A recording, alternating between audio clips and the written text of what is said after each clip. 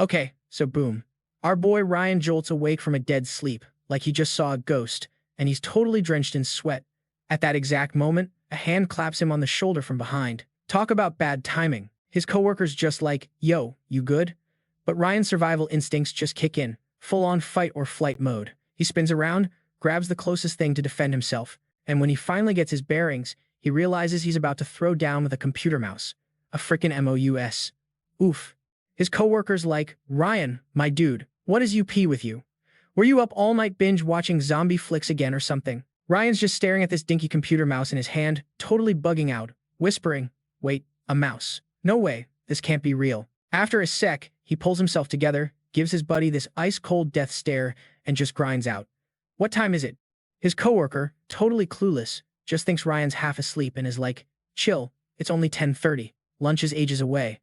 Hearing this sends Ryan over the edge. He freaking grabs the guy by his collar and screams, I asked what year it is. A female colleague from the next cubicle over at their office on 5th Avenue just pipes up. It's 2019, dude. What's your damage today? Did you fall out of bed or get bitten by something? You guys, the whole office just starts cracking up. Someone yells, haha, someone's been reading way too many time travel fanfics. Bro, this is Earth, welcome back. Another one jokes, oh, and I got a big surprise for you. A mountain of TPS reports on your desk. But Ryan isn't even listening. His eyes are glued to the window, staring out at the Chicago skyline, because the whole sky is turning this freaky, blood-red color. It's giving major end-of-the-world vibes. So, of course, his boss, Joe, sees him staring into space and stomps over. Hey, Ryan. Slacking off again? Get back to your desk or I'm docking your paycheck. But oh my god, instead of cowering like usual, Ryan gives Joe this look that could freeze hell over. It's pure ice, and when Joe gets too close, Ryan's instincts just take over, and with one smooth move like, seriously, straight out of an action movie, he just yeets his boss onto the floor. While all this drama is popping off, Ryan's mind is racing. 2019. Wasn't that the year the world went to? Well, you know, the blood-red sky. It can't be. He remembers the date, April 1st. As he's trying to process this insane reality check, a coworker steps in, trying to play peacemaker. Ryan, dude, what's going on? Your April Fool's joke has gone way too far, man. And just like that, it clicks. April 1st. This is it. This is the day. Ryan just turns and bolts for the door. But before he leaves, he gives his coworkers one last warning, like a true G. Y'all should probably clock out and go see your families. Like, right now. Today might be the day it all goes down. And he wasn't kidding. The history books, or what was left of them, called April 1st, 2019, Day Zero. It was a straight-up horror show, a total bloodbath, and nobody, literally nobody, saw it coming. 'Cause mixed into that creepy red rain was this insane virus, something straight out of a nightmare lab. Anyone who got touched by it just dropped. And then they got back up, but they weren't people anymore. They turned into these messed up zombies and monsters, hunting anything that moved. The world basically became a 24/7 all-you-can-eat human buffet. And the craziest part? Ryan had already lived through it all once before. You can't just forget that kind of trauma, you know? So now, Ryan's just wandering down some random street in Brooklyn, his mind totally blown, trying to figure out how he time-traveled back. Then some dude bumps right into him from behind, all like, hey, move it or lose it, pal. The guy's glued to his phone, and seeing that makes Ryan remember what life was like before everything went sideways. Oh, right. Smartphones, he thinks. I guess I have one too. He pulls out his phone, and that's when a name in his contacts just jumps out at him. Lily. Suddenly, a picture of his little sister flashes in his head, and with it, a tidal wave of old memories comes flooding back. It's so much info at once that it completely fries his brain. He grabs his head and just screams. It's like, are these his memories, or the memories of this younger version of himself? Trippy, right? Okay, so it seems like the memories are finally syncing up. Once he can breathe again, he immediately dials his little sister, Lily. The second she picks up, Ryan is just screaming into the phone, Lily, you need to get home. Like, right now. Hurry. Hearing her big bro totally freaking out, poor Lily gets so scared she's about to cry. Ryan, big brother, did I do something wrong? Ryan realizes he's scaring her and quickly tries to chill out. No, it's not you. Look, something super serious is about to happen, and I don't have time to explain. Just, please, Lily, listen to me and come home now. Not wanting to stress him out more, she agrees to be home by noon, but after she hangs up, she's still totally freaked out. What has gotten into her brother? Drop a comment below if you've ever had a call like that. I mean, she's never heard him sound so panicked in her entire life. Just then, Someone taps Lily on the shoulder, and she nearly jumps out of her skin. She spins around and sees it's her bestie, Emma. But girl, Emma does not look good. She's covered in sweat, her face is all red, and she's totally out of breath. Lily's like, Emma, what's wrong? And Emma just shakily replies, It rained over by my place on Oak Street this morning. Oh, we know what that means. I think I got caught in it and now I feel sick. Lily can tell Emma is burning up, so she rushes her to the school nurse's office to lie down. Meanwhile, back with Ryan, he's looking up at the sky as it gets darker and more blood red by the second. The blood rain is coming, he thinks. Gotta get ready. Fast. First, supplies. Then, weapons. He remembers the first time around. He was just like everyone else. A total noob, even with his powers. I couldn't take a single hit from those things. I just had to watch everyone I cared about get torn apart until I finally got taken out by some monster. He clenches his fist, but fate, or whatever, gave me a second chance. Sent me back 100 years before it all ended. This time, I'm gonna grind. I'm gonna level up before the big bosses even spawn. This time, I'm protecting my crew and my family, no matter what.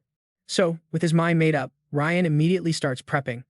It took a while for most people to notice the creepy red clouds rolling in. For them, the bigger freak show was some teenager casually walking down Main Street with a giant iron pipe. They're all looking at him like he's crazy, but little do they know, Ryan is the only sane one there. He knows what's coming. Crap. Is it starting already? I'm running out of time.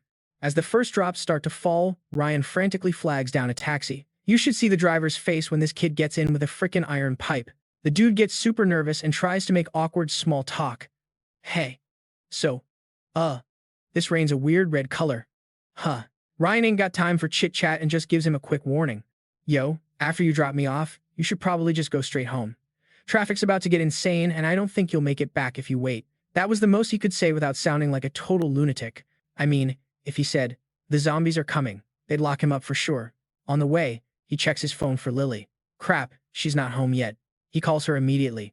Lily, are you still at school? I'm coming to get you. Not wanting to freak him out more, Lily quickly explains. Ryan, I'm still at the nurse's office with Emma. She's really sick. Hearing that, Ryan just loses it and yells, Is she sick like? Her skin is burning, she has a crazy high fever, and she's passed out. Just then, Lily stands up and quickly hangs up the phone. Yeah. Oh, wait, I think she's waking up. Gotta go. Because she hung up so fast, she totally missed Ryan's desperate warning. Lily, get away from her. She's turning. Oh my god, you guys, this is so tense. Ryan, radiating this absolutely murderous vibe, just puts a hand on the driver's shoulder. Driver, floor it. The taxi driver just slams the gas, screaming his head off. Okay. The driver's just like, just don't hurt me, man. Meanwhile, back in the nurse's office, Emma's awake, and y'all, it is not pretty. Her eyes are blood red, and her face is twisted into this horrifying snarl. Lily and the nurse are still talking when Emma just shoots straight up in bed, staring at them with these dead eyes. The nurse rushes over, all like, oh honey, you're still weak, lie down. Big mistake. Huge. Lie back down, sweetie, your eyes are so red. Just then, Emma's pupils shrink to pinpricks and all these nasty red veins bulge out. She goes full-on feral, lunging forward and chomping down on the nurse's finger, hard. The nurse is screaming, trying to pull her hand away, but Emma's got her locked down, and it's bleeding everywhere. Why did you bite me? The terrified nurse shrieks, scrambling backwards. She's too scared to get any closer, but Lily, being a good friend, carefully walks up. Emma, what's wrong? And then, Emma slowly tilts her head back, and this absolutely terrifying grin spreads across her face. Yikes. Lily instinctively stumbles back, shaking like a leaf. The nurse is still on the floor, completely oblivious, just trying to deal with her mangled finger. Girl, you in danger. And in that second, Emma completely snaps. She launches herself at the nurse and just goes to town on her. It's brutal. Lily is so shocked she just freezes, like a deer in headlights. By the time her brain reboots, the nurse is. Well, she's not getting up again. She's just a body in a pool of blood. That's when Lily finally lets out this blood-curdling scream, which, of course, gets the attention of crazy, chompy Emma. Without even a pause, Emma turns towards Lily, looking at her like she's the next course on the menu. But just then, slam, Ryan bursts in, just in the nick of time, and sends Emma flying across the room with one swing of his pipe. Not giving her a single second to recover, Ryan points the sharp end down and, without even flinching, ends it right there. It was intense. Seeing this, poor Lily just breaks down, sobbing and stammering, bro, you just unalived her. But Ryan is totally calm, just wiping the gunk off his pipe. She was a zombie, Lily, he says, his voice dead serious. She wasn't your friend anymore. Come on. We have to bounce, now. We'll talk at home. This whole place is about to turn into a war zone.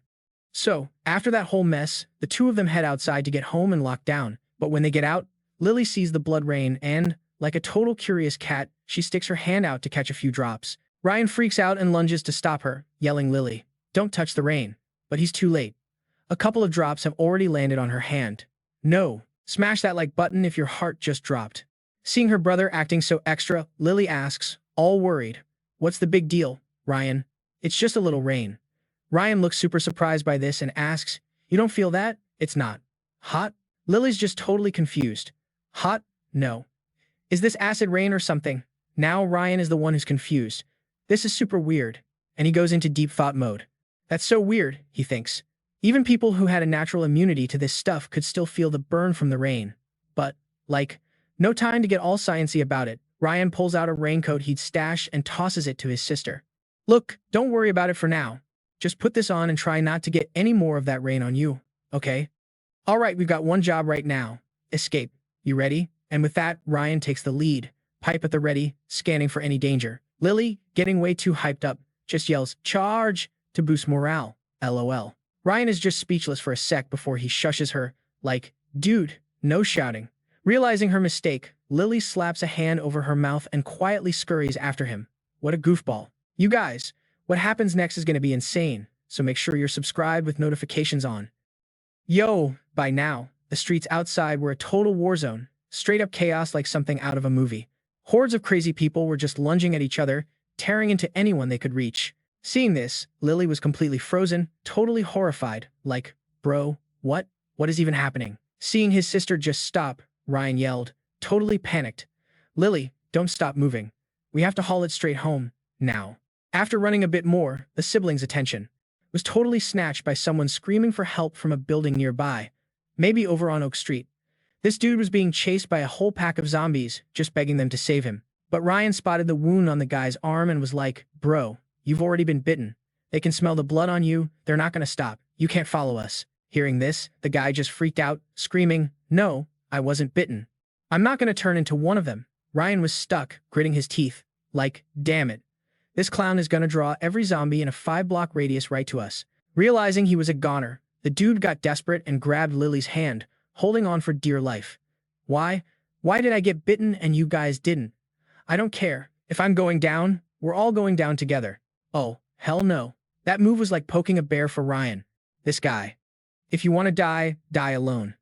Don't drag my sister down with you. And with just one punch, Ryan sent the dude flying right into the zombie mosh pit, where he was immediately swarmed. Yikes. Seizing the moment, the two of them booked it. Hearing the blood-curdling screams from behind, a freaked-out Lily covered her ears. "Bro, we just killed him." Ryan had to be the tough older brother while they were running. "Lily, don't even trip. He was already bitten. He was a dead man, walking, and he was trying to take you with him. If I hadn't done that, we'd all be zombie chow right now."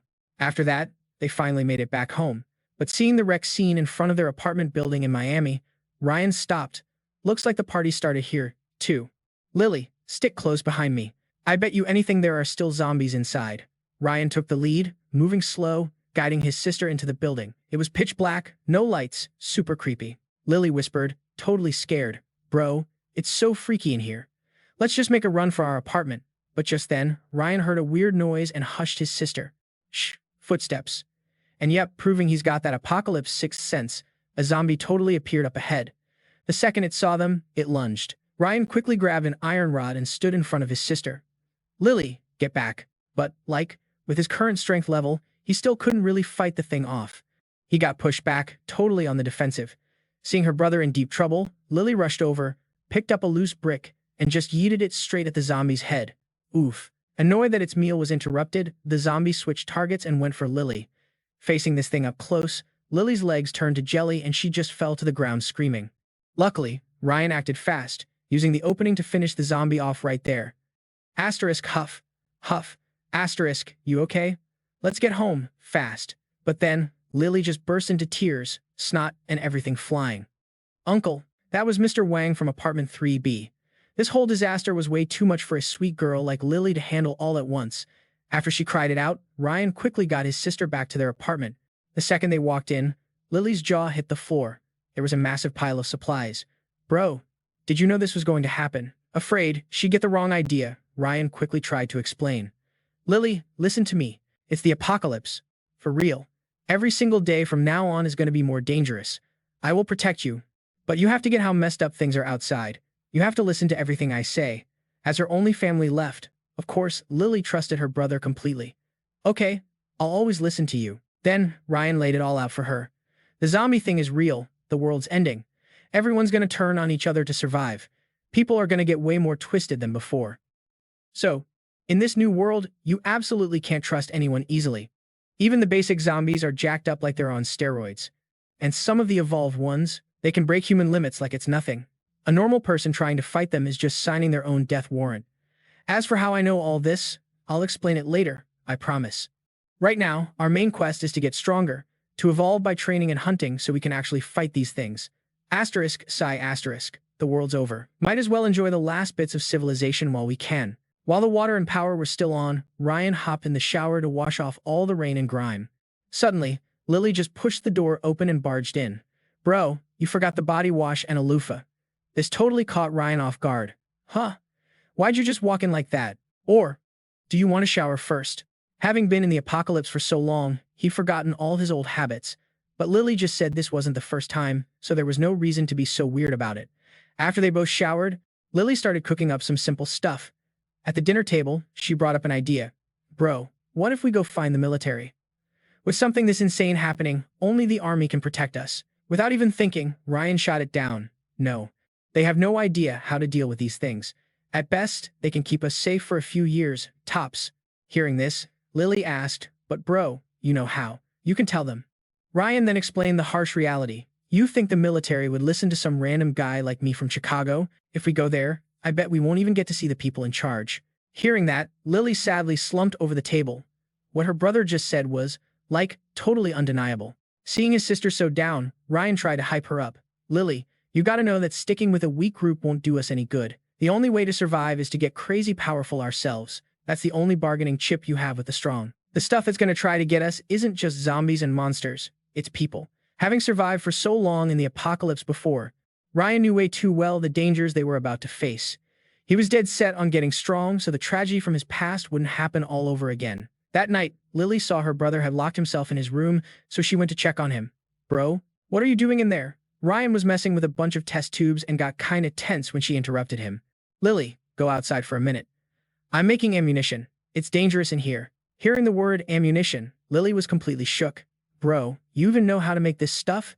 In her mind, her brother was just some regular dude who worked in an office. How could he possibly know how to make something so crazy?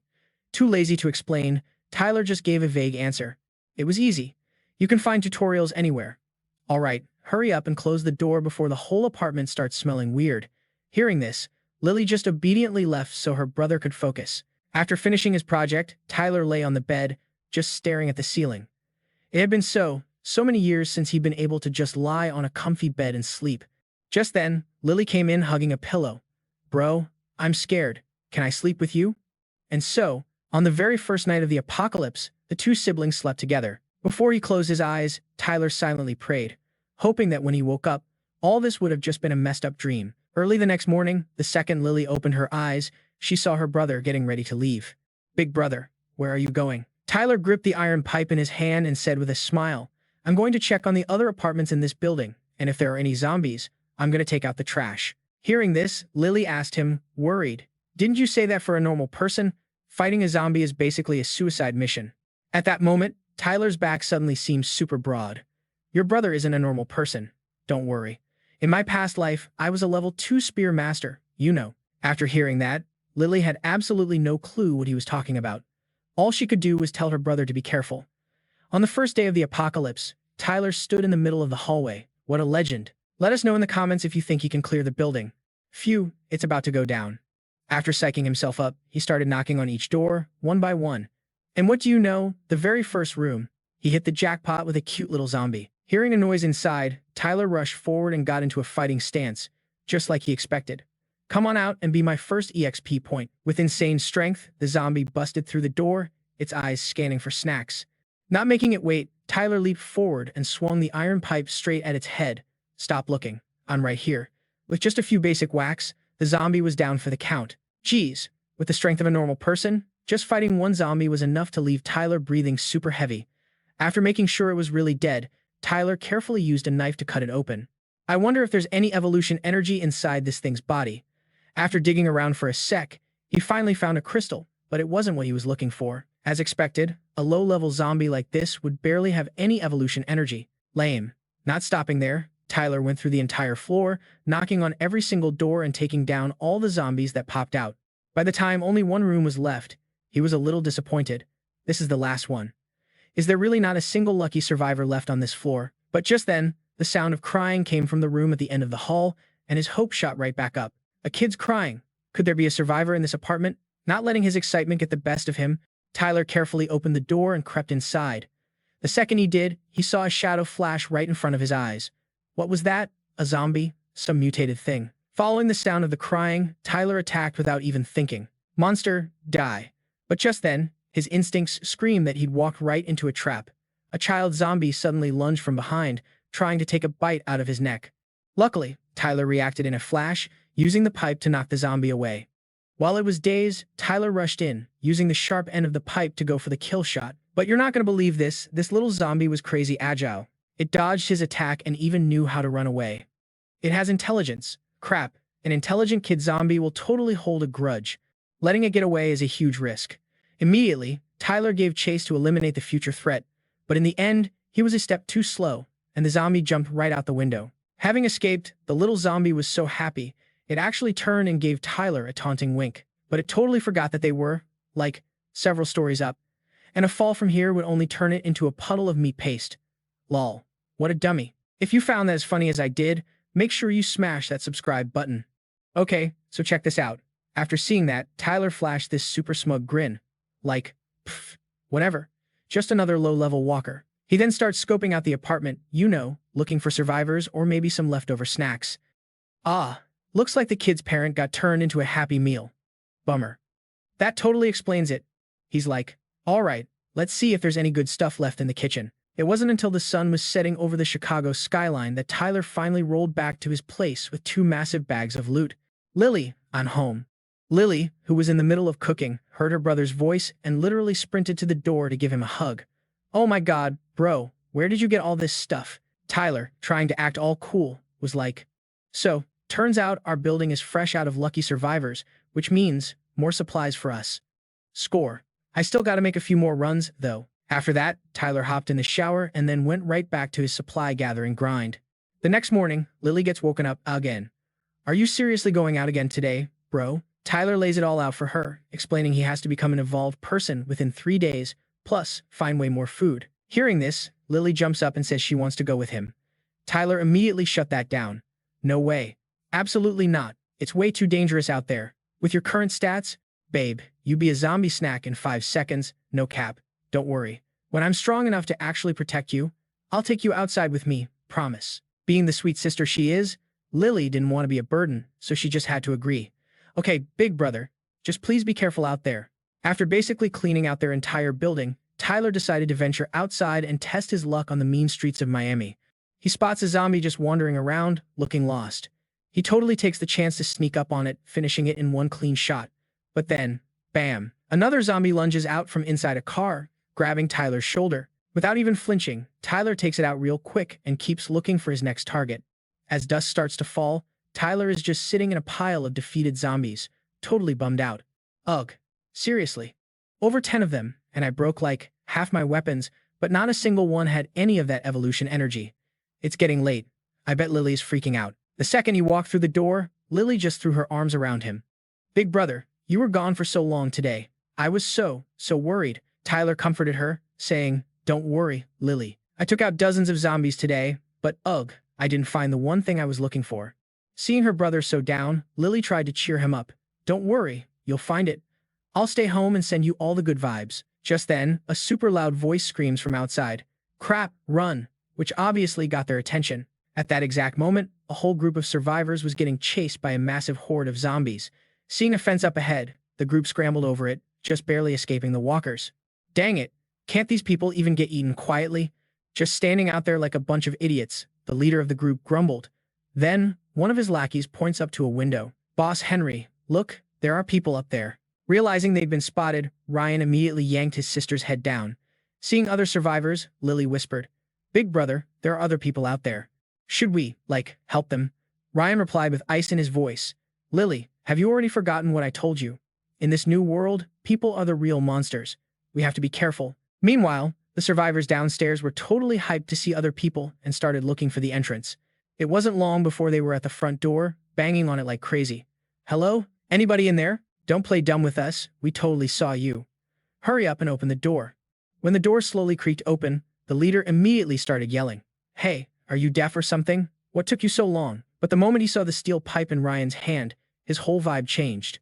He backed up real fast. Ryan's eyes were so sharp and cold, he looked seriously scary.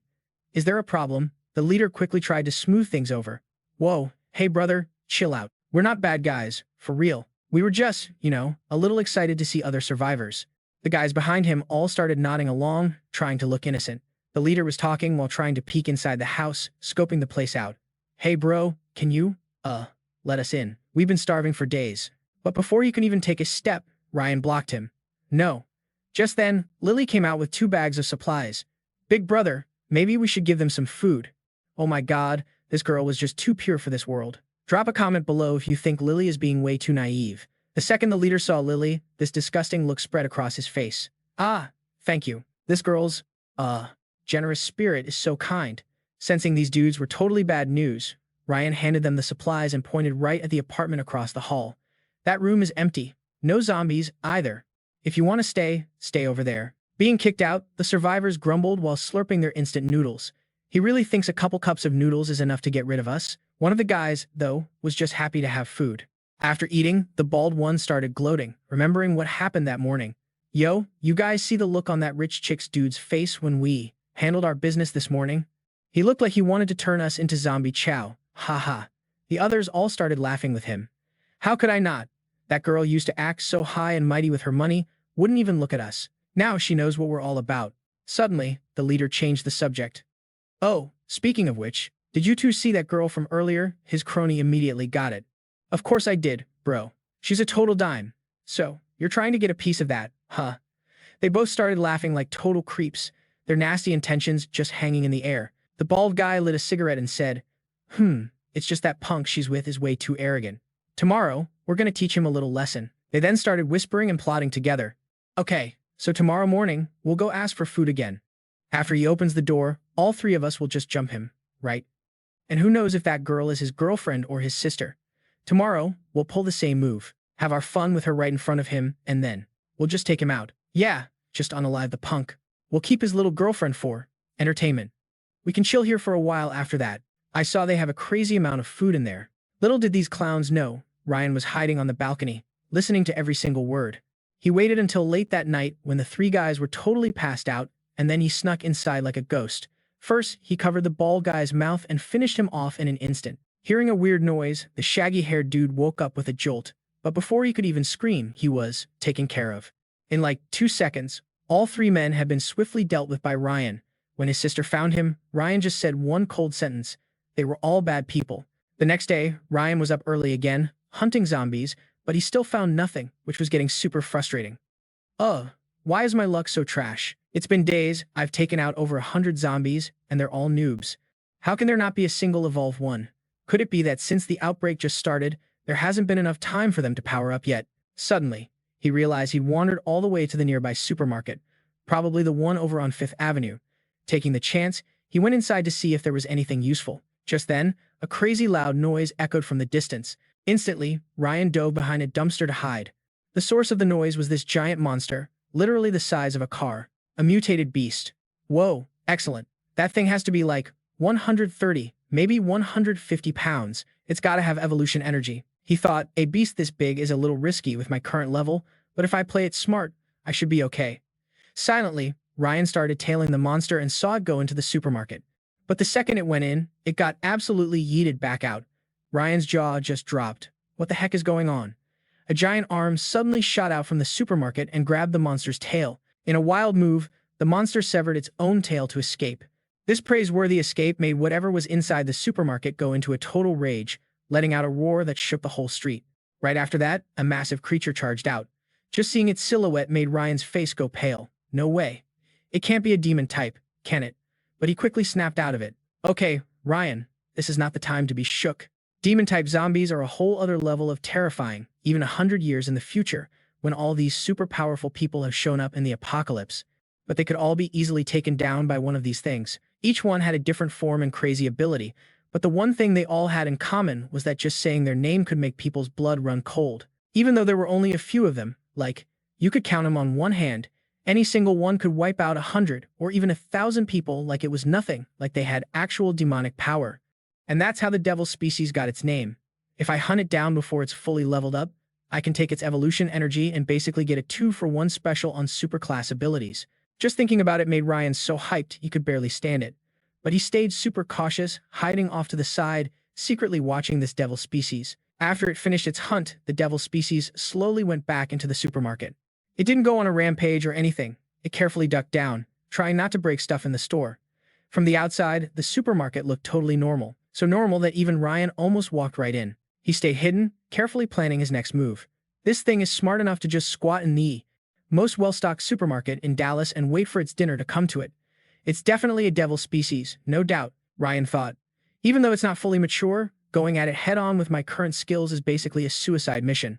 But, yo, this is my best shot to become the GOAT of this apocalypse. Besides, if I wait for it to get stronger, nobody will be able to handle it. I'd probably just end up as its next meal anyway. Ugh, gotta be brave. I made up my mind, let's risk it all and use this. After making his decision, Ryan carefully put down his backpack and crept toward the supermarket entrance. He took a deep breath, ran right into the middle of the doorway, and screamed, "Hey, you ugly monster, come and get me." Hearing the noise, the devil species immediately charged toward the door. The bait was taken. Ryan sprinted straight back towards his backpack. "Come on, buddy, enjoy your last hunt." The devil species charged outside, but seeing no one, it started looking around. Just then, Ryan yelled, "Hey, over here." The devil species didn't even realize it was a trap and let out this ear-splitting roar as it charged straight at Ryan. As soon as it reached the spot where the backpack was, Ryan grinned. "Try this on for size." Suddenly, the backpack exploded, sending the devil species flying. Inside that backpack was all the explosive material Ryan had been painstakingly making for the past few days. Seeing the devil species take a massive hit, Ryan just laughed. "Haha, let's go." That was awesome, he thought. This thing looks wrecked, but who knows if it can still fight back. Smash that like button for my big brain play, y'all. It's probably not smart to check on it until it's completely out of commission. To be safe, Ryan sat across the street, just silently watching. Only after he was 100% sure the devil species wasn't moving did he cautiously walk over. Looks like it's done for. Now, let's see what kind of epic loot it dropped. But then, out of nowhere, a mutated cat appeared, startling Ryan and putting him right back on high alert. Oh snap, what do you guys think is gonna happen next? Let me know. Whoa, a freaking mutant cat. Okay, so getting this loot is gonna be a whole lot harder than I thought. Just then, the demon's top head just lunges forward and, oh my god, it straight up devours the cat in one bite. Seeing that, Ryan's face went ghost white. Yo, this thing was playing possum. Thank God, I didn't just run in there like an idiot. Gotta end this thing, like, right now, before it pulls any more tricks. Ryan scans the area and spots a bunch of oil barrels nearby, like you'd see outside a Jiffy Lube. An idea sparks, and he decides to just barbecue this demonic freak. Since it was super messed up, the demon thing couldn't even move. It just had to watch as Ryan doused it in oil and lit a match. After the bonfire died down, Ryan struts over with his knife, all excited. Asterisk coughs times man, it kinda smells like a Texas smokehouse in here. Alright, let's see what kind of epic loot you dropped for me. After digging around for a second, he pulls out the demon's evolution energy core. Dude, this thing is super rare. Even back in my past life, almost nobody ever found one of these. Of course, Ryan didn't forget about that mutant cat. Inside it, he found the standard evolution energy he was used to. After collecting his goodies, Ryan, being the absolute madman he is, just pops the demon core in his mouth and swallows. Instantly, this insane pain hits him, like he's being ripped apart and put back together. It felt like his whole body was gonna split open. So times is what demon energy feels like. Damn, my last evolution was never this brutal. Alright, let's see what this glow-up actually did for me. Ryan casually grabs a rock and just yeets it at a nearby wall. With barely any effort, the whole wall just explodes into rubble. His strength was easily 4 times that of a normal person now. In this messed up world, that's basically superhero level.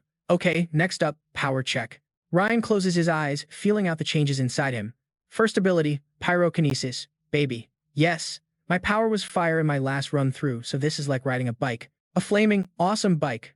From a tiny spark in his hand, Ryan easily summons a massive fireball that completely engulfs his body. Ha ha ha.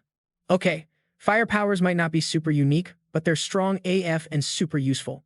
I'm totally cool with this. What do you guys think? Fire powers or something else? Drop a comment below. Now for the second ability. This one felt weird. Ryan knew he had to test it, so he bent down and tried the power on a random rock on the ground. In a flash, 1 rock straight up becomes 2. Ryan was just floored. A copy-paste ability? In real life. I have no clue how this works, but it's gotta be like a mythic tier power. It seems like the copy ability only works once per item. Okay, if it can copy a rock, what about evolution energy? Just like Ryan hoped, the energy core could be copied, too, and the duplicate had the exact same power as the real one. Bro, this ability is completely broken. It's a cheat code. Having 2 powers at once was something Ryan never even thought was possible. Just then, all the noise started attracting more zombies from all over the block. Suddenly, a totally wild idea pops into Ryan's head. He focuses real hard and uses the copy ability on himself. And you guys, it actually worked. Not wasting a single second, the 2 Ryans charged straight into the zombie horde, feeling way more confident than before. It was wild. They didn't even have to talk. They were perfectly in sync, like some creepy twin hive mind. In no time at all, they completely wiped the floor with the remaining zombies. But now, Ryan had a major problem. He couldn't just walk around with a clone forever, right? He had to figure out if he could turn this thing off. Luckily, the copy ability could be reversed, and the clone of Ryan just slowly faded away into thin air. But man, this power had a serious downside. The second the clone vanished, Ryan got slammed with a wave of exhaustion. Like, double the normal amount. Spamming this power would be a super bad, and probably fatal, idea. After catching his breath, Ryan started checking the zombie bodies for any evolution energy. It looks like times are changing, because these zombies actually dropped some loot, which was perfect for Lily. After grabbing his spoils, Ryan headed home. The second he walked in, Lily ran and jumped into his arms. Bro, you're late again. I was freaking out. Ryan just smiled and hugged her back. Don't worry, your big bros had a serious upgrade. From now on, I'm not going to give you anything to worry about. But this time, Lily wasn't letting it go that easy. If you're going to be gone that long again, you have to take me with you. Ryan immediately caved. Bet. I'll totally take you with me. Here, eat this, and you can become an evolved too. Seeing her brother pull out 2 weird-looking crystals, Lily was a little sus. An evolved? Ryan explained that if she became an evolved, the lame, low-level zombies wouldn't be a threat anymore. Hearing that, Lily downed the evolution energy without even thinking about it. When her brother asked if she felt anything, she thought about it for a second and said, it's okay, but it would probably be tastier with a little sugar. He was absolutely speechless. Ryan just face-palmed. Hard. Who asks if it's tasty? Ahem. A huge burst of power erupted, and Lily just looked kinda blank. I don't feel any power surging. Ryan was so confused, he started scratching his head. It should be impossible to eat evolution, energy, and times, not times, become evolved. Try eating this one. This time, Lily ate it with a pinch of sugar to make it taste better, but the result was exactly the same. She felt literally nothing. Nada. This whole situation was making Ryan's brain hurt. This was totally outside of anything he knew. Having 0 reaction after eating 2 energy sources was something that had never happened before, ever. Seeing her brother look so serious, Lily got a little sad. Bro, is this stuff, like, really valuable? It didn't work on me, so I just wasted it. Ryan just patted her on the head. It's okay. For us right now, this stuff isn't a big deal, so don't beat yourself up about it. After a moment, Lily timidly told her brother. Well, it's not that I felt times absolutely times nothing. I just felt that it was super yummy, and eating it made me feel really happy and full. Hearing that, Ryan was stunned for a second and asked again, happy and full. Lily got all excited, gesturing with her hands. Yeah. It was so good to eat. I could totally eat more right now. According to Ryan's new theory, Lily's potential was so massive that 2 measly cores weren't enough to hit the evolution threshold. He'd have to find way more energy sources to test his idea. Putting it aside for now, the 2 of them had dinner. Afterward, Lily was scrolling on her phone when she found some major tea online and yelled for her brother to come look. Ryan walked over all chill, munching on an apple. Wow, the Wi-Fi is still on? The situation out there must not be that bad. But the second he saw the picture on the screen, the color just drained from his face, and he whispered one word. Otherworlders. Not getting it, Lily asked. Otherworlders. What are those, bro? Ryan's voice was grim. Disaster. Straight up death. Zombies, mutants, this whole apocalypse virus. If there's anything worse than all of that combined, it's the Otherworlders. Some crazy power had ripped open a bunch of portals in their already screwed world. These portals connected to another dimension, letting alien creatures invade, and everyone called them Otherworlders. Countless messed up, nightmare fuel monsters started pouring out of these rifts. They all looked super weird and different, but they had one thing in common. They absolutely hate humans and want to unalive us all. Nobody knew why they came. Nobody knew if they were connected to the virus. But one thing was for sure. Their arrival meant this city, probably all of Denver, was basically toast. Game over. Just hearing that was enough to make Lily realize how terrifying these Otherworlders were. Then Ryan pointed at the screen. This one? That's from the bug faction of the Otherworlders. They pop out of a central hive and breed like crazy. Once they have enough numbers, they'll swarm everything for 100 miles around, devouring cities like a plague of locusts. But way worse. They leave nothing behind but bones. There's no time to waste. Starting tomorrow, I gotta grind and level up, like yesterday. Hearing that, Lily asked to go with him. This time, Ryan didn't say no. With the way things were going, it was time for her to get used to the whole end-of-the-world lifestyle. 2 days later, Lily was out on a hunt with her brother. Her only job was to be the hype woman in the back while her bro did all the dirty work. After a few fights, Ryan noticed that even the zombies were getting stronger. As usual, after taking one down, Ryan would check for an evolution core. And this time, he found a really high-grade one. With his copy ability, 1 became 2. And pretty soon, Lily had eaten 10 of these power cores. I feel it. I feel it. I totally feel something now. Hearing that, Ryan got super excited. You feel something? What is it? Lily immediately struck a fighting pose. Ha! I feel like I could totally take down a bull with one punch right now. He went on. As an evolved, your body and your reflexes are way better than a normal person's. Try to feel for it again. Maybe you have a special ability too. After concentrating for a sec, Lily felt something else. It was an amazing feeling, like she'd just peaked in life. Suddenly, she sensed something odd. I feel something else? It's kind of weird to describe. It's like a vibe that can make stuff stronger.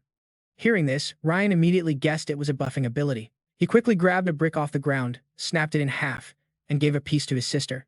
Yo, if she has an enhancement power, that would be so clutch. Try to juice this thing up with your power. After buffing it, Lily handed the half brick back to her brother. First, Ryan crushed the regular half brick in his hand. See, this normal piece? I can crush it, no problem. Now, let's try the piece you buffed. Even though they were from the same brick, the difference in hardness was insane. Ryan had to go full-on beast mode, using all his strength just to crack the enhanced half. There's no doubt. It's an enhancement ability. Lily, you just became a top-tier, evolved. Hearing this, Lily was practically glowing with happiness. Even if she didn't get all the technical stuff, she was just psyched she could finally help her brother. To test it out, Ryan had his sister buff him. Instantly, he felt a massive power surge and couldn't stop himself from throwing a few punches, completely demolishing a brick wall like it was cardboard. With a power like that, Lily was officially on the zombie hunting squad. Starting tomorrow, Ryan was going to teach her how to fight. The next day, Ryan found a lone zombie for her to practice on. See that walker over there? Go take it out. First, buff your weapon with your ability. Then, get over there and handle your business. Make sure you guys hit that subscribe button to see how her training goes. I'll be right behind you, so don't even trip. Hearing her bro, Lily crept up on this zombie, whispering to herself, You got this, girl, don't be nervous. But y'all, just as she got close, the thing whipped around. Lily totally freaked and missed her shot. LOL. But luckily, being an evolved human and all, she matrix dodged its nasty claws. After that, Lily just squeezed her eyes shut, let out a war cry, and went full-on berserker mode on the zombie's head. She literally wouldn't have stopped if Ryan hadn't come over like, whoa, chill. He was like, hey, that's enough. It's dead. It's super dead. It was her first kill, and poor Lily was so freaked out she was dripping sweat. Phew. So, did I win? Ryan gave her a quick once-over. Yeah, I mean, you kinda lost your cool for a sec, but your power and form? On point. All in all, not bad at all, little sis. Then he started checking that. Leftovers. Bro, if you hit it a few more times, I would have needed a microscope to find the power core. And then, get this. Ooh, jackpot. This one's got one. Lily, juice this thing up with your enhancement power. Then I'll use my copy-paste ability to split it. Boom. That's 4 evolution energy sources for us. These 2 are seriously a cheat code for the apocalypse. turning 1 into 4? They're gonna level up so fast.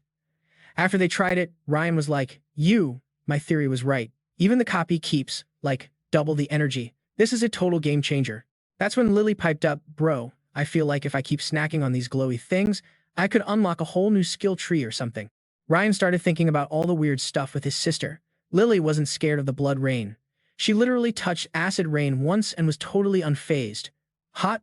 Nah, not at all. Is this supposed to be acid rain or something? And even when she absorbed the zombie's power core, it wasn't like a normal person's reaction. The power was overflowing, but she acted like it was nothing. He figured out she has this insane craving for evolution energy. He tilted his head, looking at his sister, and couldn't help but wonder if this was a good thing or a bad thing, and like, what was she even gonna turn into? Suddenly, his whole train of thought got derailed when they heard the pop pop pop of gunfire not too far away. They both snapped their heads in that direction, instantly on alert. Gunshots. Ryan made a decision in, like, half a second. Stay sharp. Let's go check it out, he told her. Lily, you stick right behind me and find some cover. Be ready to duck behind a busted-up Prius at any moment. She just nodded. Okay. And you know Ryan's thinking, if it's just some looters, he's about to repo their supplies, you know. On the other side of the street, a whole freaking horde of zombies was shuffling forward, totally closing in on a small squad of soldiers. One of them was yelling while blasting away at the zombies. Captain, we gotta fight and fall back. We can't solve this zombie problem with a few bullets we have left. Another squad mate was firing and retreating, covering his buddies. Jack, don't you get it yet? The brass wants to get rid of our captain. Why else would they send just the 4 of us to rescue General Danny? If we pull it off, great, but if we fail, they'll have us cleaning latrines back at Fort Hood when we get back. The guy named Jack snapped back. That's still better than being zombie chow out here. I'm almost out of ammo. The 4th guy gave his 2 cents. He's right, Captain. Even if we miraculously beat these zombies, we're just gonna run into more. This whole mission is impossible. You've got insane skills, and you're being screwed over by some pencil pushers. I say the 4 of us should just dip and find another place to survive. The man they called Captain fired a few shots and let out a heavy sigh. You think I haven't thought of everything you've said? But in this apocalypse, with just the 4 of us, he stopped talking because his eyes locked onto something wild. The 2 siblings, Ryan and his sister, just appeared on top of a huge pile of rubble like they were posing for an album cover. This totally startled the soldiers. Yo, look, there are people over there. Ryan and Lily were posted up high, looking down, scoping out the zombies and searching for survivors. Ryan's crimson eyes lit up when he spotted the soldiers. He thought to himself, survivors? Down in the horde, a female zombie suddenly snapped its head up and stared at Ryan with those dead, soulless eyes. I guess being thirsty is a forever thing, even when you're undead, lol. And it wasn't just her. Suddenly, the entire horde pivoted and started shuffling toward Ryan and his sister. He noticed it too, but instead of panicking, he just let out this quiet little, huh. Lily was like, why is every zombie in Miami suddenly coming for us? Is our power like a super strong magnet for them? Down below, one of the soldiers saw this as their chance to bounce. Captain, let's retreat while those 2 are playing zombie bait. But the captain, Marcus, totally shut him down. No decent person would do that, he snapped. What is wrong with you? How can you even say that? Are you still a soldier? Listen up. Give 'em everything you've got. We save those 2 civilians even if it means using our last bullet. Meanwhile, the iron rod in Ryan's hand started to glow cherry red as he commanded, Lily, give me a boost. Stay put and protect yourself. I'll take care of these zombies. She agreed. Okay, not forgetting to tell her big brother to be careful. Seeing this kid spring into action, the soldiers were so stunned they just forgot to shoot. With a massive boom, smoke and fire just erupted in a giant wave, followed only by the gurgling, blood-curdling screams of the zombies. Arr! The captain stood there, completely frozen and shook. He was wondering, could this kid be one of those legendary ancient martial artists? But even they aren't this OP, taking out so many zombies in one hit. From across the street, you could still hear the thuds and screams. After that beatdown, all the zombies were just lying there, not moving. Ryan and his sister casually walked up to the soldiers, who lowered their weapons as a sign of peace. Super grateful for the save, the captain introduced himself. Hey, we're soldiers on a dispatch mission. I'm Captain Marcus. Ryan looked a little surprised when he heard the name. He repeated it. Marcus. The captain asked timidly, Are you an ancient martial artist? That was crazy dangerous just now. Thank you. For real. For those of y'all who don't know, ancient martial artists are basically the peak of human strength and skill. Smash that like button if you think these guys sound awesome. They have these insane abilities, can push their training to the absolute limit, and have an iron will. They don't even need to be evolvers to throw down with the scariest zombies. Some of them have god-tier skills that would make other evolvers look like total noobs. It's how they make up for their, normal human limits. And even though Ryan probably wished he was one, he kept a total poker face as he explained, "I'm not an ancient martial artist." Hearing that, Marcus actually let out a sigh of relief and immediately switched into recruiter mode. "Bro, with skills like yours, you should join the army. You definitely have a killer future." Ryan wasn't really feeling the offer and just replied, "I'm not the type to be tied down. Gonna have to pass on the army, but I appreciate the offer." Marcus didn't push it, though you could tell he was bummed he couldn't recruit such a heavy hitter. "That's a real shame. Well, since you're not interested, we'll be leaving now. If you ever need help in the future, I'll be sure to lend a hand." With that, he and his 3 squad members turned and left without a second thought. Lily looked at her brother, all confused, and asked, "Big brother, usually when you meet other survivors, you can't wait to mess with them. Why were you so respectful to that Marcus guy?" All he said was, "I recognize him." Then Ryan flashed back to his past life, standing in a wrecked city and looking up at a huge hero monument. He had asked his friend back then, "Yo, why is there a statue here?" His friend explained, "That's a statue of Marcus. During the darkest period, S-rank evolvers were super rare, especially one with his kind of power who still fought to protect the weak. He eventually died in a battle at the Black Forest, becoming a martyr that later generations all look up to." Hearing that story, Ryan had gone quiet for a long time, totally lost in his thoughts. Finally, he had exclaimed, "Oh, I remember now. All the old-timers talk about him with so much respect." His friend hopped onto the hood of a car, burying his face in his hands. "My fear of the Black Forest is even bigger than my respect for Marcus. I just hope a catastrophe like that never happens again." The memory faded, and Lily could tell her brother wasn't going to explain any more. "So, how do you know him, big brother?" she asked. Ryan had zero intention of telling his sister too much. The more she knew, the more danger she'd be in. So, he just played it cool. "Oh, it's nothing. A friend of mine mentioned him a while back, so don't worry about it." Watching Marcus's retreating back, Ryan's thoughts drifted to the Black Forest outbreak. That whole disaster was still more than 10 years away. "Marcus," he thought, "you should enjoy this time while you still can." The soldiers were gone. The streets were now creepily empty. In the middle of the road, an animal was gnawing on some poor soul's corpse. It was a mutated dog, its flesh all torn and messed up. As it ate, it kept growling, like it was worried someone was going to try to steal its food. Hiding in a nearby alley off Bourbon Street, Ryan motioned to Lily, "Shh, be quiet. Based on how messed up that thing looks, it's probably a highly evolved mutant. I'll handle it." The dog was busy chowing down when it suddenly sensed something was off. It lifted its head and saw Ryan dive bombing down at it with his iron rod. He was already mid-air and couldn't change his path, so he gritted his teeth and cursed. "Crap, it saw me." And just like he thought, by the time he landed, the dog had dodged the killer blow. It immediately lunged at Ryan. It seemed to prefer its meat fresh, but this particular meal wasn't going to be an easy one. Ryan swung his rod and knocked the creature to the ground. The dog growled and then just bolted. Seeing it run, Ryan tensed up and yelled, "This is bad. If it gets away, the smart mutants are known to hold grudges." Just then, Lily appeared behind him and shouted, "Big brother, the fastball special. Let's do it." Ryan smirked. Great minds think alike. "I was thinking the same thing." With that, he grabbed the iron bar, adjusted his angle, took careful aim, and just yeeted it. His target was the mutated dog trying to escape. The iron bar pierced the dog's leg, making it howl in pain. But that's not all, folks. The bar started to glow red hot, like it was forged in a volcano. Instantly, flames just erupted and completely swallowed the mutated dog, turning it into a roasted beast. What a totally unexpected attack.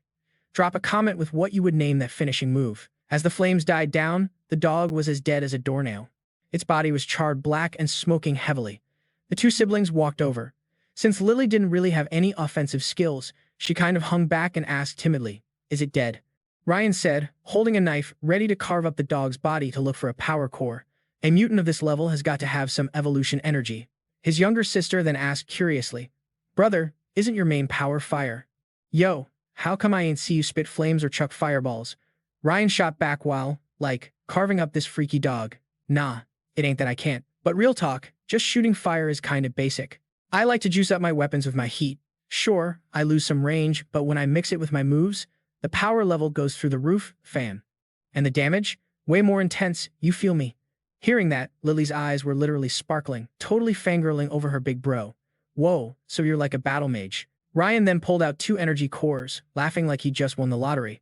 Jackpot. This doggo had a BOGO deal on evolution cores. One was his, and the other, my guess is it belonged to his last meal. Lily crouched down to get a closer look at the crispy critter and was like, Wait, dude, there's something else in here. And get this, she pulls a whole-ass ring out of the mutant dog's guts. It was this old-school-looking thing. She had no clue what it was, and it didn't look like it had any stat boosts. She was literally about to chuck it. Like, this is whack, it ain't even a snack. But Ryan's eagle eyes caught the gleam. Whoa, hold up, Lily. Is that ring what I think it is? Peeping the gold ring with these weird-ass engravings, he freaked. No way. This is loot from a dimensional relic. He was all hyped. Lily, hurry, put it on. Let's see what it does. Lily always trusted her bro, so she was like, bet. The second it slid on her finger, the ring started glowing this creepy blue. It was like the thing was alive, y'all. It straight up started moving her hand for her. She totally screamed, ah, what is going on? Blue flames just blasted out of the ring, burning super bright for a sec. When it died down, Lily snatched her hand back, shook. What was that? And Ryan, being the walking wiki he is, broke it down. That's the power of a dimensional relic. It takes your own energy and turns it into, like, superpowers. Looks like this ring's power is fire, just like me. We're twinning. Hearing that term, Lily's eyes got huge. A what relic? So Ryan went into full-on storyteller mode. Okay, so after the world went sideways, these random pocket dimensions started popping up everywhere, from Miami to Anchorage. They're not the same as the big rifts. And listen, these places are crazy dangerous. But if you can beat their challenges, you get hooked up with insane loot. He kept going. And the loot is all different. Some people find OP gear with crazy powers. Other people unlock new skills and abilities. Honestly, these relics are the only reason we haven't all been wiped out. Lily was just looking at her brother like he was a superhero. For real, pure admiration. She started clapping her hands, totally gushing. You're so smart, Ryan. You know literally everything. But Ryan didn't let the compliments get to his head. He was still looking at the dog carcass, breaking it all down. The fact this mutant mutt swallowed a relic means the entrance has to be close.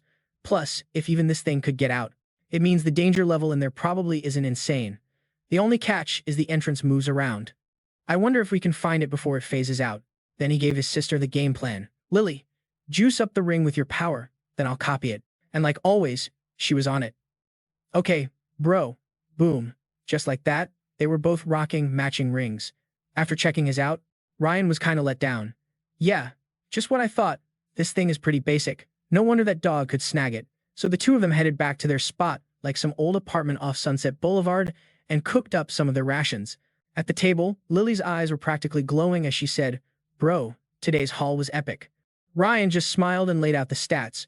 Right now, you're physically like 5 times stronger than a normal person. I'm at 8 times. But when I copy your power up, we're talking a full 16 times multiplier. She was like, ooh, but then asked, but what does being 16 times stronger even feel like? He broke it down patiently. Okay, simple version, to a regular person. Or even to most zombies and mutants. We're basically the monsters now. Hearing that, Lily got super hyped. For real? Are we that OP? Ryan nodded. Yeah, but we still haven't found that dimensional relic. Once we do, we'll hit a whole new power level. After their little strategy sesh, they killed the lights and crashed. He said they needed rest for the hunt tomorrow, and Lily was totally down. Then, out of nowhere, there's this creepy rustling sound from the dark hallway. In this messed up world, Ryan's spidey senses were always on. He never slept deep, and the tiniest noise would snap him awake. He rolled out of bed and flipped on the light. Yeah, they shared a bed. It was the only way he could be sure his sister was safe. So when the light came on, Lily woke up too. Ryan, it's the middle of the he put a hand up to shush her. Shh. Quiet. Something's outside. Ryan carefully grabbed his trusty iron bar and crept to the door. With a creak, he yanked it open. And fam, waiting outside was a giant centipede. It opened its nasty, fang-filled mouth, let out this blood-curdling shriek, and launched itself right at him. Good thing he's got quick reflexes, 'cause he blocked it with the iron bar just in time. Seeing his sister coming down, Ryan yelled, Lily, stay back. We got company. He put all his muscle into shoving the giant bug out the door. Get the hell out of my house. Scared for her bro, Lily ran right out after him. Ryan, I haven't even given you the power-up yet. When she got into the hall, she saw Ryan had already wrecked the centipede.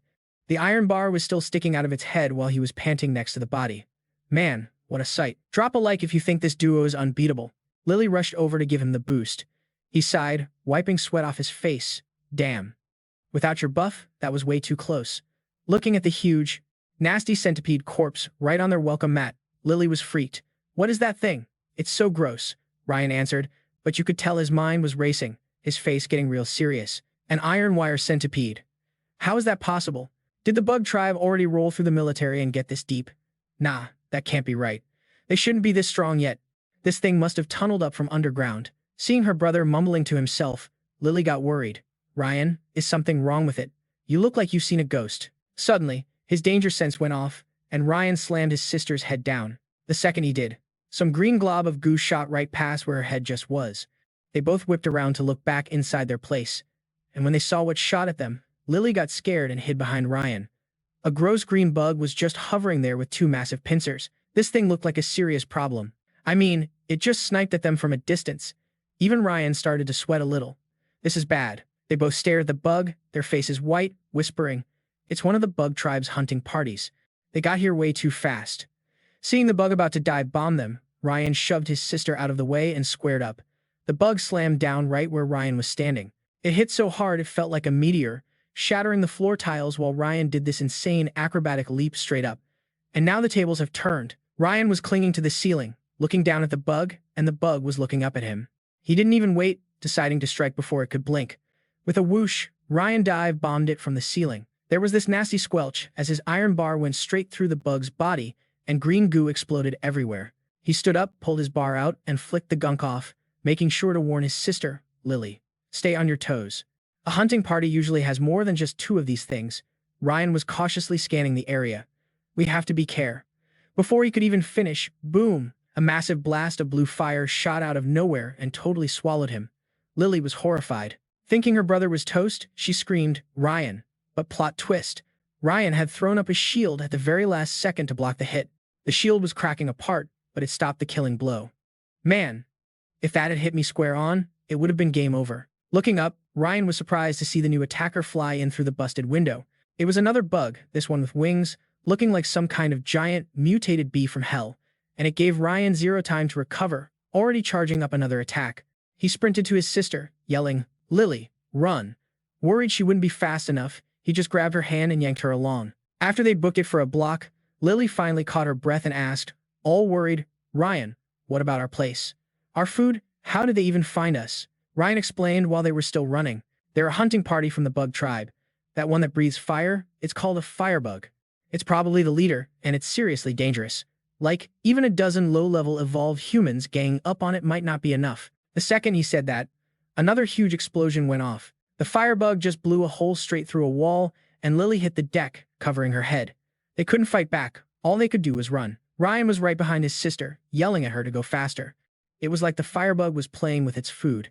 It hovered up high, pointed its butt at them, and shot another fireball. Kaboom! It blew up right behind Ryan, filling the air with smoke. Ryan barely dodged it, jumping out of the way. The whole escape was so sudden, they didn't even have time to change. My dude was still in his slippers. But then, get this, he stopped running. Ryan turned to face that firebug. His face got dark, and he muttered, "You freaking bug. Give you an inch and you take a freaking mile." He angrily threw up his hand and launched his own fireball. "You want a piece of me?" The fireball flew straight and true, but the bug didn't even flinch. Then, this deafening explosion ripped through the air. The explosion lit up the night sky like some 4th of July fireworks over Chicago. Seeing her brother stop, Lily stopped too. She asked, a little shaky, "Ryan, did you get it?" He whipped his head around and screamed, "Lily, don't stop. Keep running." As the smoke cleared, the firebug was just chilling there, totally fine.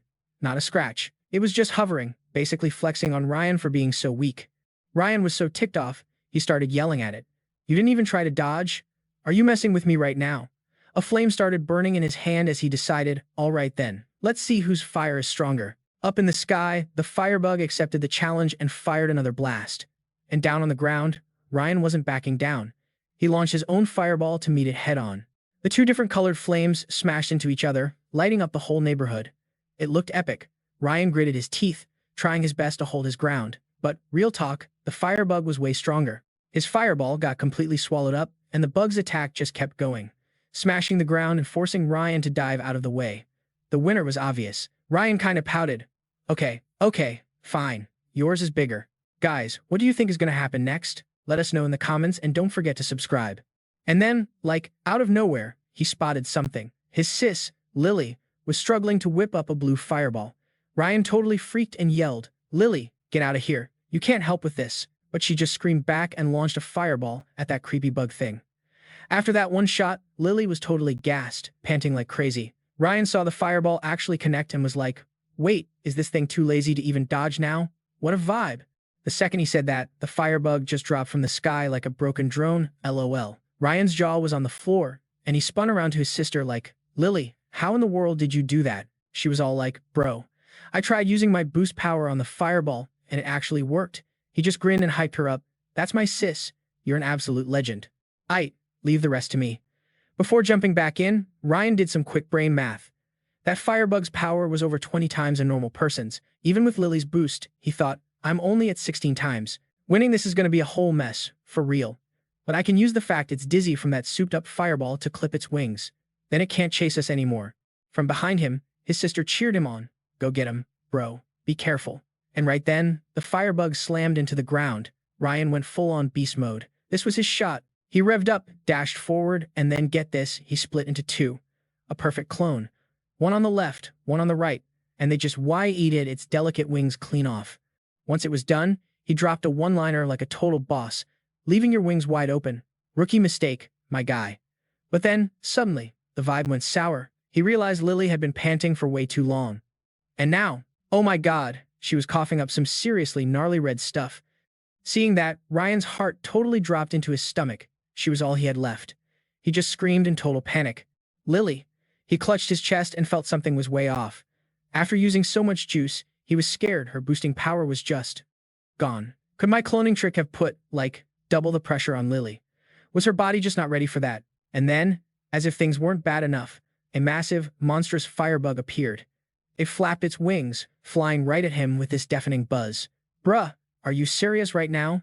After flying for like 2 seconds, it totally backplanted onto the ground and couldn't get up. Ryan grabbed a sharp piece of rebar, relieved that this one was grounded.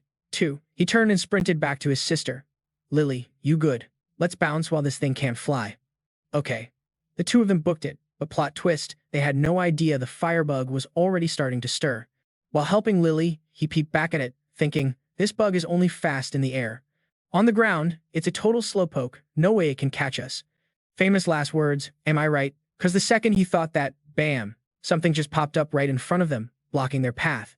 And the sight was so shocking. What is that? A zombie with a weird red mark burst out of the bug's freaking head. He just pursed his lips. Great, another one of these nightmare fuel things. No, wait. It's just your garden variety mutated zombie. Did our fight attract it or something? That thing lunged at him, swiping with these nasty iron-like claws. His reflexes were insane, so he blocked it, but the zombie was way too fast. Sweat was pouring down his face. This thing is jacked, he thought, at least 10 times a normal person's strength, and I'm only at 8. It's way stronger than me. Seeing her brother getting worn out, Lily looked like she was about to risk using her power again. He shut that down immediately, standing up and saying, Lily, chill, don't do it. If you use your power again, you'll literally collapse. He was dead serious. It's my turn to go all in on this one. He sped up, charging forward, and swung that iron rod with everything he had. Oh no, the zombie totally skewered him, and OMG, the red stuff went everywhere. His hands were shaking as he tried to grab its leg. Lily just burst into tears, screaming, brother. He held on with that main character energy, you know. But just when you thought it couldn't get any worse, another party crasher showed up. Bro, look out. The firebug is here. A blue energy was gathering in its gut. A beam of light, a crazy bright blue beam, shot right for him. His face was just a mask of pure terror. Kaboom! A massive explosion went off right in front of her. Tears were streaming down her face. Brother, my brother. Then, a voice called out, Lily, run. It was him. Wait, when did you even? A quick shot of his boots answered her question. Psych. The second that thing charged, I had already made a clone. Hearing that, she just broke down, laughing and crying at the same time. Bro, you're freaking incredible. You totally played me.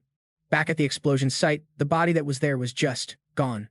But right then, Ryan felt this super sharp pain. Lily asked, what's wrong? He covered his mouth, coughing, realizing the pain from his clone taking the L got transferred to him. Ouch, talk about sympathy pains. I'm fine, he choked out. Let's run. It seems they had completely forgotten about the firebug. That let the bug just chill and watch them escape.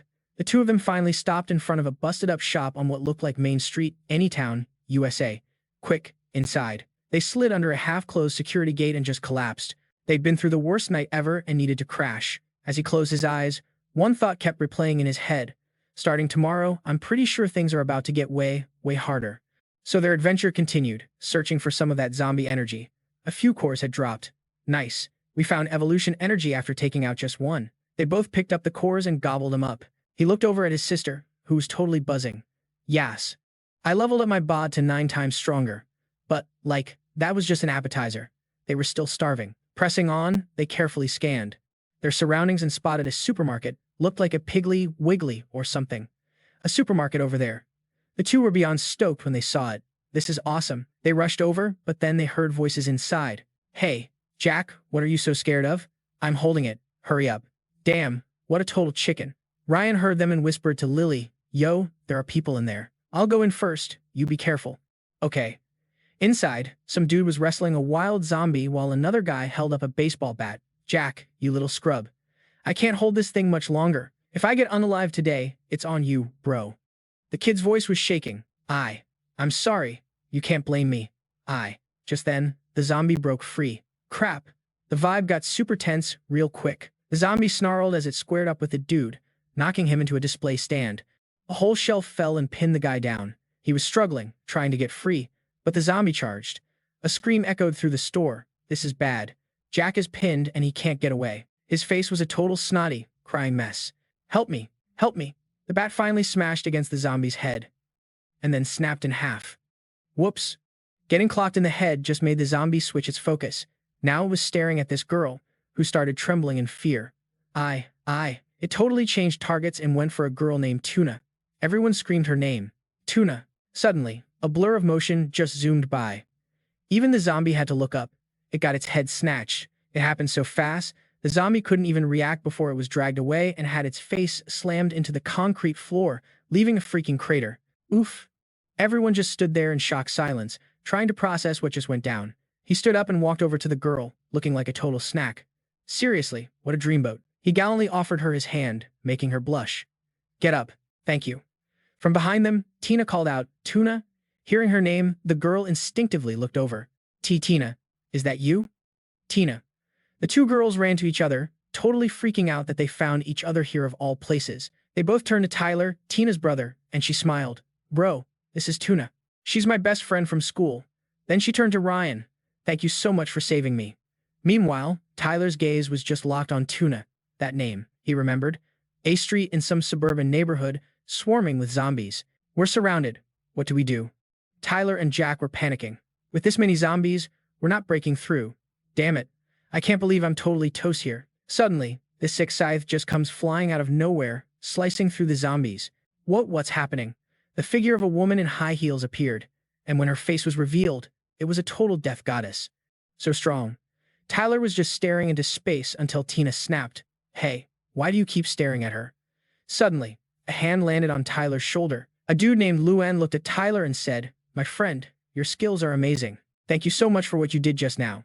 After saying that, he turned to check on Tuna, completely forgetting about Jack, who was still pinned under the shelf. Talk about awkward, my guy. Tuna, are you hurt? Uncle Luan, I'm fine. Don't worry. Then Jack's pathetic voice piped up. Could you all help me get out first? Maybe. With lightning speed, Ryan just flicked his wrist and the shelf went flying. Jack was saved and his face lit up. He tried to be smooth. Thank you so much for that. You're truly a beauty who saved a hero. A girl named Ann Lee just pointed right in his face. You call yourself a hero after that cowardly display? My chihuahua would be more useful than you. Dude. Even Luan questioned him. The four of us all have weapons. Taking care of one zombie shouldn't have been a problem. Jack, you little punk. You almost got everyone taken out. Do you get that? Jack didn't back down, though, and shot back. Yo, didn't homeboy just swoop in and save the day? No one got hurt. Besides, this is my first time doing this stuff. Who told you to give me the job of being the one to take out the zombie? Anyway. Hearing this, Luan got super irritated. My whole plan was about timing, dude. Tuna risked her life as bait. I was supposed to control it from behind. So out of those 3 jobs, which one could you actually handle? Spoiler, none. Our strategy has already cleared several zombies. The only problem was you, endangering everyone, and you're still making excuses. Seeing he was losing this fight and realizing he was majorly capping, Jack finally gave in. All right, I get it. I was wrong. Okay. His eyes then landed on Tina. He immediately slid over to her, smoothed his hair, and tried to spit some game. So, you must be Tina, right? My name is Jack. The campus king of Northgate High. You've probably heard of me. And I've definitely heard of you. Hearing his cringy flexing, Tina replied awkwardly, "Oh, so you're Times Jack. Yeah, I've heard the name." Suddenly, Luen's face got all serious. Something was wrong. Luen yelled, "A noise? Are there still zombies around here? Is that an earthquake?" "Nah, that's just Tyler inhaling a bag of chips." LOL. Everyone was speechless. He was just stuffing his face. "This kid must be starving," Luen said. "Everyone else must be hungry too. Let's grab some food. After we eat, we'll head back to the camp." Tuna looked at Tina for a second, then asked, "Hey, how come your brother doesn't look anything like you?" She joked, plot twist. "We're not actually related by blood." "What's up? You already crushing on my bro?" Tuna blushed bright red. "You cheeky girl. Since when did you start joking like that?" Lewin put on his pack and led the way, with Tuna and Tyler following. They crept through the streets, trying to be super quiet. After a while, they arrived in front of this massive crib. Looked like it belonged on some street in Beverly Hills. "What do you guys think is in there? Let me know. And smash that like button if you ship Tuna and Tyler." So, the second they stepped inside, Luke was all like, "Yo, we're back, people." Tyler strolled in, giving the place a once-over, and his eyes just locked onto this dude with a wannabe mohawk chilling next to some grandma. Tyler was thinking, "Bruh, this place is like a retirement home. Their fighting squad is weak AF. No wonder they sent a girl like Nina out on a grocery run." Tyler's just thinking, "Yeah, these guys are totally screwed if things stay this way." Meanwhile, Nina sprints over to her grandpa, like, "Grandpa," so worried. She plops right down, rips open her bag, and pulls out some bread, asking, "You gotta be starving, right? We scored so much food this time." He just gives this weak little cough and goes, "Nina, baby, it's so dangerous out there. You have to be careful." Then Luke chimes in, "All right, I know y'all are hungry. Come get some chow, but no shoving, okay? One at a time." Nina's grandpa looks over at Tyler, super curious, like, "And who's this young man?" She jumped right in, "Grandpa, this is Tyler, and this is his sister, Tina. Seriously, if it wasn't for them, you would have never seen me again." Talk about dramatic. The old man was so grateful. He was like, "Look, I know this ain't the Ritz-Carlton on Park Avenue, but we watch each other's backs here. If you two don't mind, we'd love for you to stay." Tyler and Tina both just kinda nodded, like, "Sounds good." Then Nina pipes up all cheerful, "You guys must be beat. Follow me, I'll get you set up with some rooms." And she leads Tyler and Tina off to find a place to crash. So as they're walking, Tyler just blurts out, "So, your grandpa's not just some regular old dude, is he?" Nina totally beams. "Of course not. My grandpa is a legend. He's like a miracle worker, healed tons of people. Way better than any of those fancy pants doctors from Johns Hopkins or whatever." Tyler was definitely intrigued. "Oh, for real?" Tyler pressed. "But he's coughing up a storm. Is it something so bad he can't even fix it himself?" Nina's whole vibe just shifted. Her face fell and she's like, "He got hurt back in the day from martial arts training. Now that he's older, all those old injuries are coming back to haunt him. That's why he's so frail." Tyler had already clocked this, to be honest. And yeah, he totally felt some kind of crazy energy coming off the old man. Like, practicing martial arts is supposed to make you super healthy, right? So for him to have all these old battle scars acting up, and hearing Nina call him an ancient martial arts practitioner, it all clicked. Tyler clenched his fist, thinking, "Okay, my level 2A combat skills are pretty sick, not gonna lie. But when I think about my actual fights, my technique is sloppy as hell. If I go up against a real master, I'm gonna get exposed, for real. If I could just get him to teach me the Earth Devil system, man. Hitting level 3 would be a cakewalk. I might even blow past that and hit Grandmaster level." Then Tyler snapped out of it and asked, "Aight Nina, give me the rundown. What's the deal with this place?" And she did not hold back, she spilled all the tea. "So, like, most of us are just survivors from around the suburbs of Chicago. We all banded together to watch out for each other, you know? It's been a struggle just to make it through the day. Mr. Leo is the strongest and knows the most, so he's always the one leading the supply runs. His oldest son, Mason, is here too. Total rich kid, super handsome. His family had money, you know? But then the zombie apocalypse hit, and suddenly all those dollar bills were just paper." Nina kept going. "The guy who's hurt, that's Mr. Danny. He and Mr. Leo used to go out for supplies, but he got careless one time and got seriously messed up. So, Mason and I had to step up. And honestly, the two of us together aren't even half as strong as Mr. Leo alone." Hearing all this, Tyler was like, "Yup, I knew it." He thought, "Yeah, these people are basically defenseless. If they get attacked, like, 3 of them can actually fight. But this is my only shot at getting that old man to train me. Guess I'm stuck protecting this place." Later that night, in his super dark room, Tyler's just lying in bed, mind racing. And yo, without Tina around, it just felt empty. He sat up, wondering what she was up to. Wonder if Tina's asleep yet. I should go surprise her. So he creeps out into the hallway, looking for her room. Then, Tyler spots a door that's just a little bit open. A smirk crawls onto his face. He's thinking, she must be feeling lonely too. That girl Tina is totally on the same page as me. And look at her, leaving the door open for me. Bold move, sis. And without even thinking, Tyler just waltzes right in. But when he gets inside, he sees Nina, all wrapped up in a blanket, tossing and turning. But my dude Tyler, he is 100% convinced it's Tina. He has no idea it's actually Nina. He kinda just stands there for a sec, frowning, thinking about his old life, constantly fighting off zombies and monsters, just trying to survive. Back then, even finding a place to crash or getting 3 meals a day was a mission. Forget about girls and romance. So, Tyler decides to make his move. He creeps onto the bed and grabs Nina's foot. She freaks out and yanks her leg back, but he just thinks it's Tina being all shy and playful. And then, Nina's voice pipes up, Tina, you're at it again. Seriously, you never give up, do you? Come on, let's go another 100 rounds. Hearing Nina's voice, it finally dawns on Tyler that something is seriously wrong. And right on cue, Tina is outside, knocking. Nina, why'd you close the door? I can't get in. Hearing her sister's voice, Nina's face goes completely red. She shoots up in bed, only to see Tyler just sitting there.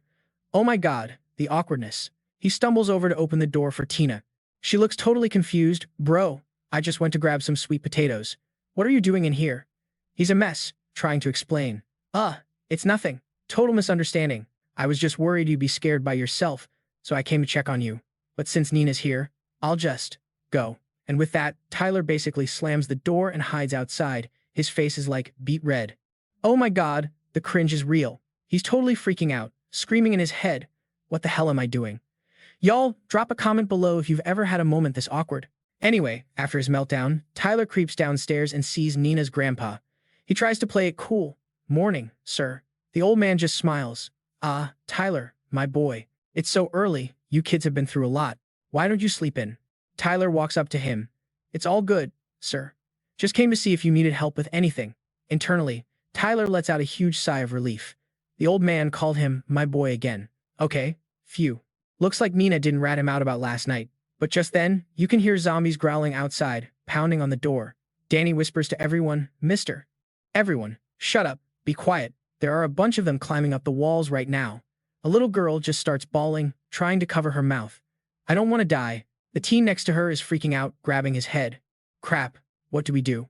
There's like no one here who can actually fight. And then, Nina's grandpa struggles to his feet, leaning on his cane. Tyler strolls over and puts a hand on his shoulder. Sir, relax. It's just a few walkers. Let us young guns handle this. Mr. Leo cracks the door to peek outside and see what's up. Just outside the front door of their little safe house on Elm Street, a few zombies are clawing at the windows, trying to get in. He looks at them, totally worried. How the heck did they know we were in here? Tyler just casually answers from the sidelines. Some of them have evolved, gotten smarter. I mean, we're talking animal-level intelligence, but that's enough for them to track us. Even a wolf knows how to hunt its prey, right? Hearing this, Leo's face went completely pale.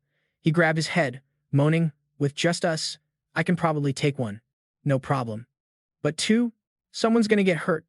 And what are we supposed to do about 5 of them?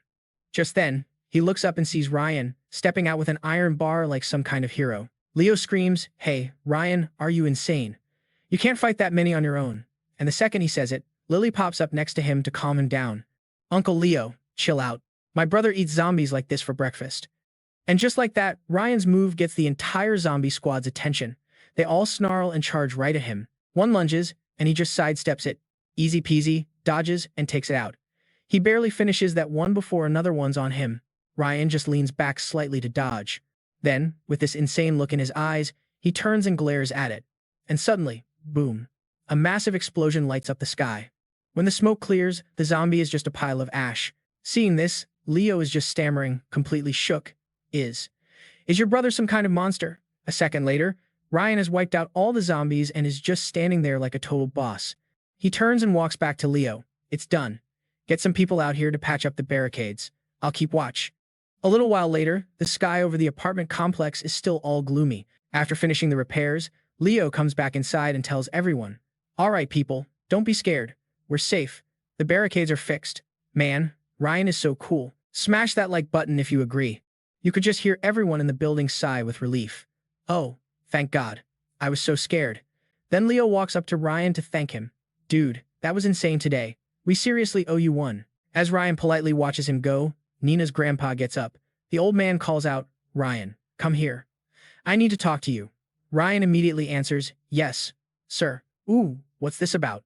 The two of them disappear into a small room. The second the door closes, Nina's grandpa drops a bombshell.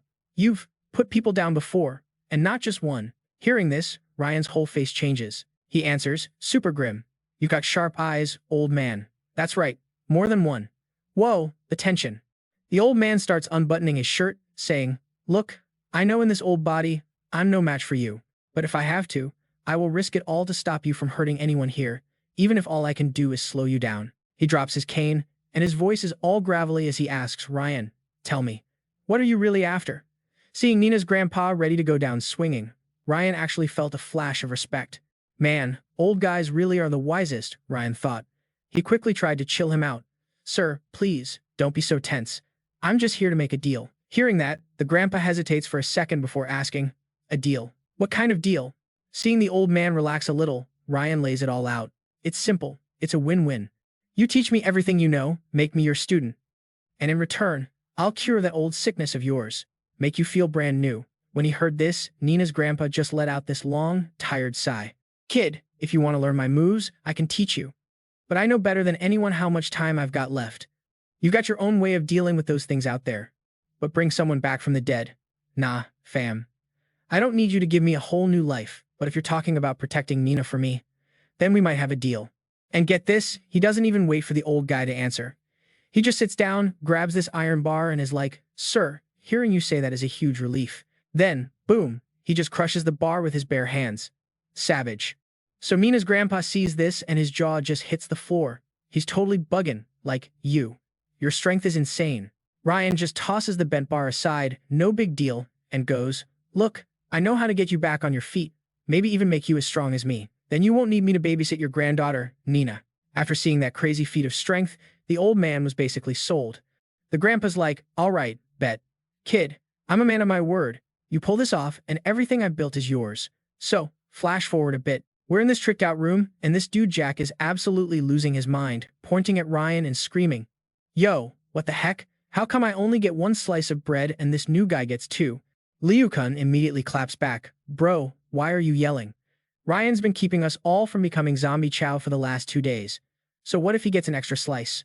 And you, all you do is mope around like some spoiled brat from Miami. Why do you need so much food? Trying to get plump for the walkers? Hearing that, Jack gets even more heated, jumping up and yelling, Uncle. Right then, Brother Lee jumps in. Just eat your bread, dude. You're lucky to get anything. After that one time you helped and almost got me and Nina turned into a snack plate, you're a grown man, nobody here owes you a thing. Realizing the whole room is against him, Jack goes full-on drama queen, pointing at everyone. Fine, fine. I see how it is. You've all hated me this whole time. I'm out, and don't you dare try to stop me. And with that, Jack storms off, kicking a chair over like a total toddler. Liu-kun looks all worried. He for real just left. Should we go get him? But Brother Lee just scoffs, totally unbothered, leaving. Pfft, give him an hour, he'll be back, begging for scraps. Then Ryan, the guy who started this whole mess without even trying, finally speaks up. It's cool. Lily and I are heading out for a supply run after this. If we see the kid, we'll just drag him back. Hearing this, Liu-kun just sighs and says, Ryan, listen, we got a huge haul last time. We're good for a while. You don't need to go risk your neck again. But Lily, right beside him, chimes in, Don't even worry about it, sir. My brother and I are super strong. Those walkers can't touch us. A little later, they finish up and head outside. Suddenly, Lily calls out, Hey. He turns around like, Yeah? And then, y'all, she hits him with the most loaded question ever. She's pouting and asks, So, whose body is better, mine or Nina's? Oh my god, the drama. Ryan immediately starts backpedaling. Whoa, it's not like that. Lily's not having it. Oh, you're one to talk. I can't believe you hopped into bed with her the second you met her. And even though he's trying to explain, she turns away, all pouty, and warns him, I'm letting it go this time. But if I catch you with a side piece again, you are not getting off easy. My man Ryan is just frozen, absolutely shook. A side piece? He's like, where in the world did you even learn a phrase like that? Anyway, Cut scene. We're out of their little love nest and back in the city, which is crawling with zombies. A piece of rebar just skewers a walker on the ground. Ryan kneels down, digging around for something, muttering, "Nope, not in this one either." Lily, who just checked 2 others, runs up. "These 2 are duds, too." After wrapping up, he walks over to her and sighs, super bummed. "Today is just not our day." Then, out of nowhere, she leans in real close and asks something totally random. "Hey, did you just toot? 'Cause it smells super weird." Hearing this, Ryan just cracks up, totally dismissing it. "Girl, please. There's no way I could produce a smell that foul. It's gotta be all the dead bodies rotting out here or something." But the second he says that, this insane sound echoes through the streets, and they both just freeze. Lily freaks out. "Ah, what was that?" Ryan's mind is racing. Like, a roar that loud. No way. Could it be? He immediately tells her, "Lily, come on. We gotta get to a rooftop. Get a better look." That smell and that roar are not normal. So they dip into a building and start hauling up the stairs. When they finally hit the roof, they have no clue what they're about to see, but when they look out, Ryan just gasps. That's. Lily is speechless too. She can't even believe what she's seeing. What is that thing? It's gigantic. And way out in the distance, some kind of massive monster is on the move.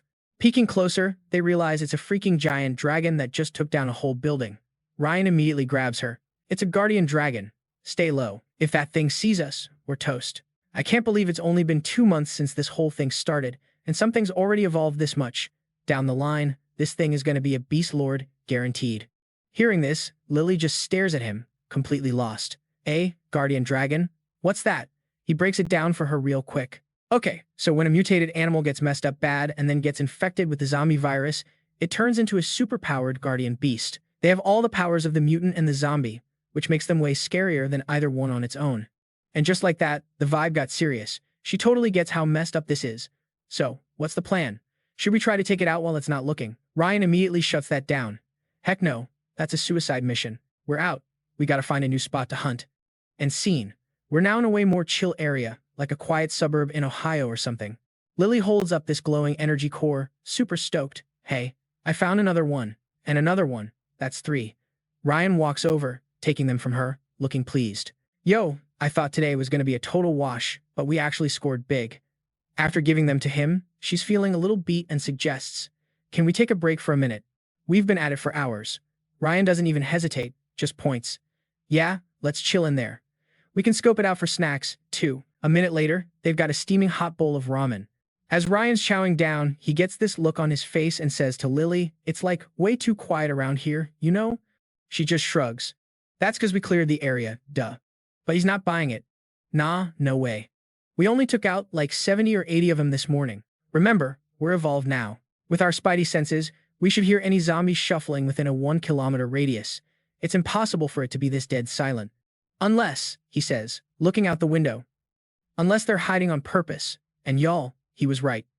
Just a few feet away, a walker is just watching them. The second he spots it, Ryan jumps up, which makes her freak out. "Hey, what's up?" He grabs his rebar and says, "Lily, get ready." I knew it. It's a trap. The moment he says it, the ceiling above them starts cracking. A second later, the whole thing comes down, and a freaking horde of zombies rains down on them. Ryan instantly skewers one with his rebar. He yells at her, "Lily, those energy cores we found? Save one for the old guy, but we're popping the rest right now." She just nods, no questions asked. The little convenience store turns into an absolute bloodbath. Then, kaboom, a massive explosion sends the walkers flying. Ryan stands there, protecting Lily, his eyes glowing blood red and his rebar lit up like a lightsaber. This is epic, guys. Smash that like button if you're hyped. He's trying to catch his breath and just barely gets out. This is not good. And right then, a swarm of weird black shadows just pours down from the sky. He grabs Lily and just bolts, screaming, "Lily, run." We walked right into a setup. They are sprinting for their lives with a massive zombie mob hot on their heels. As they're running, Lily yells, "Hey, I thought zombies were supposed to be dumb as rocks. How do they know military tactics?" Ryan is just as confused. "I don't know. They're not supposed to be this smart." And just when they think it can't get worse, they hit an intersection and another horde pops out, blocking their way. Oh, crap, we're boxed in. He's totally freaking out. Damn it, there's nowhere to go. But then Lily spots an opening. "Bro, there's a little alley right there." They immediately dive into the narrow space, but the zombies are still right behind them. Then, Ryan just stops cold. Lily's like, "Bro, what are you doing?" But before she can finish, he cuts her off. Lily, this alley is tight. Get behind me, you'll be safe. Just focus on giving me power-ups. If these freaks are smart enough to work together, then I'm gonna have to teach them a lesson. Yo! His face was pure murder mode as he said he'd show them what real terror feels like. Then Ryan just lets out this massive roar, unleashes his power, and charges straight into the zombie horde. And just like that, Ryan goes full beast mode, fighting like a demon. But these things are fearless, they just keep coming. Seeing that just gets him more amped up, and he yells, "Bring it on." The second he says it, another huge explosion goes off in the middle of the fight. Right after, he nails what looks like one of the leader zombies. Even though he's taking out tons of them, they just keep swarming him. Ryan is getting seriously annoyed. Still coming? Fine. Looks like I gotta wipe every last one of you out. But then, Lily spots something and yells, "Bro, look, up there." On top of a skyscraper, like something out of downtown Denver, 3 zombies are just watching them. It only takes Ryan one look to figure it out. I knew it. No way, these brain deads are tactical geniuses. It's gotta be those 3 stooges on the roof pulling the strings. Ryan's already got a plan cooking. Lily, stay on me. We're making a run for that building to go have a little chat with those 3. Meanwhile, more and more walkers are flooding into the alley. All of a sudden, a wave of energy blasts through the wall of the next building over. He and Lily are ready to make their move. Up on the skyscraper, this one zombie with a massive head is staring right at them. They make a break for it, trying to ditch the horde. The second they get to the stairwell, Ryan goes, "Lily, move it. I'm gonna take out the stairs and see how they follow us then." What a cliffhanger. Let me know in the comments if you think that's a good plan. And don't forget to like and subscribe for more. So get this. Right after that, Ryan just winds up and bam, he absolutely demolishes the staircase. Just like he said he would, the whole bottom floor just explodes into a million pieces. The zombie horde is going wild, and their only way up is just gone. Lily, being the queen she is, makes a face at them, totally taunting the zombies below. And oh my god, they were so triggered. They roared and surged forward like a wave of angry concertgoers. Seeing them stack up, she totally freaked. Bro, look. They're making a freaking zombie pyramid scheme. But Ryan couldn't care less. He's like, just ignore him. We gotta take out those 3 bosses. The rest are just NPCs. They'll scatter.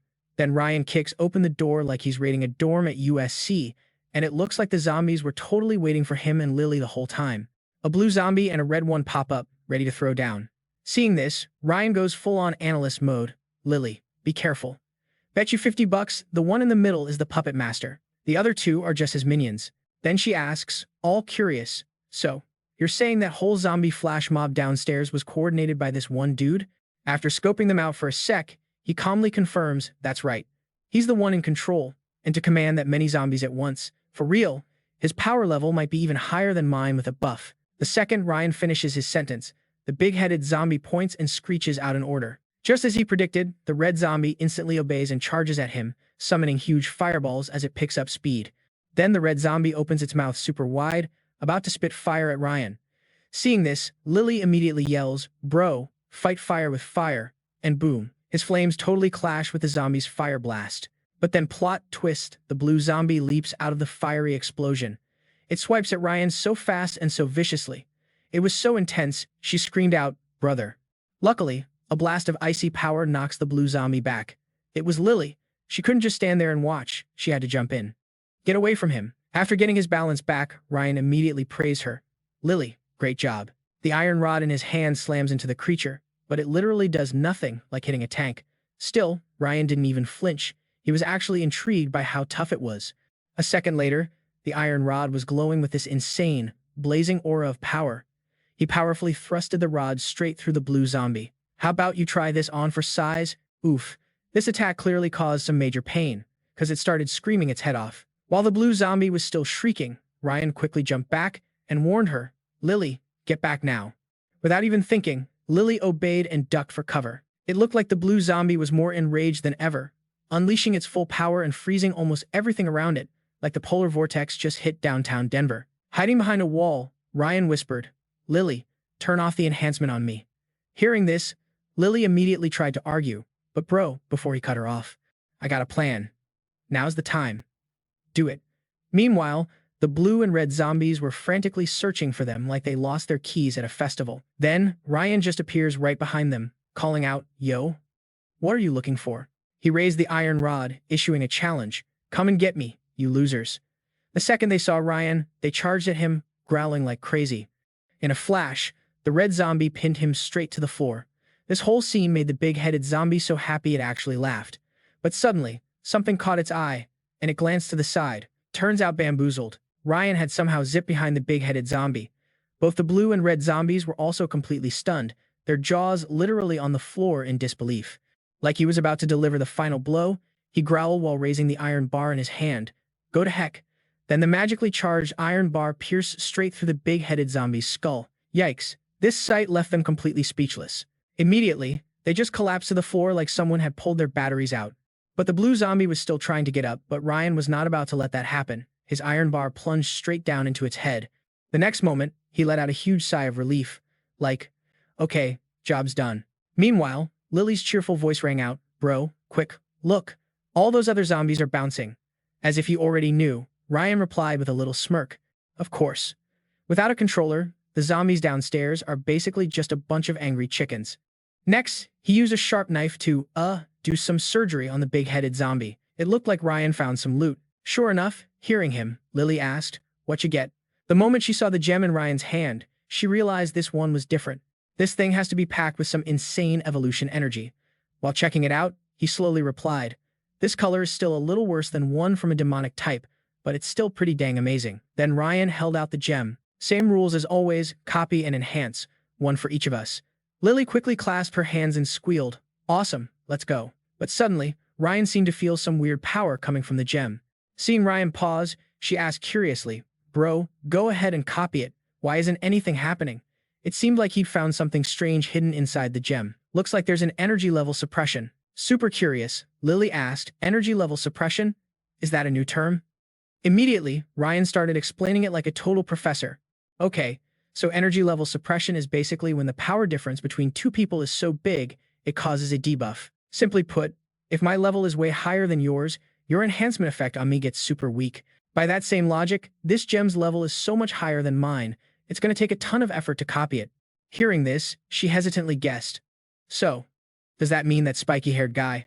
With just that one little question from Lily, Ryan quickly confirmed. You guessed it, that dude is even more OP than we thought. But get this, his ability is kinda weird. It can't actually boost his own fighting power. He just got unlucky and only found a mid-tier ice user and a fire user. My guess is he sent the zombies to attack us because he wanted to beat us, then control our bodies to expand his little zombie army. Then he looked closely at the glowing gem in his hand. Looks like it's going to take us a long time to copy and enhance this thing. Fast forward a long time later, and she's sitting on the ground exhausted, sighing in relief. Finally, it's done. Ryan looked at the gem and wondered out loud, I wonder how much of a stat boost this will give us. As soon as he finished talking, they both just popped the gems in their mouths and ate them. What? Suddenly, his eyes flew wide open like he'd seen a ghost. In a flash, Ryan shot up with his hands in the air, then bent over and let out a huge roar. And yeah, Ryan was just being dramatic. Again, I can feel it. My current strength is now 15 to 16 times a normal person's. Even Lily couldn't get why he had to be so extra every single time he ate one of these things. Huh. Then he put on a serious voice and asked, Lily, surely you feel it, too. But it seemed like she was totally used to Ryan's antics. I do. I feel way stronger. About 12 to 13 times a normal person. After Lily's explanation, he asked in total confusion, With such a big boost, why didn't you roar? She repeated his question, completely helpless. Why would I need to roar? He still calmly said it like it was obvious. Don't you see that I roar every single time? At this point, Lily finally reached her conclusion. And that's why I said, you're being so extra. After that whole scene, the two of them left the tall building and started walking down the empty street. Like he suddenly remembered something, Ryan spoke up. These past few days of hunting have been super fruitful. We've both gotten way stronger, and we even found that evolution energy for the old man. This way, we can help him start over, and I won't have to feel guilty about learning all that kung fu from him. Completely ignoring his long-winded speech, she exclaimed, I'm exhausted. When we get back, I need to eat a ton of food. Ignoring her expression, he bluntly criticized her, still thinking about food. In this apocalypse, everyone is starving, but look at you. You've actually gotten a little fatter. Oh no, he didn't. Provoked by Ryan, she snorted and landed a solid punch right on him. You're the fat one. After being dazed by the hit for a second, Ryan said, Whoa, Lily, your body is like 12 to 13 times stronger now. That punch of yours, damn. Before he could finish his sentence, Lily noticed something and warned, Brother, something's not right. Ryan immediately stopped joking and said, I feel it, too. It's the smell of fresh blood. As she pieced it together, she said worriedly, "Our shelter is just up ahead. Don't tell me it was overrun by zombies." But when they got there, you guys, the sight of everyone in the shelter brutally taken out was right in front of them. He was stunned, unable to believe his eyes. Lily was also horrified. How? How could this happen? Next, Ryan knelt to check the scene and realized this was not the work of zombies. He stated firmly in a low voice, "This was done by people." Lily shouted in a panic, "Nina, Nina, are you alive?"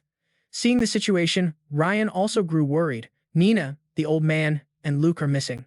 Unable to find the people she was looking for, tears started streaming down her face. They were all unarmed. Who could do something so completely heartless? What? The next second, he stepped outside and found footprints, but he couldn't hold back his rage. Ryan's face went dark. "Whoever you are, for ruining my plans, you're as good as dead." The sky outside was as dark and gloomy as their mood. Both Ryan and Lily quickly searched everywhere. While looking around, he noticed that all the zombies on the street had been killed. This person has to be an evolver. Suddenly, something startled her, and she shouted, "Brother, look over there." It turned out to be a group of zombies growling at someone hanging from a tree. They were immediately horrified to see it was Uncle Leo. Unable to control his anger, Ryan gritted his teeth, deciding to rescue the man first. As Uncle Leo slowly opened his eyes, they kept calling out, "Uncle Leo, Uncle Leo." Seeing him wake up, he urgently said, "Uncle Leo, tell me who did this." Despite being tortured, Uncle Leo was still filled with so much resentment. He cursed, "That animal, that beast, that ungrateful monster." Just hearing this, Ryan already had a guess. Jack. The man confirmed in agony. Yes, it was him. After figuring out the enemy, he gently comforted him. "I will get revenge for everyone." Then Uncle Leo, in so much pain and unable to stop his tears, begged, "Please do one thing for me. Kill me. Let me be free." This request absolutely crushed Ryan, but he had no other choice but to agree. "I understand." His last words rang out as he passed away. "Thank you." Immediately after, Lily, with a super heavy heart, made a grim assessment. "Wait, Jack. No way. Why him? How could he possibly pull something like this off? Unless, oh my god, you guys, unless he leveled up, like, became an evolver." Jack can now throw down with zombies, so either some mysterious benefactor hooked him up, or he just poof, woke up with powers. And bam, she totally nailed it. Self-awakened. Ugh. Even though Ryan was fuming, he kept spilling the tea. Ryan was like, "Yeah, that's gotta be it." You know how in comics when the hero's about to get wrecked, they unlock some hidden power? It's like that. Pure desperation mode, and boom, you're an evolver.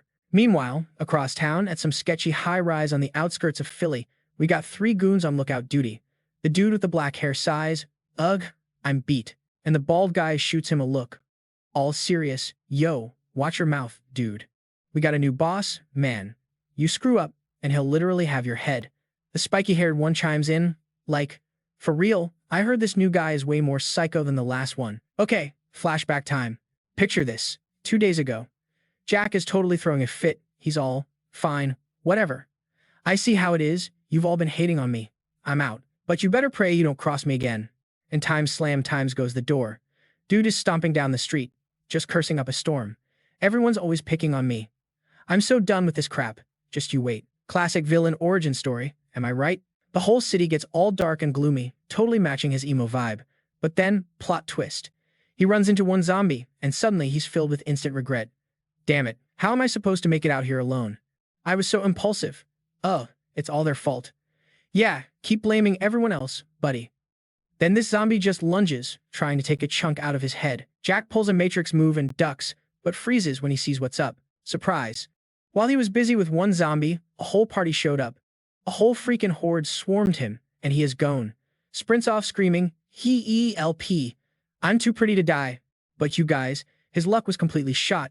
He trips over some random metal bar like, of course he does, and face plants right in front of the horde. Classic. A zombie leans in, mouth wide open, about to get its snack on. And then times bang. Bang. Asterisk 2 gunshots ring out, and the zombies drop. A super smug-looking goon is standing there, like, well, look what the cat dragged in. Jack is literally crying with relief. "Oh, thank you so much, guys." But they totally ignore him. The main dude walks over and goes, "Yo, what are we looking at here? A dude or a chick?" Another one laughs, "Jackpot. He's a pretty boy. The boss will love this. We can trade him for some female company, if you know what I mean." Next thing you know, they've slung Jack over his shoulder like a sack of potatoes, and he's freaking out. "What are you guys talking about? Where are you taking me?" The dude just laughs, this super evil laugh. Oh, you'll find out, kid. We're gonna show you a real good time. So creepy, right? So they drag him to this huge, ominous high-rise building, probably somewhere in downtown Atlanta. And from inside, you hear this smooth, satisfied voice. Nicely done, boys. And there he is, the leader, with this wild blue hair, just staring at Jack with gleaming eyes. And he goes, ooh, just my type. He was trussed up like a Thanksgiving turkey, crying and begging. Big bro, my dude, please, just let me go. I'm begging you.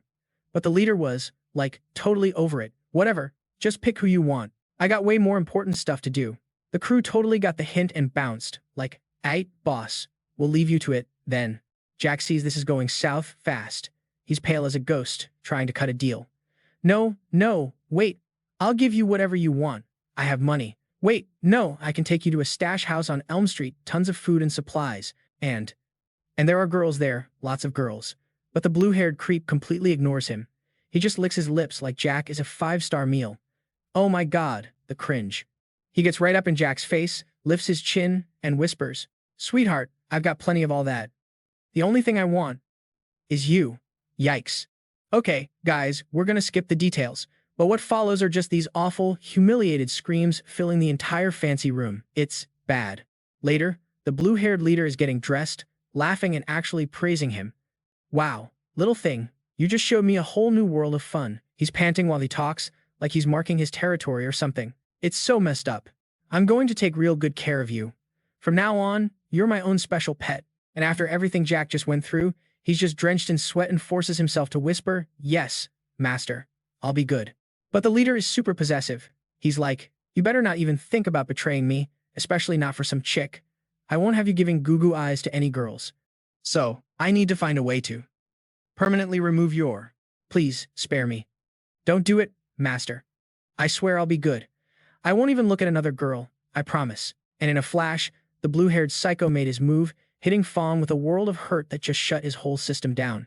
His screams, "Oh my god," they echoed through the whole abandoned warehouse. A long time later, Fong's eyes fluttered open. The leader saw him wake up and cooed in this super creepy, lovey-dovey voice. "There's my good little treasure." Then, bam. Fong shot up, his eyes locked on his own. Empty lap. The sheer horror of it just froze him solid. And while he's radiating this "I'm gonna end you" vibe, the leader just mocks him. "See, I'm gonna love you even more now. You didn't need that thing anyway." And right as he said that, there was a sharp crack, like a bone just snapped. The blue-haired leader's whole body went stiff, and he freaked out. "What did you do? Why can't I move?" Hearing that, both Fong and the doctor whipped their heads around, totally shocked. Suddenly, the doctor just bolts, screaming, "It's a monster!" Oh, but he wasn't getting away. Fong just waved his hand, unleashing some serious dark voodoo, and just like that, the doctor was frozen in place too. He was shrieking his head off. "Don't unalive me. I just stopped the bleeding, I swear. He's the one who snipped you." Fong was just surrounded by this crazy dark energy. Seeing him go full-on psycho, the blue-haired leader finally got scared. "You! What do you want? I'm your master. Get away from me." His terrified voice was bouncing off the walls. "Stop. Help. Somebody. I'm begging you. Don't do it." Meanwhile, outside the building on some backstreet in Oakland, the moon was just hanging in this pitch-black sky. At some point, Fong had snatched up Tina and her grandpa. His pure rage was making Tina visibly freak out. It was like the trauma from earlier had totally snapped his brain. "I used this knife," he said, "to peel that mutt, piece by piece." Dude had some serious will to live, though. Took him over 2 hours to finally check out. Fong's cruelty was just too much for her. "You're a demon," she cried. Her words actually made him pause. "A demon?" He glared, his voice low-key pissed. "A demon? Isn't that what you all turned me into? If you hadn't all iced me out, would I have bounced? And would I have been captured by that freak? Forced by that animal too, you know, and end up like this?" Like she just couldn't deal with his blame game, Tina, with tears just streaming down her face, shot back, "You did this to yourself, and you know it. You were always rocking that hater face, causing drama for everyone, but nobody ever actually kicked you out. You're the one who just up and left." She looked down, her voice all sad. "We were all in the same messed up boat, so how could you be so cruel? You didn't even spare the old man or the kids, but Fong, he wasn't having any of it. In the same boat as you? Police. I'm strong now. I don't need a bunch of weaklings like you anymore. To me, you're all just prey. You're my new toys." These words made Tina's grandpa flip out and start cussing him out. "You ungrateful little punk. I never should have saved your sorry butt." The old man's yelling got his attention, and it was like he just found a new chew toy.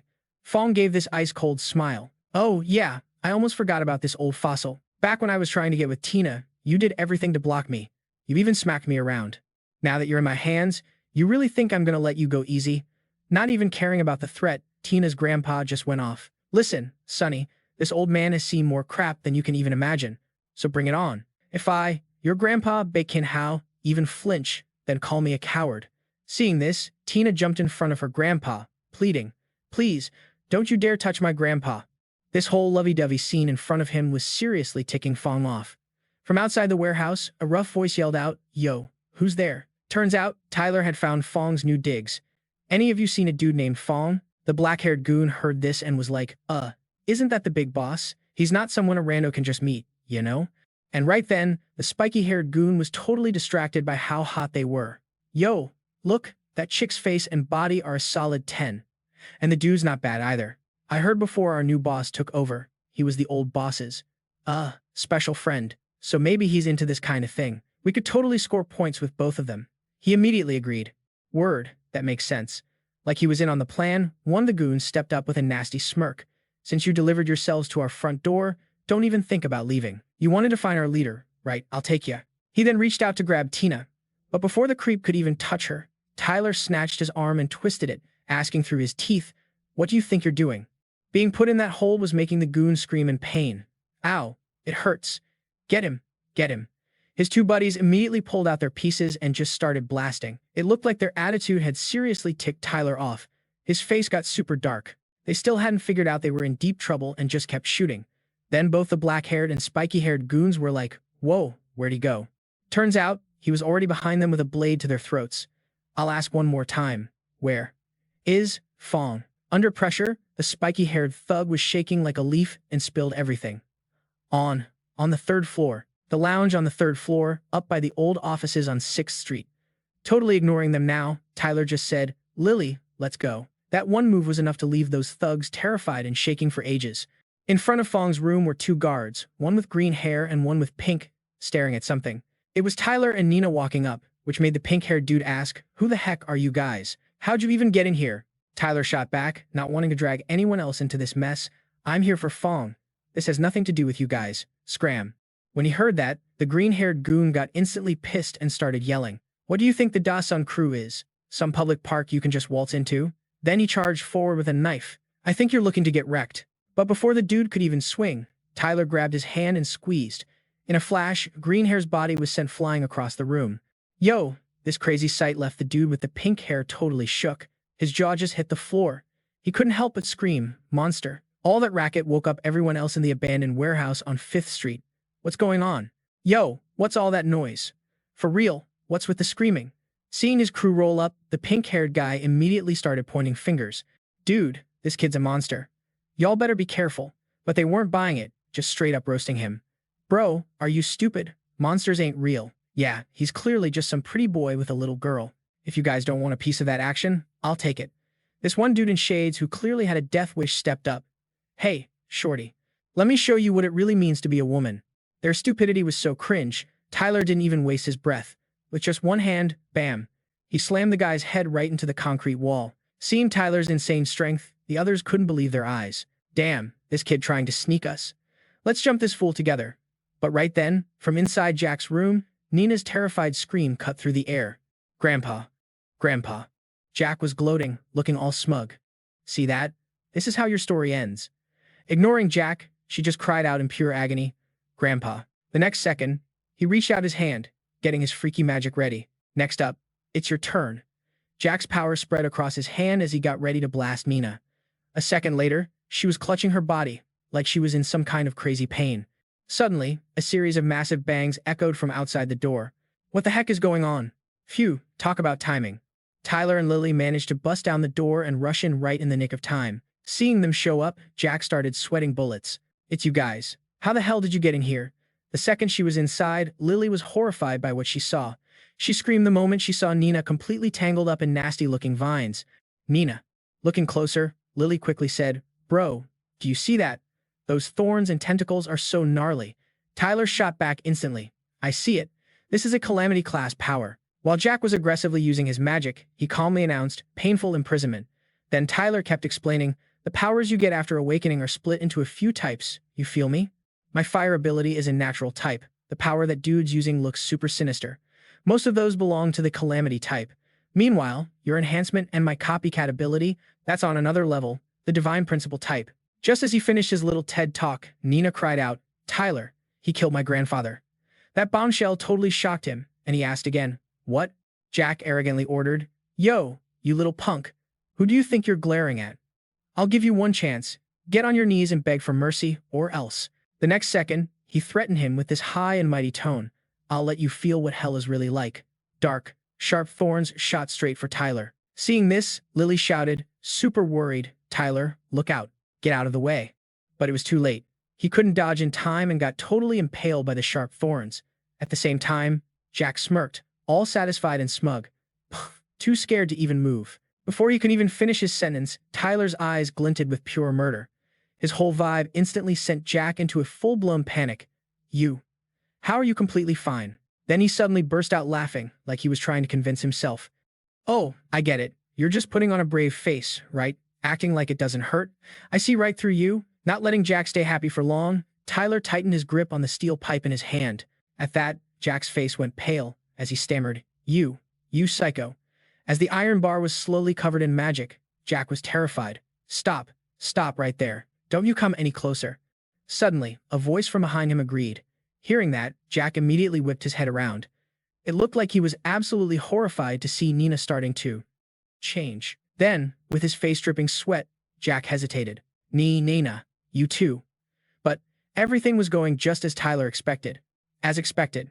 While watching her carefully, he thought, the dark image. He confirmed, she is the Reaper.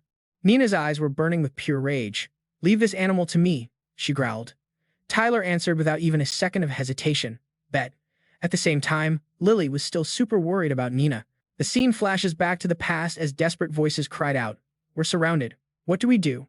There are so many high-level zombies. Busting through is impossible, Tyler thought to himself. The first time I met the Reaper, I was still a total noob. Voices full of awe were echoing all around. That's the Reaper. She's so freaking strong. Remembering that image from way back, Tyler kept thinking. She has monstrous combat power. Wiping out hundreds of zombies is a walk in the park for her, he kept thinking. On top of that, she's got the title Advent of the Reaper. She possesses an ability from the strongest calamity type. An image of the Reaper popped up, looking bored and totally over it. It's over already? So lame. Tyler narrated how her power literally shook the entire post-apocalyptic world.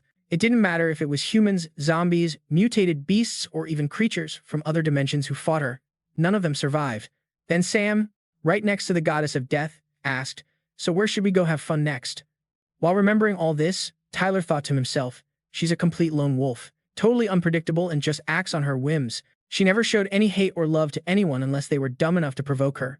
Back in the present, Nina, having awakened the Reaper's power, growled, You used to follow me around all the time. And even though I thought it was annoying, I never hated you. In this messed up world, it's because everyone took you in and protected you that my family is gone. She advanced on him, questioning Jack's rotten conscience. When you ran off, I thought you would realize your mistake and come back on your own. Everyone would have forgiven you then, but instead, you killed them all. I don't understand. We never did anything to wrong you. At this point, Jack finally knew what fear felt like and started begging for forgiveness. I was ungrateful and a total backstabber. I'm worse than a pig. Please, spare me. Unable to stand Jack's shameless groveling, Nina shot back. Only now you think to apologize? She immediately gave the order. Eat, Sam. Hearing this, the shadow creature, Sam, gleefully rushed forward. As you command, Master, it shrieked, stretching out its hands like it was about to grab him. What followed was Jack's terrified scream, much to Sam's delight. In the blink of an eye, it had literally slurped away his rotten soul. With just one look, Tyler realized that Jack's evolutionary energy was being drained away by the creature. As if confirming his suspicion, Jack's face went completely blank. After its big meal, Sam dropped him to the ground and let out a satisfied laugh. It praised the meal with so much glee. How refreshing. Witnessing this, Tyler started theorizing that it had gotten stronger, and it now gave off an aura of imprisoned suffering. Hold up. Could it be that when this thing eats someone, it also gains the abilities it absorbed? Guys, what do you think?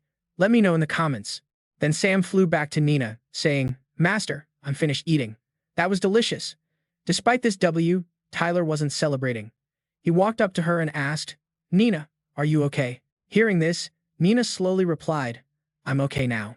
But she couldn't hold back her emotions and turned toward her grandfather. Immediately, Tyler advised her, we need to cremate your grandfather's body, or else he'll turn into a zombie and get killed all over again. His bluntness made Lily super upset. Dude, do you have any tact at all? But it seemed Nina wasn't mad and just agreed calmly. You're right. I'll have to ask you to handle the cremation. Without hesitating, Tyler waved his hand and fulfilled her wish. As soon as he was finished, he spoke seriously. Nina, I have a request. Tyler stated decisively, let Sam fight me. Nina immediately shot him down. No need. My Sam is very powerful. Hearing this, Tyler calmly replied, I know. You don't need to hold back. Just use your full strength. Seeing how determined he was, she finally agreed. All right, then. Just call it quits when it's time. But, Sam stammered. Well, about that, boss. I actually can't beat him.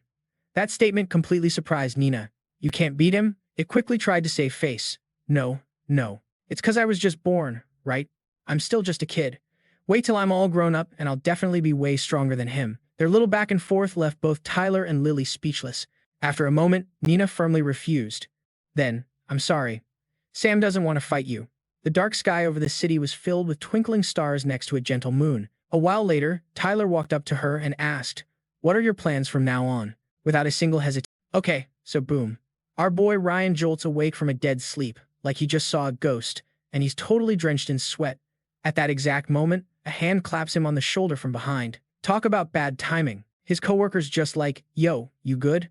But Ryan's survival instincts just kick in, full-on fight or flight mode. He spins around, grabs the closest thing to defend himself, and when he finally gets his bearings, he realizes he's about to throw down with a computer mouse. A frickin' MOUS. Oof. His coworkers like, Ryan, my dude, what is UP with you? Were you up all night binge watching zombie flicks again or something? Ryan's just staring at this dinky computer mouse in his hand, totally bugging out, whispering, wait, a mouse. No way, this can't be real. After a sec, he pulls himself together, gives his buddy this ice-cold death stare, and just grinds out. What time is it? His coworker, totally clueless, just thinks Ryan's half asleep and is like, chill, it's only 10:30. Lunch is ages away. Hearing this sends Ryan over the edge. He freaking grabs the guy by his collar and screams, I asked what year it is. A female colleague from the next cubicle over at their office on 5th Avenue just pipes up. It's 2019, dude. What's your damage today? Did you fall out of bed or get bitten by something? You guys, the whole office just starts cracking up. Someone yells, haha, someone's been reading way too many time travel fanfics. Bro, this is Earth, welcome back.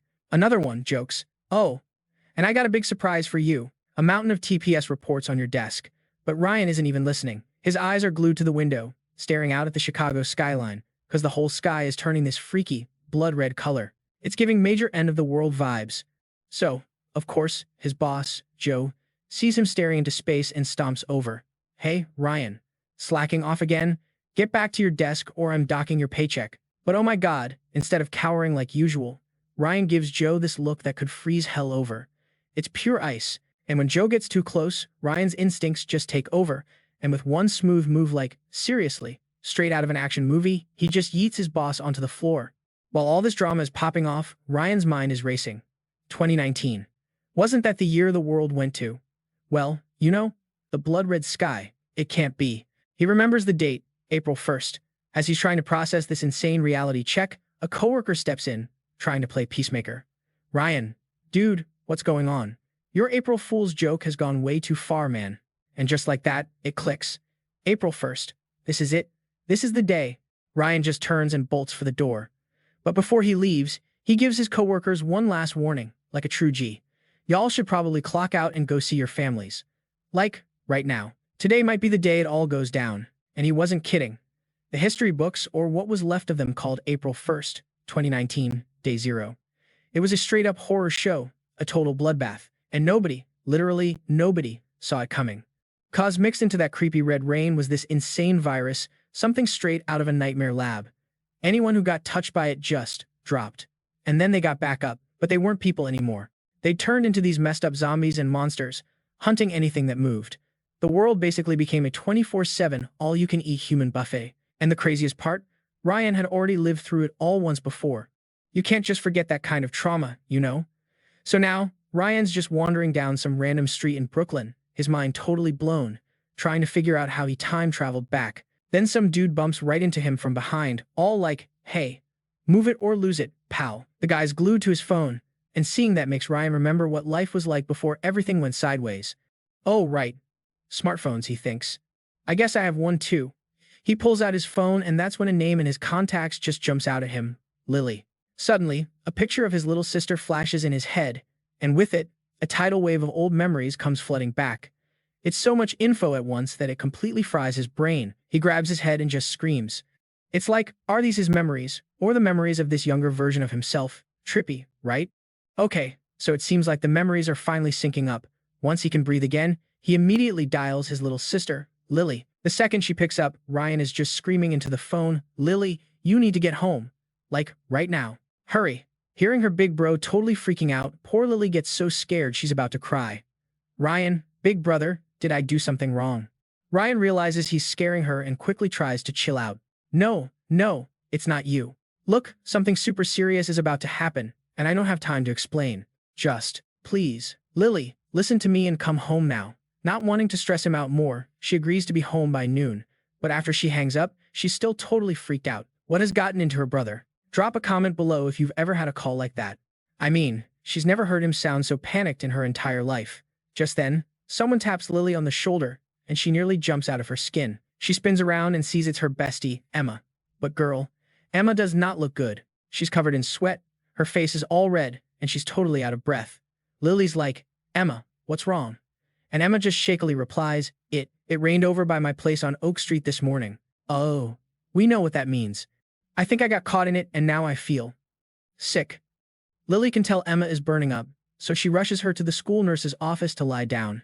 Meanwhile, back with Ryan, he's looking up at the sky as it gets darker and more blood red by the second. The blood rain is coming, he thinks. Gotta get ready. Fast. First, supplies. Then, weapons. He remembers the first time around. He was just like everyone else. A total noob, even with his powers. I couldn't take a single hit from those things. I just had to watch everyone I cared about get torn apart until I finally got taken out by some monster. He clenches his fist, but fate, or whatever, gave me a second chance. Sent me back 100 years before it all ended. This time, I'm gonna grind. I'm gonna level up before the big bosses even spawn. This time, I'm protecting my crew and my family, no matter what. So, with his mind made up, Ryan immediately starts prepping. It took a while for most people to notice the creepy red clouds rolling in. For them, the bigger freak show was some teenager casually walking down Main Street with a giant iron pipe. They're all looking at him like he's crazy, but little do they know, Ryan is the only sane one there. He knows what's coming. Crap. Is it starting already? I'm running out of time. As the first drops start to fall, Ryan frantically flags down a taxi. You should see the driver's face when this kid gets in with a frickin' iron pipe. The dude gets super nervous and tries to make awkward small talk. Hey. So, this rain's a weird red color. Huh. Ryan ain't got time for chit-chat and just gives him a quick warning. Yo, after you drop me off, you should probably just go straight home. Traffic's about to get insane, and I don't think you'll make it back if you wait. That was the most he could say without sounding like a total lunatic. I mean, if he said, the zombies are coming, they'd lock him up for sure. On the way, he checks his phone for Lily. Crap, she's not home yet. He calls her immediately. Lily, are you still at school? I'm coming to get you. Not wanting to freak him out more, Lily quickly explains. Ryan, I'm still at the nurse's office with Emma. She's really sick. Hearing that, Ryan just loses it and yells, Is she sick like? Her skin is burning, she has a crazy high fever, and she's passed out. Just then, Lily stands up and quickly hangs up the phone. Yeah. Oh, wait, I think she's waking up. Gotta go. Because she hung up so fast, she totally missed Ryan's desperate warning. Lily, get away from her. She's turning. Oh my god, you guys, this is so tense. Ryan, radiating this absolutely murderous vibe, just puts a hand on the driver's shoulder. Driver, floor it. The taxi driver just slams the gas, screaming his head off. Okay. The driver's just like, just don't hurt me, man. Meanwhile, back in the nurse's office, Emma's awake, and y'all, it is not pretty. Her eyes are blood red, and her face is twisted into this horrifying snarl. Lily and the nurse are still talking when Emma just shoots straight up in bed, staring at them with these dead eyes. The nurse rushes over, all like, oh honey, you're still weak, lie down. Big mistake. Huge. Lie back down, sweetie, your eyes are so red. Just then, Emma's pupils shrink to pinpricks and all these nasty red veins bulge out. She goes full-on feral, lunging forward and chomping down on the nurse's finger, hard. The nurse is screaming, trying to pull her hand away, but Emma's got her locked down, and it's bleeding everywhere. "Why did you bite me?" The terrified nurse shrieks, scrambling backwards. She's too scared to get any closer, but Lily, being a good friend, carefully walks up. "Emma, what's wrong?" And then, Emma slowly tilts her head back, and this absolutely terrifying grin spreads across her face. Yikes. Lily instinctively stumbles back, shaking like a leaf. The nurse is still on the floor, completely oblivious, just trying to deal with her mangled finger. "Girl, you in danger." And in that second, Emma completely snaps. She launches herself at the nurse and just goes to town on her. It's brutal. Lily is so shocked she just freezes, like a deer in headlights. By the time her brain reboots, the nurse is. Well, she's not getting up again. She's just a body in a pool of blood.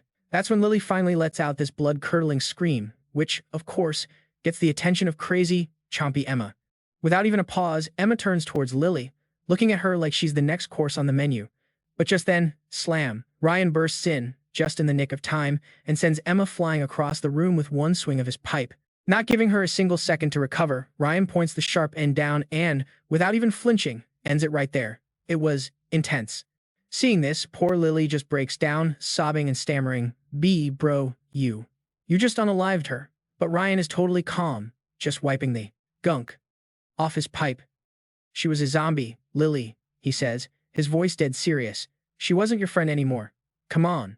We have to bounce, now. We'll talk at home. This whole place is about to turn into a war zone." So, after that whole mess, the two of them head outside to get home and lock down. But when they get out, Lily sees the blood rain and, like a total curious cat, she sticks her hand out to catch a few drops. Ryan freaks out and lunges to stop her, yelling Lily, "Don't touch the rain." But he's too late. A couple of drops have already landed on her hand. "No, smash that like button if your heart just dropped." Seeing her brother acting so extra, Lily asks, all worried, "What's the big deal, Ryan?" "It's just a little rain." Ryan looks super surprised by this and asks, "You don't feel that? It's not hot?" Lily's just totally confused. "Hot? No. Is this acid rain or something?" Now Ryan is the one who's confused. This is super weird, and he goes into deep thought mode. That's so weird, he thinks. Even people who had a natural immunity to this stuff could still feel the burn from the rain. But, like, no time to get all sciencey about it. Ryan pulls out a raincoat he'd stashed and tosses it to his sister. "Look, don't worry about it for now. Just put this on and try not to get any more of that rain on you, okay? All right, we've got one job right now. Escape. You ready?" And with that, Ryan takes the lead, pipe at the ready, scanning for any danger. Lily, getting way too hyped up, just yells, "Charge!" to boost morale. LOL. Ryan is just speechless for a sec before he shushes her, like, "Dude, no shouting." Realizing her mistake, Lily slaps a hand over her mouth and quietly scurries after him. What a goofball. You guys, what happens next is going to be insane, so make sure you're subscribed with notifications on. Yo, by now, the streets outside were a total war zone, straight up chaos like something out of a movie. Hordes of crazy people were just lunging at each other, tearing into anyone they could reach. Seeing this, Lily was completely frozen, totally horrified, like, "Bro, what? What is even happening?" Seeing his sister just stop, Ryan yelled, totally panicked, "Lily, don't stop moving. We have to haul it straight home, now." After running a bit more, the siblings' attention was totally snatched by someone screaming for help from a building nearby, maybe over on Oak Street. This dude was being chased by a whole pack of zombies, just begging them to save him. But Ryan spotted the wound on the guy's arm and was like, "Bro, you've already been bitten. They can smell the blood on you. They're not going to stop. You can't follow us." Hearing this, the guy just freaked out, screaming, "No, I wasn't bitten. I'm not going to turn into one of them." Ryan was stuck, gritting his teeth, like, damn it. This clown is going to draw every zombie in a 5-block radius right to us. Realizing he was a goner, the dude got desperate and grabbed Lily's hand, holding on for dear life. Why? Why did I get bitten and you guys didn't? I don't care. If I'm going down, we're all going down together. Oh, hell no. That move was like poking a bear for Ryan. This guy. If you want to die, die alone. Don't drag my sister down with you. And with just one punch, Ryan sent the dude flying right into the zombie mosh pit, where he was immediately swarmed. Yikes. Seizing the moment, the two of them booked it. Hearing the blood-curdling screams from behind, a freaked-out Lily covered her ears. "Bro, we just killed him." Ryan had to be the tough older brother while they were running. "Lily, don't even trip. He was already bitten. He was a dead man, walking, and he was trying to take you with him. If I hadn't done that, we'd all be zombie chow right now." After that, they finally made it back home. But seeing the wreck scene in front of their apartment building in Miami, Ryan stopped. Looks like the party started here, too. Lily, stick close behind me. I bet you anything there are still zombies inside. Ryan took the lead, moving slow, guiding his sister into the building. It was pitch black, no lights, super creepy. Lily whispered, totally scared. Bro, it's so freaky in here. Let's just make a run for our apartment. But just then, Ryan heard a weird noise and hushed his sister. Shh, footsteps. And yep, proving he's got that apocalypse sixth sense, a zombie totally appeared up ahead. The second it saw them, it lunged. Ryan quickly grabbed an iron rod and stood in front of his sister. Lily, get back. But, with his current strength level, he still couldn't really fight the thing off. He got pushed back, totally on the defensive. Seeing her brother in deep trouble, Lily rushed over, picked up a loose brick, and just yeeted it straight at the zombie's head. Oof. Annoyed that its meal was interrupted, the zombie switched targets and went for Lily. Facing this thing up close, Lily's legs turned to jelly and she just fell to the ground screaming. Luckily, Ryan acted fast, using the opening to finish the zombie off right there. Asterisk huff. Huff. Asterisk, you okay? Let's get home, fast. But then, Lily just burst into tears, snot, and everything flying. Uncle, that was Mr. Wang from apartment 3B. This whole disaster was way too much for a sweet girl like Lily to handle all at once. After she cried it out, Ryan quickly got his sister back to their apartment. The second they walked in, Lily's jaw hit the floor. There was a massive pile of supplies. Bro, did you know this was going to happen? Afraid she'd get the wrong idea, Ryan quickly tried to explain. Lily, listen to me. It's the apocalypse. For real. Every single day from now on is going to be more dangerous. I will protect you. But you have to get how messed up things are outside. You have to listen to everything I say. As her only family left, of course, Lily trusted her brother completely. Okay, I'll always listen to you. Then, Ryan laid it all out for her. The zombie thing is real. The world's ending. Everyone's going to turn on each other to survive. People are going to get way more twisted than before. So, in this new world, you absolutely can't trust anyone easily. Even the basic zombies are jacked up like they're on steroids. And some of the evolved ones, they can break human limits like it's nothing. A normal person trying to fight them is just signing their own death warrant. As for how I know all this, I'll explain it later, I promise. Right now, our main quest is to get stronger, to evolve by training and hunting so we can actually fight these things. Asterisk, sigh asterisk, the world's over. Might as well enjoy the last bits of civilization while we can. While the water and power were still on, Ryan hopped in the shower to wash off all the rain and grime. Suddenly, Lily just pushed the door open and barged in. Bro, you forgot the body wash and a loofah. This totally caught Ryan off guard. Huh? Why'd you just walk in like that? Or, do you want to shower first? Having been in the apocalypse for so long, he'd forgotten all his old habits. But Lily just said this wasn't the first time, so there was no reason to be so weird about it. After they both showered, Lily started cooking up some simple stuff. At the dinner table, she brought up an idea. Bro, what if we go find the military? With something this insane happening, only the army can protect us. Without even thinking, Ryan shot it down. No. They have no idea how to deal with these things. At best, they can keep us safe for a few years, tops. Hearing this, Lily asked, but bro, you know how. You can tell them. Ryan then explained the harsh reality. You think the military would listen to some random guy like me from Chicago? If we go there, I bet we won't even get to see the people in charge. Hearing that, Lily sadly slumped over the table. What her brother just said was, totally undeniable.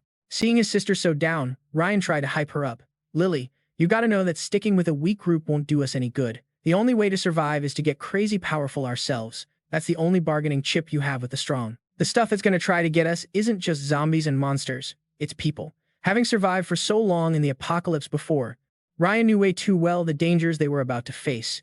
He was dead set on getting strong so the tragedy from his past wouldn't happen all over again. That night, Lily saw her brother had locked himself in his room, so she went to check on him. Bro, what are you doing in there? Ryan was messing with a bunch of test tubes and got kinda tense when she interrupted him. Lily, go outside for a minute. I'm making ammunition. It's dangerous in here. Hearing the word ammunition, Lily was completely shook. Bro, you even know how to make this stuff? In her mind, her brother was just some regular dude who worked in an office. How could he possibly know how to make something so crazy? Too lazy to explain, Tyler just gave a vague answer. It was easy. You can find tutorials anywhere. All right, hurry up and close the door before the whole apartment starts smelling weird. Hearing this, Lily just obediently left so her brother could focus. After finishing his project, Tyler lay on the bed, just staring at the ceiling. It had been so many years since he'd been able to just lie on a comfy bed and sleep. Just then, Lily came in hugging a pillow. Bro, I'm scared. Can I sleep with you?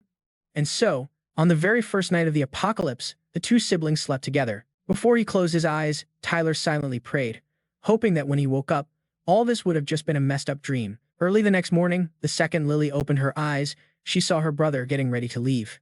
Big brother, where are you going? Tyler gripped the iron pipe in his hand and said with a smile, I'm going to check on the other apartments in this building, and if there are any zombies, I'm going to take out the trash. Hearing this, Lily asked him, worried, didn't you say that for a normal person? Fighting a zombie is basically a suicide mission. At that moment, Tyler's back suddenly seemed super broad. Your brother isn't a normal person. Don't worry. In my past life, I was a level 2 spear master, you know. After hearing that, Lily had absolutely no clue what he was talking about. All she could do was tell her brother to be careful. On the first day of the apocalypse, Tyler stood in the middle of the hallway. What a legend. Let us know in the comments if you think he can clear the building. Phew, it's about to go down. After psyching himself up, he started knocking on each door, one by one. And what do you know? The very first room, he hit the jackpot with a cute little zombie. Hearing a noise inside, Tyler rushed forward and got into a fighting stance, just like he expected. Come on out and be my first EXP point. With insane strength, the zombie busted through the door, its eyes scanning for snacks. Not making it wait, Tyler leaped forward and swung the iron pipe straight at its head. Stop looking. I'm right here. With just a few basic whacks, the zombie was down for the count. Geez, with the strength of a normal person, just fighting one zombie was enough to leave Tyler breathing super heavy. After making sure it was really dead, Tyler carefully used a knife to cut it open. I wonder if there's any evolution energy inside this thing's body. After digging around for a sec, he finally found a crystal, but it wasn't what he was looking for. As expected, a low-level zombie like this would barely have any evolution energy. Lame. Not stopping there, Tyler went through the entire floor, knocking on every single door and taking down all the zombies that popped out. By the time only one room was left, he was a little disappointed. This is the last one. Is there really not a single lucky survivor left on this floor? But just then, the sound of crying came from the room at the end of the hall, and his hope shot right back up. A kid's crying. Could there be a survivor in this apartment? Not letting his excitement get the best of him, Tyler carefully opened the door and crept inside. The second he did, he saw a shadow flash right in front of his eyes. What was that? A zombie? Some mutated thing. Following the sound of the crying, Tyler attacked without even thinking. Monster, die. But just then, his instincts screamed that he'd walked right into a trap. A child zombie suddenly lunged from behind, trying to take a bite out of his neck. Luckily, Tyler reacted in a flash, using the pipe to knock the zombie away. While it was dazed, Tyler rushed in, using the sharp end of the pipe to go for the kill shot. But you're not going to believe this little zombie was crazy agile. It dodged his attack and even knew how to run away. It has intelligence. Crap, an intelligent kid zombie will totally hold a grudge. Letting it get away is a huge risk. Immediately, Tyler gave chase to eliminate the future threat, but in the end, he was a step too slow, and the zombie jumped right out the window. Having escaped, the little zombie was so happy, it actually turned and gave Tyler a taunting wink. But it totally forgot that they were, like, several stories up, and a fall from here would only turn it into a puddle of meat paste. Lol. What a dummy. If you found that as funny as I did, make sure you smash that subscribe button. Okay, so check this out. After seeing that, Tyler flashed this super smug grin. Like, pfft, whatever. Just another low-level walker. He then starts scoping out the apartment, you know, looking for survivors or maybe some leftover snacks. Ah, looks like the kid's parent got turned into a happy meal. Bummer. That totally explains it. He's like, alright, let's see if there's any good stuff left in the kitchen. It wasn't until the sun was setting over the Chicago skyline that Tyler finally rolled back to his place with 2 massive bags of loot. Lily, I'm home. Lily, who was in the middle of cooking, heard her brother's voice and literally sprinted to the door to give him a hug. Oh my god, bro, where did you get all this stuff? Tyler, trying to act all cool, was like, so, turns out our building is fresh out of lucky survivors, which means more supplies for us. Score. I still gotta make a few more runs, though. After that, Tyler hopped in the shower and then went right back to his supply gathering grind. The next morning, Lily gets woken up again. Are you seriously going out again today, bro? Tyler lays it all out for her, explaining he has to become an evolved person within 3 days, plus find way more food. Hearing this, Lily jumps up and says she wants to go with him. Tyler immediately shut that down. No way. Absolutely not. It's way too dangerous out there. With your current stats, babe, you'd be a zombie snack in 5 seconds, no cap. Don't worry. When I'm strong enough to actually protect you, I'll take you outside with me, promise. Being the sweet sister she is, Lily didn't want to be a burden, so she just had to agree. Okay, big brother, just please be careful out there. After basically cleaning out their entire building, Tyler decided to venture outside and test his luck on the mean streets of Miami. He spots a zombie just wandering around, looking lost. He totally takes the chance to sneak up on it, finishing it in one clean shot. But then, bam, another zombie lunges out from inside a car, grabbing Tyler's shoulder. Without even flinching, Tyler takes it out real quick and keeps looking for his next target. As dusk starts to fall, Tyler is just sitting in a pile of defeated zombies, totally bummed out. Ugh, seriously. Over 10 of them, and I broke like half my weapons, but not a single one had any of that evolution energy. It's getting late. I bet Lily's freaking out. The second he walked through the door, Lily just threw her arms around him. Big brother, you were gone for so long today.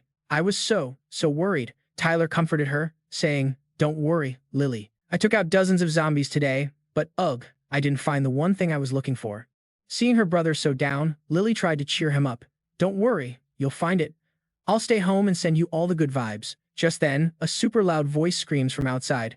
Crap, run, which obviously got their attention. At that exact moment, a whole group of survivors was getting chased by a massive horde of zombies. Seeing a fence up ahead, the group scrambled over it, just barely escaping the walkers. Dang it, can't these people even get eaten quietly?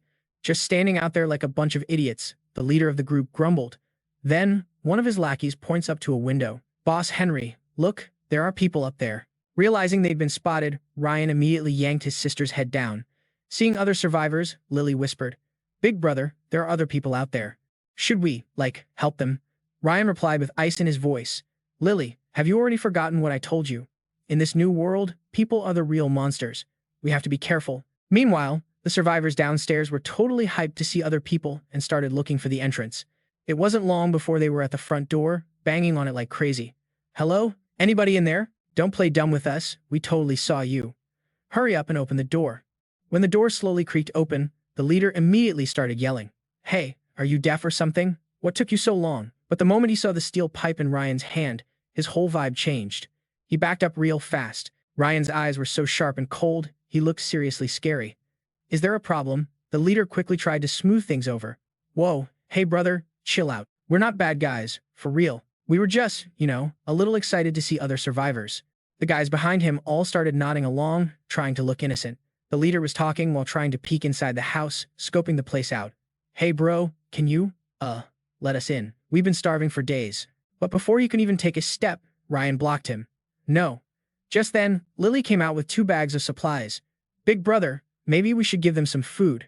Oh my god, this girl was just too pure for this world. Drop a comment below if you think Lily is being way too naive. The second the leader saw Lily, this disgusting look spread across his face. Ah, thank you. This girl's, generous spirit is so kind.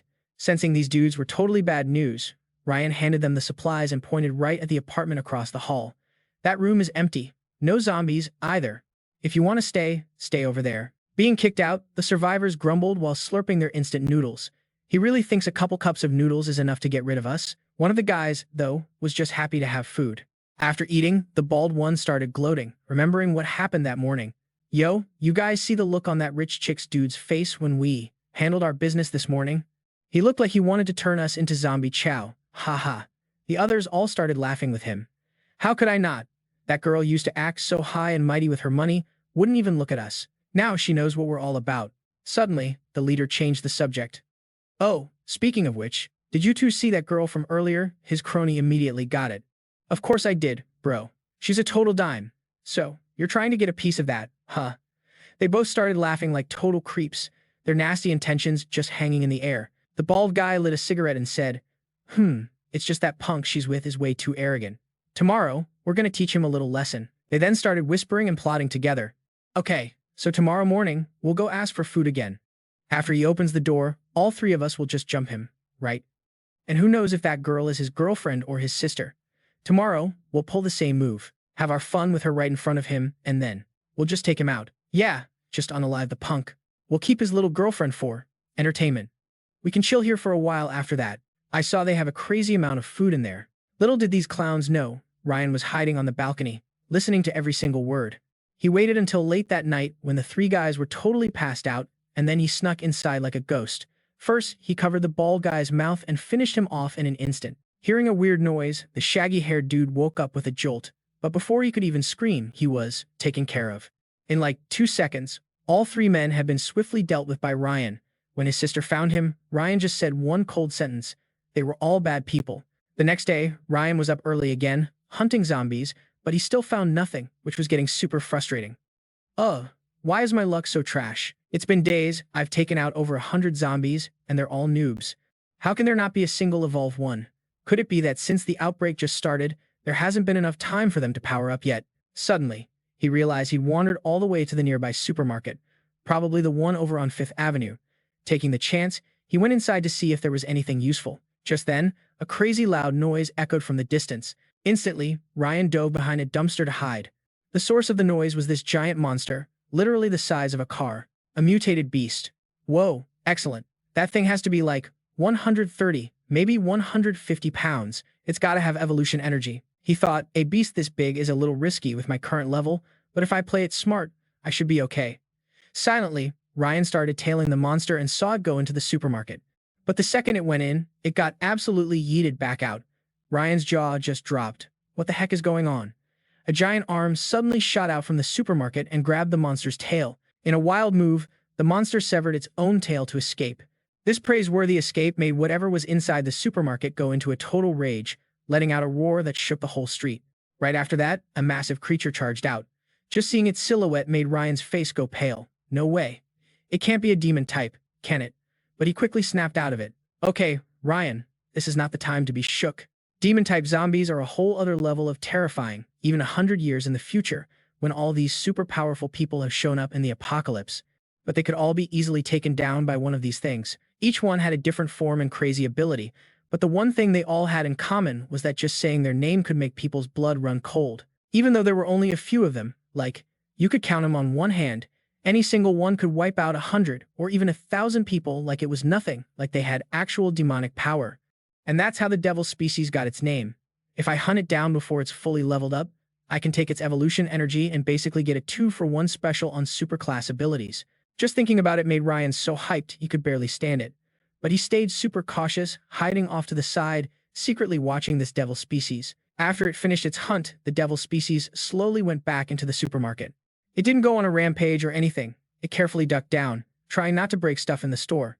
From the outside, the supermarket looked totally normal. So normal that even Ryan almost walked right in. He stayed hidden, carefully planning his next move. This thing is smart enough to just squat in the most well-stocked supermarket in Dallas and wait for its dinner to come to it. It's definitely a devil species, no doubt, Ryan thought. Even though it's not fully mature, going at it head-on with my current skills is basically a suicide mission. But, yo, this is my best shot to become the GOAT of this apocalypse. Besides, if I wait for it to get stronger, nobody will be able to handle it. I'd probably just end up as its next meal anyway. Ugh, gotta be brave. I made up my mind, let's risk it all and use this. After making his decision, Ryan carefully put down his backpack and crept toward the supermarket entrance. He took a deep breath, ran right into the middle of the doorway, and screamed, "Hey, you ugly monster, come and get me." Hearing the noise, the devil species immediately charged toward the door. The bait was taken. Ryan sprinted straight back towards his backpack. "Come on, buddy, enjoy your last hunt." The devil species charged outside, but seeing no one, it started looking around. Just then, Ryan yelled, "Hey, over here." The devil species didn't even realize it was a trap and let out this ear-splitting roar as it charged straight at Ryan. As soon as it reached the spot where the backpack was, Ryan grinned. Try this on for size. Suddenly, the backpack exploded, sending the devil species flying. Inside that backpack was all the explosive material Ryan had been painstakingly making for the past few days. Seeing the devil species take a massive hit, Ryan just laughed. "Haha, let's go." That was awesome, he thought. This thing looks wrecked, but who knows if it can still fight back. Smash that like button for my big brain play, y'all. It's probably not smart to check on it until it's completely out of commission. To be safe, Ryan sat across the street, just silently watching. Only after he was 100% sure the devil species wasn't moving did he cautiously walk over. Looks like it's done for. Now, let's see what kind of epic loot it dropped. But then, out of nowhere, a mutated cat appeared, startling Ryan and putting him right back on high alert. Oh snap, what do you guys think is gonna happen next? Let me know. Whoa, a freaking mutant cat. Okay, so getting this loot is gonna be a whole lot harder than I thought. Just then, the demon's top head just lunges forward and, Oh my god, it straight up devours the cat in one bite. Seeing that, Ryan's face went ghost white. Yo, this thing was playing possum. Thank God I didn't just run in there like an idiot. Gotta end this thing, like, right now, before it pulls any more tricks. Ryan scans the area and spots a bunch of oil barrels nearby, like you'd see outside a Jiffy Lube. An idea sparks, and he decides to just barbecue this demonic freak. Since it was super messed up, the demon thing couldn't even move. It just had to watch as Ryan doused it in oil and lit a match. After the bonfire died down, Ryan struts over with his knife, all excited. Asterisk coughs times man, it kinda smells like a Texas smokehouse in here. Alright, let's see what kind of epic loot you dropped for me. After digging around for a second, he pulls out the demon's evolution energy core. Dude, this thing is super rare. Even back in my past life, almost nobody ever found one of these. Of course, Ryan didn't forget about that mutant cat. Inside it, he found the standard evolution energy he was used to. After collecting his goodies, Ryan, being the absolute madman he is, just pops the demon core in his mouth and swallows.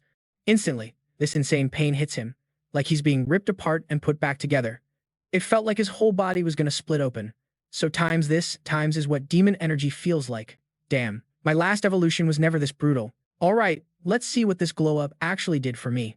Ryan casually grabs a rock and just yeets it at a nearby wall. With barely any effort, the whole wall just explodes into rubble. His strength was easily 4 times that of a normal person now. In this messed up world, that's basically superhero level. Okay, next up, power check. Ryan closes his eyes, feeling out the changes inside him. First ability, pyrokinesis. Baby. Yes, my power was fire in my last run through, so this is like riding a bike. A flaming, awesome bike. From a tiny spark in his hand, Ryan easily summons a massive fireball that completely engulfs his body. Ha ha ha. Okay, fire powers might not be super unique, but they're strong AF and super useful. I'm totally cool with this. What do you guys think?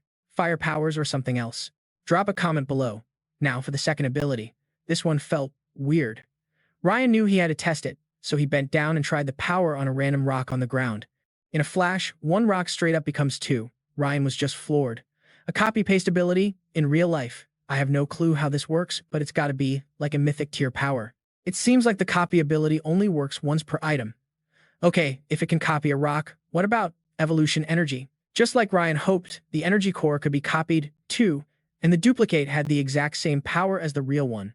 Bro, this ability is completely broken. It's a cheat code. Having 2 powers at once was something Ryan never even thought was possible. Just then, all the noise started attracting more zombies from all over the block. Suddenly, a totally wild idea pops into Ryan's head. He focuses real hard and uses the copy ability on himself. And you guys, it actually worked. Not wasting a single second, the 2 Ryans charged straight into the zombie horde, feeling way more confident than before. It was wild. They didn't even have to talk. They were perfectly in sync, like some creepy twin hive mind. In no time at all, they completely wiped the floor with the remaining zombies. But now, Ryan had a major problem. He couldn't just walk around with a clone forever, right? He had to figure out if he could turn this thing off. Luckily, the copy ability could be reversed, and the clone of Ryan just slowly faded away into thin air. But man, this power had a serious downside. The second the clone vanished, Ryan got slammed with a wave of exhaustion. Like, double the normal amount. Spamming this power would be a super bad, and probably fatal, idea. After catching his breath, Ryan started checking the zombie bodies for any evolution energy. It looks like times are changing, because these zombies actually dropped some loot, which was perfect for Lily. After grabbing his spoils, Ryan headed home. The second he walked in, Lily ran and jumped into his arms. Bro, you're late again. I was freaking out. Ryan just smiled and hugged her back. Don't worry, your big bros had a serious upgrade. From now on, I'm not going to give you anything to worry about. But this time, Lily wasn't letting it go that easy. If you're going to be gone that long again, you have to take me with you. Ryan immediately caved. Bet. I'll totally take you with me. Here, eat this, and you can become an evolved too. Seeing her brother pull out 2 weird-looking crystals, Lily was a little sus. An evolved? Ryan explained that if she became an evolved, the lame, low-level zombies wouldn't be a threat anymore. Hearing that, Lily downed the evolution energy without even thinking about it. When her brother asked if she felt anything, she thought about it for a second and said, it's okay, but it would probably be tastier with a little sugar. He was absolutely speechless. Ryan just face-palmed. Hard. Who asks if it's tasty? Ahem. A huge burst of power erupted, and Lily just looked kinda blank. I don't feel any power surging. Ryan was so confused, he started scratching his head. It should be impossible to eat evolution, energy, and not times become evolved. Try eating this one. This time, Lily ate it with a pinch of sugar to make it taste better, but the result was exactly the same. She felt literally nothing. Nada. This whole situation was making Ryan's brain hurt. This was totally outside of anything he knew. Having zero reaction after eating 2 energy sources was something that had never happened before, ever. Seeing her brother look so serious, Lily got a little sad. Bro, is this stuff, like, really valuable? It didn't work on me, so I just wasted it. Ryan just patted her on the head. It's okay. For us right now, this stuff isn't a big deal, so don't beat yourself up about it. After a moment, Lily timidly told her brother. Well, it's not that I felt absolutely nothing. I just felt that it was super yummy, and eating it made me feel really happy and full. Hearing that, Ryan was stunned for a second and asked again, happy and full. Lily got all excited, gesturing with her hands. Yeah. It was so good to eat. I could totally eat more right now. According to Ryan's new theory, Lily's potential was so massive that 2 measly cores weren't enough to hit the evolution threshold. He'd have to find way more energy sources to test his idea. Putting it aside for now, the 2 of them had dinner. Afterward, Lily was scrolling on her phone when she found some major tea online and yelled for her brother to come look. Ryan walked over all chill, munching on an apple. Wow, the Wi-Fi is still on? The situation out there must not be that bad. But the second he saw the picture on the screen, the color just drained from his face, and he whispered one word. Otherworlders. Not getting it, Lily asked. Otherworlders. What are those, bro? Ryan's voice was grim. Disaster. Straight up death. Zombies, mutants, this whole apocalypse virus. If there's anything worse than all of that combined, it's the Otherworlders. Some crazy power had ripped open a bunch of portals in their already screwed world. These portals connected to another dimension, letting alien creatures invade, and everyone called them Otherworlders. Countless messed up, nightmare fuel monsters started pouring out of these rifts. They all looked super weird and different, but they had one thing in common. They absolutely hate humans and want to unalive us all. Nobody knew why they came. Nobody knew if they were connected to the virus. But one thing was for sure. Their arrival meant this city, probably all of Denver, was basically toast. Game over. Just hearing that was enough to make Lily realize how terrifying these Otherworlders were. Then Ryan pointed at the screen. This one? That's from the bug faction of the Otherworlders. They pop out of a central hive and breed like crazy. Once they have enough numbers, they'll swarm everything for 100 miles around, devouring cities like a plague of locusts. But way worse. They leave nothing behind but bones. There's no time to waste. Starting tomorrow, I gotta grind and level up, like yesterday. Hearing that, Lily asked to go with him. This time, Ryan didn't say no. With the way things were going, it was time for her to get used to the whole end-of-the-world lifestyle. 2 days later, Lily was out on a hunt with her brother. Her only job was to be the hype woman in the back while her bro did all the dirty work. After a few fights, Ryan noticed that even the zombies were getting stronger. As usual, after taking one down, Ryan would check for an evolution core. And this time, he found a really high-grade one. With his copy ability, 1 became 2. And pretty soon, Lily had eaten 10 of these power cores. I feel it. I totally feel something now. Hearing that, Ryan got super excited. You feel something? What is it? Lily immediately struck a fighting pose. Ha! I feel like I could totally take down a bull with 1 punch right now. He went on. As an evolved, your body and your reflexes are way better than a normal person's. Try to feel for it again. Maybe you have a special ability too. After concentrating for a sec, Lily felt something else. It was an amazing feeling, like she'd just peaked in life. Suddenly, she sensed something odd. I feel something else? It's kind of weird to describe. It's like a vibe that can make stuff stronger. Hearing this, Ryan immediately guessed it was a buffing ability. He quickly grabbed a brick off the ground, snapped it in half, and gave a piece to his sister. Yo, if she has an enhancement power, that would be so clutch. Try to juice this thing up with your power. After buffing it, Lily handed the half brick back to her brother. First, Ryan crushed the regular half brick in his hand. See, this normal piece? I can crush it, no problem. Now, let's try the piece you buffed. Even though they were from the same brick, the difference in hardness was insane. Ryan had to go full-on beast mode, using all his strength just to crack the enhanced half. There's no doubt. It's an enhancement ability. Lily, you just became a top-tier, evolved. Hearing this, Lily was practically glowing with happiness. Even if she didn't get all the technical stuff, she was just psyched she could finally help her brother. To test it out, Ryan had his sister buff him. Instantly, he felt a massive power surge and couldn't stop himself from throwing a few punches, completely demolishing a brick wall like it was cardboard.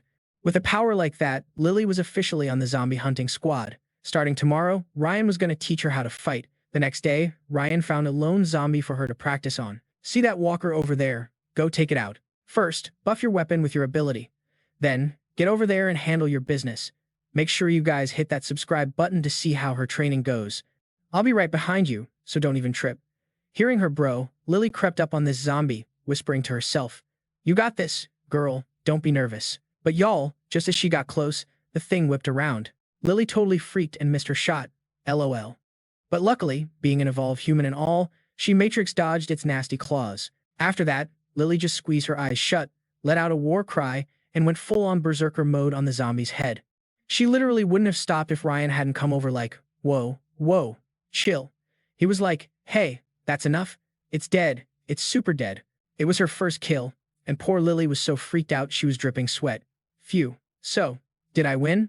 Ryan gave her a quick once-over. Yeah, I mean, you kinda lost your cool for a sec, but your power and form? On point. All in all, not bad at all, little sis. Then he started checking that. Leftovers. Bro, if you hit it a few more times, I would have needed a microscope to find the power core. And then, get this. Ooh, jackpot. This one's got one. Lily, juice this thing up with your enhancement power. Then I'll use my copy-paste ability to split it. Boom. That's 4 evolution energy sources for us. These 2 are seriously a cheat code for the apocalypse. Turning 1 into 4, they're gonna level up so fast. After they tried it, Ryan was like, my theory was right. Even the copy keeps, like, double the energy. This is a total game changer. That's when Lily piped up, "Bro, I feel like if I keep snacking on these glowy things, I could unlock a whole new skill tree or something." Ryan started thinking about all the weird stuff with his sister. Lily wasn't scared of the blood rain. She literally touched acid rain once and was totally unfazed. Hot? Nah, not at all. Is this supposed to be acid rain or something? And even when she absorbed the zombie's power core, it wasn't like a normal person's reaction. The power was overflowing, but she acted like it was nothing. He figured out she has this insane craving for evolution energy. He tilted his head, looking at his sister, and couldn't help but wonder if this was a good thing or a bad thing, and like, what was she even gonna turn into? Suddenly, his whole train of thought got derailed when they heard the pop pop pop of gunfire not too far away. They both snapped their heads in that direction, instantly on alert. Gunshots. Ryan made a decision in, like, half a second. "Stay sharp. Let's go check it out," he told her. "Lily, you stick right behind me and find some cover. Be ready to duck behind a busted-up Prius at any moment." She just nodded. "Okay." And you know Ryan's thinking, if it's just some looters, he's about to repo their supplies, you know. On the other side of the street, a whole freaking horde of zombies was shuffling forward, totally closing in on a small squad of soldiers. One of them was yelling while blasting away at the zombies. "Captain, we gotta fight and fall back. We can't solve this zombie problem with a few bullets we have left." Another squad mate was firing and retreating, covering his buddies. "Jack, don't you get it yet? The brass wants to get rid of our captain. Why else would they send just the 4 of us to rescue General Danny? If we pull it off, great, but if we fail, they'll have us cleaning latrines back at Fort Hood when we get back." The guy named Jack snapped back. "That's still better than being zombie chow out here. I'm almost out of ammo." The 4th guy gave his 2 cents. "He's right, Captain. Even if we miraculously beat these zombies, we're just gonna run into more. This whole mission is impossible. You've got insane skills, and you're being screwed over by some pencil pushers. I say the 4 of us should just dip and find another place to survive." The man they called Captain fired a few shots and let out a heavy sigh. "You think I haven't thought of everything you've said? But in this apocalypse, with just the 4 of us..." He stopped talking because his eyes locked onto something wild. The 2 siblings, Ryan and his sister, just appeared on top of a huge pile of rubble like they were posing for an album cover. This totally startled the soldiers. "Yo, look, there are people over there." Ryan and Lily were posted up high, looking down, scoping out the zombies and searching for survivors. Ryan's crimson eyes lit up when he spotted the soldiers. He thought to himself, survivors? Down in the horde, a female zombie suddenly snapped its head up and stared at Ryan with those dead, soulless eyes. "I guess being thirsty is a forever thing, even when you're undead, LOL. And it wasn't just her. Suddenly, the entire horde pivoted and started shuffling toward Ryan and his sister. He noticed it too, but instead of panicking, he just let out this quiet little, "Huh." Lily was like, why is every zombie in Miami suddenly coming for us? Is our power like a super strong magnet for them? Down below, one of the soldiers saw this as their chance to bounce. "Captain, let's retreat while those 2 are playing zombie bait." But the captain, Marcus, totally shut him down. "No decent person would do that," he snapped. "What is wrong with you? How can you even say that? Are you still a soldier? Listen up. Give him everything you've got. We save those two civilians, even if it means using our last bullet. Meanwhile, the iron rod in Ryan's hand started to glow cherry red as he commanded, Lily, give me a boost. Stay put and protect yourself.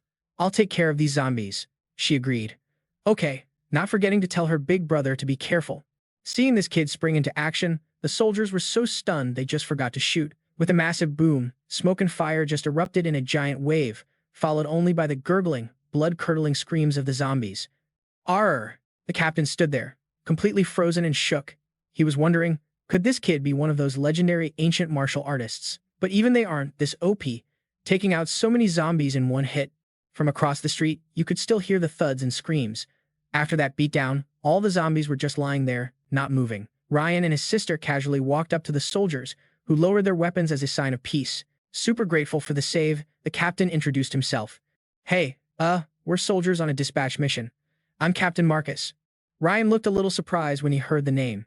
He repeated it. Marcus. The captain asked timidly, Are you an ancient martial artist? That was crazy dangerous just now. Thank you. For real.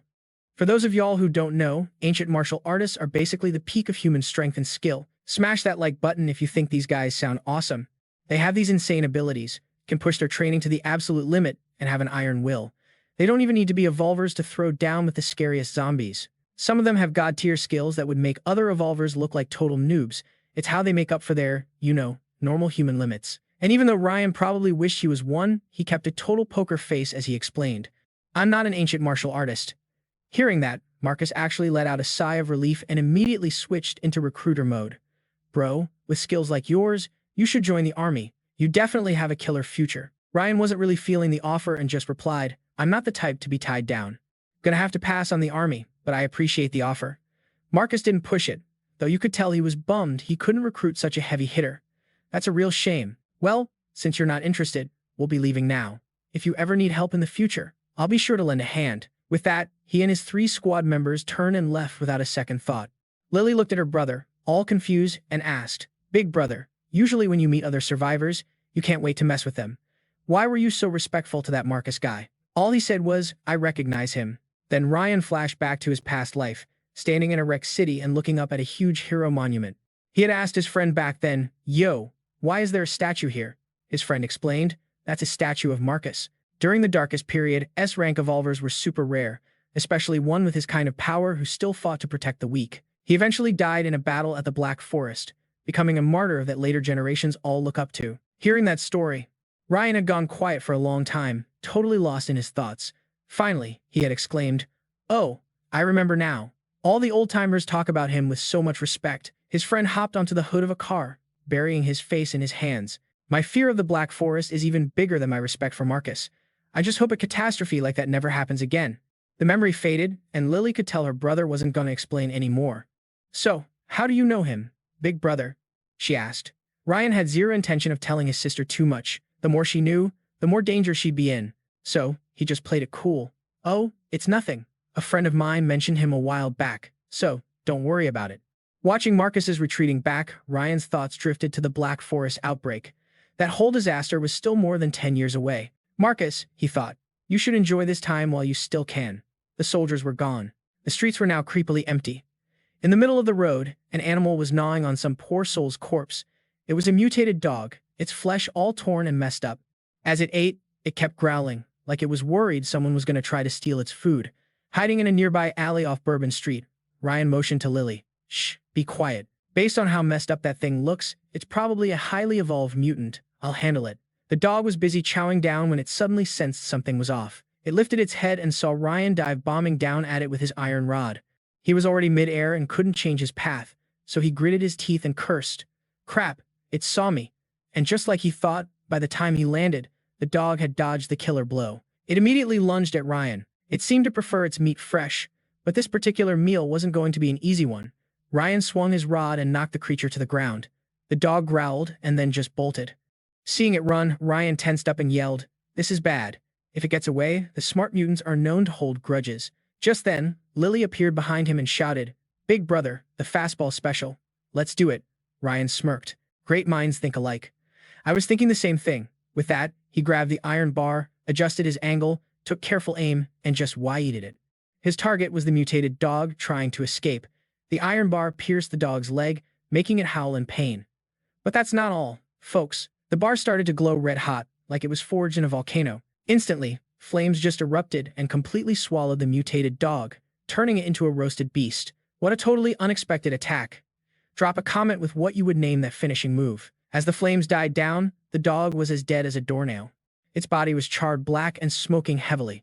The two siblings walked over. Since Lily didn't really have any offensive skills, she kind of hung back and asked timidly, "Is it dead?" Ryan said, holding a knife ready to carve up the dog's body to look for a power core. A mutant of this level has got to have some evolution energy. His younger sister then asked curiously, "Brother, isn't your main power fire?" "Yo, how come I ain't see you spit flames or chuck fireballs?" Ryan shot back while, carving up this freaky dog. "Nah, it ain't that I can't. But real talk, just shooting fire is kinda basic. I like to juice up my weapons with my heat. Sure, I lose some range, but when I mix it with my moves, the power level goes through the roof, fam. And the damage? Way more intense, you feel me?" Hearing that, Lily's eyes were literally sparkling, totally fangirling over her big bro.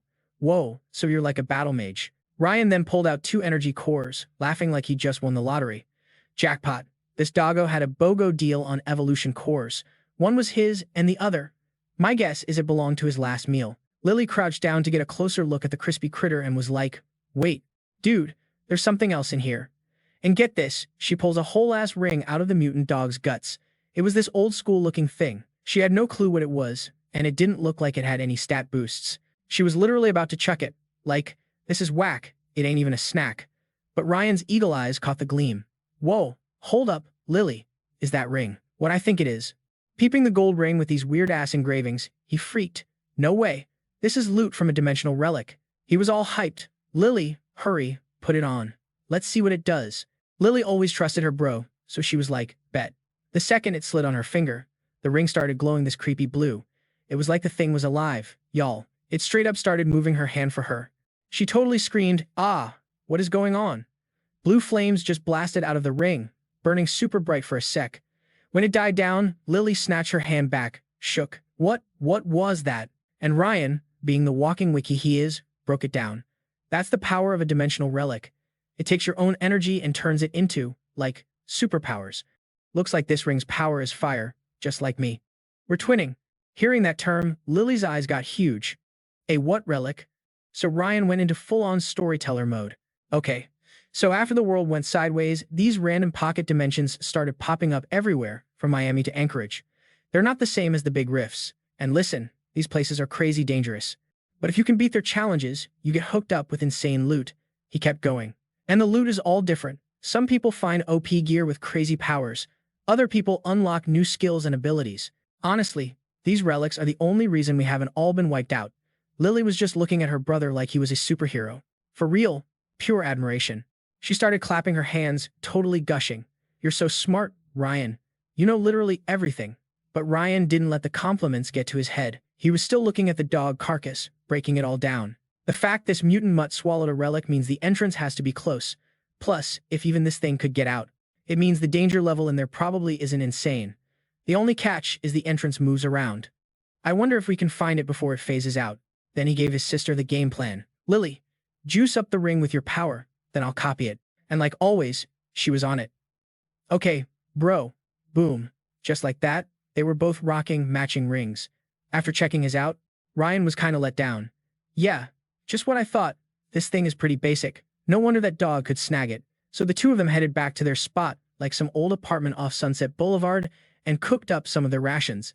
At the table, Lily's eyes were practically glowing as she said, "Bro, today's haul was epic." Ryan just smiled and laid out the stats. "Right now, you're physically like 5 times stronger than a normal person. I'm at 8 times. But when I copy your power up, we're talking a full 16 times multiplier." She was like, "Ooh," but then asked, "But what does being 16 times stronger even feel like?" He broke it down patiently. "Okay, simple version, to a regular person. Or even to most zombies and mutants. We're basically the monsters now." Hearing that, Lily got super hyped. "For real? Are we that OP?" Ryan nodded. "Yeah, but we still haven't found that dimensional relic. Once we do, we'll hit a whole new power level." After their little strategy sesh, they killed the lights and crashed. He said they needed rest for the hunt tomorrow, and Lily was totally down. Then, out of nowhere, there's this creepy rustling sound from the dark hallway. In this messed up world, Ryan's spidey senses were always on. He never slept deep, and the tiniest noise would snap him awake. He rolled out of bed and flipped on the light.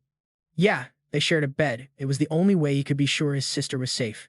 So when the light came on, Lily woke up too. Ryan, it's the middle of the he put a hand up to shush her. Shh. Quiet. Something's outside. Ryan carefully grabbed his trusty iron bar and crept to the door. With a creak, he yanked it open. And fam, waiting outside was a giant centipede. It opened its nasty, fang-filled mouth, let out this blood-curdling shriek, and launched itself right at him. Good thing he's got quick reflexes, 'cause he blocked it with the iron bar just in time. Seeing his sister coming down, Ryan yelled, "Lily, stay back. We got company." He put all his muscle into shoving the giant bug out the door. "Get the hell out of my house. Scared for her, bro." Lily ran right out after him. "Ryan, I haven't even given you the power-up yet." When she got into the hall, she saw Ryan had already wrecked the centipede. The iron bar was still sticking out of its head while he was panting next to the body. Man, what a sight. Drop a like if you think this duo is unbeatable. Lily rushed over to give him the boost. He sighed, wiping sweat off his face. Damn. Without your buff, that was way too close. Looking at the huge, nasty centipede corpse right on their welcome mat, Lily was freaked. What is that thing? It's so gross, Ryan answered, but you could tell his mind was racing, his face getting real serious. An iron wire centipede. How is that possible? Did the bug tribe already roll through the military and get this deep? Nah, that can't be right. They shouldn't be this strong yet. This thing must have tunneled up from underground. Seeing her brother mumbling to himself, Lily got worried. Ryan, is something wrong with it? You look like you've seen a ghost. Suddenly, his danger sense went off, and Ryan slammed his sister's head down. The second he did, some green glob of goo shot right past where her head just was. They both whipped around to look back inside their place. And when they saw what shot at them, Lily got scared and hid behind Ryan. A gross green bug was just hovering there with two massive pincers. This thing looked like a serious problem. I mean, it just sniped at them from a distance. Even Ryan started to sweat a little. This is bad. They both stared at the bug, their faces white, whispering, "It's one of the bug tribe's hunting parties. They got here way too fast." Seeing the bug about to dive bomb them, Ryan shoved his sister out of the way and squared up. The bug slammed down right where Ryan was standing. It hit so hard it felt like a meteor, shattering the floor tiles while Ryan did this insane acrobatic leap straight up. And now the tables have turned. Ryan was clinging to the ceiling, looking down at the bug, and the bug was looking up at him.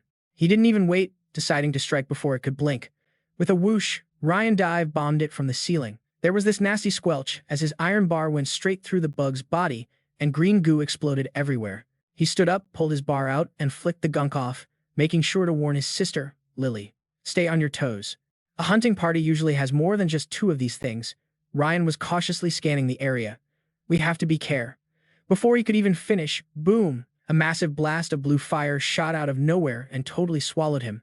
Lily was horrified. Thinking her brother was toast, she screamed, "Ryan." But plot twist. Ryan had thrown up his shield at the very last second to block the hit. The shield was cracking apart, but it stopped the killing blow. Man, if that had hit me square on, it would have been game over. Looking up, Ryan was surprised to see the new attacker fly in through the busted window. It was another bug, this one with wings, looking like some kind of giant, mutated bee from hell, and it gave Ryan zero time to recover, already charging up another attack. He sprinted to his sister, yelling, "Lily, run." Worried she wouldn't be fast enough, he just grabbed her hand and yanked her along. After they booked it for a block, Lily finally caught her breath and asked, all worried, "Ryan, what about our place?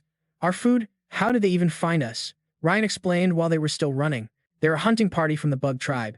That one that breathes fire, it's called a firebug. It's probably the leader, and it's seriously dangerous. Like, even a dozen low-level evolved humans ganging up on it might not be enough. The second he said that, another huge explosion went off. The firebug just blew a hole straight through a wall, and Lily hit the deck, covering her head. They couldn't fight back. All they could do was run. Ryan was right behind his sister, yelling at her to go faster. It was like the firebug was playing with its food. It hovered up high, pointed its butt at them, and shot another fireball. Kaboom! It blew up right behind Ryan, filling the air with smoke. Ryan barely dodged it, jumping out of the way. The whole escape was so sudden, they didn't even have time to change. My dude was still in his slippers. But then, get this, he stopped running. Ryan turned to face that firebug. His face got dark, and he muttered, "You freaking bug. Give you an inch and you take a freaking mile." He angrily threw up his hand and launched his own fireball. "You want a piece of me?" The fireball flew straight and true, but the bug didn't even flinch. Then, this deafening explosion ripped through the air. The explosion lit up the night sky like some 4th of July fireworks over Chicago. Seeing her brother stop, Lily stopped too. She asked, a little shaky, Ryan, did you get it? He whipped his head around and screamed, Lily, don't stop, keep running. As the smoke cleared, the firebug was just chilling there, totally fine. Not a scratch. It was just hovering, basically flexing on Ryan for being so weak. Ryan was so ticked off, he started yelling at it. You didn't even try to dodge? Are you messing with me right now? A flame started burning in his hand as he decided, all right then, let's see whose fire is stronger. Up in the sky, the firebug accepted the challenge and fired another blast. And down on the ground, Ryan wasn't backing down. He launched his own fireball to meet it head-on. The two different colored flames smashed into each other, lighting up the whole neighborhood. It looked epic. Ryan gritted his teeth, trying his best to hold his ground. But, real talk, the firebug was way stronger. His fireball got completely swallowed up, and the bug's attack just kept going, smashing the ground and forcing Ryan to dive out of the way. The winner was obvious. Ryan kinda pouted. Okay, fine. Yours is bigger. Guys, what do you think is gonna happen next? Let us know in the comments and don't forget to subscribe. And then, like, out of nowhere, he spotted something. His sis, Lily, was struggling to whip up a blue fireball.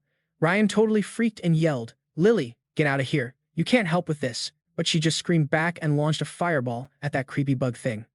After that one shot, Lily was totally gassed, panting like crazy. Ryan saw the fireball actually connect and was like, wait, is this thing too lazy to even dodge now? What a vibe.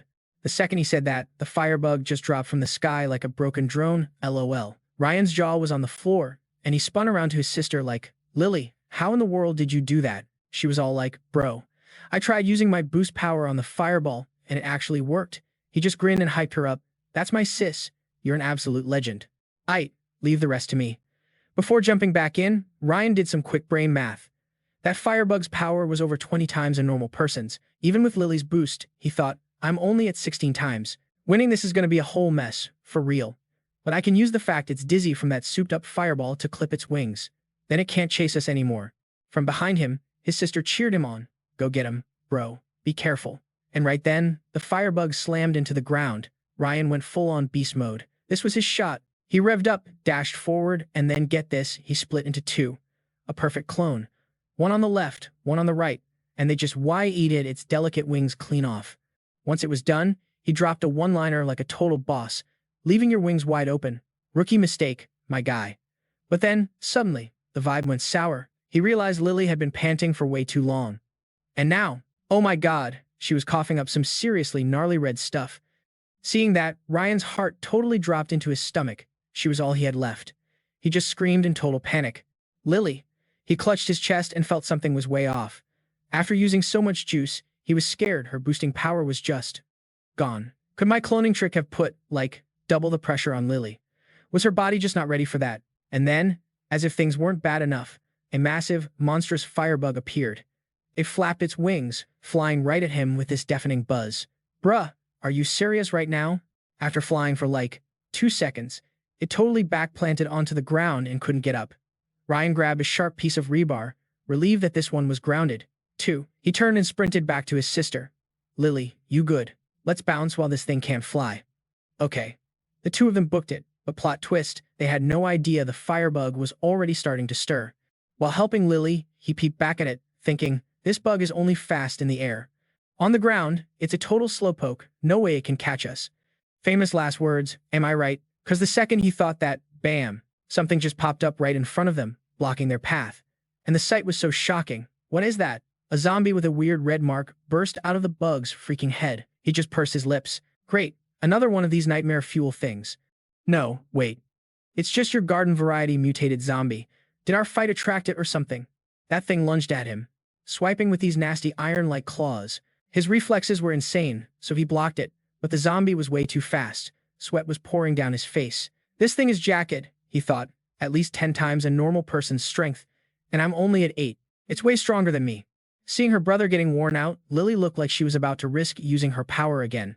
He shut that down immediately, standing up and saying, Lily, chill, don't do it. If you use your power again, you'll literally collapse. He was dead serious. It's my turn to go all in on this one. He sped up, charging forward, and swung that iron rod with everything he had. Oh no, the zombie totally skewered him, and OMG, the red stuff went everywhere. His hands were shaking as he tried to grab its leg. Lily just burst into tears, screaming, "Brother." He held on with that main character energy, you know. But just when you thought it couldn't get any worse, another party crasher showed up. "Bro, look out. The firebug is here." A blue energy was gathering in its gut. A beam of light, a crazy bright blue beam, shot right for him. His face was just a mask of pure terror. Kaboom! A massive explosion went off right in front of her. Tears were streaming down her face. "Brother, my brother." Then, a voice called out, "Lily, run." It was him. "Wait, when did you even?" A quick shot of his boots answered her question. "Psych. The second that thing charged, I had already made a clone."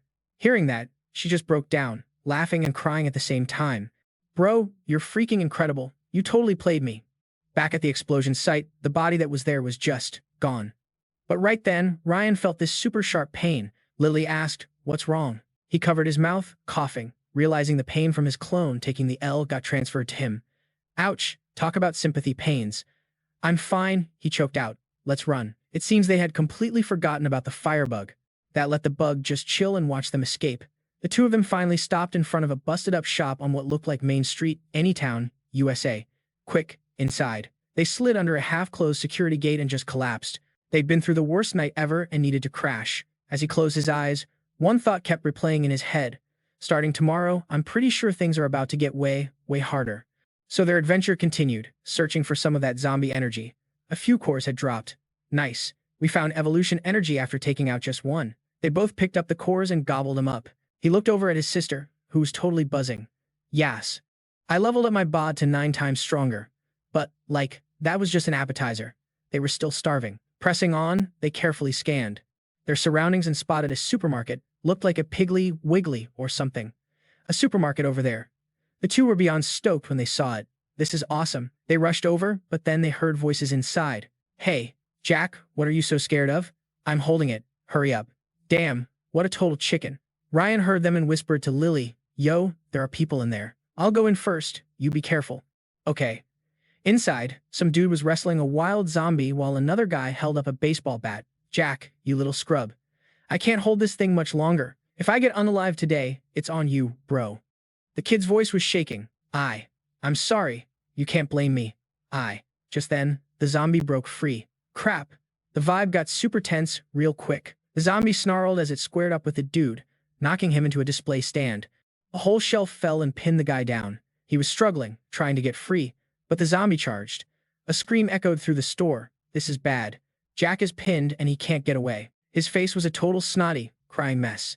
"Help me! Help me!" The bat finally smashed against the zombie's head, and then snapped in half. Whoops. Getting clocked in the head just made the zombie switch its focus. Now it was staring at this girl, who started trembling in fear. It totally changed targets and went for a girl named Tuna. Everyone screamed her name. Tuna. Suddenly, a blur of motion just zoomed by. Even the zombie had to look up. It got its head snatched. It happened so fast, the zombie couldn't even react before it was dragged away and had its face slammed into the concrete floor, leaving a freaking crater. Oof. Everyone just stood there in shocked silence, trying to process what just went down. He stood up and walked over to the girl, looking like a total snack. Seriously, what a dreamboat. He gallantly offered her his hand, making her blush. "Get up. Thank you." From behind them, Tina called out, "Tuna?" Hearing her name, the girl instinctively looked over. Tina, is that you?" "Tina." The two girls ran to each other, totally freaking out that they found each other here of all places. They both turned to Tyler, Tina's brother, and she smiled. "Bro, this is Tuna. She's my best friend from school." Then she turned to Ryan. "Thank you so much for saving me." Meanwhile, Tyler's gaze was just locked on Tuna. That name, he remembered. A street in some suburban neighborhood, swarming with zombies. "We're surrounded. What do we do?" Tyler and Jack were panicking. "With this many zombies, we're not breaking through. Damn it. I can't believe I'm totally toast here." Suddenly, this sick scythe just comes flying out of nowhere, slicing through the zombies. What's happening? The figure of a woman in high heels appeared, and when her face was revealed, it was a total death goddess. So strong. Tyler was just staring into space until Tina snapped. "Hey, why do you keep staring at her?" Suddenly, a hand landed on Tyler's shoulder. A dude named Luan looked at Tyler and said, "My friend, your skills are amazing. Thank you so much for what you did just now." After saying that, he turned to check on Tuna, completely forgetting about Jack, who was still pinned under the shelf. Talk about awkward, my guy. Tuna, are you hurt? Uncle Lewin, I'm fine. Don't worry. Then Jack's pathetic voice piped up, could you all help me get out first? Maybe. With lightning speed, Ryan just flicked his wrist and the shelf went flying. Jack was saved and his face lit up. He tried to be smooth. Ah, thank you so much for that. You're truly a beauty who saved a hero. A girl named Ann Lee just pointed right in his face. You call yourself a hero after that cowardly display? My chihuahua would be more useful than you. Dude. Even Luann questioned him. The four of us all have weapons. Taking care of one zombie shouldn't have been a problem. Jack, you little punk, you almost got everyone taken out. Do you get that? Jack didn't back down, though, and shot back. Yo, didn't homeboy just swoop in and save the day? No one got hurt. Besides, this is my first time doing this stuff. Who told you to give me the job of being the one to take out the zombie? Anyway. Hearing this, Luann got super irritated. My whole plan was about timing, dude. Tuna risked her life as bait. I was supposed to control it from behind. So out of those 3 jobs, which one could you actually handle? Spoiler, none. Our strategy has already cleared several zombies. The only problem was you, endangering everyone, and you're still making excuses. Seeing he was losing this fight and realizing he was majorly capping, Jack finally gave in. Alright, I get it. I was wrong. Okay. His eyes then landed on Tina. He immediately slid over to her, smoothed his hair, and tried to spit some game. So, you must be Tina, right? My name is Jack, the campus king of Northgate High. You've probably heard of me. And I've definitely heard of you. Hearing his cringy flexing, Tina replied awkwardly. Oh, so you're times Jack. Yeah, I've heard the name. Suddenly, Luan's face got all serious. Something was wrong. Luan yelled, a noise. Are there still zombies around here? Is that an earthquake? Nah, that's just Tyler inhaling a bag of chips. LOL. Everyone was speechless. He was just stuffing his face. This kid must be starving, Luan said. Everyone else must be hungry too. Let's grab some food. After we eat, we'll head back to the camp. Tuna looked at Tina for a second, then asked, Hey, how come your brother doesn't look anything like you? She joked, plot twist. We're not actually related by blood. What's up? You already crushing on my bro? Tuna blushed bright red. You cheeky girl. Since when did you start joking like that? Luan put on his pack and led the way, with Tuna and Tyler following. They crept through the streets, trying to be super quiet. After a while, they arrived in front of this massive crib. Looked like it belonged on some street in Beverly Hills. What do you guys think is in there? Let me know. And smash that like button if you ship Tuna and Tyler. So, the second they stepped inside, Luke was all like, Yo, we're back, people. Tyler strolled in, giving the place a once-over, and his eyes just locked onto this dude with a wannabe mohawk chilling next to some grandma. Tyler was thinking, bruh, this place is like a retirement home. Their fighting squad is weak AF. No wonder they sent a girl like Nina out on a grocery run. Tyler's just thinking, yeah, these guys are totally screwed if things stay this way. Meanwhile, Nina sprints over to her grandpa, like, Grandpa, so worried. She plops right down, rips open her bag, and pulls out some bread, asking, You gotta be starving, right? We scored so much food this time. He just gives this weak little cough and goes, Nina, baby, it's so dangerous out there. You have to be careful. Then Luke chimes in. Alright, I know y'all are hungry. Come get some chow, but no shoving. Okay? One at a time. Nina's grandpa looks over at Tyler, super curious, like, And, who's this young man? She jumped right in. Grandpa, this is Tyler, and this is his sister, Tina. Seriously, if it wasn't for them, you would have never seen me again. Talk about dramatic. The old man was so grateful. He was like, Look, I know this ain't the Ritz-Carlton on Park Avenue, but we watch each other's backs here. If you two don't mind, we'd love for you to stay. Tyler and Tina both just kinda nodded, like, sounds good. Then Nina pipes up all cheerful. You guys must be beat.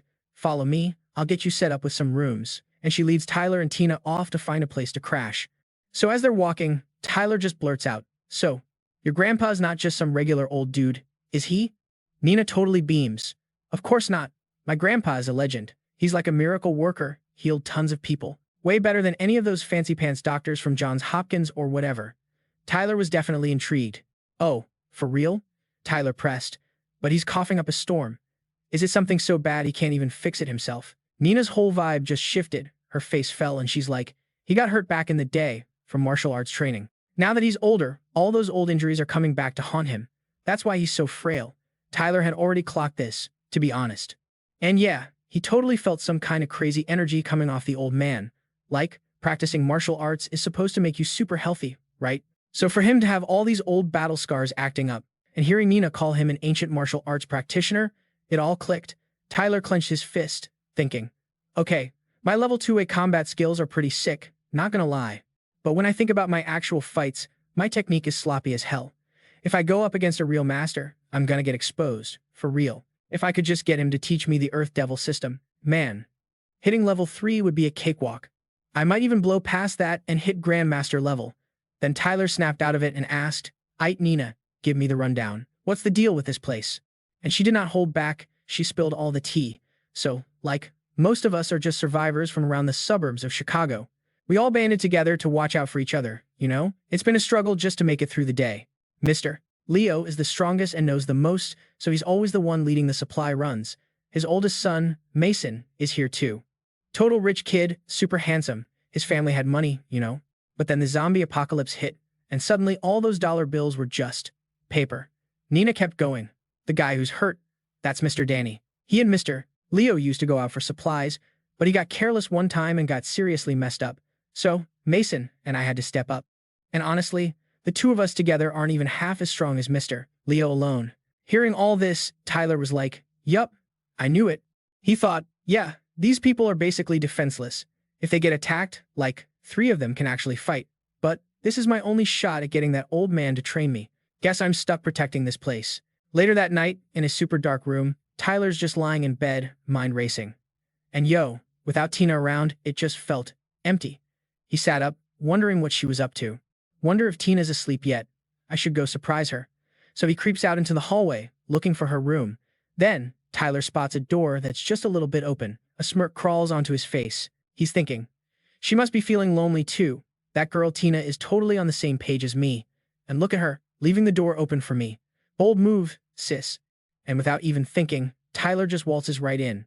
But when he gets inside, he sees Nina, all wrapped up in a blanket, tossing and turning. But my dude Tyler, he is 100% convinced it's Tina. He has no idea it's actually Nina. He kinda just stands there for a sec, frowning, thinking about his old life, constantly fighting off zombies and monsters, just trying to survive. Back then, even finding a place to crash or getting 3 meals a day was a mission. Forget about girls and romance. So, Tyler decides to make his move. He creeps onto the bed and grabs Nina's foot. She freaks out and yanks her leg back, but he just thinks it's Tina being all shy and playful. And then, Nina's voice pipes up, "Tina, you're at it again. Seriously, you never give up, do you? Come on, let's go another 100 rounds." Hearing Nina's voice, it finally dawns on Tyler that something is seriously wrong. And right on cue, Tina is outside, knocking. "Nina, why'd you close the door? I can't get in." Hearing her sister's voice, Nina's face goes completely red. She shoots up in bed, only to see Tyler just sitting there. Oh my god, the awkwardness. He stumbles over to open the door for Tina. She looks totally confused. "Bro, I just went to grab some sweet potatoes. What are you doing in here?" He's a mess, trying to explain.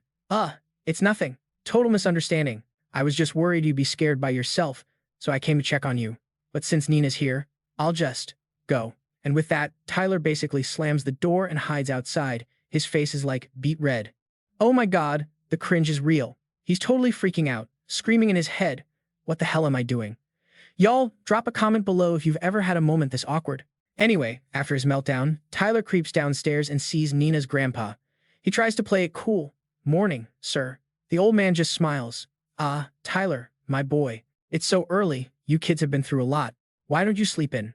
Tyler walks up to him. "It's all good, sir. Just came to see if you needed help with anything." Internally, Tyler lets out a huge sigh of relief. The old man called him my boy again. Okay, phew. Looks like Nina didn't rat him out about last night. But just then, you can hear zombies growling outside, pounding on the door. Danny whispers to everyone, "Mister. Everyone, shut up, be quiet. There are a bunch of them climbing up the walls right now." A little girl just starts bawling, trying to cover her mouth. "I don't want to die." The teen next to her is freaking out, grabbing his head. "Crap, what do we do? There's like no one here who can actually fight." And then, Nina's grandpa struggles to his feet, leaning on his cane. Tyler strolls over and puts a hand on his shoulder. "Sir, relax. It's just a few walkers. Let us young guns handle this." Mr. Leo cracks the door to peek outside and see what's up. Just outside the front door of their little safe house on Elm Street, a few zombies are clawing at the windows, trying to get in. He looks at them, totally worried. How the heck did they know we were in here? Tyler just casually answers from the sidelines. Some of them have evolved, gotten smarter. I mean, we're talking animal-level intelligence, but that's enough for them to track us. Even a wolf knows how to hunt its prey, right? Hearing this, Leo's face went completely pale. He grabbed his head, moaning, with just us, I can probably take one. No problem. But two, someone's gonna get hurt. And what are we supposed to do about 5 of them? Just then, he looks up and sees Ryan, stepping out with an iron bar like some kind of hero. Leo screams, "Hey, Ryan, are you insane? You can't fight that many on your own." And the second he says it, Lily pops up next to him to calm him down. "Uncle Leo, chill out. My brother eats zombies like this for breakfast." And just like that, Ryan's move gets the entire zombie squad's attention. They all snarl and charge right at him. One lunges, and he just sidesteps it. Easy peasy, dodges, and takes it out. He barely finishes that one before another one's on him. Ryan just leans back slightly to dodge. Then, with this insane look in his eyes, he turns and glares at it. And suddenly, boom, a massive explosion lights up the sky. When the smoke clears, the zombie is just a pile of ash. Seeing this, Leo is just stammering, completely shook. Is your brother some kind of monster? A second later, Ryan has wiped out all the zombies and is just standing there like a total boss. He turns and walks back to Leo. "It's done. Get some people out here to patch up the barricades. I'll keep watch." A little while later, the sky over the apartment complex is still all gloomy. After finishing the repairs, Leo comes back inside and tells everyone, "All right, people, don't be scared. We're safe. The barricades are fixed." Man, Ryan is so cool. Smash that like button if you agree. You could just hear everyone in the building sigh with relief. "Oh, thank God. I was so scared." Then Leo walks up to Ryan to thank him. "Dude, that was insane today. We seriously owe you one." As Ryan politely watches him go, Nina's grandpa gets up. The old man calls out, "Ryan, come here. I need to talk to you." Ryan immediately answers, "Yes, sir." "Ooh, what's this about?" The two of them disappear into a small room. The second the door closes, Nina's grandpa drops a bombshell. "You've put people down before, and not just one." Hearing this, Ryan's whole face changes. He answers, super grim, "You've got sharp eyes, old man." "That's right, more than one."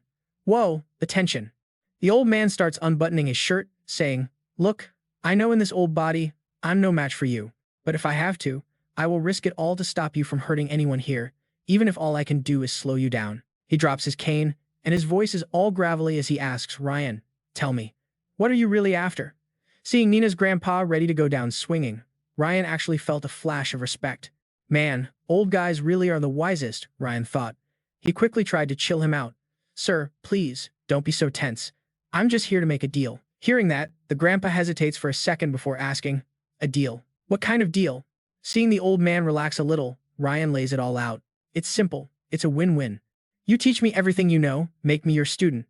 And in return, I'll cure that old sickness of yours, make you feel brand new." When he heard this, Nina's grandpa just let out this long, tired sigh. "Kid, if you want to learn my moves, I can teach you.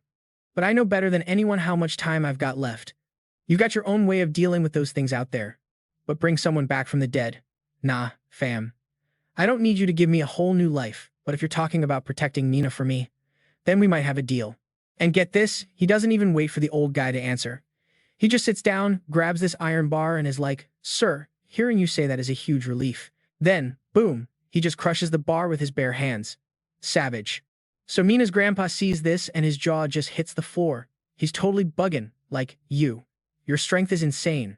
Ryan just tosses the bent bar aside, no big deal, and goes, "Look, I know how to get you back on your feet, maybe even make you as strong as me. Then you won't need me to babysit your granddaughter, Nina." After seeing that crazy feat of strength, the old man was basically sold. The grandpa's like, "All right, bet. Kid, I'm a man of my word. You pull this off, and everything I've built is yours." So, flash forward a bit. We're in this tricked-out room, and this dude Jack is absolutely losing his mind, pointing at Ryan and screaming, "Yo, what the heck? How come I only get one slice of bread and this new guy gets two?" Liu-kun immediately claps back, "Bro, why are you yelling? Ryan's been keeping us all from becoming zombie chow for the last 2 days. So what if he gets an extra slice? And you, all you do is mope around like some spoiled brat from Miami. Why do you need so much food? Trying to get plump for the walkers?" Hearing that, Jack gets even more heated, jumping up and yelling, "Uncle." Right then, Brother Lee jumps in. "Just eat your bread, dude. You're lucky to get anything. After that one time you helped and almost got me and Nina turned into a snack plate. You're a grown man. Nobody here owes you a thing." Realizing the whole room is against him, Jack goes full-on drama queen, pointing at everyone. Fine. I see how it is. You've all hated me this whole time. I'm out, and don't you dare try to stop me." And with that, Jack storms off, kicking a chair over like a total toddler. Liu-kun looks all worried. He for real just left. Should we go get him? But Brother Lee just scoffs, totally unbothered, leaving. Pfft, give him an hour, he'll be back, begging for scraps. Then Ryan, the guy who started this whole mess without even trying, finally speaks up. It's cool. Lily and I are heading out for a supply run after this. If we see the kid, we'll just drag him back. Hearing this, Liu-kun just sighs and says, Ryan, listen, we got a huge haul last time. We're good for a while. You don't need to go risk your neck again.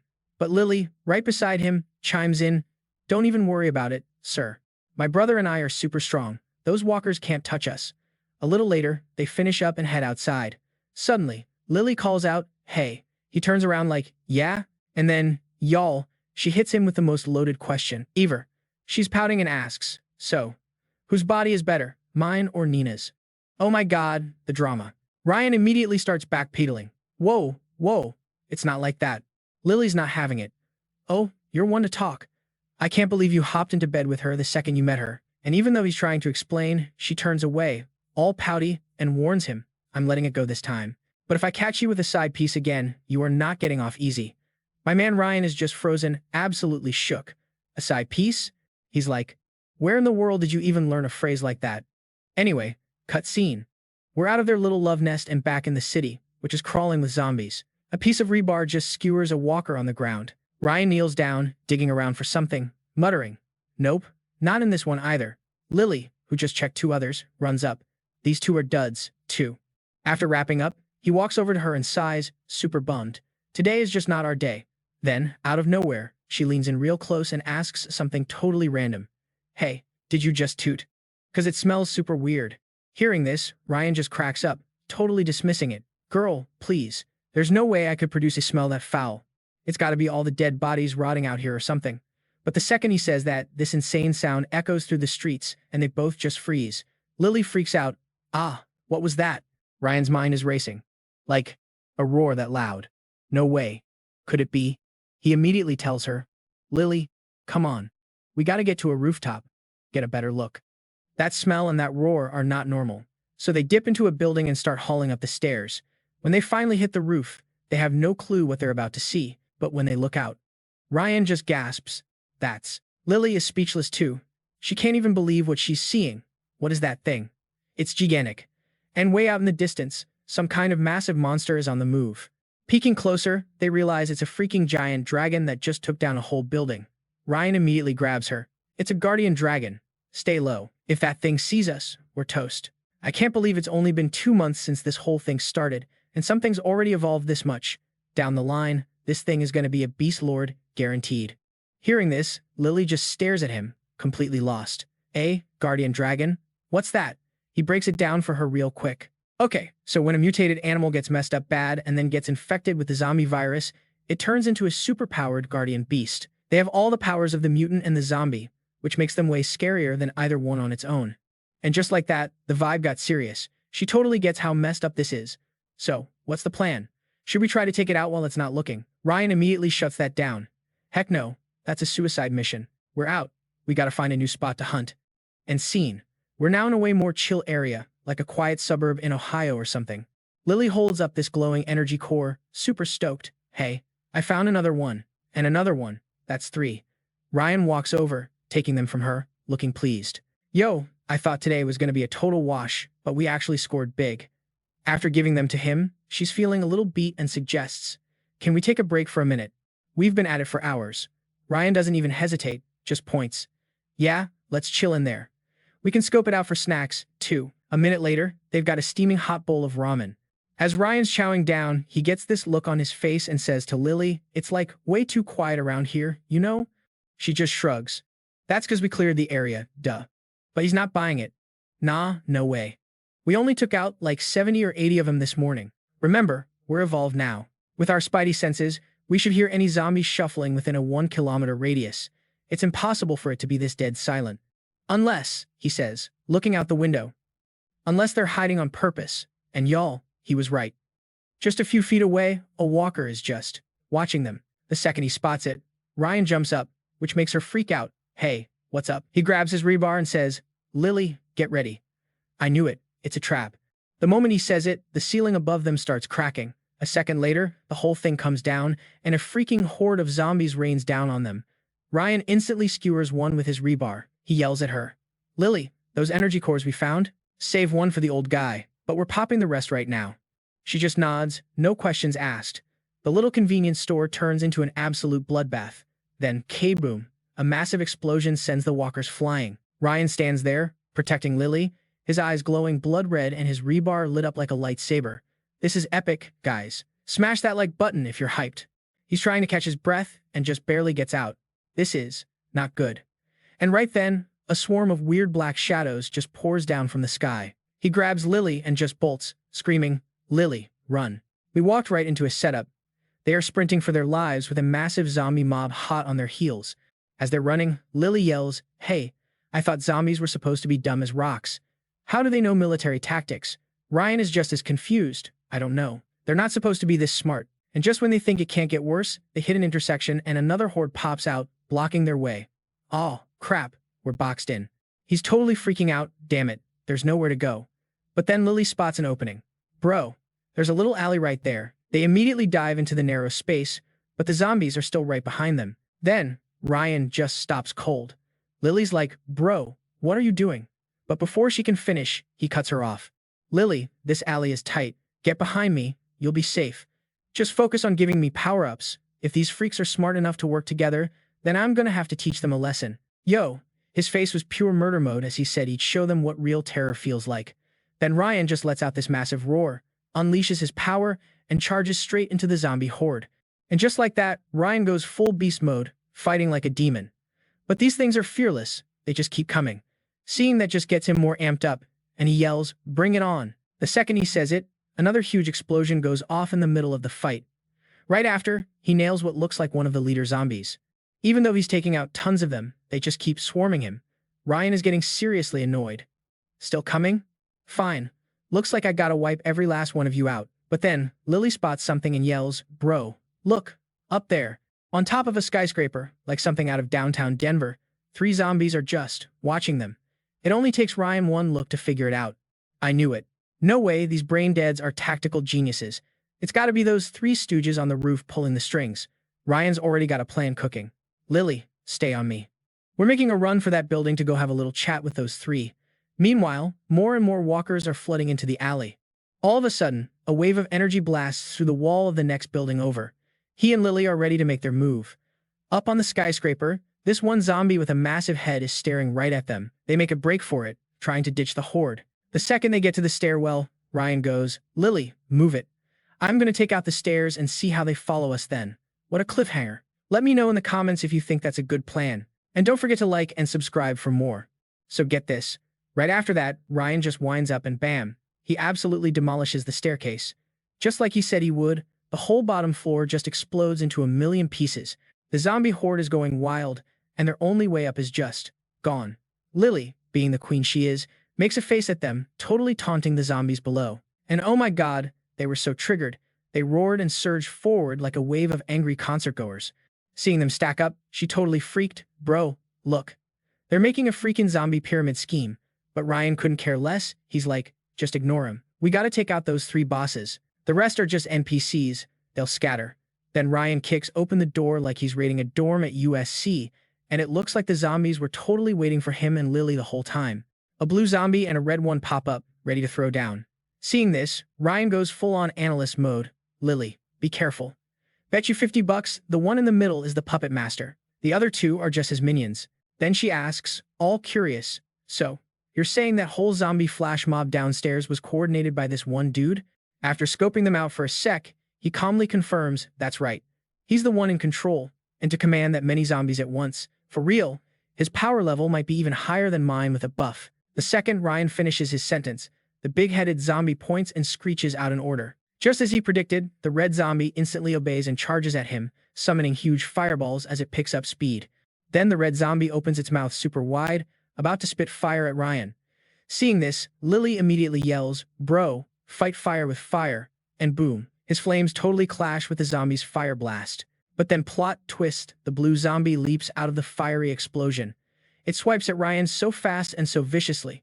It was so intense, she screamed out, "Brother, Luckily, a blast of icy power knocks the blue zombie back. It was Lily. She couldn't just stand there and watch. She had to jump in. Get away from him. After getting his balance back, Ryan immediately praised her. Lily, great job. The iron rod in his hand slams into the creature, but it literally does nothing like hitting a tank. Still, Ryan didn't even flinch. He was actually intrigued by how tough it was. A second later, the iron rod was glowing with this insane, blazing aura of power. He powerfully thrusted the rod straight through the blue zombie. How about you try this on for size? Oof. This attack clearly caused some major pain, because it started screaming its head off. While the blue zombie was still shrieking, Ryan quickly jumped back and warned her, Lily, get back now. Without even thinking, Lily obeyed and ducked for cover. It looked like the blue zombie was more enraged than ever, unleashing its full power and freezing almost everything around it, like the polar vortex just hit downtown Denver. Hiding behind a wall, Ryan whispered, Lily, turn off the enhancement on me. Hearing this, Lily immediately tried to argue, but before he cut her off, I got a plan. Now's the time. Do it. Meanwhile, the blue and red zombies were frantically searching for them like they lost their keys at a festival. Then, Ryan just appears right behind them, calling out, Yo? What are you looking for? He raised the iron rod, issuing a challenge. Come and get me, you losers.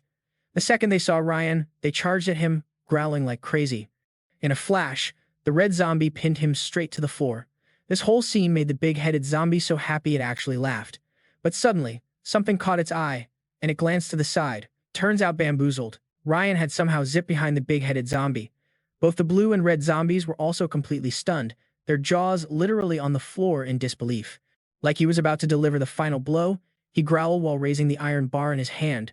Go to heck. Then the magically charged iron bar pierced straight through the big-headed zombie's skull. Yikes. This sight left them completely speechless. Immediately, they just collapsed to the floor like someone had pulled their batteries out. But the blue zombie was still trying to get up, but Ryan was not about to let that happen. His iron bar plunged straight down into its head. The next moment, he let out a huge sigh of relief. Ryan looked at her, impressed. Lily, your gut feeling is spot on. We have to watch our backs around Lewis. He is a dangerous dude. A little later, a bunch of civilians crowded around a soldier, asking, Hey, where's everyone going? The soldier tried to keep them calm. Everyone, chill out. We're just heading out to pick up a huge shipment of food and supplies. We'll be back in a bit. Hearing that, a man's face lit up. Oh, that's awesome. We won't have to starve anymore. The woman next to him put a hand over her heart and added, If that's for real, we might actually hold out long enough to finally kick these bugs to the curb. Inside one of the trucks, Marcus was just staring out the window, looking super uncomfortable. He didn't say a single word. Ryan could feel the vibe and patted his shoulder. Don't beat yourself up, man. There was nothing you could do. Marcus gritted his teeth, his face a grim mask, his voice filled with self-hate. They trusted us. They counted on us. And what are we doing? We're running like cowards, leaving them with nothing but lies and fake hope. By the time they figure out what really happened, it'll be way too late. All that's waiting for them now is death. Marcus sighed, his voice dropping, talking more to himself than to Ryan. At least I can live with my own conscience. Hearing this, Ryan shot up. What? Dude. By then, they're not going to be thinking about your conscience. They're going to absolutely despise us. Ryan glanced at him and shot back. And so what? If we brought everyone, the bugs would have hunted us down like dogs, he explained, his voice cold and logical. Marcus, in this messed up world, nobody gives a damn about your conscience. If your conscience could actually save people, then maybe it'd be worth something. It's only useful if you can act on it. Otherwise, it's just dead weight. When it's life or death, this is the best we could do.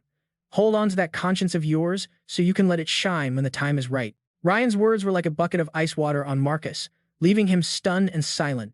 As the truck started moving, Marcus, sitting quietly, seemed to have a breakthrough. He spoke softly, his voice laced with bitterness. Ryan, you're right. I'm too weak right now. I don't have a voice, just a conscience, and that's worthless. The vibe was heavy, but the convoy kept rolling down the highway, not even slowing down. A couple of dirt bikes were riding point, their riders scanning every inch of the road ahead, checking every busted-up storefront on what looked like an old Route 66. Up ahead, a massive horde of zombies was just shambling around, like a disgusting gray wave. They looked like they were just wandering, searching for anything. A scout on one of the bikes saw them and immediately hit the radio. We got a situation up ahead. I repeat, situation. Roads blocked by a massive zombie party. The convoy screeched to a halt and soldiers jumped out, guns ready. They formed a line and the captain started barking orders. Gunfire exploded, just a constant stream of lead. Hearing the noise, the zombies all turned and charged, letting out these horrifying groans. A voice yelled out over the chaos, "Light 'em up." A storm of bullets rained down, and the zombies shrieked as they got torn apart. The captain's voice cut through again, "Shift positions." Getting the order, Ryan watched them move and whistled under his breath. Damn, as expected from the pros. Their teamwork is on point. The captain's voice yelled again, "Suppressive fire, heavy weapons, reload." A second later, everything went quiet again. After the zombies were totally wiped out, the soldiers cautiously moved up to check the scene. A soldier yelled the order, "Grab the loot, collect all the evolution energy." The sky started turning this deep purple as night fell, and the crew pulled over in front of a busted-up gas station. A calm voice came over the radio, "We're crashing here for the night." Another voice immediately crackled back, "Roger that." Inside the gas station's convenience store, the squad was huddled around a bubbling pot of noodles. Derek spoke up, looking super stressed. "I don't know, guys. I keep getting this bad feeling, like something's about to go down." Lily, slurping her noodles, just looked at him, confused. "Derek, my dude, why are you always so paranoid?" "My gut is never wrong." Hearing that, Ryan warned them, "Everyone be on high alert tonight. Don't sleep too hard. If things go sideways, Lewis, you stick to Derek like glue. Then you two find me and Lily, stat." In another room, Lewis was kicking back, eating his own noodles, sounding all confident. "Everything's gonna be better from here. Once I get to Tin Mong and link up with my big bro, we are gonna do some epic stuff." Outside his room, a couple of armed dudes stood guard. Suddenly, they heard footsteps. Luke looked over to see who it was and said, "Quinn, what are you doing here?" Quinn snapped to attention, fixed his hat, and reported, "Sir, I have something important to report to Commander Lewis." Luke just waved him off. "It's late, man. Commander Lewis is probably knocked out. Whatever it is, tell him tomorrow." Quinn gritted his teeth but didn't argue, finally saying, "All right, I'll be back first thing." Just then, Lewis's voice came from inside the room. "Let him in. Today's business gets handled today. Don't put it off." Quinn immediately pushed the door open and shouted, "Commander Lewis." Lewis walked up to him and asked, "What's so important you had to report it now?" Quinn's face was pale, his eyes totally dead as he said in a creepy voice, "Lewis, surprise. Your time's up, bro." Lewis's eyes went wide as he screamed, "Oh, crap." Gary heard him, and his face went pale as he yelled, "We've been played. Let me know in the comments if you saw that betrayal coming." Lily was sleeping like a baby when suddenly a bug monster appeared out of nowhere. It raised its nasty stinger and dove right for her. All of a sudden, Ryan's eyes snapped open and he blasted the bug with his powers, turning it to a pile of ash. A massive alarm started blaring through the whole building. "Enemy attack! Enemy attack! It's the bugs." Lily was jolted awake by the siren. She sat up, rubbing her eyes, and asked, "Bro, what's going on?" Ryan quickly explained, "It's the bugs. And from the sound of it, there's a ton of them. Gear up, fast. We're gonna go find Derek and Lewis." A foot kicked their door clean off its hinges. The two of them rushed into the room. Ryan asked, "You two okay?" The bug monster was trapped inside a glowing golden box. Derek was standing in front of Lewis, holding up some kind of magic paper, staring down Ryan. Ryan frowned and yelled, "The bugs launched a surprise attack. It's not safe out there. Everyone find a corner and stay hidden, no matter what." Outside the building, the soldiers were already in position. The captain was screaming, "Fire! Fire!" They unloaded clip after clip into the bugs that were swarming them. A middle-aged soldier was blasting away, yelling sarcastically, "Eat lead, you roaches. You're messing with the best of the best." The soldier next to him saw something and screamed a warning, "Watch out. It's a claw bug." And bam! These crazy sharp claws just shot out and straight up impaled the dude. He just screamed in total agony, y'all. Then, bam! This huge, terrifying claw bug thing just pops up out of nowhere. It starts hawking up these nasty spikes and just fires them at the soldiers. They're raining down on the poor guys, and all you can hear are these blood-curdling screams for help. Get to cover. Find some cover, now. Then, this absolute unit of a monster bug comes stomping in and pins a soldier under it. Just as the guy is screaming his head off, a bullet flies out of nowhere and domes the monster straight to the head. One swipe and the bug was totally wrecked. A soldier who saw it all go down just lets out this huge sigh of relief, like, "Heck yeah, it's a sniper. Yo, the sniper team is finally in the house." Back in the camp, it was pure chaos, a total mosh pit. In the middle of this swarm of bugs and soldiers, you could hear people yelling, "Get these freaks," mixed with terrified screams like, "Ah, somebody help me." And then, out of nowhere, 3 super sharp spines just zipped through the air, followed by that sick thud of them hitting bodies. 3 soldiers were just gone instantly. Marcus and 2 other guys looked over, totally horrified, because they saw this massive bug with these blade legs just chilling over there. Its 4 red eyes were just glowing with pure hate. A bald dude just starts screaming, It's dangerous, y'all. Find cover. Everybody, get to cover now. The other soldiers started scrambling too. Hurry, find cover. This bug, which looked like some kind of messed up spider from a lab in Area 51, was the one shooting the spikes. Under the moonlight, it just started blasting spikes everywhere. Like, it wasn't even aiming, just making it rain pointy death, hoping to hit a few unlucky dudes. But then one guy points at it all calm and collected and says, "Attack it." That's the leader. High up, a sniper gets the order. Roger that. He starts lining up the perfect shot on that mutated spider. But while he's aiming, this big red bug lands right behind him. He realized what was happening way too late, man. The sniper got totally taken out. A final, piercing scream was all we heard, seeing a body just fall from the sky like that. The soldiers on the ground were just frozen, completely stunned. They look up and see this winged, red bug with a long lizard tail, but its body had, like, 4 human-looking arms and legs. For real, only its head was still buggy. It's unclear who yelled it first, but someone ID'd it. The armored bug king. A panicked soldier just starts screaming, "Get away from it. Get away." But it was way too late. The armored bug just dive-bombed their position, making this shockwave that sent everyone flying. It was like a dust storm in downtown Phoenix. This thing moved like the Grim Reaper's shadow, for real. Everywhere it went, people just dropped, and the army lost another 2 guys. Steve immediately cooked up a plan. "Brothers, the enemy's right on us. Switch to melee weapons." The second he said that, a bug with razor-sharp pincers lunged at them. His buddy screamed, "Watch out." The bug slammed its blade pincer into the ground, but Steve had already jumped crazy high in the air. He's up there laughing, like, "Didn't see that coming, did you? Bet you didn't know I could get this much air." In mid-air, he does this flip like an Olympic gymnast before coming down and landing a perfect stab right into the bug's head. Elsewhere, another bug that was charging and just got flash frozen, completely stuck. Turns out, this squad was full of evolved soldiers, every single one of them with awakened abilities. The dude who just froze, the bug grinned, all confident. "Nice one. These freaks never would have guessed we had this ace up our sleeve."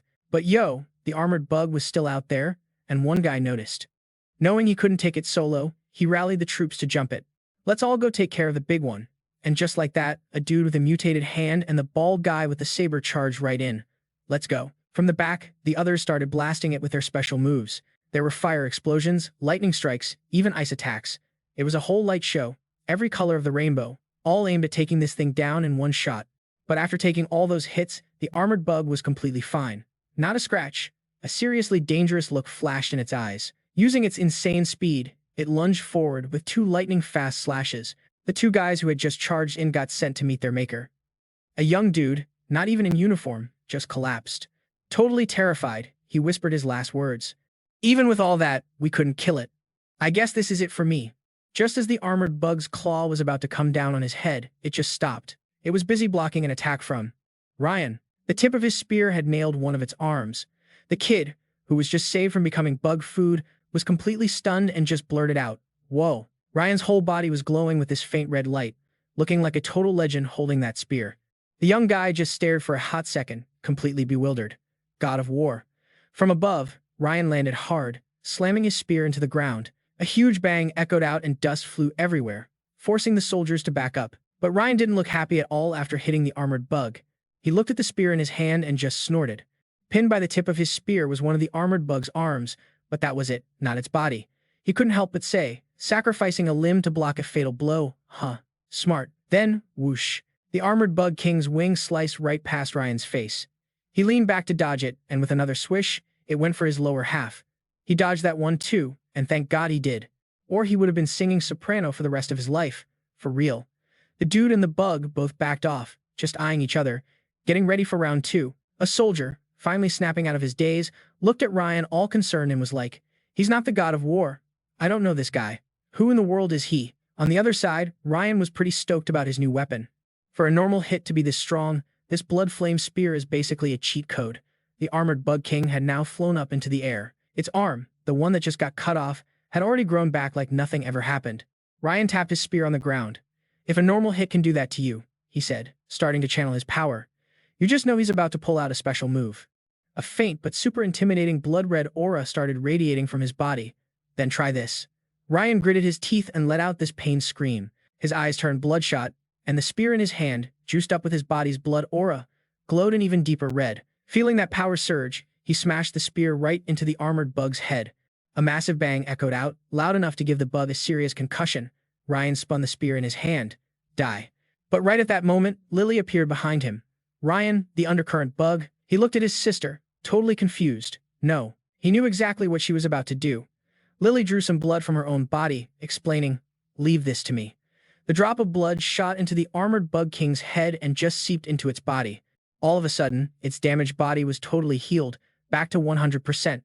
And now, it was completely under Lily's control. She cheered, all excited. "This is awesome." She climbed onto its back, grabbing the two antennae on its head and holding them like reins. After a little practice, the armored bug flew high into the sky. Lily happily bragged, "I've got a helicopter now, y'all." Watching this whole scene, Ryan was just speechless. He powered down. The two soldiers on the ground were watching with their jaws on the floor, probably thinking they were tripping. In the blink of an eye, this unbeatable armored bug was tamed by these two siblings. They just stuttered. What kind of monsters are these two? For now, the situation outside was kind of stable. What do you guys think of Lily's new pet? Let me know in the comments below. Back in Lewis's room, the officer who came in to report suddenly started transforming. This evil laugh echoed through the room. "Lewis, today is the day you die." Gary realized things were going south fast and rushed in just in time to help. "We've got trouble." The guy had now turned into this insectoid mutant with a human torso and, like, a dozen legs sprouting from it. It opened its mouth and let out this massive roar. Gary used his phantom ability to phase right through it, trying to get to Lewis and save him. Thanks to his crazy speed, Gary grabbed the commander and yanked him away from the mutant bug's mouth just in time. It snapped its giant jaws shut, but all it got was a mouthful of air. Seeing its attack miss, it whipped its head around, looking for a way out. Max saw this and shouted a warning. "It's trying to escape." Luke yelled, starting his own transformation. His shirt just ripped open as sharp spines popped out of his body, like a human porcupine. But honestly, it was giving more angry hedgehog vibes than anything. By the time Luke's transformation was done, his cool hair was replaced by stiff black quills, and his mouth had sprouted. Two fangs that looked both fierce and kinda goofy, not gonna lie. Max bent down and threw out a little green sapling. It hit the humanoid insect mutant and bam, a whole bunch of vines just erupted, like those expanding toys you put in water. They shot out and wrapped around the insect. In a second, the green vines had tightly cocooned the creature into a fresh mummy. Luke then just walked up and he effortlessly snapped all 6 of the scythe-like claws on its back, basically taking away all its best weapons. Commander Lewis finally snapped out of his shock, still shaking a little. How did he suddenly turn into that disgusting monster? Outside the base, you could hear commands ringing out. "Attack! Light 'em up! Watch the left! Hold the line! People! Hold the line!" Lewis was startled and asked, "What's going on out there?" The two soldiers guarding the door reported, "Commander Lewis, it's bad. The insectoids are attacking, and the battle out there is looking rough." The news had him worried, and he thought, the bugs are attacking? How is that even possible? But being a commander, he only thought about it for a second before giving an order. "Go help them."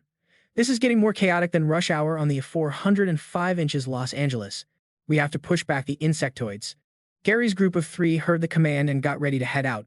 Before they left, they made sure to tell the soldiers there, "Everyone, protect Commander Lewis." The others replied, "Yes, sir." The moment they stepped outside, Gary, Max, and Luke all looked up at the sky, completely shocked. Up there, Lily was riding the armored bug king, just wiping out swarms of other flying insects. The 3 of them looked like they'd just seen a ghost. What is even happening right now? Before they could even process it, something purple crashed down with a huge bang, sending dust flying everywhere. From inside that dust cloud, Ryan launched himself out like Superman, then landed right in the middle of a swarm of ant-looking bugs. He slammed his spear into the ground. Purple sparks shot out along the cracks, followed by a series of massive explosions. It was insane. Ryan himself was the epicenter of this crazy aftershock. Gary's face went pale as he just said, "Not that his face is ever colorful, but still, that's Ryan. He's way too strong." Luke, being the action junkie he is, didn't say much. He just charged right in. "Just watching is making my hands itch. Let's go." Max waved his hand, sending tons of saplings flying everywhere. Their green glow lit up the night like 4th of July fireworks. The saplings landed and grew into these super flexible and sharp vines, piercing and tearing the bugs to shreds. Oh my god, this is getting so intense. Smash that like button if you're hyped for what's next, and don't forget to subscribe. Oh my god, look at Lily. She was watching this whole thing with these sparkly, excited eyes, not at all like someone in the middle of a battle. She just burst out laughing, like, "Yo, this is literally Plants vs. Zombies." Then Gary jumps into the mix, pulling out this sword that was flickering with a seriously creepy purple aura. Seeing Lily and Ryan, he was silently sizing them up, like, oh, so times this times is the power of a god of war. With just one slash, the sword in Gary's hand barely twitched, and an insect was split clean in half, like slicing a birthday cake. For real. Ryan had already clocked the moves of these three and paused for a sec. It was like a purple shadow just flashed by, leaving a whole trail of bug corpses in its wake. Seeing this, Ryan realized, oh, shoot, that's Gary. Gary's shadow then darted forward, rocking dual swords, and combined with his crazy abilities, slaughtering the bug horde was basically a walk in the park. Ryan got lost in his memories for a second, recalling all the tea he had on this guy. Even though Gary's fame wasn't on the same level as Marcus's, anyone who knew the name knew his strength was way greater. Later, for some weird reason, Marcus just dipped and left Lewis's side.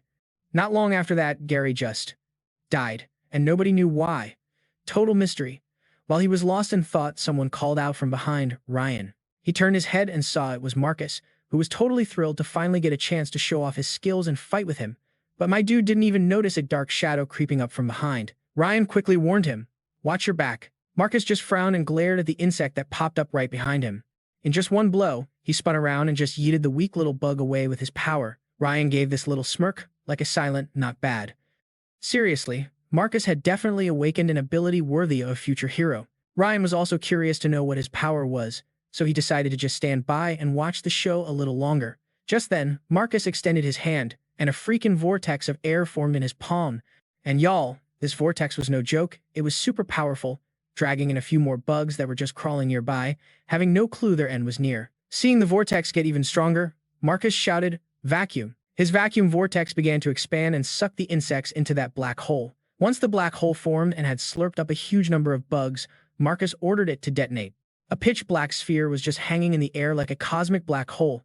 It spun and then, boom. The explosion was insane, and the whole ground shook, under the moonlit, starless night sky.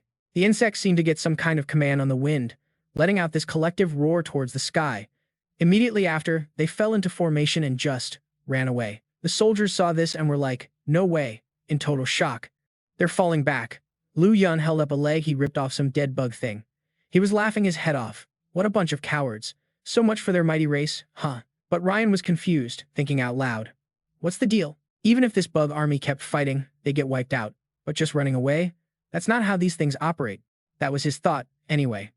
But with them running away, nobody was about to give chase. The field was now littered with bug corpses everywhere, like a scene from a horror movie. Lily jumped down from the armored insect king. She laughed with cheerful excitement.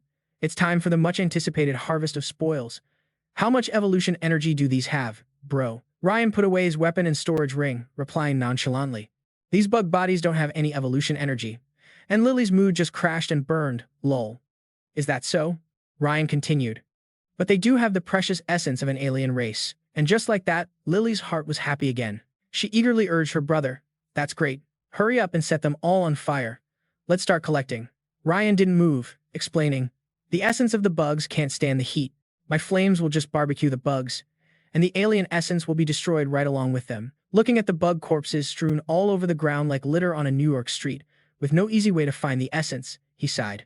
So many corpses, searching them one by one is just way too much trouble. Just then, Lily made a sudden discovery. Hey, it seems like my helicopter can sense the alien essence.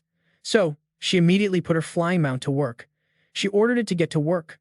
Go, go, go. The armored insect king obediently listened, picking up the bug corpses that contained alien essence for Lily while she acted as its translator. That one? Yup, that one has it. Ryan dissected the bug corpse brought before him, pulling out a blood-red stone. He let out a soft, oh, seeming pretty surprised by this haul. A flame crystal. A moment later, Lily had collected a whole bag of flame crystals. She quickly showed them off to her brother, waiting for praise. Brother, look, more than 20 of them. At this moment, Marcus walked over, scratching his head awkwardly. He cleared his throat lightly. Ryan, there's something you might not know. Cleaning up the battlefield has always been handled by a specialized department. What you're doing is against regulations. Lily clutched the bag of flame crystals tightly, retorting unhappily. Excuse me, we fought for these ourselves. If you want some, go find them yourself. Marcus understood the situation and didn't know what to say, only getting more flustered. Well, what now? Suddenly, Lewis appeared with 2 bodyguards. He laughed loudly. It's a small matter. If young Mr. Ryan wants to use them, just keep them. Suddenly, His face turned pale when he saw something that terrified him so much he started to stammer. Y'all, it was the sight of the giant armored insect king standing behind Lily, and Lewis ordered everyone. An armored insect king, there's still one over there. Take it down quickly. Marcus quickly stepped forward to explain and stop them. Commander Lewis, chill out. That one has been controlled by Ryan's sister. It's no threat to us. Lewis then breathed a huge sigh of relief, his expression brightening up a lot. Oh, so that's how it is. Miraculous. Truly miraculous. After speaking, he didn't let his guard down. He immediately issued an order. Everyone, stay on high alert. Although the bugs have been repelled, we cannot lower our guard. Call in the cleanup crew to clear the battlefield and sort out the valuable materials. Essences, bug shells, bladed legs. Collect anything that can be used. Max stepped in front of Ryan, bowing warmly and extending a hand for a handshake. You must be Ryan, correct? I've heard Steve mention you, saying, you are very strong. Seeing is believing. Your reputation is well-deserved indeed. But y'all. Ryan didn't extend his hand to shake Max's, nor did he reply. The atmosphere suddenly got super awkward. Let me know in the comments if you've ever been left hanging like that. Lily spoke up to break the embarrassing silence, hugging the bag of flame crystals with a smile. My big brother is just like that. He's just putting on an act. Don't mind him. Max straightened up, scratching his head sheepishly. It's fine. It's fine. Powerful people like to act cool. I get it. At this point, Luke's whole beast mode thing powered down, his bristles retracted, his fangs disappeared, and his hair returned to normal on his handsome face. He teased Max, who told you to act all friendly and greet everyone you meet, feeling awkward now. Huh, you should learn from that guy. All action and no talk. A moment later, Ryan turned and walked towards the base, and Lily ran after him, grabbing his hand. Brother, that Commander Lewis was just staring at me. His gaze was weird. Oh, he had definitely noticed. And his eyes showed a hint of displeasure. He replied, although on the surface he was just looking in our direction, I could tell it was a cover. In reality, he was looking at you. Hearing this, Lily got scared. He's not some kind of pervert, is he? Ryan smiled. You think someone like Lewis would be like that? She retorted with a rather naive argument. Why not? I heard that the more successful someone is, the more likely they are to be a creep. They returned back to Derek's room. Lily opened the door and called out for the little Taoist and Liu Hui. She suddenly fell silent when she saw what had happened in the room. Her eyes went wide with shock. The bug was dead on one side of the room. Liu Hui was lying face down on the floor, motionless. Derek was clutching his head, sobbing uncontrollably. Ah, I'm sorry. I'm sorry. Ryan walked in just as shocked and stunned as his sister. What happened here? Derek was drowning in self-blame. He took all the blame. It's all my fault. I should have held him tighter. He recounted what happened in the room to Ryan and his sister. At that moment, a bug had broken down the door and charged into the room. Derek had quickly used a talisman to create a golden protective barrier around himself and Liu Hui. The protective barrier was quite sturdy. The bug attacked several times but couldn't even make it waver. But instead of staying put inside until Ryan and Lily returned, the boy, out of sheer panic, wanted to flee. So, he ran out of Derek's protective barrier on his own. It happened so fast, Derek didn't have time to hold the boy back, only managing to cry out in alarm. Hey, don't run. Seeing its prey run out of the solid barrier, the bug seized the opportunity, raising its pincer for a single strike. A cut as clean as slicing fruit slashed across Liu Hui's back. The boy only had time to let out a short scream before collapsing. After finishing his story, Derek became even more devastated. He covered his face and cried, I should have held him tight. It's all my fault. Lily patted his back to comfort him. You can't be blamed for this, little dude. Who would have thought he'd be scared out of his mind? Ryan rubbed his forehead and let out a weary sigh. He had promised Liu Tia that he would protect his grandson all the way to Austin, but unexpectedly, they hadn't even left the city limits yet. An eventful night passed just like that. Early the next morning, the army was bustling as they gathered to set out. The troops did a head count, then boarded the vehicles and departed under the bright sunlight of hope. Thankfully, the journey was very smooth with no obstacles encountered so far. Guys, if you're enjoying the story, smash that like button. Inside a vehicle, Max remarked, we haven't even seen a single bug. Luke, while driving, laughed loudly and asked his comrade, haha, were you hoping we would? The atmosphere was much more relaxed than the tension of the previous night. In the sky, Lily's armored beetle king was flying, scouting the surroundings. It would report any unusual findings back to Lily, who was riding in the vehicle. Ryan sat in the car, and with his sensitivity to danger, he didn't let his guard down for a moment. Be careful, something's not right. In Lewis's vehicle, Luke suddenly asked, Hey Emma, do you guys hear that? Max heard it, too. He anxiously closed his eyes as if trying to block out the unsettling sound. I hear it. It's a tragic cry. A wailing sound began to echo along the road. The vehicles also started to enter a hazy fog. A few soldiers in the vehicles whispered fearfully among themselves. What's that sound? Is that crying? It's so creepy. Gary transformed into his ghost form and flew out to scout for information. The vehicles also stopped, but the heart-wrenching wailing did not. So, get this. Someone just barked out an order, like, "Y'all better lock and load. It's go time." All the soldiers snapped into formation, fully geared up, and then poof, the creepy crying just vanished. Dead silence. One dude was like, did the ghost baby just dip? Then, Gary strolls out of the bushes. Mission accomplished. Lewis hops out of the truck, sighing in relief. Like, thank God, my boy's back. Good looks. Lu Yun, being nosy, yells out, "Yo, old Gary, what was that racket?" Sounded like my ex crying. But Gary just walks right past him, giving him the cold shoulder. Lu Yun huffed, totally salty. He's straight up ignoring me. Max just chuckled, trying to play peacemaker. Come on, man, you know Gary. He's not exactly a chatterbox, but our boy Ryan, nah. His spidey senses were tingling. He knew the vibes were off. Ryan went dead silent, his face super grim, like he was squaring up with his mortal enemy. Max saw this and immediately threw up a hand. Like, whoa, pump the brakes. What's the play, dude? Because right then, Ryan whips out his spear to block Gary. Lily was totally bugging, like, bro, what are you doing? Why are you trying to throw hands with him? From the back, Marcus screamed, totally shook, Ryan, what in the actual heck are you doing? But Ryan ain't saying a word. He just swings his spear and Gary has to jump like a frog to dodge it. Lu Yun instantly goes full porcupine mode, yelling, oh heck no. Is this clown faking us out just to swipe our stuff? But Lewis, seeing the drama unfold, stopped Lu Yun from jumping in. Hold up, wait a minute. Finally, Lily clued in that something was seriously wrong. Wait, this ain't right, she said. This dude should not be this weak. Like, you're obviously not even trying, and you've got him totally cornered. Compared to how he was fighting before, it's like two completely different people. And for real, she was spitting facts. Gary was only dodging, not even trying to fight back, and he definitely wasn't using his spooky ghost powers. After getting absolutely clowned on for a minute, Gary started shaking, and his body began to change. Y'all, that wasn't Gary at all. It was a freaking shape-shifting monkey. A couple of soldiers in the back were bugging out. Commander Gary just turned into a monkey. Looks like the monkey had to drop the disguise to use its real power. It started running circles around Ryan, making him look silly.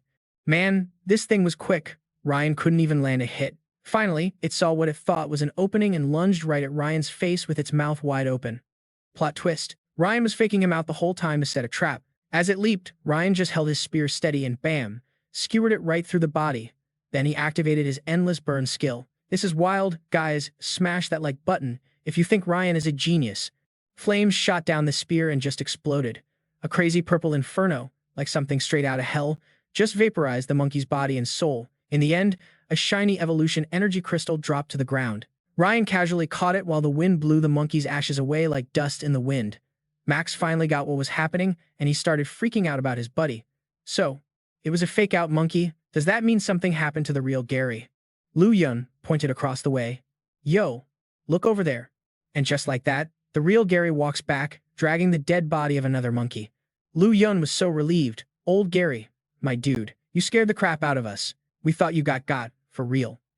Gary walked over and explained, this little creep saw me and just took off running. Took me forever to finally catch it. Commander Lewis stood there analyzing the situation with his hands behind his back.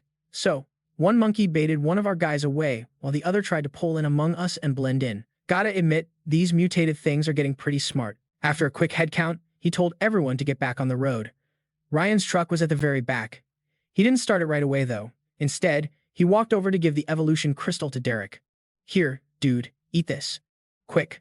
Derek had been living in the mountains, like, off the grid, near some spot like Denver, Colorado for way too long and was totally clueless. He looked at the crystal in Ryan's hand and scrunched up his face. You can. Eat this thing? Lily jumped in. Why not? It's delicious. Ryan also hyped him up. Your power is sick, man. Eat it. Once you level up, you'll be even more of a beast. Derek was still a little sketched out, but since the brother-sister duo was pushing it so hard, he figured they meant well and finally gave in. Fine. I'll eat it. Then, Ryan turned to his sister, looking curious. Yo, speaking of eating, doesn't your little bug thing need to eat? Lily's eyes went wide. Oh my god, I almost forgot. With that, she pricked her finger and flicked a single drop of blood onto the armored bug king's head. As soon as it slurped up the blood, its body shrank down to the size of a little stuffed animal. cradling the bug king, which she called Helicopter. Lily explained it to her brother. Helicopter can eat meat, evolution, energy, even those flame crystals. Basically, anything valuable. But my blood works the best. With his super senses, Ryan thought for a second. Why do I feel like after it ate your blood, even though it got smaller, it actually got a little stronger? Is that part of your power too? Lily honestly had no clue about her own abilities, so she just shrugged. I dunno. Maybe it's just full now and has more energy or something. Night rolled in, and the whole crew set up camp in the forest, somewhere that felt like the deep woods of Oregon. They got a big fire going for warmth and to keep any creepy crawlies away. The flames were dancing, making everything feel cozy. Lily was warming her hands by the fire, complaining, Ugh, we've been on the road all day. That truck is so bumpy, and it's slow as molasses. I'm totally wiped. Ryan just told his sister she should be grateful. I mean, at least she had a ride instead of having to hike it, right? Suddenly, Ryan's ears perked up. He heard a rustle in the bushes and zipped off with his spear. The soldiers on watch duty immediately tensed up. Not again. More danger. They were anxiously waiting for orders, their eyes darting between their commanders and Ryan. Then, he comes back holding a rabbit with a huge grin. Looks like dinner's getting an upgrade, y'all. So, the rabbit gets skewered and roasted over the fire. Lily whined, Aw, but bunnies are so cute. How can you eat a bunny? Ryan could not have cared less, holding the cooked meat, ready to chow down. Fine, more for me. Torn between her morals and her rumbling stomach, Lily caved. She decided to eat the super fragrant rabbit meat. Forget cute, just past the hot sauce. Just then, someone caught a whiff of the delicious smell. Max popped up, super excited. Ooh, is that roasted rabbit? Lu Yun scratched his head, acting all shy. You guys go ahead. We were just, passing by. Lily, being polite, offered, Why don't you guys sit and eat with us?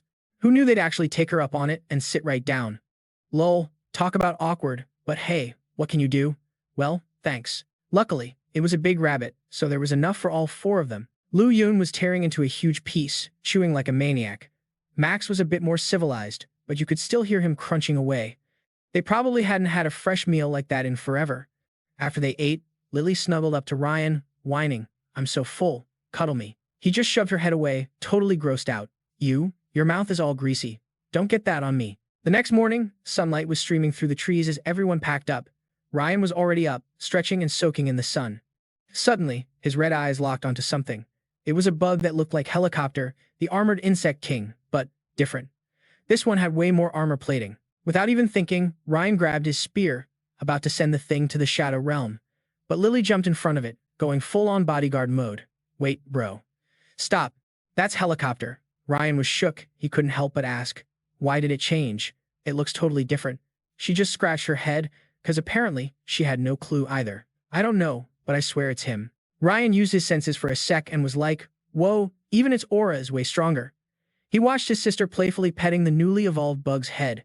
Ryan was silently thinking, how did it break off from its species and still manage to evolve? Is this Lily's power, or is it something in her blood? So wild. Let me know in the comments what you guys think is going on with Lily's powers. Anyway, not long after, under a perfect blue sky, the crew hit the road again. In the back of the truck, Derek, the mountain man, and some sleepy soldiers were trying to catch some Z's. After driving for a bit, the whole convoy just stops. Lily and Ryan were up front by the driver. She looked around, all curious. Why'd we stop? Turns out, they were deep in the forest now, and the path ahead was completely overgrown, like trying to drive through a jungle in Miami. The soldiers all hopped out to check it out. Lu Yun looked at the dense woods and got worried. Yo, this forest looks like it goes on forever. Who knows what kind of crazy stuff is in there? Maybe we should find another way around. Max just smiled, dropping some knowledge. I know this place. It's called the Red Pine Forest, and it's massive. If we try to go around, at our speed, it'll take at least 4 days. Lewis heard that and knew a detour was a major time waster, so he asked, Is there even a path in this forest? Can our trucks even make it through? Max immediately replied, Yeah, there's a path, and it's plenty wide. On the other side is a small town called Lindu County. We can chill there, regroup for 2 days, and then head out again. Hearing that, Lewis didn't hesitate. He barked the order. All right, listen up. Once we punch through this forest, we hit a town where we can rest for 2 days. The soldiers in the back erupted in cheers. Heck yeah, we can finally rest for 2 whole days. The sun was blazing high in the sky. Max sized up the situation. It's noon. We've got a few hours till sundown. If we floor it, we should have just enough time to cross the Red Pine Forest. With that, he yelled, All right, full speed ahead. Their truck took the lead, but when they spotted something blocking the road, Someone had to radio the trucks behind them. "We got a roadblock up here. Need to clear it." The convoy stopped again, and the soldiers jumped out with their blades to deal with it. All this stopping and starting was getting on Lily's nerves. She asked, annoyed, "What is it now?" Up ahead, the soldiers were hacking away at this super thick wall of vines, and it was taking forever. Ryan was getting impatient with how slow they were. "Dude, chopping it bit by bit is going to take all day." He was about to just torch the whole thing with his purple flames, but Marcus rushed over to stop him. "Whoa, wait, Ryan. This forest is full of dry trees. Man, it's super flammable. It'd be a really bad look if we burn the whole place down." Okay, since a bonfire wasn't an option, the soldiers had to get back to their manual labor. As they kept chopping, they heard these weird rustling and chattering sounds nearby. They looked up, and yup, a whole crew of mutated monkeys had gathered on the branches, just watching them. "Oh my god, you guys," so they were just standing there, and this whole pack of monkeys starts staring at them with these creepy, glowing red eyes. Like for real, they looked like hungry demons eyeing an all-you-can-eat buffet. Somebody just screams, "Watch out, mutated beasts." So, of course, Ryan immediately yells to his sister, "Lily, juice me up." He got this massive grin on his face. Like, how could he pass up on free XP that literally delivers itself to his front door? Little did those monkeys know. 1 second they thought they were the hunters, and the next, boom, the tables have officially turned. The second they felt his terrifying aura, they knew they messed up. The dude they picked to be lunch was no joke. Ryan's whole body was radiating this insane energy, like some god of death holding a spear, for real. Tiny purple flames were dancing all over him, and the monkeys were like, "Oh heck no, we gotta bounce." But Ryan was already powered up, and no way was he letting them just dip out like that. He swung his spear down, screaming, "Where do you think you're going?" And in the monkeys' terrified eyes, the last thing they saw was this absolute unit lunging at them with a spear. And then, a super gross squelching sound and stuff splattered everywhere. Let's just say that monkey got sent to the forever box. Yo, this scene was way too gnarly, so we had to hit the censor button. A second later, Ryan is just standing there, holding 5 of those evolution energy cores. So who do you think he gives them to? Yup, it was for Derek, the squad's third wheel. Eat these. And Derek, like a good boy, just scarfs them down one by one. After he's done, Ryan just casually goes, "You're now an evolver with, like, 13 times the physical strength, so you're basically one of the heavy hitters now." But suddenly, this blood-curdling scream comes from the other side of the camp. Derek and Ryan whip their heads around, and someone yelled, "What the heck happened?" A soldier was rolling on the ground, clutching his leg and groaning. "Ah, something bit me." Everyone immediately swarmed his leg. "It's a snake. Those are snake bites." And right after they figured that out, before they could even do anything, the poor guy starts foaming at the mouth, takes one last breath, and just peaced out. F in the chat for that dude, for real. Not far off, a snake was trying to slither away. But y'all know karma is fast. With a thud, a blade just slams right through the snake's body. A total critical hit. Bye-bye, Snakey. The dude who got it was another soldier from the squad.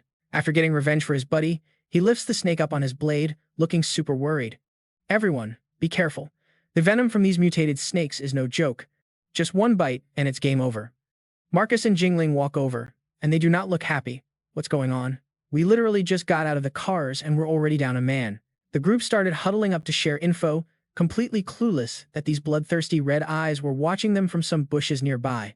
With zero warning, a mutated hawk just dives out of the sky to attack. Then a bunch of snakes lunged out too, sending the soldiers scrambling to not get got.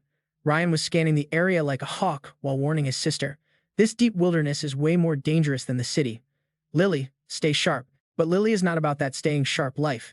So she immediately summoned her personal bodyguard. Helicopter, come protect us. And then, you guys, there was this massive crash in the forest as something huge just dropped from the sky.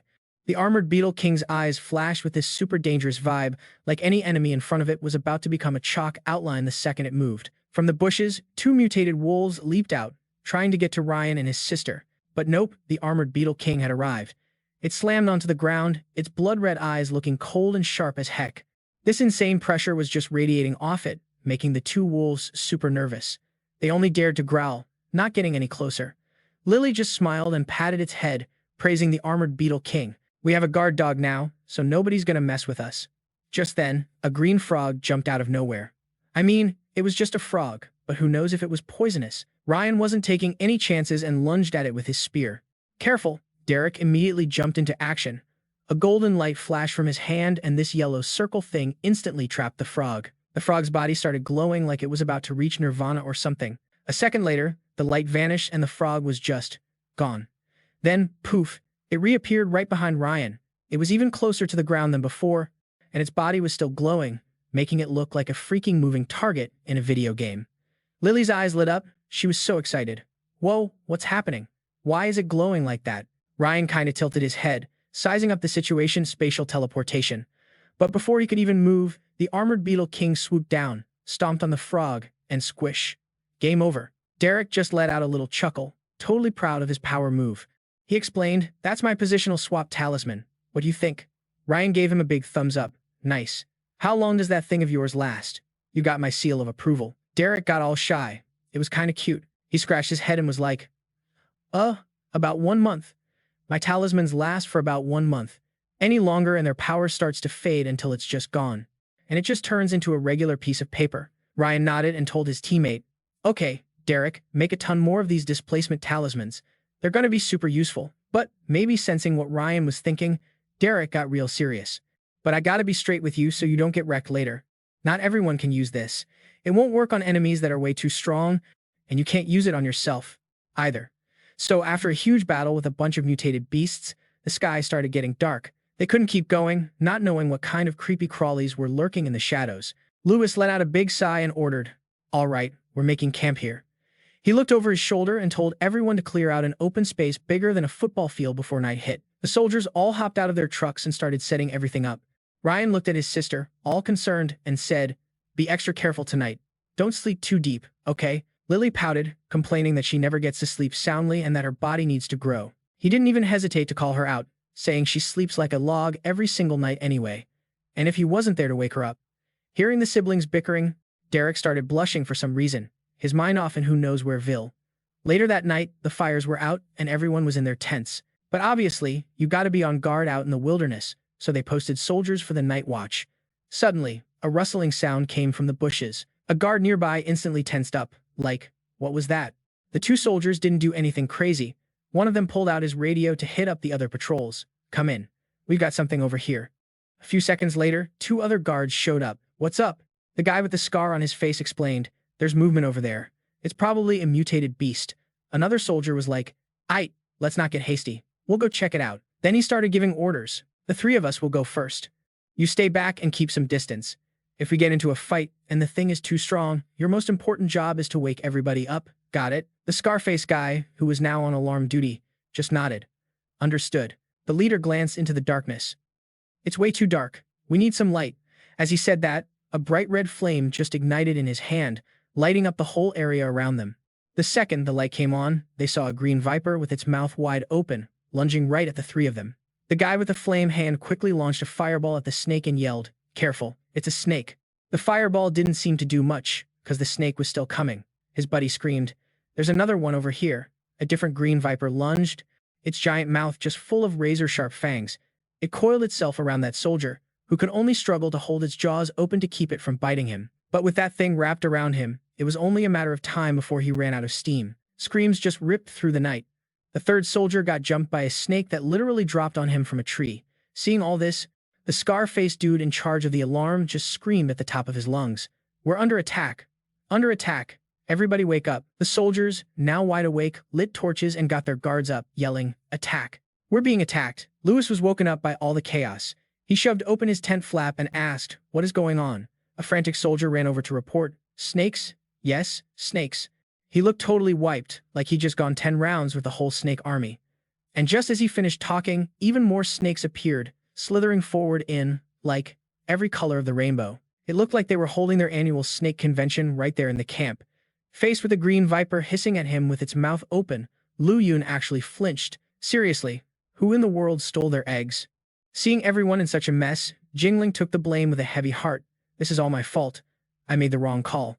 I shouldn't have led us down this narrow forest path." But as the commander, Lewis stepped up. "I made the final call, so the responsibility is mine. Nobody should be blaming themselves right now. Figuring out how to get through this is what matters." Then he yelled out his command. "All units, pass this on. Attack as one group. Cover each other and do not get separated." The snakes got even more aggro, and one of them leaped down from a tree, its sharp, venom-filled fangs glistening in the moonlight. The soldiers scrambled back in a panic while their buddies raised their guns and just opened fire. The crazy barrage of bullets knocked the snake right out of the air and onto the ground. But then the inevitable happened. The soldier closest to it became its next target. The snake lunged, sinking its fangs deep into the guy's side. A horrified scream ripped out. "Ah, help me." But y'all, those were his last words. Blood instantly soaked his uniform. The venom spread crazy fast. He was gone just seconds after he screamed. Drop a like on this video if you think our crew is in serious trouble. Lu Yun realized something was seriously wrong with these snakes. Wait, these aren't just thick-skinned pythons. They're venomous vipers that mutated and got huge. After taking out its first victim, the venomous snake went looking for another. It spewed this cloud of purple mist that just swallowed a bald soldier, who then collapsed and died, bleeding everywhere. In just a moment, 2 men were gone. The snake then went for a third target, but from the side, a figure wielding 2 swords rushed forward. It was Gary. His face was grim and his eyes were locked on. Jingling shouted a warning. "Old Gary, be careful. That smoke the snake breathes is poisonous, too." Gary didn't even answer. His body moved like a ghost, phasing through physical attacks, and he easily dodged the cloud of purple mist from the snake. With a series of flashes, his twin swords sliced through the air, dicing the snake into a dozen pieces. Man, if it wasn't venomous, it would have made some bomb snake soup. Standing off to the side, Lu Yun was gassing him up. "That's old Gary for you. Gets the job done the second he moves." But the words barely left his mouth when a glob of venom shot right past his head. He dodged just in time, narrowly avoiding getting deleted. As you'd expect, the venom that hit the ground sizzled and bubbled, literally eating away at the dirt and smelling absolutely foul. Jingling, controlling the vines in his hands, warned everyone, "This poison is way too strong. Don't touch it." The whole camp just fell into chaos as the horde of snakes kept slithering into attack, non-stop. Let me know in the comments if you think they can survive this snake apocalypse. Y'all, everybody was getting wrecked trying to fight these things off. Then, bam, a whole squad of soldiers rolls out of the barracks, and you can hear the commander yelling, "Reloading, got baddies on the right, copy that. Laying down, suppressing fire. We're being flanked on the left. Stop them." Marcus saw Ryan and his crew just standing there like mannequins on 5th Avenue and yelled out, "Yo, Ryan, what are you spacing out for? Let's move. Let's go." Ryan was just zoned out for a hot minute, and then, oh my god, he drops 2 words. "And I freaking K&A it." He turned around and told Marcus, "You guys push through first. I'll catch up." Lily was like, why aren't we going?" But instead of answering his sister, he hit her with another question.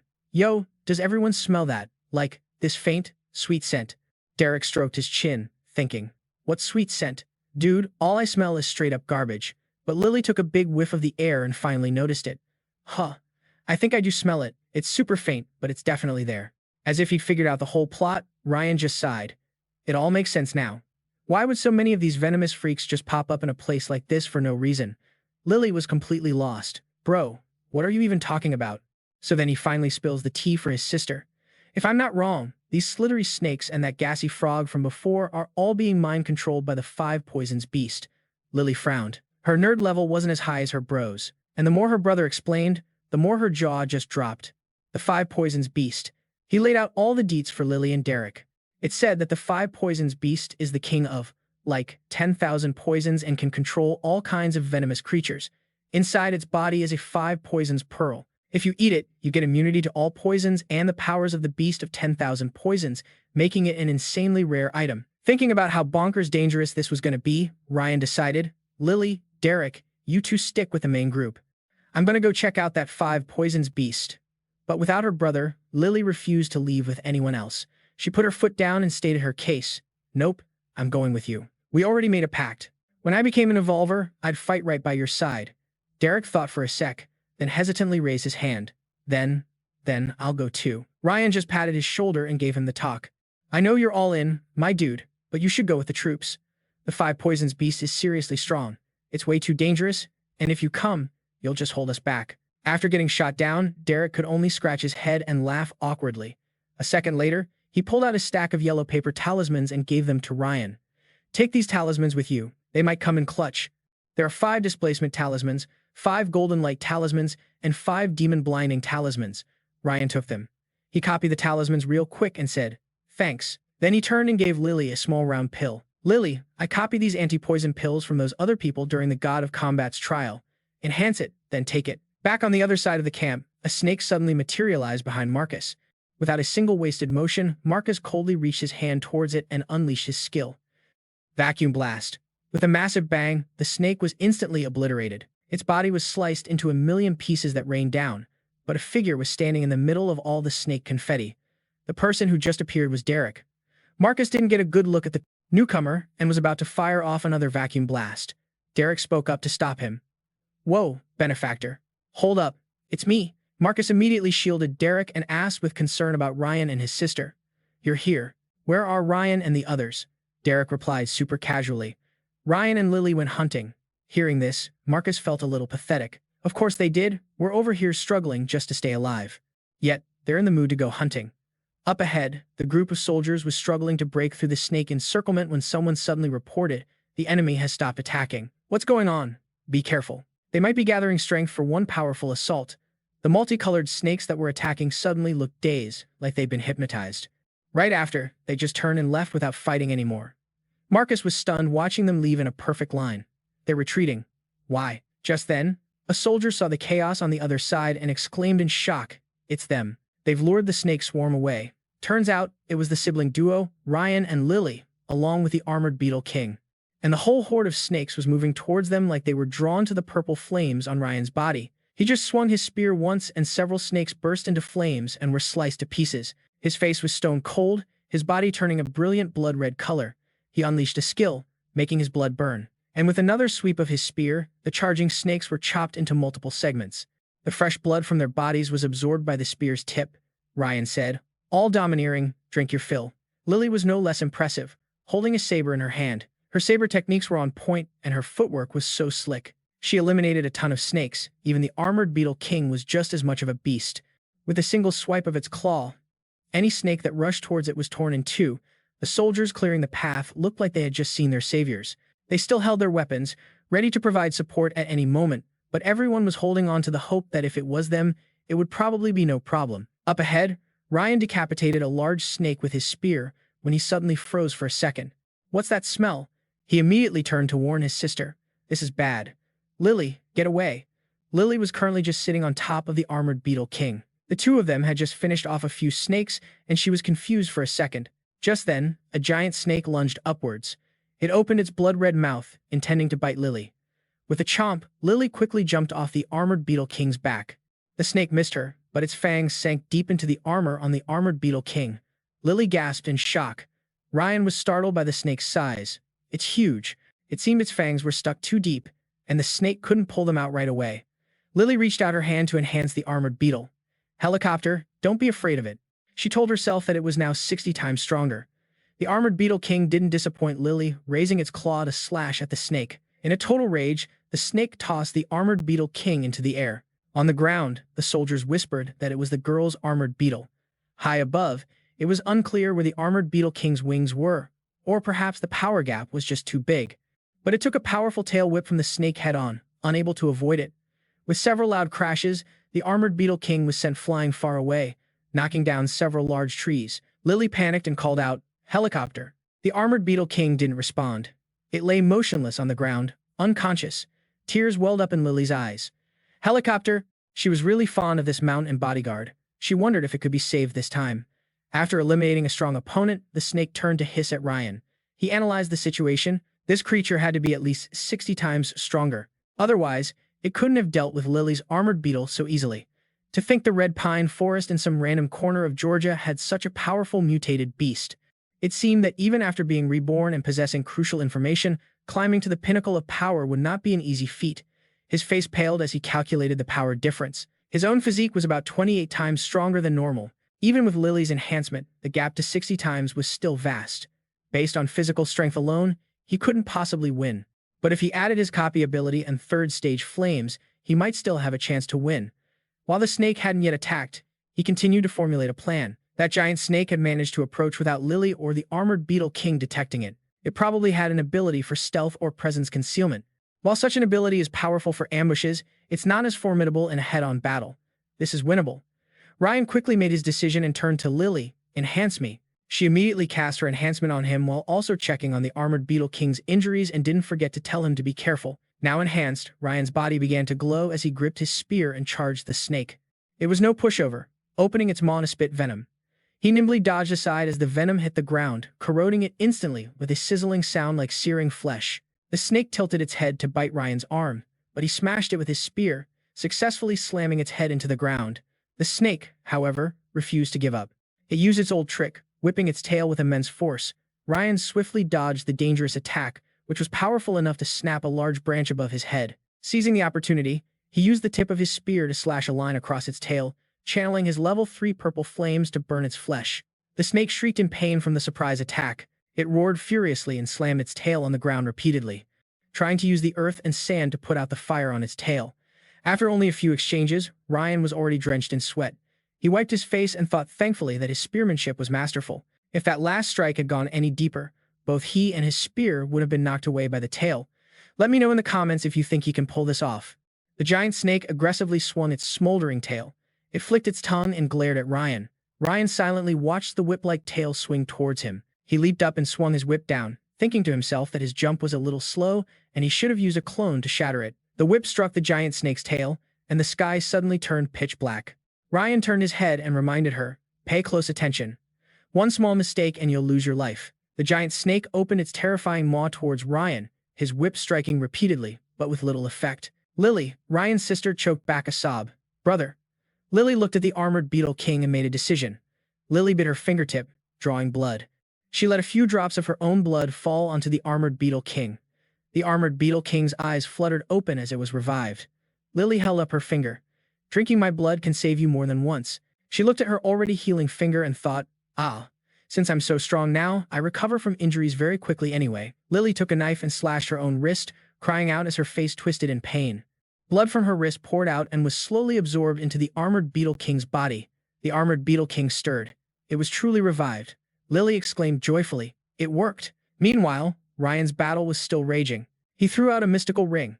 It struck the giant snake, forcing it to recoil in pain. Ryan glanced at the ring on his hand. This ring let a guy like him, who wasn't great at long-range fire magic, just sling it effortlessly. It was a huge help, for real. Too bad the ring's power level was way too low and couldn't handle his level 3 purple flames. If he kept spamming it, it would definitely overload and break. Ryan looked up at the giant snake. He knew he couldn't win in a straight-up fight. The only plan was to slowly wear it down. The giant snake was thrashing around, totally confused. The time is almost right, Ryan thought. He seized the moment. This is it. The giant snake's eyes were bloodshot as it showed its fangs and flicked its gnarly tongue. Ryan's eyes went wide. Crap, I forgot it could do that. The giant snake coiled up into these huge loops. It opened its massive mouth, aiming right for Ryan. Ryan countered by drawing a magic circle. He muttered, "Dang it. That opening I worked so hard to create was just wasted. I gave it time to catch its breath, and now beating it is going to be a whole lot harder." The giant snake's attack couldn't break through Ryan's barrier. The snake just focused on one spot, attacking over and over again. The armored beetle king appeared right behind the giant snake. Its super strong hands dug deep into the snake's body. The armored beetle king held on for dear life, not letting go, which made the snake rear its head back and scream. Ryan saw his chance and attacked instantly with his whip. The snake opened its massive mouth, trying to bite the beetle king that was still clawing its back. The armored beetle king was relentlessly swinging its sharp iron claws, giving the giant snake zero time to even think. The huge snake lifted its head and shrieked in pain. Ryan gripped his spear, charged forward with his weapon, and screamed, "Just die already." He aimed right for the giant snake's eye. With a grim look, Ryan commanded his power to just burn it all down. The spark shot right through the snake's head, and its mouth fell open. Lily looked up and whispered, "Yes, it worked." The snake was totally incinerated by Ryan's flames. It collapsed right at Ryan's feet, its whole body charred black. The armored insect king's gem lit up as it stood in front of Ryan. "Whoa, it was getting stronger," Ryan said. "Lily, your ability is insane." Y'all, if you think that was epic, smash that like button and let us know in the comments who you think their next pet should be. Lily shot back, "Yo, if that thing hadn't ambushed me, my copter wouldn't have gone down like that, for real." Ryan was just holding this gem, like, whoa. He'd never seen such pure evolution energy before. Same old strat, power up, then copy. Lily chimed in again, "Just eat it, dude. We still gotta go clap that 5-venom beast or whatever it's called." Ryan just ruffled his sister's hair. "Nah, don't be a goof," Ryan said. "It's just evolution juice. It's not gonna give me a crazy power-up by myself, not enough to be a game changer. You, though, you're already lagging behind me," he teased. "Better be careful. Fall too far behind and I'm ditching you." Lily fired back, "You even think times about leaving me, and I'll roll up with 12 tier 3 monsters to hunt you down, I swear." Ryan looked at his sister, who was basically fuming, and was like, Okay, noted. Yikes, better not poke that bear, Ryan thought. Lily sat in a corner, holding her head while Ryan was literally screaming his head off. Ryan finally caught his breath. Okay, yep, that was times, not times your average power-up. His physical strength just shot up from 28 times to 32 times normal, a four-fold jump. Lily smugly replied, aha, I went from 23 to 29, a six-fold increase. That's more than you, and I didn't even make a peep. Ryan rolled his eyes. Okay, enough with the sass. He checked his weapon. My blood flame spear absorbed that snake's energy and just leveled up from a D rank to a double D rank treasure. Sick. He turned to Lily. All right, let's go hunt down this 5-venom beast. Lily looked at him, totally curious. Bro, how tough is this thing? Like, is it stronger than that snake we just fought? A picture of some gnarly demonic spider flashed in his head. Ryan was like, in terms of how rare and valuable it is, the 5-venom beast is totally on the same level as a demonic species. Hiding behind this massive, ancient tree, Lily whispered, Bro, look over there. Ryan peeked and his face just scrunched up. What times is times that nasty thing? He gave Lily a signal. You stay here, be my lookout, and juice me up with buffs. Lily nodded. Got it. Ryan was dead serious. Okay, for real, with this thing, it's gotta be a one-hit K. Oh. If it gets a chance to even blink, we're gonna have a bad time. Ryan grabbed Lily's shoulders, his eyes totally lit. Meanwhile, the armored insect king was just silently judging them from the back, standing in front of his big bug buddy. Ryan's eyes lit up with a plan. Okay, listen up. In a sec, you're gonna go over there and be the decoy. Get its attention from the front. The armored insect king immediately looked left, right, up, down, everywhere but times where Ryan wanted. Ryan looked down, kinda impressed. Huh. It knows how to say no now. This bug is getting way too smart. He wondered, could it be because of Lily's ability? Lily immediately stomped over to the bug. How dare you disobey my brother? As she was scolding it, the 5-venom beast was just glancing around, totally clueless. The 5-venom beast dug its razor-sharp claws into the dirt. It cracked this nasty, savage grin. Its two legs clamped down on this huge centipede that was barely even twitching. The beast brought the centipede up to its mouth and took a big old crunchy bite. And right at that moment, bam, the armored insect king popped up right behind it. The armored insect king went for it, launching an attack on the 5-venom beast.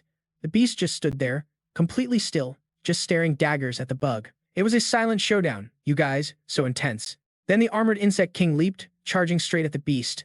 The 5-venom beast just swung its claw and snagged the bug's arm, easy peasy. But then, plot twist. The 5-venom beast's eyes went wide in shock as a huge gash appeared across its body. It let out this pained shriek and hit the deck. The armored insect king stood over it, hands on its hips like a superhero. But then Lily was like, Helly, what are you doing? 'Cause the bug was just flailing its arms and legs around like one of those wacky inflatable tube men you see at a car lot on a highway in Texas. Ryan's face dropped. Oh, this is bad. It got hit by the 5-venom beast's hallucinogenic toxin. It's tripping, dude. The beast teleported behind the bug king. It opened its hand and flicked out this sharp, poison-coated spike. The beast just reached out and shanked the armored insect king right in the back. Hit by the venom, the bug just froze solid. The 5-venom beast reached out. Watching all satisfied as the bug king just collapsed, the beast reached down to finish the job. Lily covered her mouth and screamed, Helly. But then, out of nowhere, Ryan, who'd somehow snuck up behind the beast, just drove his spear right through its freaking head. He tightened his grip, unleashing a wave of fire. Talk about a comeback. Smash that like button if you love a good sneak attack. Ryan watched as the 5-venom beast started to go down. He whispered to himself, mission accomplished. But nope. The beast jerked its head up and shrieked in pain. Ryan just held his spear, totally calm. Ha.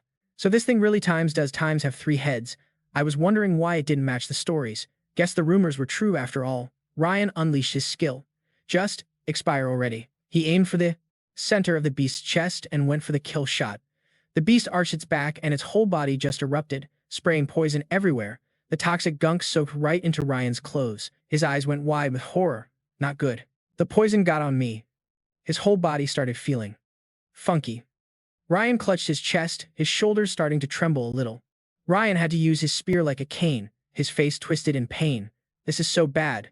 Is this toxin, like, nerfing my abilities or something? The tip of his spear started wobbling in the dirt. Then the 5-venom beast appeared behind Ryan, its lips curling into this super creepy smile. It kept spraying poison, and Ryan had to spin around just to dodge it. Ryan tried to fight back with his spear, but he was thinking, dude, it's taking everything I have just to make a tiny little flame. The beast was getting closer and closer, and Ryan couldn't even get a hit in. He gritted his teeth. Figures this thing would be a beast, literally. This debuff toxin hasn't fully kicked in yet. If I play it smart, I might still have a shot. The 5-venom beast just went berserk. Ryan immediately knew. Great, more poison smoke. The beast's attacks got even wilder, and Ryan was having a tough time just blocking. He was using every last bit of his strength, using the long reach of his spear to keep his distance, and using the tiny flame he could muster to push back the poison smoke. The 5-venom beast just kept pumping out smoke, and Ryan was struggling to dodge. He was thinking, dang it, this thing's fighting style is flawless. Not a single opening. I can't find a window. And just then, the beast grabbed his spear and held on tight. Ryan gritted his teeth. This is so not good. He got yanked into the air as the toxic smoke swirled in around him. And Ryan was just thinking, well, I'm toast. He flinched in pain. He got yeeted across the field, just hanging in midair for a second. He used his weapon to try and stick the landing. He started coughing like crazy from all that toxic gas. Sweat was pouring down his face. He gritted his teeth. Crap. The poison was seeping in and the beast in front of him started to get all blurry. Lily screamed, Ryan, watch out. His mind was racing as the beast pressed its attack, not letting up for a second. So Ryan popped his clone jutsu, making multiple copies of himself. The beast got totally confused and just started swinging wildly. Ryan bowed his head, clutched his chest, and just let out a roar. He tightened his grip on his spear, seeing his chance. This is it. Ryan summoned all his strength, raised his weapon, and plunged it straight into the center of the beast's head. But as he pulled it out, the beast shrieked and its tail whipped around, stabbing Ryan right in the shoulder. His face just twisted in pain. He was covered in sweat as the poison spread like wildfire, and his heart felt like it was being squeezed. He clutched his chest, screaming. Ryan collapsed to his knees right in front of the beast. His eyes went wide as he realized what this was. This was the ultimate move of the 5 Poisons King. A super toxin where, like, a tiny drop could take out anyone. While Ryan was kneeling there, the beast got even more psycho. It curled its lip in this nasty sneer, looking totally defiant. Ryan was thinking desperately, I was so close. Is this really how it ends? No way, I'm not going out like this. The beast swung its arm, shooting out sharp spines, ready to finish him off. A super sharp spine came flying right at him. Ryan tried to block it with his spear. But just then, Lily appeared out of nowhere with a knife, shouting, get away from him. The beast turned, saw Lily, and immediately switched targets. It swung its claws and lunged at her. The knife clattered to the ground as Lily got snatched up, held tight in one of its giant hands. Let me go, you freak. Ryan screamed, why? Get your claws off her. Lily gripped the beast's talon with her tiny mitts, her face all scrunched up as she wailed. For real, Ryan dug deep, using every last ounce of energy to get to his feet and ram his weapon straight through the 5 Poisons beast's dome one more time. The beast's eyes went blank, totally dazed as its grip went slack, sending Lily tumbling to the ground. Ryan yelled, infinite blaze. And oh my god, this insane energy just erupted, shaking the entire forest like it was an earthquake in downtown L.A. The 5 Poisons beast was officially toast. Ryan whipped his head around to Lily, who was just lying there, all busted up. Lily, Lily, Ryan cried out, totally freaking out. Sis, you good? Her eyes were barely open, her face all flushed. Bro. Sorry, I think I gotta dip out first. Ryan shot back, frantic. Lily, don't even say that. I'm gonna save you, okay? He scooped her up in his arms. Right, gotta stop the bleeding. Stop the bleeding. Lily just mumbled. It's no use, bro.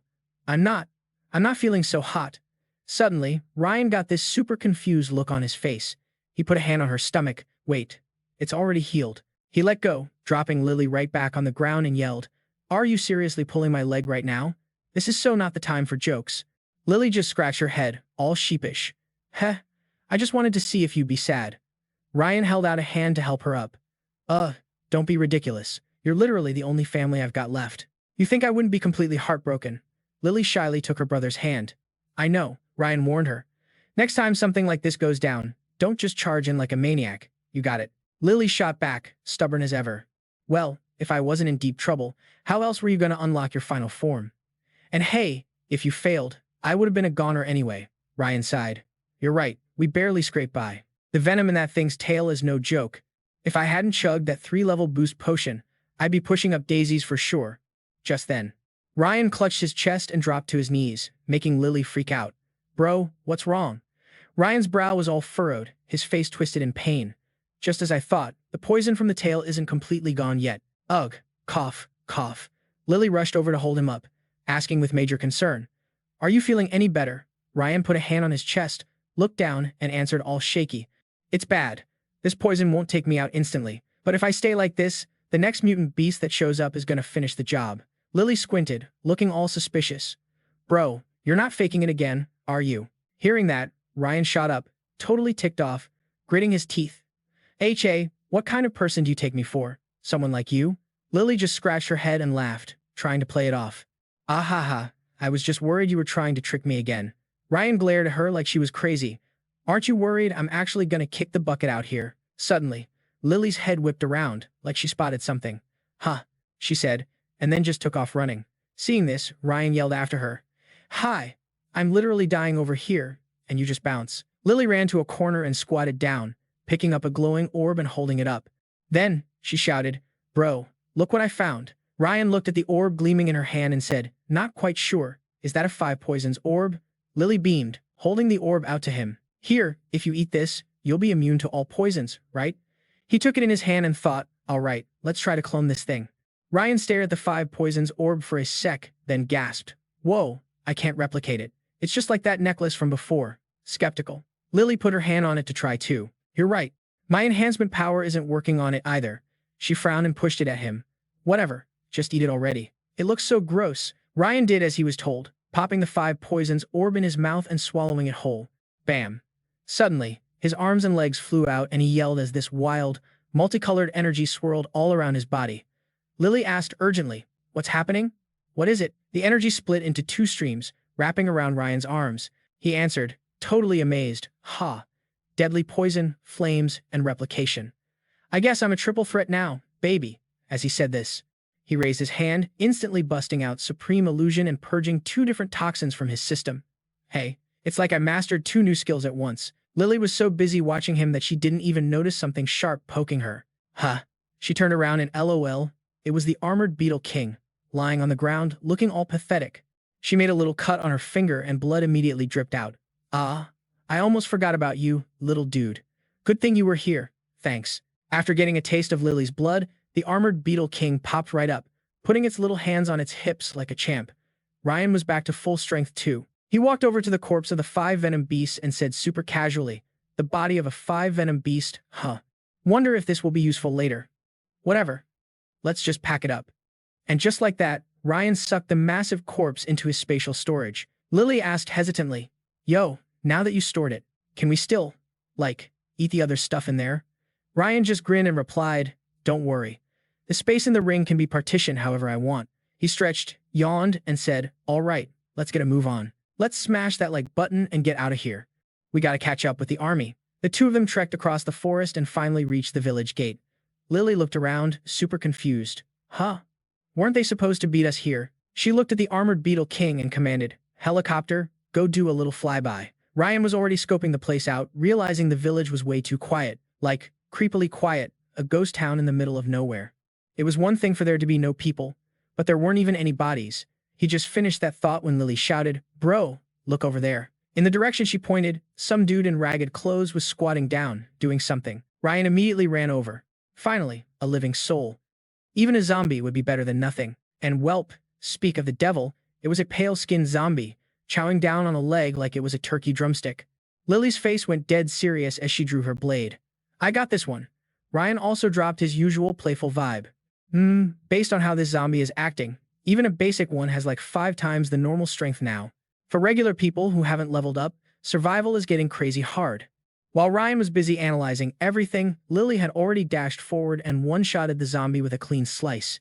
She slung her blade over her shoulder and boasted, How was that? Quick and clean, right? A one-hit KO. Ryan couldn't even look her in the eye, just gave a weak smile. Uh-huh. You killed an ant in 1 hit. You're a real superstar. Lily put her hands on her hips, pouting, You're so mean. Always making fun of me, she grumbled, then looked at the corpse lying nearby. Puzzled, she said, Huh? What was it eating? After getting a closer look, Lily didn't dare get any closer, covering her mouth and gagging. Oh, gross. Ryan crouched down beside it to investigate. Judging by the looks of it, it's probably not human or a zombie. Must be some kind of aberrant. Looks like an aberrant race has been through here already. Lily then guessed, so, there's probably no one left alive around here. Just then, a flock of birds roosting nearby totally panicked and scattered in every direction. Ryan's expression snapped to attention as he yelled, "Something's coming." In the middle of the village square, three gnarly-looking creatures appeared out of thin air. Bearing their fangs and holding janky weapons, they charged straight for them. Ryan just glanced at them, spear in hand, and called them out. Lich ghouls. They're a lower-class, aberrant race, way weaker than those horned demons we've fought before. The leader charged forward, waving its club and screaming in some freaky language. When they were just a few feet away, Ryan swept his spear in a single arc. The lich ghouls were instantly incinerated, their ashes scattering across the ground. Lily enthusiastically waved her hands. "Ooh, let's loot him. Let's loot him." Ryan immediately shut her down. "Don't bother. They're the lowest tier of aberrants. They won't have anything good." A few flower petals drifted by as the two continued deeper into the village. Let us know in the comments what you think they should be looking for. While passing a house, Lily saw the faint silhouette of a person standing on the second floor. She gasped, "Huh? I'm not seeing things, right? There's totally a guy standing up there." His face was scary, thin with these deep, dark circles under his eyes. Lily waved enthusiastically from the ground. "Hey, hello, mister. Can we ask you a few questions?" The man just raised an eyebrow, looking down at them. Seeing this, Lily tried to be even friendlier. "We're not bad people. We totally come in peace." But plot twist, the guy who was standing by the pillar just vanished into thin air. Ryan focused his hearing, listening as the man inside gave orders, telling people to get the knives ready and light the fires. He looked at Lily and warned her, "Lily, be careful."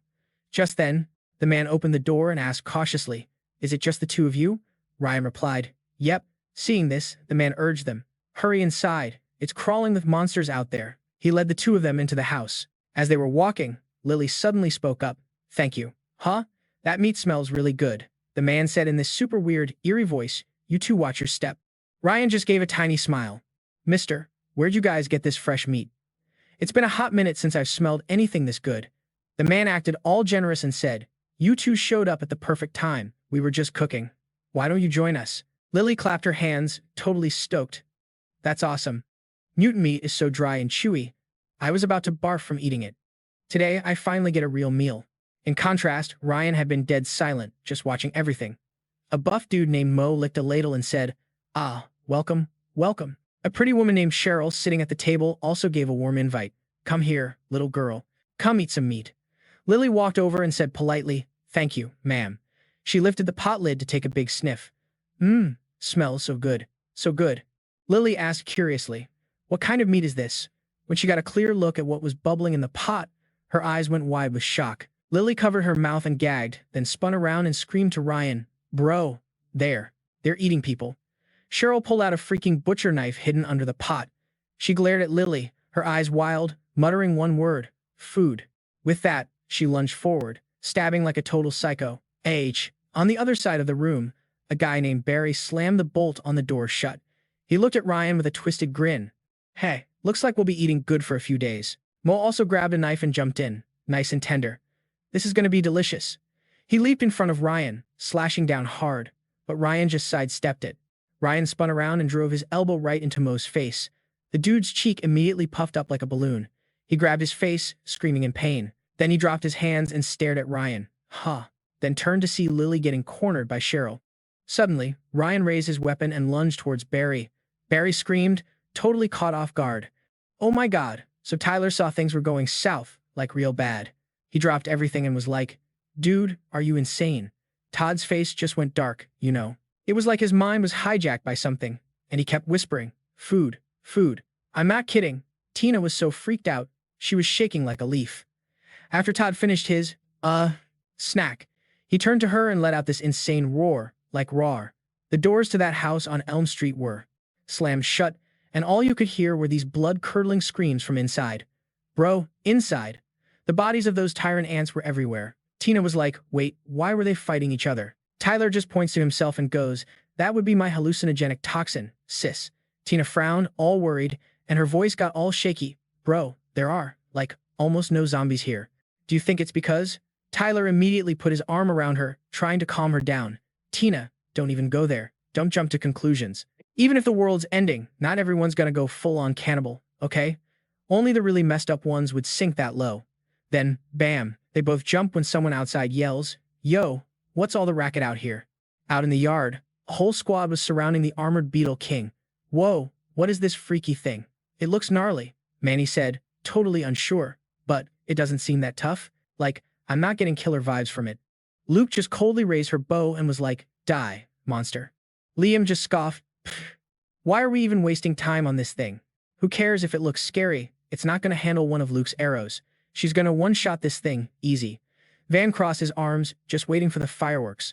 Ha, this thing looks all big and bad, but I bet it's a total lightweight. Look, it's already frozen solid with fear.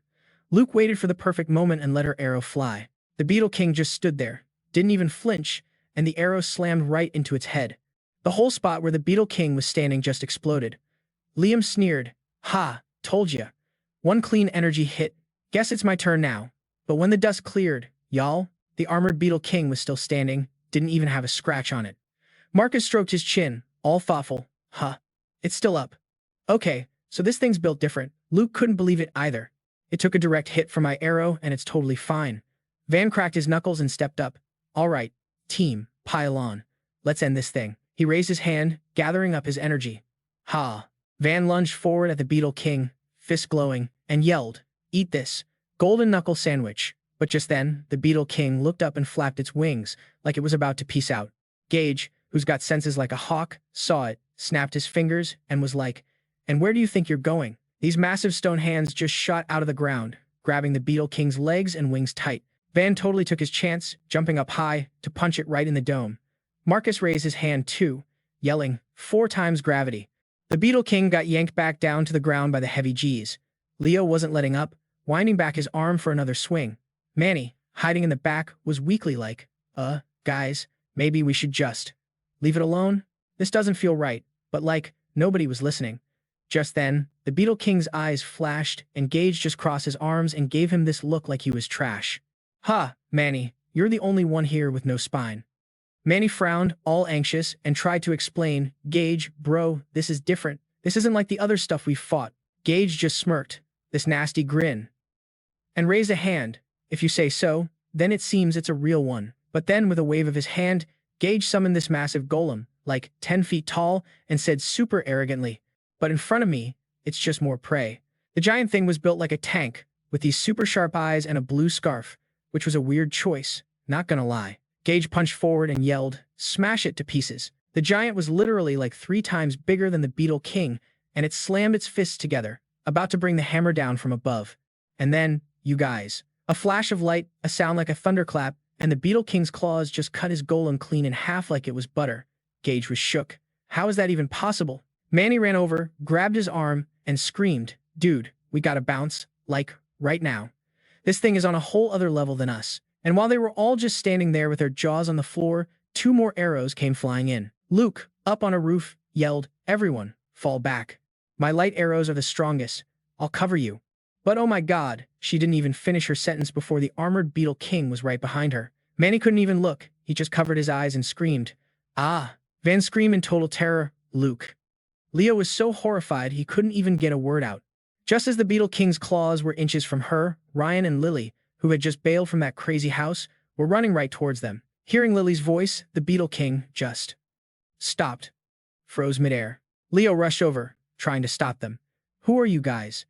Get out of here. This monster is crazy strong. Gage just said, all nasty, Leo, bro, let's go. We can let these 2 noobs be a distraction for us. The armored Beetle King flapped its wings and flew down to look at Lily.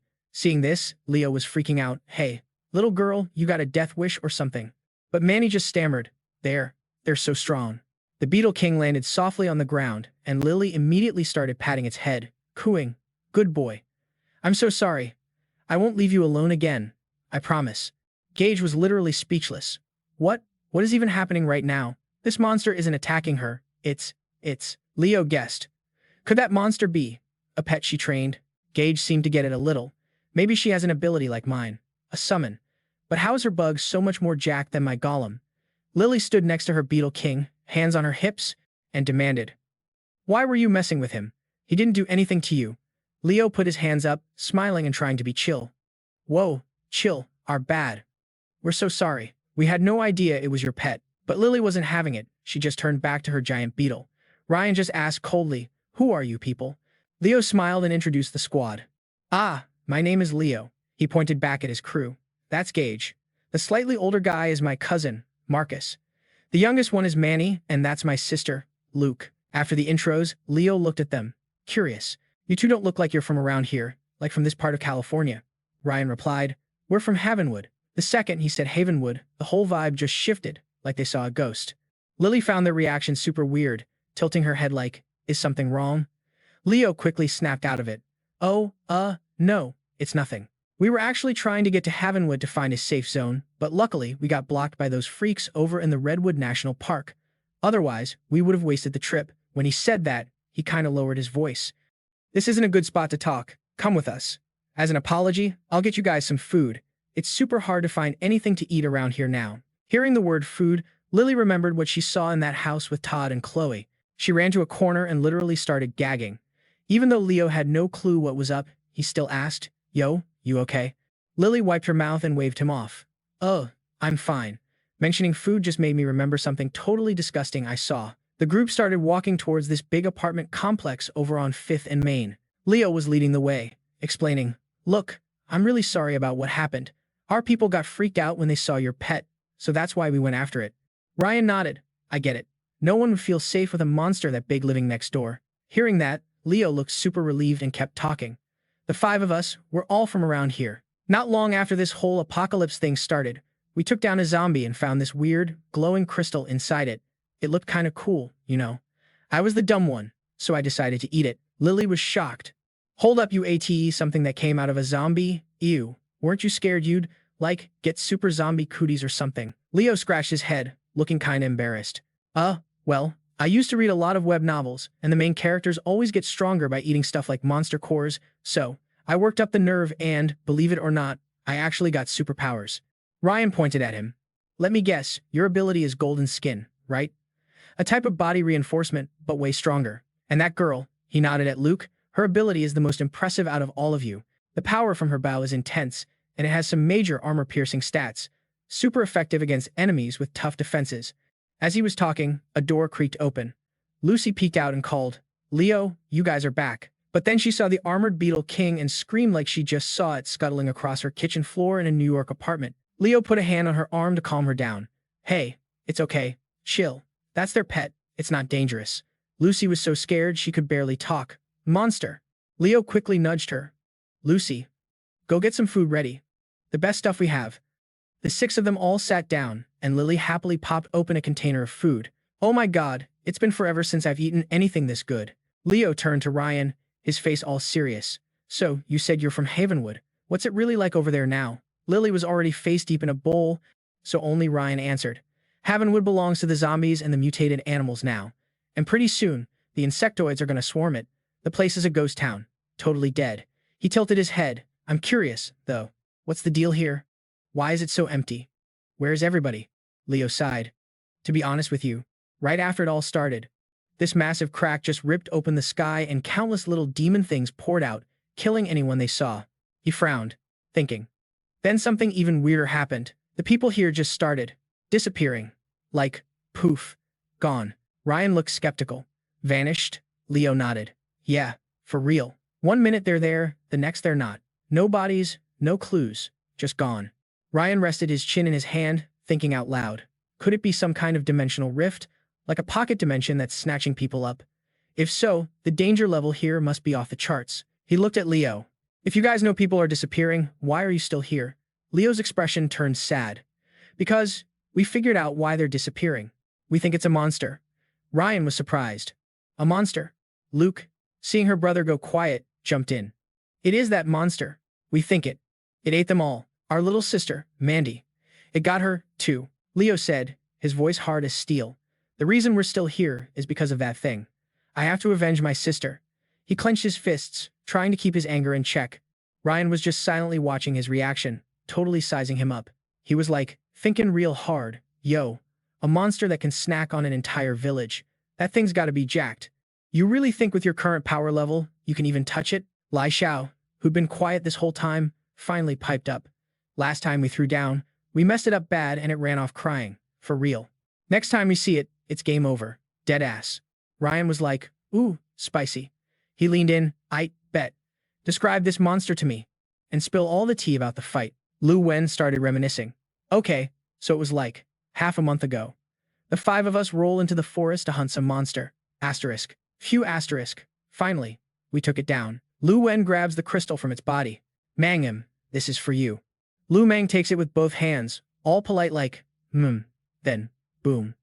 These psycho sprouts just pop up from the ground. Vines shot out like lightning and snatched Lu Meng up. We all just froze, like, completely shook. Mangmim, what the heck is happening? Her arms and legs are all tied up by this crazy plant thing, Nuhoa. She's screaming her head off, struggling like mad, but it was no use. The thing just swallowed her whole. The whole ground starts shaking again, kicking up dust everywhere, like a scene straight out of a disaster movie. We all sprinted to where Nuhoa was, but poof, it was gone. Vanished. Just a massive crater left behind to prove it was even there. After hearing the story, Ryan just muttered, a mutated plant. Huh. Lu Wen looked at him, desperate, and asked, Ryan, you know anything else about these people eating flowers? Ryan just shook his head real quick. Nah, I got nothing. Then, like a light bulb went off, he asked, oh, by the way, you guys seen a huge crew, like, over 100 people, roll through here? The dude answered without even thinking. Nope, if that many people came by, we'd have heard the gossip. You don't think they got eaten by that flower thing, do you? Ryan looked like he hadn't even considered that, and my dude just went silent. The tension. Lu Wen worked up the nerve to speak again. Ryan, you guys are like us, right? You got special powers. I'm begging you, please help us take that monster down. Ryan was thinking to himself, asterisk, this plant thing. No way, it's strong enough to eat all of them. Something else is going on here. Asterisk, he could feel it in his gut, like something was majorly off. But out loud, he just said, bet, we'll help you. Lu Wen jumped to his feet, totally hyped. Oh my god, that's awesome. But like, this town is huge. How are we even gonna find it? Ryan was already breaking it down. Okay, so you said there were 6 of you, and it only took your little sister, right? My guess is, she wasn't its main course. Lu Wen looked totally confused. So Ryan laid it out for him. Look, whether it's a zombie or some freaky beast, they're all hunting for that evolution energy. It's like their instinct, yeah, no? Its real target was probably the energy she was holding. Hearing that, Lu Wen was like, whoa, that actually makes a ton of sense. Ryan crossed his arms, looking all cool. If it's coming for the energy, we don't even have to find it. We've got the goods right here. It'll come to us, like a delivery from a sketchy address in Miami. With that, Ryan turned to Mayong and asked the kid, your power is sensory, right? Can you sense zombies and mutated beasts around here? Mayong, who was being all quiet and good, replied, yeah, I can. Lu Wen jumped in. We'll go with you. This place is dangerous. Before he could even finish, Ryan cut him off cold. Nah, not needed.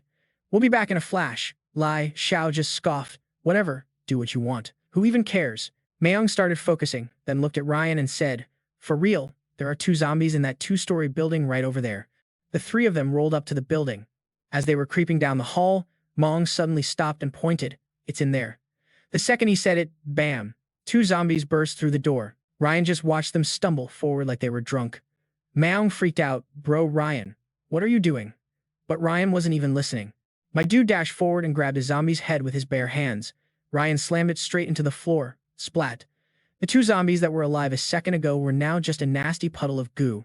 Mayong was staring with his eyes wide open, thinking, asterisk, oh my god, even Lu Wen, our strongest fighter, would have a hard time with 2 of those. This guy just used his hands. He's a total monster. Asterisk. Hit that like button if you think Ryan is a beast. Ryan suddenly yelled, aha, lucky me, both of them had one. Mayong ran to the window and looked out. He pointed, there's an evolved zombie over that way. The 3 of them booked it down to the courtyard where this creepy tentacle was growing out of a wall. Mayong's face got all serious. Be careful. This one's super strong. Ryan just grabbed the tentacle and gave it a massive yank. The zombie that was hiding inside got dragged out, screaming. It showed its claws and glared at Ryan, who was still holding its tentacle like it was nothing. Endless flames. Poof. The zombie was instantly turned to ash by the fire. Mayong was just speechless. Shook to his core. That level of power was straight up terrifying. Lily ran over to grab the zombie's evolution energy and cheered, yay, got the loot. Ryan just glanced at Moon. Keep going. The kid obediently replied, okay. The 3 of them continued their little hunting trip, and another zombie got decked. Lily ran over to the body with a bag to collect the goods. Pretty soon, they had a whole bag full of evolution energy. Only then did Ryan look satisfied and say, this should be enough. He took the bag from Lily. Duplicate. And just like that, another bag of energy appeared out of nowhere. What is this magic? Ryan took out 4 evolution energy crystals and handed them to Maon. Here, you earned these. Eat up. Maon carefully took them, still looking like he couldn't believe it. For me? I've never had so many at once. Thank you. They all went back to their base camp. Lu Wen looked at the bag on the table, totally stunned. Whoa. Over 20 evolution energies in less than 2 hours. That's insane. Ryan just gestured with his chin towards Maon. It's all thanks to Maon's ability. He's like a GPS for monsters, which is how we found so much prey so fast. But the kid disagreed. It wasn't even 2 hours. Most of that was just us walking around. They basically killed the zombies in, like, a second. Hearing them compliment each other, Lu Wen was at a loss for words. All right. So what's the plan now? Ryan started giving orders like a boss. Everyone takes turns on watch duty, 2 people at a time. Report anything that moves immediately. Night came, and the moon was high in the sky. It was Ryan and Lily's turn to be on guard. Lily was sitting on the watchtower and asked, Bro, you think it's gonna show up? Ryan just answered all chill, maybe. But it's not a 100% guarantee. Meanwhile, over in their building, it was dead quiet. Lu sat next to Lu Wen and said all sharp, Big brother, I don't trust those 2. I don't think they're really here to help us. After hearing her out, he didn't even argue. In this messed up world, who would sincerely help a stranger? They've definitely got their own reasons, but I don't think they're here to hurt us. As long as we get revenge for Xiaom, who cares about the rest? Lu Wen clenched his fist, totally determined. When the time comes, and that monster shows up, we have to give it everything we've got to kill it.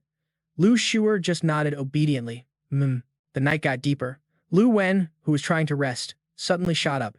Heads up. Wake everybody up. Everyone stumbled out, still half asleep.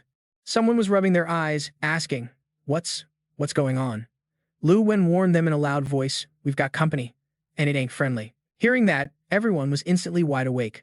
Lu Wen started barking orders. Lai, Xiao, Yu, Maong, let's go check it out. The rest of you, be ready to bolt at any second. From the sound of it, there's a lot of them. The 5 of them snuck out into the courtyard. And OMG, you guys. The place was surrounded by countless mutated beasts, all staring at that pile of evolution energy. Lai Xiao was stammering, tugging on Marcus's sleeve. So many. While they haven't seen us, let's just dip. Marcus replied coldly, If we run, what happens to everyone else? Lu Wen looked unsure and asked, Maon, scope him out. Can we take them? Maon put his hands together and focused real hard. Horrified, he stammered, Brother Lu, we can't win this without someone getting seriously hurt. A mutated cat beast suddenly whipped its head around and screeched, meow asterisk. It roared and lunged forward. meow asterisk. Lu Wen grabbed it and yelled, This is bad. There's a whole army of cats here. They all started meowing together. Creepy. Lu Wen gritted his teeth and shouted, Get in formation. They've spotted us. The 5 of them huddled up as the horde of freaky cats started closing in. Lu Wen yelled, Xia, get to high ground, now. Lu immediately jumped onto a roof, pulled back her bow, and said worriedly, Got it, big brother. Be careful. Marcus spread his arms wide, concentrating his power. Gravity suppression. A fireball torched a pack of cats, and they were all screeching in pain. Lu Wen used his golden heavy fist to punch one into next week. Maung stood there, watching with his sword out as the cat horde just kept coming. Leah let out a massive shout and just started smashing them to bits. A giant made of earth rose up at Lai Xiao's call, jumping right into the fight and crushing cats with its fists. Meanwhile, Ryan and Lily were still just chilling on the watchtower, watching the show. Lily asked, all curious, Bro, aren't we gonna, help them? Ryan was watching the chaos below and just said, Hold up. Let's wait and see how this plays out. A huge cat beast managed to grab Lu Wen's arm, but he just yeeted it away. But the cat was quick and slashed Lu Wen's chest on the way down. 3 bloody claw marks appeared on his chest, and he angrily kicked it into the next county. Get lost. Lu Wen clutched his chest and fell to one knee, coughing up blood. Yikes. The cat beast coiled up, ready to pounce on the injured Lu Wen. Leah saw what it was doing and growled, You'll have to get through me first. The giant caught the cat beast with both hands, but surprise, the cat just used its claws to shred the giant's face to ribbons. Lai Xiao totally panicked and shouted, Sister Leah, my puppet is about to break. Shoot it now, hurry. As Leah's arrows flew, flames exploded around the giant, burning like crazy. And yet, the cat beast just leaped out of the fire without a single scratch, furiously charging right for Leah. The situation was getting super sketchy. Lu Su crouched down, staring, while Maong, completely losing it, screamed, Run. It's not something we can beat. Everyone started scrambling to get away. Hearing the noise, the cat beast's eyes got huge, and it switched targets to Maong. Maon shrieked in terror. Help! Somebody help me! Suddenly, a light flashed out of nowhere, startling the cat beast. It got pierced by a freaking pillar of light, and the cat let out one last, agonizing scream. The cat beast's shriek died out as it got pinned to the ground by Ryan's spear. On the ground, a totally stunned Leah stammered, "Ryan, he's that strong." The other cat beasts were also sent flying, and it turned out to be Lily, who had jumped down riding her armored insect king. The cat beasts were all drawn to her and started pouncing. What a crazy turn of events. Drop a comment below if you saw that coming. The armored insect king flapped its wings to dodge, then sliced up the cat beasts with its claws. They stood up on their back legs like they were going to chase Lily. She just gave him a cold, sideways glance. Lily leaped down from the insect king's back. She drew her sword and with one single slash sent cat beasts flying everywhere. Lily landed on the ground, looking like a total boss. Her blade sweeping in an arc, and oh my god, a bunch more of those cat freaks just got sliced and diced. She was just swinging that thing like a wild tornado, turning them all into confetti. Meanwhile, this dude Kevin, standing next to his giant pet rock, was stammering like, "Wait, what? I thought she just had summoned monsters? How is she also a freaking ninja warrior?" But Matt's eyes were practically sparkling. He just clasped his hands together like he was watching the Super Bowl and was like, "Yo, with skills like that, we're totally safe now." Yeah, for real, they don't even need our help. But then, hold up, something zipped through the cat mob, and of course, our boy Ryan with his eagle eyes spotted it instantly. "A level 2 mutated shadow cat beast," he yelled. He tried to spear it, but nope, the little sucker dodged. Then, get this, the shadow cat turned into a freaking snake and wrapped itself around his arm. It kept changing shapes. Next thing you know, it's a clawed arm trying to scratch Ryan's face off. He used his free hand to grab its neck, but it just melted into some nasty black goo. The shadow cat beast totally slipped out of Ryan's grip and booked it. He just watched it weave through the other cats, like, poofed. Thinks it's so clever. Then he just points his spear at the ground, and whoosh, all the surrounding cats got instantly torched by purple flames, like a 4th of July barbecue, but way more intense. The shadow cat then tried to sneak attack Ryan from behind. What a clown. But my guy saw it coming a mile away and just spun around with his spear ready.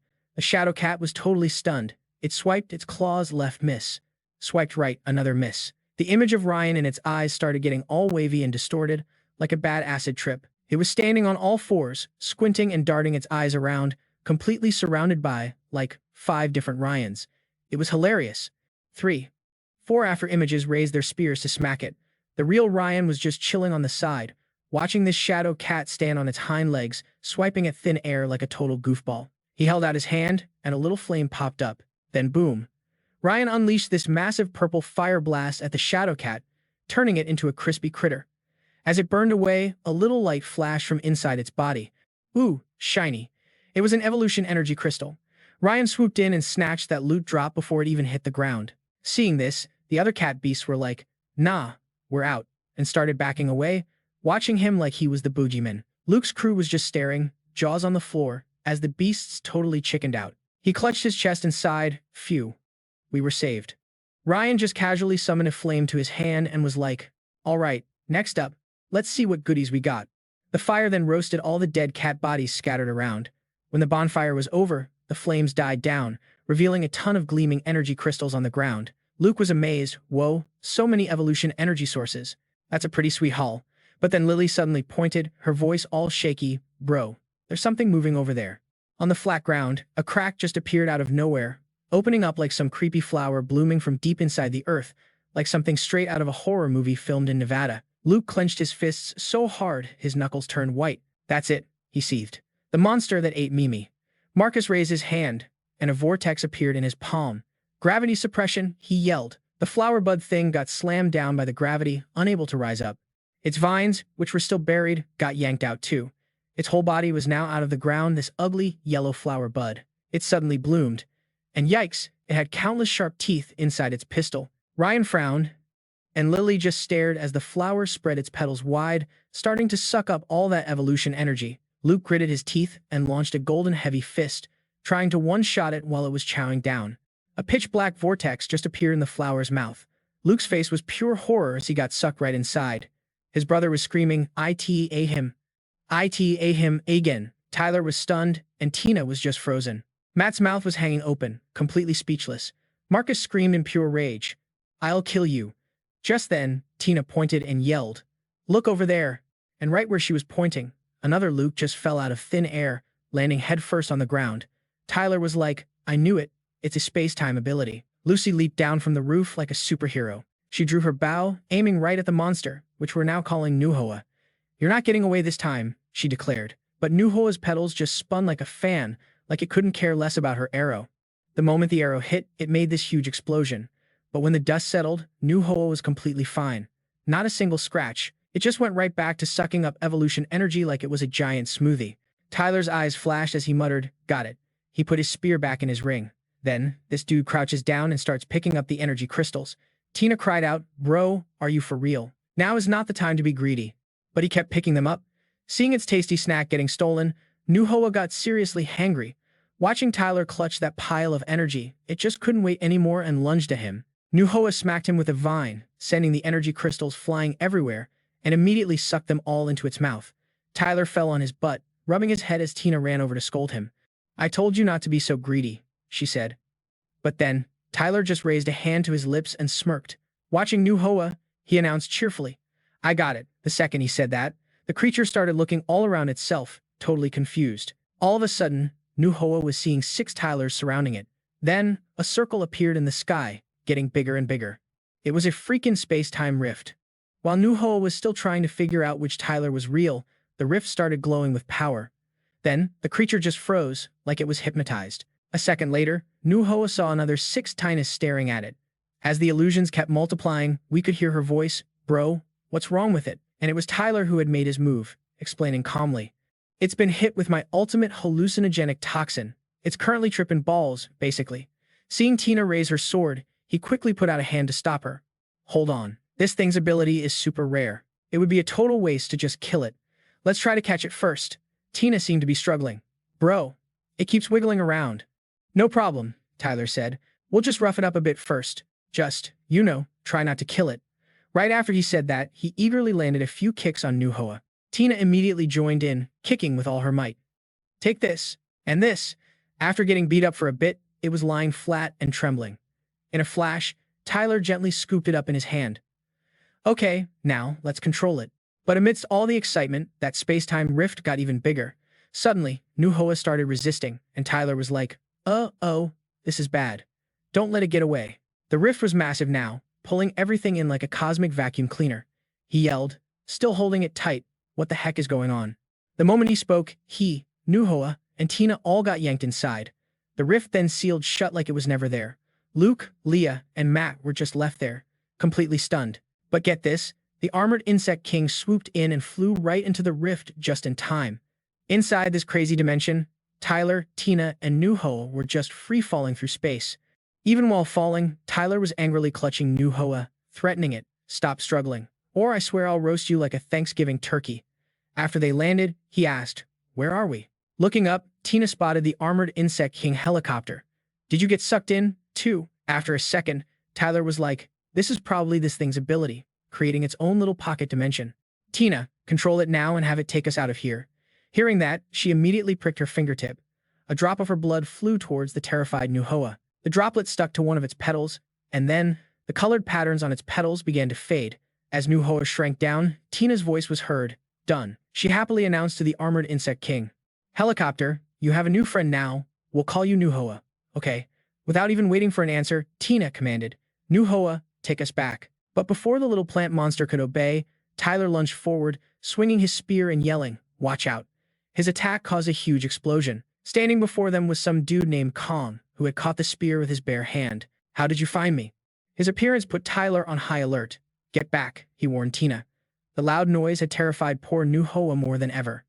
It trembled and hid behind Tina, who said, brother, look, this guy scared Nuhoa half to death. While holding his battle stance, Tyler demanded, who are you? Or maybe I should ask, what are you? Ignoring his question, Kong just calmly ordered, give me the world-devouring flower. Hearing that, Tyler silently wondered, world-devouring flower? Bet that's the thing Tina just tamed. For this guy to pop up here, he must have space-time powers, too.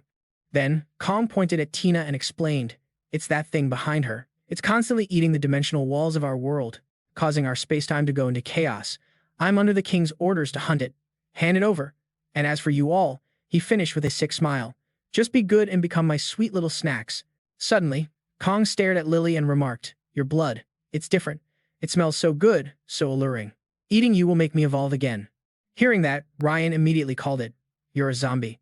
His deduction sent the guy into a rage. "Zombie? How dare you lump me in with those mindless beasts? I am of the Immortal Clan, the ever-living Immortal Clan." It seemed Ryan had figured something out, thinking, "The Immortal Clan." Hearing that, a confused Lily asked, "What's the Immortal Clan?" The next second, he explained, "They're zombies that have evolved to their absolute peak. They have intelligence and call themselves the Immortal Clan. The difference between them and regular zombies is like the difference between a human and an ape." Khan remained incredibly arrogant as he threatened, "Obediently hand over the world-devouring flower, and I'll grant you all a comfortable death." His confidence made Ryan burst out laughing. "What damn Immortal Clan? That's just a bougie name for a zombie. You brainless freaks sure know how to hype yourselves up." His totally disrespectful attitude infuriated Khan. "You. What did you say? We are the perfect race. A filthy ant like you dares to disrespect us." Ryan just kept poking the bear. "Then why don't you tell me how many of you perfect beings there are?" Not realizing he was walking right into a trap, the guy boasted proudly, "About 5 of us." As soon as he heard that, Ryan quickly processed it. The apocalypse only just began, and zombies evolving into this immortal clan have already hit these numbers? That's way faster than I thought. Asked again, "What's your name, and what's your king's name?" Kong, still being a total moron, answered, "My name is Kong, and my king's name is..." Before he could finish, he realized what was happening and roared, "You filthy ant. You dare trick me into talking." Seeing this, Ryan slowly denied it with a smirk. "What do you mean trick you? I just need to know the name of the enemy I'm about to destroy." Oof, mic drop. If you think that was a savage comeback, smash that like button and subscribe for more. Ryan's chill vibe just made this dude huff and puff. For real? Such shameless flexing. Do you have any clue who you're even messing with, bro? But before Ju Kong could monologue any longer, Ryan yanked his spear back, making the guy totally eat dirt. Trying to save face, he pops right back up, mumbling, "Not bad, I guess. You got some muscle. Bet you've never faced anyone as jacked as me. Huh. No wonder you're running your mouth like you own a spot on Rodeo Drive." Ignoring Ju Kong's whole vibe, Ryan just got ready. He's thinking, "Okay, a physique 60 times the norm, way stronger than me. But unlucky for you, my guy, even at 60 times stronger, you're still just a level 2 scrub." Then, bam, he raises his spear and charges in. "Eat this." And in the next second, you're not gonna believe it, Ju Kong straight up catches the spearhead with his bare hands. His face gets all dark and he looks seriously ticked off. "Don't you get it yet? With your puny strength, you can't possibly." He pauses for like 2 seconds. Then something hits him, and he just yells, "What?" as Ryan unleashes a massive move right at him. Ultimate incineration. Yo, this crazy purple flame just starts burning all over his arm, totally freaking him out. Whoa, this ain't no campfire. The second he senses the danger, Ju Kong whips his arm with insane force. Get this, he opened a freaking portal in the air to suck the flames in. And on the other side, a whole horde of zombies just chilling. Whoops, I mean, they were chilling. The moment the fire rained down, they were all instantly toast. Back at the fight, Ju Kong is staring at his smoking arm like, "Dude, your power level is way lower than mine. How are you dropping flames this hot?"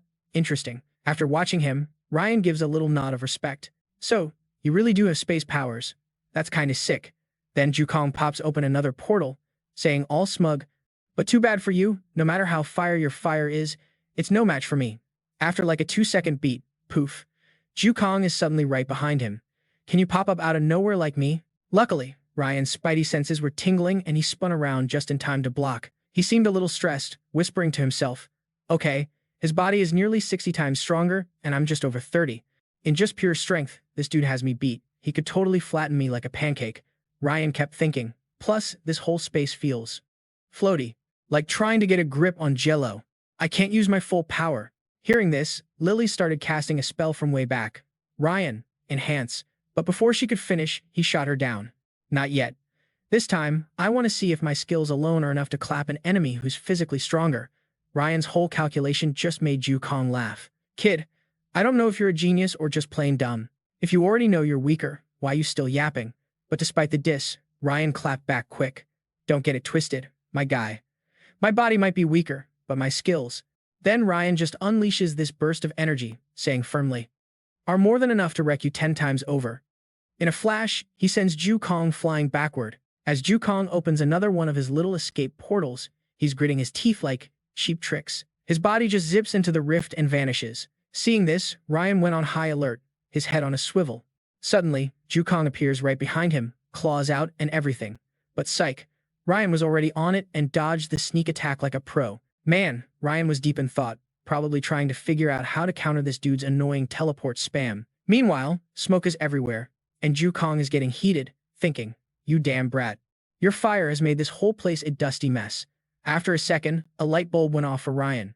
"I get it now. Your cheap tricks." The second he knew where to aim, he lunged. The spear tip shot right for where Jukong was hiding, and just like Ryan called it, his attack hit him dead on. Jukong scrambled to cast a spell to steady himself. The next second, he's grinding his teeth in fury. He knows this guy's fighting skills are way better than his. If he didn't go all out, he was going to take a massive L. So he flies right up to Ryan and actually gives him props. "All right, I admit it, your skills are better. You're the only one I'm going to kill who gets to see this move." Jukong throws his sword in the air, unleashing a storm of shards aimed right at Ryan. Seeing this, Ryan throws up a defense, the flame barrier. But suddenly, the shards fly in and actually start cracking Ryan's barrier. Y'all, this made him go wide-eyed with shock. Ryan's surprise just made his opponent laugh. "Ha, these aren't glass shards, genius. These are shards of actual space. I don't care how tough you are, getting sliced by space itself will turn you into mush."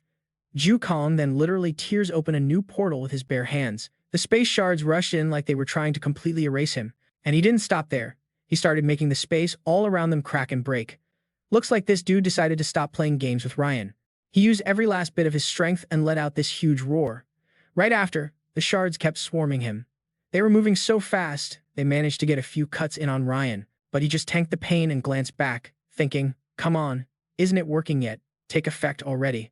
The next second, Jukong forms this black orb between his hands. He slams his palms together and yells, "Shatter." The second he finished, even more shards shot forward. Ryan just calmly ignored them. Suddenly, Jukong's power just, poof, gone. "Wait, why did my power just disappear?" Just as planned, Ryan lets out this epic, triumphant laugh. Hearing him laugh, Jukong freaked out. "What did you do, you little punk?" Then we get a flashback to his earlier trash talk. "Damn you, your fire is kicking up dust." Ryan just reminded him, cool as a cucumber. "Remember what you said? That my fire was kicking up dust all over the place." Then Ryan laid it all out. "My fire incinerates everything. It doesn't make a single speck of dust. What you were seeing was something else." Waving his hand, he continued, "I was going to use a hallucinogen on you. But the color is way too bright. Figured you'd spot it from a mile away, like some tourist on South Beach. Luckily, this degenerative toxin has a dull color, which was perfectly hidden by this gloomy dump and my fire show." Before Jukong could even process it, Ryan hit him with a smirk. "That's why I said, even if you're stronger, when it comes to battle tactics and experience, you're still leagues below me." His total confidence just enraged Jukong, who threatened, You just wait. When my king gets here, he'll make sure you die without a body." In the blink of an eye, Ryan's spear just slashed forward. "You won't get that chance." His final word made Jukong's eyes go wide. "What did you say?" Before he could even finish his sentence, a wave of power just zapped through him, and he was out, instantly. Afterwards, Ryan clutched his face in pain and just collapsed. Seeing this, Lily rushed over, totally worried. "Ryan, are you hurt?" A second later, he struggled to get up and told her, "I'm good, just a scratch. It'll heal up." "Lily, hurry and get the evolution energy. This place is crazy dark. If that thing gets too far, we'll never find it." She immediately did what he said. To Nuhoa, hurry up and bring back the evolution energy. Nuhoa obeyed, but it was holding the energy on its leaf, looking at it like it was the last slice of pizza. It looked like Lily knew exactly what it was thinking. Nuhoa. After she snapped at it, Nuhoa sadly handed over the goods. Getting it, Lily looked at it all curious. "Huh, this orb looks a little different from the last ones." While Lily was checking it out, Ryan confirmed, "Of course it's different. This one orb is equal to 5 of the ones we got from that giant snake thing." Hearing that, her eyes lit up like a Christmas tree. "So that means if we use our replication enhancement, it'll be 20 times more effective than the snakes?" He kind of scratched his head and was like, "Well, we used the enhancement on that one too, so it's actually still just 5 parts." Seeing Nuhoa literally drooling over the energy, Lily ran over and scolded it. "You want to just swallow it again? If my brother didn't protect you, you'd be somebody's science project by now. Go on. Get. The zombie corpse over there is for you." The moment she finished her sentence, it started glowing with this power that just covered its whole body. Seeing how eager it was, Lily snapped, "Hey, you have to wait until after the replication enhancement to eat that.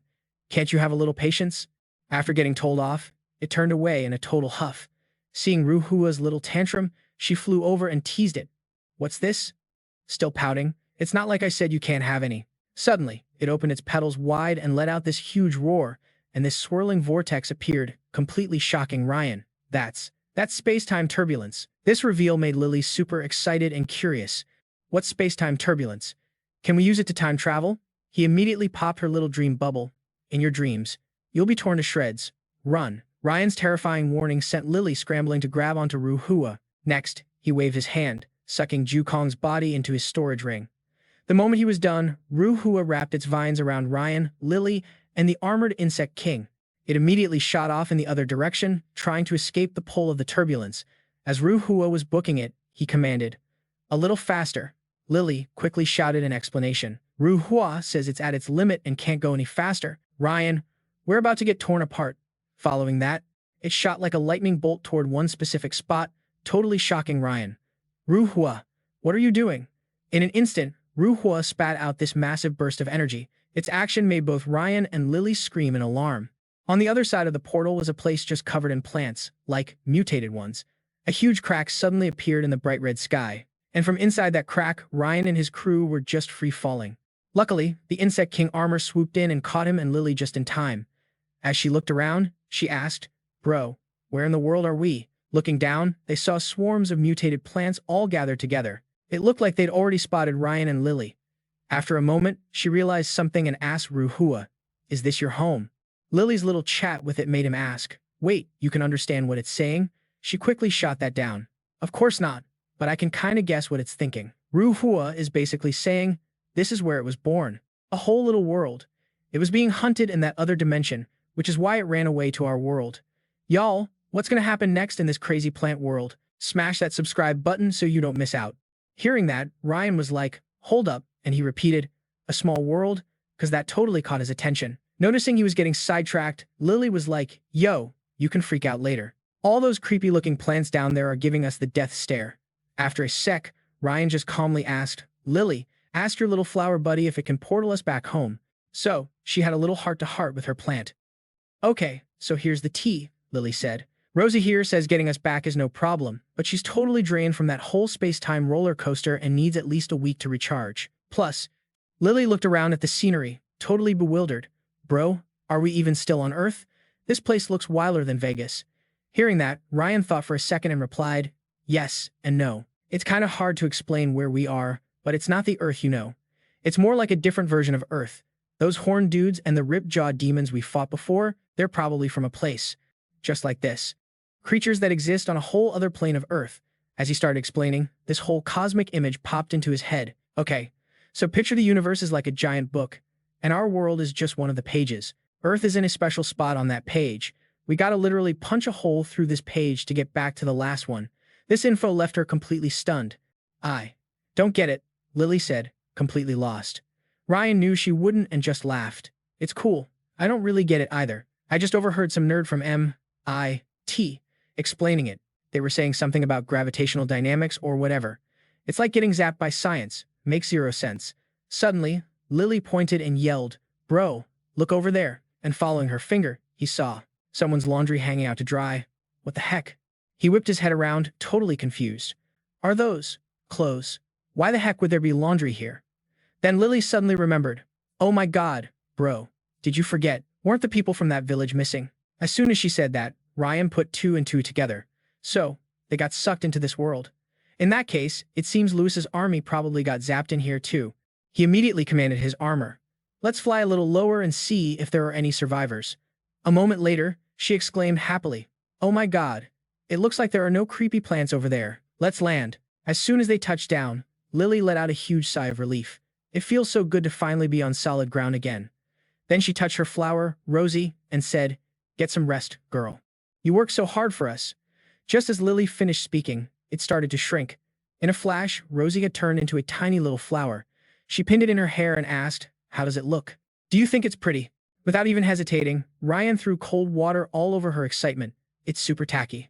His savage diss made Lily huff in frustration. "You have zero taste." As if to change the subject, he looked around. "By the way, where are all your bugs? They disappeared the moment I looked away." She calmly pointed to Rosie and replied, "Rosie ate them." It seemed Lily was super proud of this move. Inside Rosie's stomach, there's a little pocket dimension that's all hers, and it can hold a ton of stuff. So, still think it's tacky? It's way better than your little inventory ring. Suddenly, she let out a small cry, pointing ahead. Look, there are people. After a closer look, Lily was overjoyed. This is great, we finally found other people. While they were still celebrating, a voice roared, "Stop right there."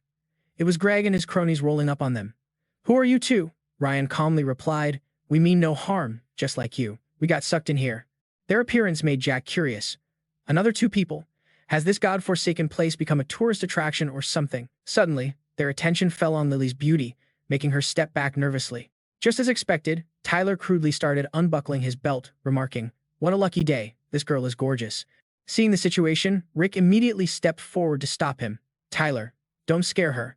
His courage scared his buddy. "Hey, there are a lot of them. Let's not get involved." That creep Tyler completely ignored Rick's attempt to stop him. "Why don't we just have some fun first, then make him disappear? It'll be like they were never here." Right after, Jack licked his lips in agreement. "I like the sound of that." Despite their persistence, Rick kept trying to persuade them. "Hey, have you forgotten what Joe said?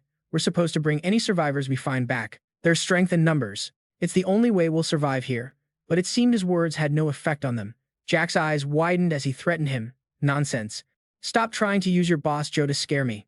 You should know that Jim is the real one in charge here. So, this is none of your business. Get lost. But I'm warning you, if you dare say a word, you'll regret it." As soon as he finished, they began to approach with sinister smiles.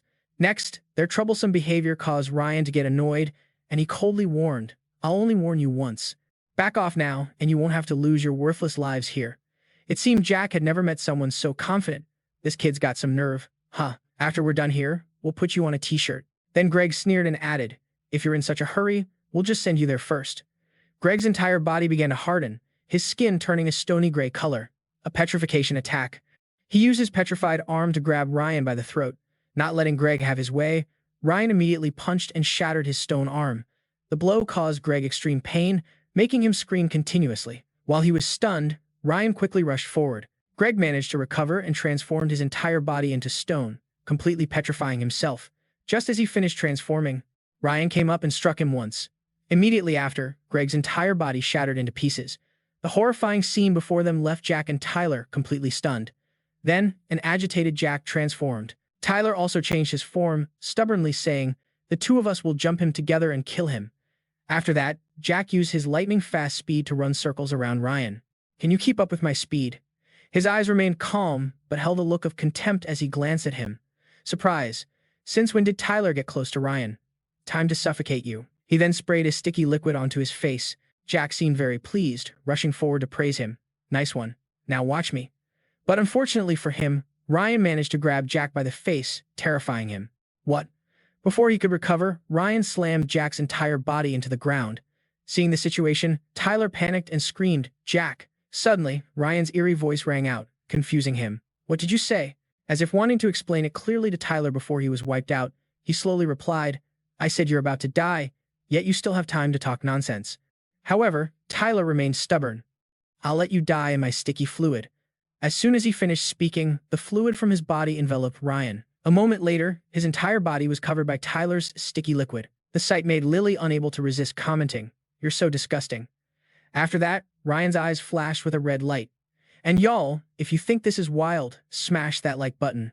He calmly waved his hand, and in the next second, a spark of fire completely incinerated the fluid. Ryan's terrifying power made Rick tremble. You guys." Ryan quickly noticed their fear and comforted them. "You're not like them. Don't worry. As long as you don't have any malicious intent, I won't kill the innocent." Suddenly, from a distance, panicked voices rang out. "What happened? How did you do that?" While the flames were still burning fiercely, he spoke calmly. "I hope you can explain it to me. I really don't want to kill innocent people due to a misunderstanding." Although Ryan had explained, Rick was still afraid. "Brother, man, don't get agitated. We're not bad people." Those three were the exception. Hearing this, he quickly made a request. "All right, please explain the situation here to me." He immediately began to speak. "It's like this. Everyone here are survivors who were swallowed into this world. Everyone wants to survive, so they help each other out. Joe, Jim, and Steve are the bosses." Suddenly, a group of people arrived, asking in a loud voice, "What's going on?" It turned out to be Boss Jim who had arrived. He threatened in a low voice, "Who did this? Without any fear, Ryan quickly answered. I did. But fearing he would get angry, Rick anxiously spoke up, wanting to explain. Boss Jim. It's like this. Before he could finish, Boss Jim raised his hand to cut him off. Those three people, I know what they're like. But what about you, kid? You killed my men, which is like slapping me in the face. Hearing this tone, he completely understood and asked back, so what do you want? While observing the tragic state of his men, Jim said in a raised voice, those three were terrible, and they did a lot of bad things. I understand all that. But if you have the strength to take on three at once and win so easily, it shows that your strength cannot be underestimated. But they had their uses and helped with quite a few things. Now that you've killed them, we've suffered a loss in combat power. The next second, Boss Jim's calculations were clearly visible on his face. As long as you're willing to work for me, we can consider what just happened as them bringing it on themselves. I won't hold it against you. How about it? Without a moment's hesitation, Ryan shook his head and refused. I won't work under anyone. Boss Jim seemed to have anticipated this answer. The strong should have the pride of the strong. But let me remind you, when facing a powerhouse stronger than yourself, a certain amount of respect and caution is still necessary. Despite this, he was annoyed and released his power. Ryan quickly identified him as a level 2 evolved. Boss Jim praised them condescendingly. Very good. It seems you two can tell the difference in strength. I was one of the first people to arrive here. I became a level 2 evolved more than 2 months ago. More than 10 days ago, I went through another upgrade. The strength I have now is something you can't even imagine. His excessive arrogance made Lily unable to hold back a loud laugh. Her mocking attitude made Sam indignant, who snorted coldly and loudly boasted, You little brat. You dare be disrespectful to Boss Jim. Do you have any idea how many mutated beasts Boss Jim has killed? Lily didn't bother to care and whispered, I don't care how many he's killed. In any case, it's not as many as us. While she was childishly taunting them, Ryan issued a challenge. Drop a comment below on who you're rooting for. How about this? You fight me. If you win, I'll follow you. If I win, the matter with those three people is dropped. It seemed Boss Jim was just waiting for these words from him. Fine, no problem. Immediately after, Ryan turned to leave and reassured her. Don't worry, I'm not interested in killing indiscriminately. I'll know when to stop. I won't take your life. Ryan's tone was so dead serious, it totally spooked the guy. He's thinking, whoa, this kid's got some serious nerve, talking smack even after hearing about Boss Kim's rep. Like, Ryan must have some skills, but no way he's stronger than times him asterisk. Then, oh my god, they hear footsteps, and it's Joe, looking super confused by the whole scene. The heck is going on here? And as soon as Nuhoa sees him, he runs over like, Joe, my dude, you're here. So Joe is looking around, totally lost, and asks this Kim dude, Yo, Kim, you're here early. Then he looks at Nuhoa and Kongwei, like, spill the tea, guys. What's the deal? Where's Guang and his crew? The dude glances over at Ryan, all hesitant, and is like, Joe, Guang and his boys. They got totally wrecked by that guy. They were trying to. After he got the full story, Joe finally got the picture. I get it. Kim, my guy, you about to throw down with them? As if to reassure him, Boss Kim is all calm, trying to reassure him, Joe, chill, stay out of this. Don't worry, I'm not gonna times them or anything. Just gonna teach him a little lesson, get him to join my crew. But Joe still wanted to jump in, you could totally tell. Boss Kim saw it, and Steve jumped in to stop him. Dude, Joe, he took out his people after all. So, like, even for appearances, he's gotta do times something asterisk. Since Kim said he won't off him, you don't need to stress. Back with Ryan. A familiar face pops up, waving like crazy. Ryan's heart totally did a backflip. In a flash, Lily recognizes him too and waves back. Derek, is that you? And yup, it was Derek. He spotted them and was freaking out. This is awesome. Everyone was so worried about you guys. I knew it. That giant snake thing had no chance against you too. Seeing Derek was alive, Ryan quickly asked, Dude, it's so good you're okay. How's Commander Lee and the others? Just as Ryan finished, Lewis strolls up, calling his name. Before he could even get a word out, Marcus starts laughing his head off. Ryan, you two are seriously all right. This is wild. Okay, so their whole reunion chat totally caught Joe off guard. Old Lee, you guys know each other? And without missing a beat, Lewis is like, Yup, we do. Ryan was a massive help to us on our trip. Then, Lu Yun slides up to Boss Kim and advises with a laugh, Yo, Boss Kim, thinking about fighting him. Real talk, you're no match for him. Don't say I didn't warn you.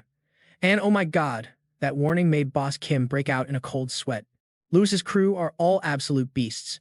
Originally, the three factions have over 1,000 people, yet Ching Lun, Joe, and Steve only have 6 level 2 evolvers between them. But Lewis, with just a few dozen guys, has 4 level 2 evolvers, he observed. While thinking continuously, Lewis's arrival has drastically changed the dynamics. Even though they're playing it cool, they basically form a fourth crew. This Lu Yun dude is almost as strong as Boss Kim. If Lu Yun says, "I'm no match for this kid," you could totally see the tension on Boss Kim's face, and Lewis spotted it right away. It's screaming that this Ryan kid is on another level, probably a level 2 evolver himself. If he were to lose to Ryan, his rep would be toast. It looked like Lewis wanted to squash the beef, too. Boss Kim, my guy, there's got to be a misunderstanding here. Do me a solid and just let this go. Ryan, what do you say? Seeing his chance, Ryan played along, all polite, scratching his head like, Boss Kim. It really is just a big mix-up. As for joining your crew, yeah, that's a no-go for me. But hey, if you need a hand with anything, I'll do my best. And of course, seeing the easy way out, Boss Kim grabbed it. A misunderstanding.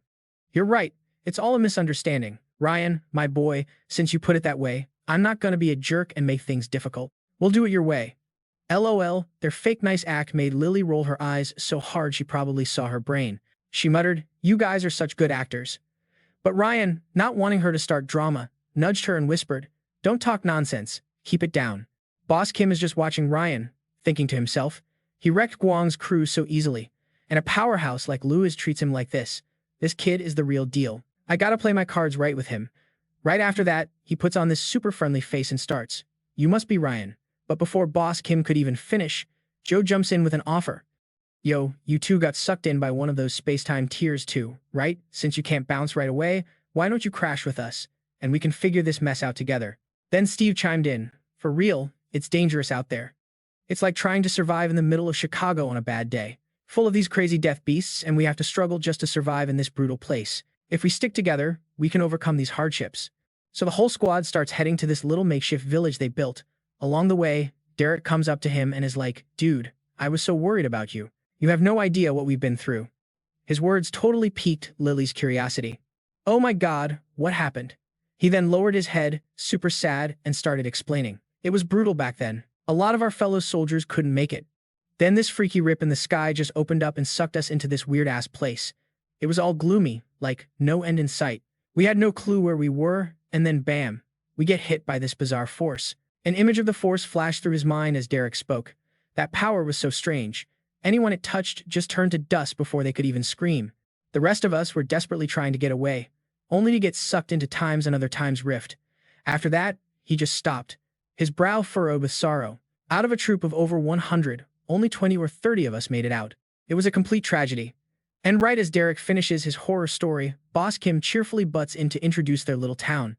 This place might look simple, but we poured our blood and sweat into it. Ryan, trying to be polite, was like, "Wow, building a whole community in a place as messed up as this must have been crazy hard for you guys." Hearing that, he enthusiastically suggested, "Not long ago, we found a whole patch of these wineberries. Steve, Joe, it's been a minute since we all kicked back, right? Why don't we use Ryan joining us as an excuse to throw a party?"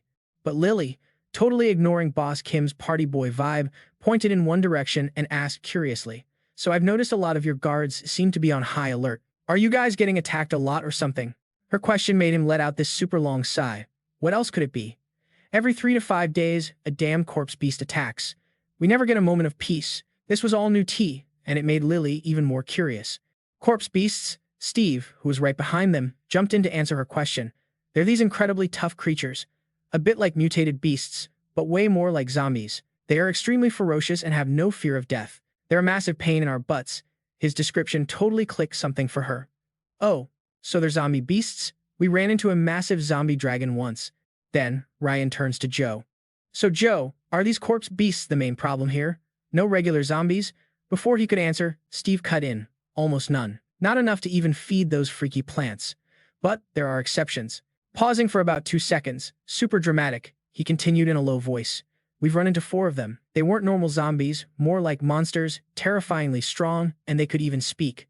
They called themselves the Undying." Hearing that, he knew exactly who they were talking about. Ryan's strangely calm attitude totally caught Steve's attention. "Ryan, wait, have you met them too? Those 4 forced dozens of our best people to run for their lives. If it wasn't for 2 masters helping us out, I'm pretty sure our entire crew would have been wiped out." Hearing his account, he thought to himself, "Yo, these masters must be on another level."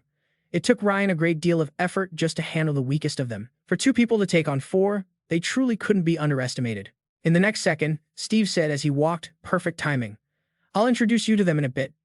The scene shifts to inside the base where everyone has settled around a fire. Once everyone was settled, Steve told one of his guys to go invite the two masters and this Mr. Lan over. His dude was like, yes sir. A moment later, this big, booming voice calls out, Steve is so generous, inviting us for a meal. Just hearing it, Lily got this weird feeling of deja vu. Wait, why does that sound so much like asterisk that times guy?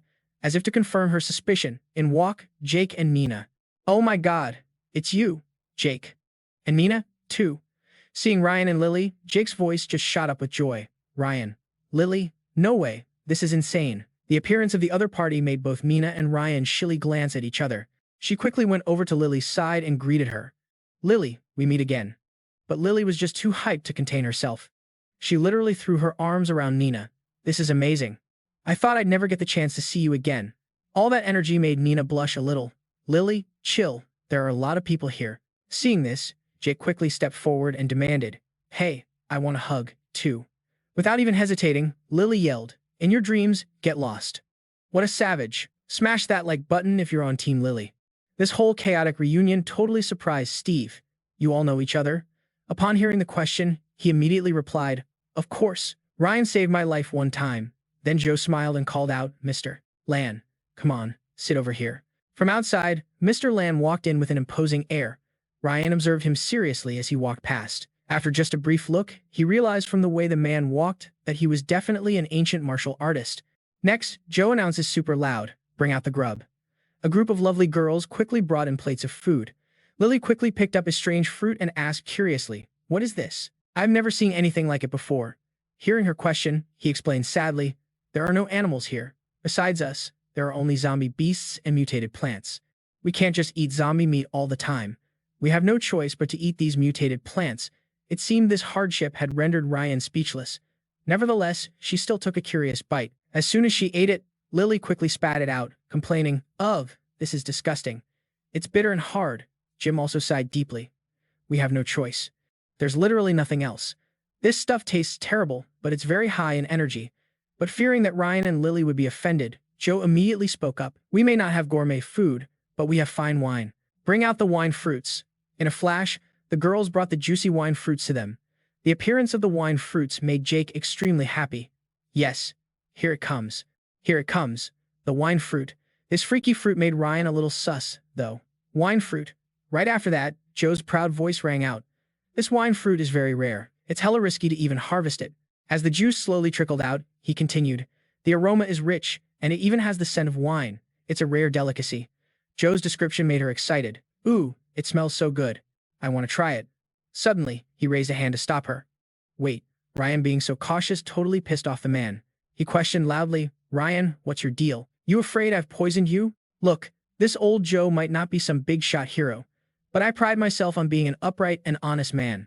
Not wanting to anger Joe further, he quickly explained. Whoa, Joe, chill out. I'm not saying you poisoned it. I'm saying this thing was messed up from the start. Ryan's crazy theory totally threw Steve for a loop. A problem with this fruit. Dude, we've eaten it a bunch of times. It's not poison. He thought for a sec before dropping his bomb. If I'm calling it right, this fruit grows on literal piles of zombie and zombie beast corpses, with its vines and roots all twisted up right through their nasty bodies. Just that first sentence freaked the dude out. Yeah, that's right. So what's the problem? And just like he expected, Ryan's face got all serious as he dropped the truth bomb. This thing isn't a wine fruit. It's called a corpse blood fruit. It's a poisonous fruit that grows from something called a corpse blood vine. Everyone immediately started bugging out, tripping over their words. What the hell is that? And then he explained it. Okay, so when a ton of zombies or mutated beasts get wrecked, their bodies pile up and get all gross and rotty. The viruses and mutation gunk inside them can, remix themselves and create these corpse blood vines. It's not a plant, it's the mutation source itself, just in a different shape. They latch onto a host, basically. They're like a zombie's creepy, viney extension cord. Like a real-life professor dropping knowledge, Ryan continued his lecture. There are iron vines covered in poisonous thorns, and if you get pricked, any animal or person nearby is getting infected. Some have spores that spray poison into the air. Some leak toxins into the water, and others grow fruit that's both poisonous and infectious, but also crazy delicious. Hearing that, they were so horrified they just dropped the fruits on the ground. Yikes, this whole thing was freaking Marcus out big time.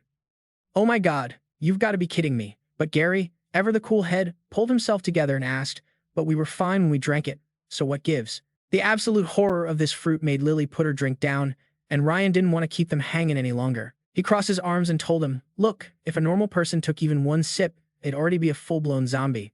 Y'all are evolved, so you've got a strong resistance to it. But if you keep chugging this stuff on the regular, you'll eventually hit a wall, your resistance will crash, and you'll turn into a zombie. Looking at the fruit in his hand, Jake said, all bummed out, man, what a shame. We can't even drink this anymore. Jim just gritted his teeth and cursed, totally pissed off. There is absolutely nothing good in this god-forsaken place, and now even the wine fruit is a bust. It's just one L after another. After everyone whined for a bit, Lewis finally spoke up with a question. So we just rolled up, and we're totally clueless. What's the 411 on this place? And more importantly, is there any way to bounce from this dump? Steve sadly recounted. It's impossible, man. We've searched everywhere. And every single path leads to either a bottomless pit or an endless ocean of mutated plants. Suddenly, a voice cut him off. It was Kevin, raising his hand like a total teacher's pet. There is one other way we could try. Hearing this, the faces of the three bosses, Joe, Jim, and Steve, got super tense, like they were all hiding some major secret. Lewis caught their shady vibes and called them out. Yo, what's up, bosses? If you know some key info, don't hold out on us. We're all in the same leaky boat here, and I'm pretty sure everyone wants to get out. Nobody wants to be stuck in this hellhole forever. Jim sighed, finally caved, and spilled the tea, probably figuring what's the harm. 1 month ago, our people were out on a hunt, and they ran into some weird individuals. They looked totally human, but nah, they were actually zombies. They called themselves the Immortal Clan, attacked us on sight, and said they wanted to, devour us. He frowned, the memory still giving him the creeps. Their strength is terrifying. Just 4 of them made 70 to 80 of our best fighters run with their tails between their legs. A lot of our boys died by their hands. Joe jumped in. We got the call, and me and old Steve led over 100 guys to back them up. By the time we got there, it was just old Jim and a few stragglers running for their lives. If we hadn't already met those 2 masters, my squad of 100 men would have been totally wiped out by them. Lewis stroked his chin, thinking, okay, so these Immortal Clan zombies are seriously OP. But what does that have to do with us getting out of here? Steve explained, sounding super bitter about that Immortal Clan. Those zombies are arrogant AF. They said that by devouring us, they could conquer more worlds. So, they definitely know how to get out of this place. Lewis stood up, his mind made up. If that's the case, looks like we can't avoid a throwdown with the Immortal Clan. Jim, freaking out that Lewis was about to do something stupid, tried to stop him. Whoa, hold up, we need to think this through. You haven't seen them. You don't know how terrifying they are, especially their king. From start to finish, that dude never even lifted a finger. His power level must be insane. Lewis was super confident in his own math, though. Let's break it down. The 4 level 2 evolved in our crew are all top-tier players. You 3 bosses are also crazy strong, and that's not even counting Ryan's crew and the other 3 experts here. We won't necessarily lose. Jake crossed his arms and shot back. Dude, Jim, you're being so timid. You guys only got wrecked that one time. You weren't even level 2 back then. Now you're all level 2 evolved and way stronger. Don't sell yourselves short, man. Sam totally agreed with him. He's right. Back then, Jake and I held off 3 of them, just the 2 of us. This time, with so many heavy hitters, beating them is totally possible. Jim was finally convinced, his confidence creeping back up. You all make a good point. Our strength is on a whole different level now.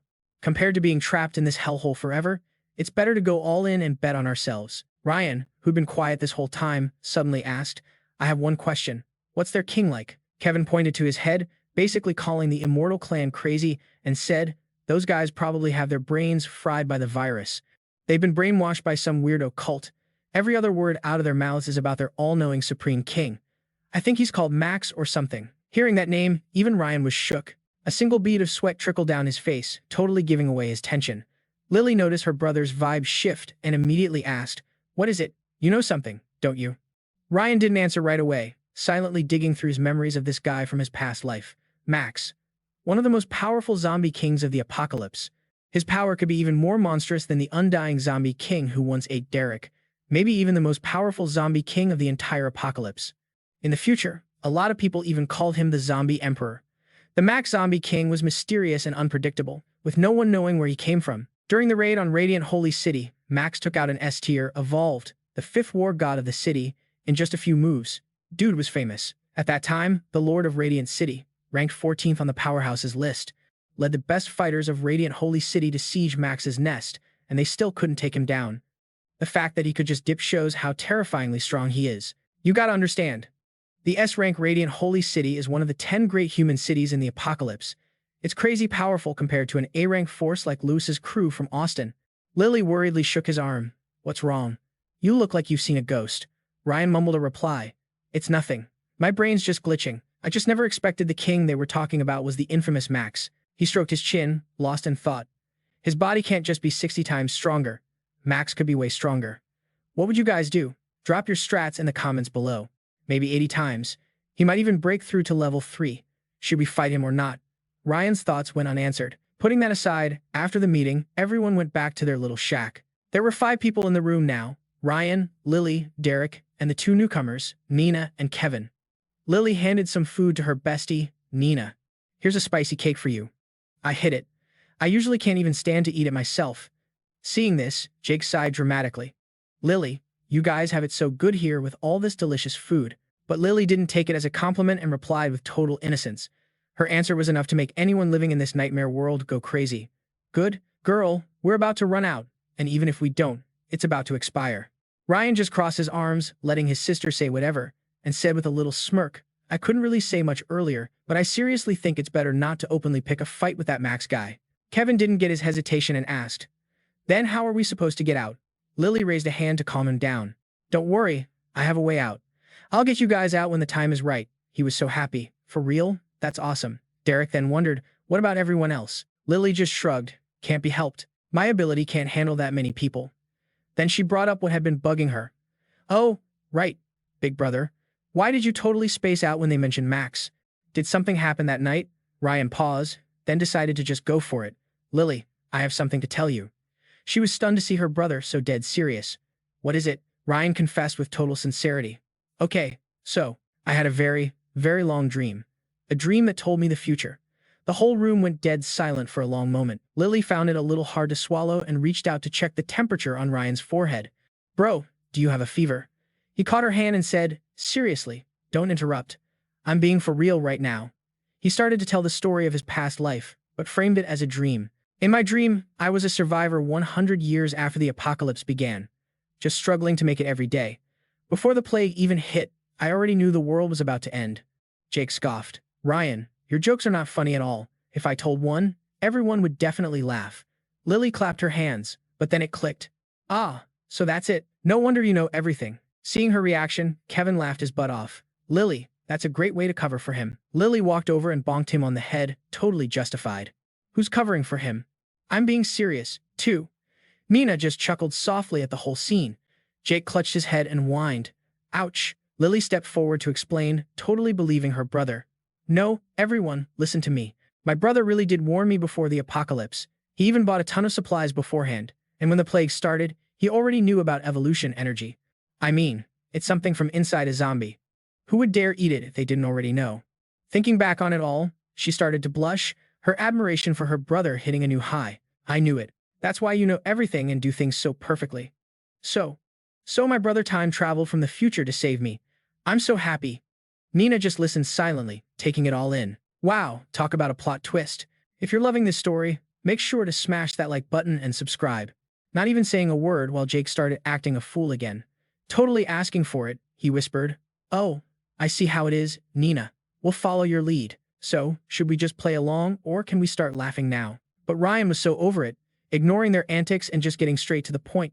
The future I saw is already way different from what's actually happening. For instance, that zombie that wrecked Jake. It was supposed to eat him, steal his immortality, and become some kind of zombie king ruling his own turf. But we jumped in and deleted it from the server. Lily jumped in. He's right. And back during the blood rain, if my big bro hadn't saved me, I would have been zombie chow for my old classmate. For real. Ryan just kept dropping the heavy news. That Nether Spirit Zombie King is also supposed to become a super boss with its own territory down the line. And get this, we already took out one of its lieutenants. That guy was 60 times stronger than a normal person. So the king? I'm betting it's at least 80 times stronger. That's a legit level 3 threat, and I'm not gonna lie, I'm not feeling great about our chances. And speaking of which, Lily had a total brain blast. Oh my god, big bro. We never used Jukong's energy core. We were so busy getting out of Dodge that we totally forgot. And Ryan was like, You're right. He whipped out the core and bam, duplicated it. Suddenly, the little plant creature on Lily's head, Rua, just came alive. It hopped off her hair, blew up in size, and started chattering at Lily. It was speaking their own secret language, who knows what it said. But Lily was not having it. No way, this stuff is way too valuable. So Ryan just pulled out a different purplish energy core from his inventory. Chill, I got this. It's from that night shadow cat. It's not as good, but it's still a pretty primo energy source. Let it chow down on this to get its strength back faster. Seeing that evolution energy, Rua was literally drooling, its little petals trembling like crazy as Lily held out the purple glowing snack. All right, you little drama queen, this is for you. Rua used a leaf like a tiny hand, snatched the night shadow cat's core, and tossed it into its spiky little mouth, swallowing it in one go. You could just see its body start to absorb all that power. And get this, unlike Ryan's usual over-the-top power-up screaming fits, Rua's whole body just started glowing with this faint golden light. A second later, it was done. Ryan crossed his arms, looking at Lily. Yo, so this little dude has its own pocket dimension inside, right? Think it'll let us pop in for a tour? Rua totally understood and opened up its space, a swirling blue vortex appearing right in front of them. Ryan reached out to touch it, and whoosh, both of them got sucked right in. Back in the room, Derek and Jake just sat there, watching them vanish without a word. They looked at each other like, well, that just happened. Talk about an Irish exit. Meanwhile, the entrance to Rua's inner world wasn't exactly a gentle slide. Nope, it was a straight-up fall from the sky. Ryan grabbed his sister, holding her tight while she screamed her lungs out. Just before they hit the ground, he pulled off this sick action movie move, twisting to catch Lily bridal style and landing perfectly on his feet. Dude's got moves. He looked around. Whoa, this place is massive, like we're in the middle of Texas. Lily yelled out and heard her voice bounce back. She was kind of shocked. It echoes in here. Suddenly, Ryan's whole vibe changed. Something's coming in hot. Turns out, it was the mini armored beetle king. It buzzed right over, acting all cute and nuzzling up to Lily. She held it and was like, "Aw, there, I know. You've had a rough time." It just folded its wings and chirped sadly in her arms like a lost puppy. After calming down the bug, Lily looked around the huge space. Bro, this place inside Rua is huge. Maybe we can bring everyone out this way? Ryan scanned the area and nodded. Yeah, no cap. We could probably cram 200 to 300 people in here. We could evacuate everyone from that dump in just a few trips. After that, he bent down to check out the ground. I wonder if any sunlight gets in here. If it does, we could start our own little farm. We'd never have to worry about food again. After their little inspection tour, the siblings and the Beetle King popped back outside. Ryan knelt down and gently stroked Rua's petals. Little buddy. A promise is a promise. With that, Ryan pulled out the body of Jukong. You know, the immortal zombie dude he defeated earlier. Here, dinner is served. Rua looked like it had just seen a ghost. It couldn't believe Ryan was actually letting it eat this A-tier meal. It was beyond stoked and instantly sucked the body into its mouth, chowing down. Immediately, a crazy rainbow light shot out from its body, like it was about to ascend to godhood or something. What'd you guys think of that glow-up? Let us know in the comments. Lily was floored. Bro, Rua is. They both just stood there, frozen, watching Rua transform. But the light show didn't last long. After the rainbow faded, it just drooped. Its petals folded, its stem shriveled up, and it looked super weak. Lily totally panicked. What's wrong with Rua? She cried, kneeling down to hold it. Isn't it supposed to be evolving? Why is it withering away? Then all of a sudden, a tiny, bright green sprout just plopped right onto Lily's head. She picked it up, totally confused. Then the little sprout opened its eyes, and Lily felt a jolt of recognition. She gasped. Oh my god, it was Rua. It had evolved. Ryan didn't even skip a beat, grabbing 2 evolution cores and tossing one to Lily. It leveled up. Now it's our turn. He downed one of the cores, and right on cue, Ryan started screaming like he was trying to win a metal concert by himself. Lily just rolled her eyes, totally amused. And there it is, his dramatic Oscar-winning performance. After he absorbed it, he breathed out, feeling his power jump tenfold in a second. Lily's power-up, on the other hand, was way more chill. She felt the new energy coursing through her. Bro, my physique is at 40-fold now. Ryan took a few deep breaths. I'm at 41 times. He started doing the math. Next, with your buff, I'll hit at least an 80-fold physique. Add in that potion from before. Dude, we're officially tier 3 evolvers now. We're in the big leagues. Just then, a beast roared outside, followed by the sound of weapons clashing. A full-on brawl was going down, and it got their attention quick. They stepped out of their little hut and saw a crowd around a huge pit, with a few guys yelling at each other. You want to die, fam? By the rules, that thing's core is mine. Ryan led a nosy Lily over to see the tea.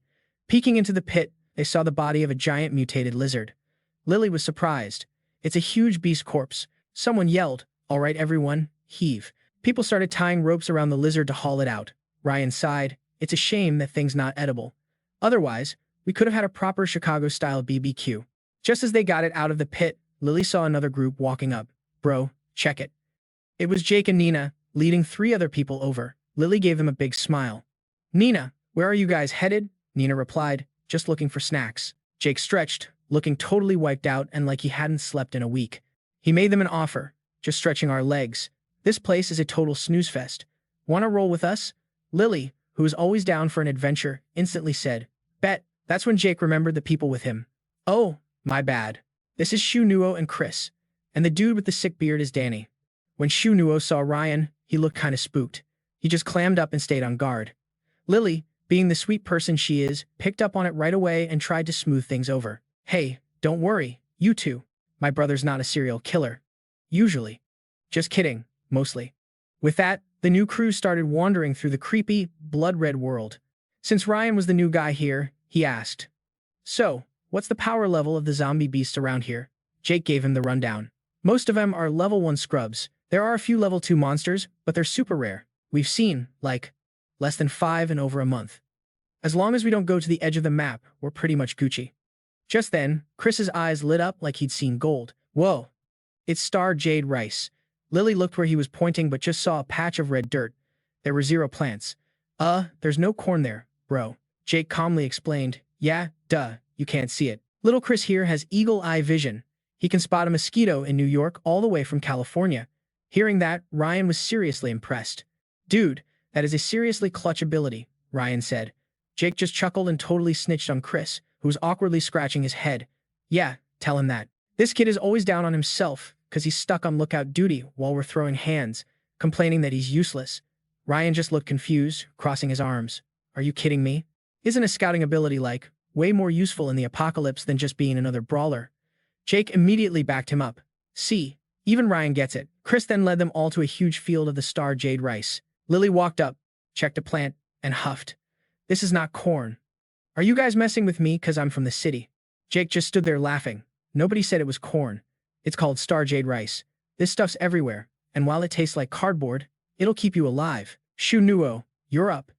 "You got it, Jake," he replied. A little breeze started swirling around Nuhoa's arm, making a tiny tornado. Ryan was like, "Whoa. Okay, an airbender. I see you." Nuhoa held out both hands, and the 2 whirlwinds merged into a bigger one. But here's the crazy part, the vortex didn't rip up the plants. It just gently plucked the rice. Ryan gave a pro analysis. "Okay, the control is insane. He's only grabbing the fruit without hurting the plants. This kid has some serious skill. He might be physically weak, but he's mastered his power. He's good. He must have put in the hours." Nuhoa's crew started collecting the rice. Jake was bragging about their skills, adding that the rice grows back super fast. As long as you don't mess up the plant, it'll pop out more food in a few days. It's like a video game resource node. Lily was helping out when she suddenly smelled something funky. "Ew, what's that smell?" "What is that?" The eagle-eyed Chris frowned. "It's a zombie beast." Far off, a cloud of dust was heading straight for them. And based on the size of that cloud, this thing was going to be huge. Sure enough, a massive zombie rhino with 2 giant horns and glowing red eyes came charging out of the dust. Jake just grinned, cracked his knuckles, and stepped up. "My turn. You are not going to want to miss this, so smash that like button and subscribe so you see what happens next." "All right, leave it to me," Lily teased him. "But if you get smacked back to your senses in, like, a minute, I want to see you try and play it off. It's going to be hilarious." Jake just snorted, full of that signature cocky energy. "Please, to deal with this chump. I don't even need to power up. Easy peasy." Nina, ever the quiet one, just deadpanned. "If you keep flapping your gums, it's gonna dip." And with that, Jake finally jumped into action.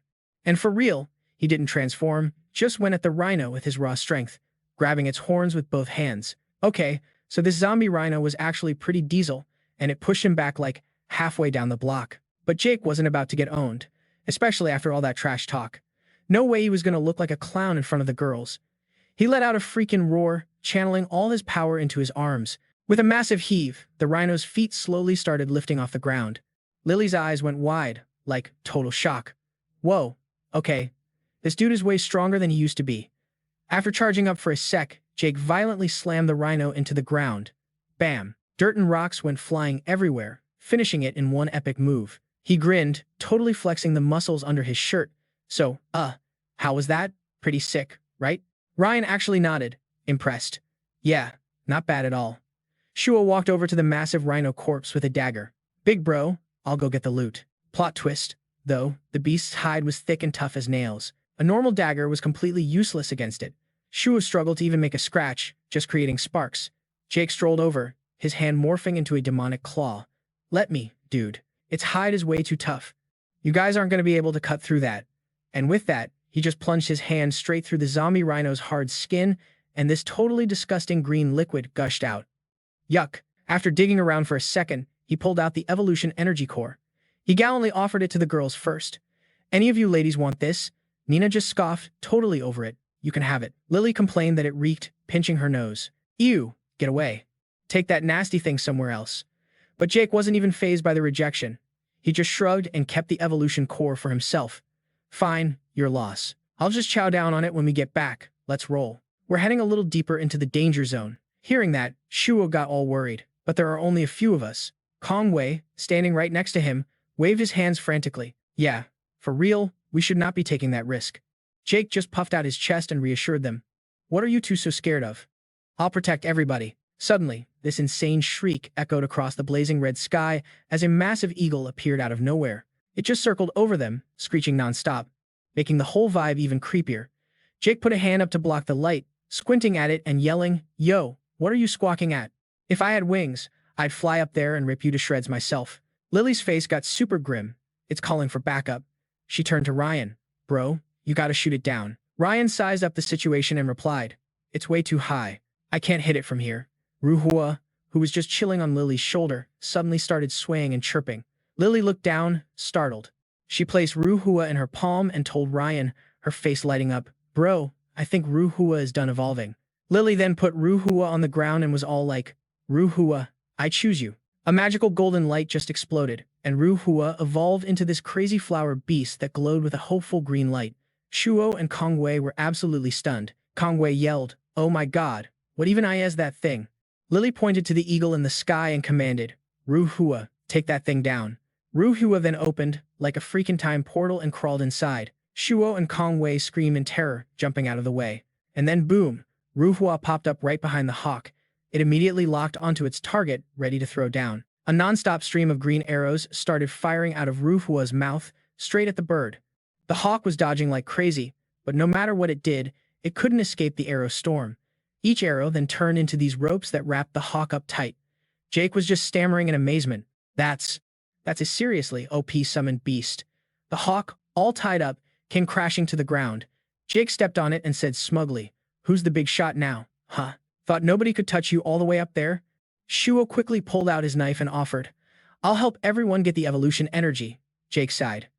Man, little Shu, you really don't have to be everyone's butler, you know? Shuo just scratched his head, laughing awkwardly. It's okay. I'm used to it. I don't mind getting my hands dirty. Ryan just unleashed his flames and said, No need. Stay back. Shuo tried to warn him. Dude. That body's not gonna burn up that fast. Ignoring Shuo completely, Ryan used his flames to torch the hawk. Seeing Ryan's flames, Leah was completely shocked and asked, Wait, why are Ryan's flames purple? And how are they so insanely strong? Ryan explained. With the flame ability, the color of the fire changes at different stages of evolution. Jake whined like a big baby. Ryan, you're the worst. Why didn't you just burn the last one for me? I got that stinky blood all over me. Ryan calmly shot back. Wasn't I just too stunned by your dashing good looks to remember? A moment later, Kong Wei pointed towards a grove of trees, warning everyone. Yo, up ahead is the territory of man-eating plants. Be careful. The group kept going. And sure enough, mutated plants started popping up all around them. They started to surround the group with their vines. Shuo and Jake led the charge, with everyone else following close behind. Suddenly, a green vine covered in spiky thorns shot out from another direction. It snatched Kong Wei super fast. Kong Wei was yanked to the ground, and he looked up to see the mutated plant opening its mouth wide, showing off rows of sharp teeth. He let out this blood-curdling scream.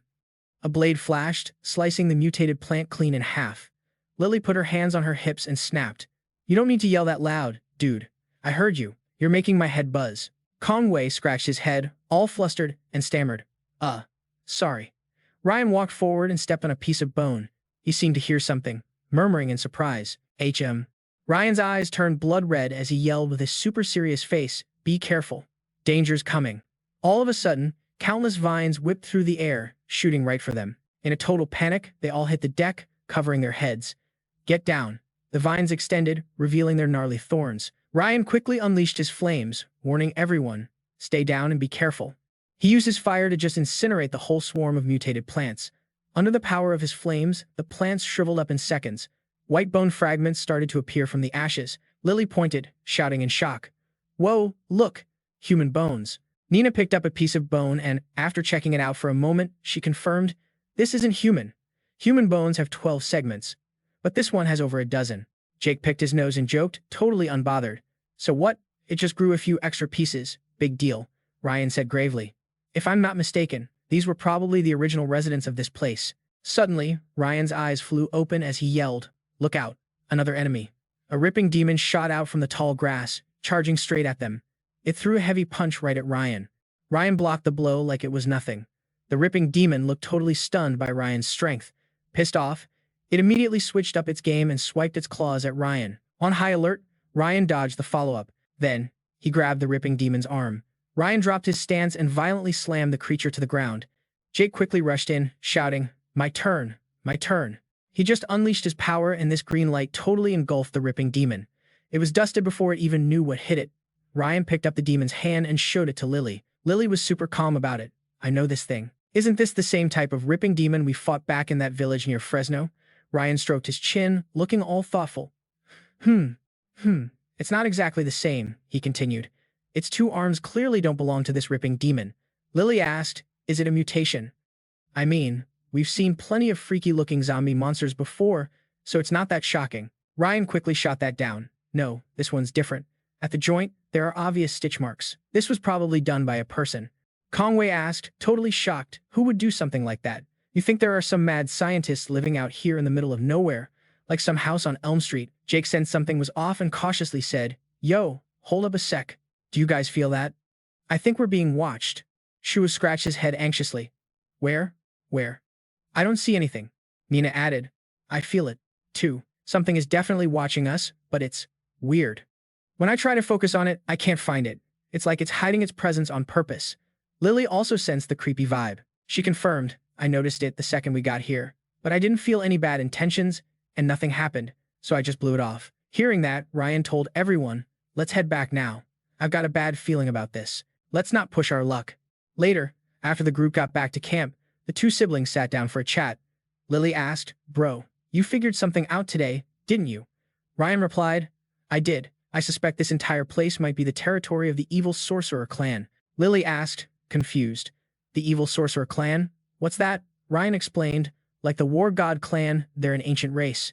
But the difference is, the evil sorcerer clan is insanely vicious. They're obsessed with getting stronger and achieving perfection, even if it means resorting to ruthless and bloody fights to weed out the weak among their own people." Ryan added worriedly, "To get more power, the evil witch tribe even modified their own bodies and genes. Remember that 5-venom beast? It's rumored to be an experimental monster they created. The fact that the 5-venom beast escaped means the evil witch tribe must have run into some major trouble. Otherwise, they never would have let these creatures survive this long. I wonder if any of them are still alive." Lily tried to comfort him. "Hey, don't freak out. After Nuhoa's evolution, her power has recovered a lot. We can bounce out of here anytime we want now." Suddenly, a loud shout echoed from outside. "Who goes there? Identify yourselves." Shua stared at the group of figures up ahead. He kept yelling, "I'm warning you. Don't get any closer or we will attack." In the distance, a horde of demonic puppets was advancing in this creepy, wobbly line. They all wore black cloaks, so you couldn't see their faces, making it impossible to tell if they were human or some new mutated beast. Shuo vigilantly gripped his gun and threatened, "Are you new survivors who got trapped in here? Answer me, or we'll open fire." A cold face with a pair of glowing blue eyes slowly came into view. Everyone was thinking the same terrifying thing. Do they look like zombies to you?" Another person said, totally disgusted, "Damn it, there are so many of them. Call for backup, now." The soldiers raised their guns to fight, shouting as they fired to hold them back. "Guys, this is getting intense. If you have theories on what these things are, drop them in the comments below." The creatures just kept coming, their glowing blue eyes looking more and more terrifying. Suddenly, they all rushed toward the soldiers. Jake stammered in fear. No, they're not zombies. Are they ghosts? The demonic puppets charged forward with insane speed, causing everyone to scatter in a complete panic, screaming for their lives. Help! Save us! Yo, get this. One of these creepy-as-heck puppets just snatched a soldier by the neck. The dude let out this insane scream, like straight out of a horror movie. A second later, he just crumpled to the ground, eyes rolled back, total lights out. Then, this freaky black mist starts seeping out of his body, and the puppet, with its dead eyes, just slurps it up. The other soldiers were literally frozen, completely shook. The puppet then locked onto another soldier, who went white as a sheet, screaming, "Somebody help me. I don't want to become one of them." Out of nowhere, Jake swoops in and slices the puppet clean in two.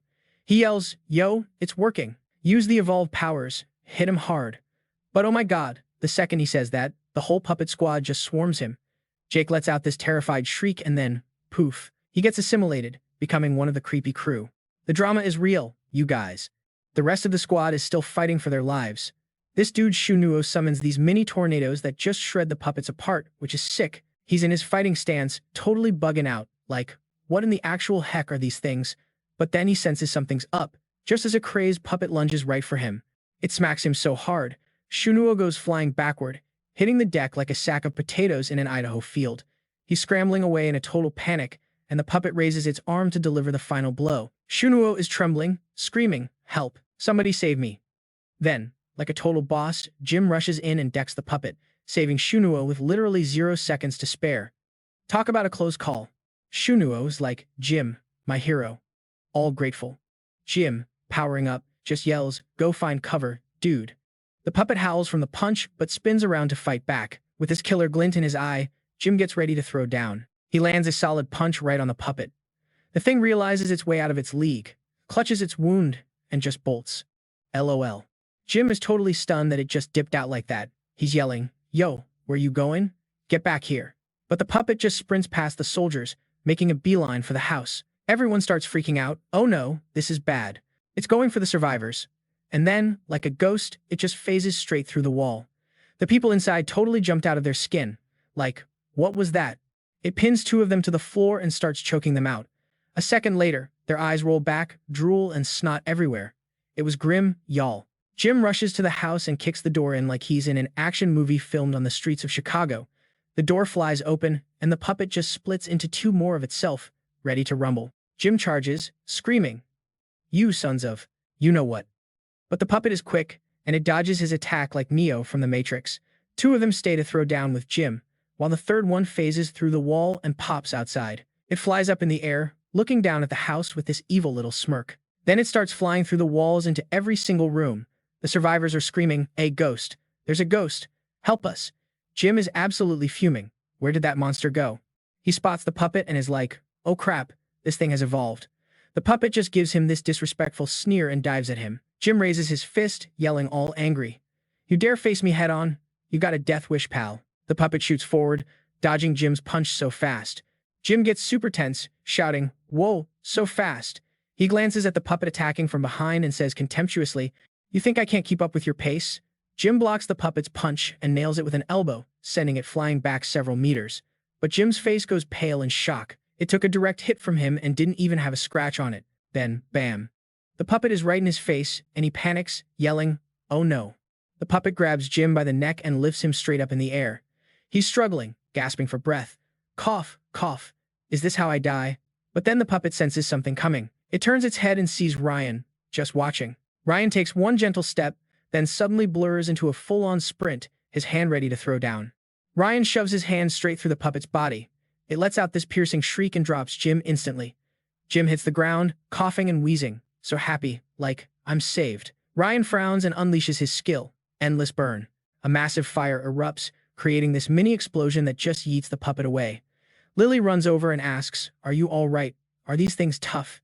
Ryan puts his arm out to stop her, looking exhausted, and says wearily, "Be careful. The Corpse King, Max, might be lurking around here. Stay close to me."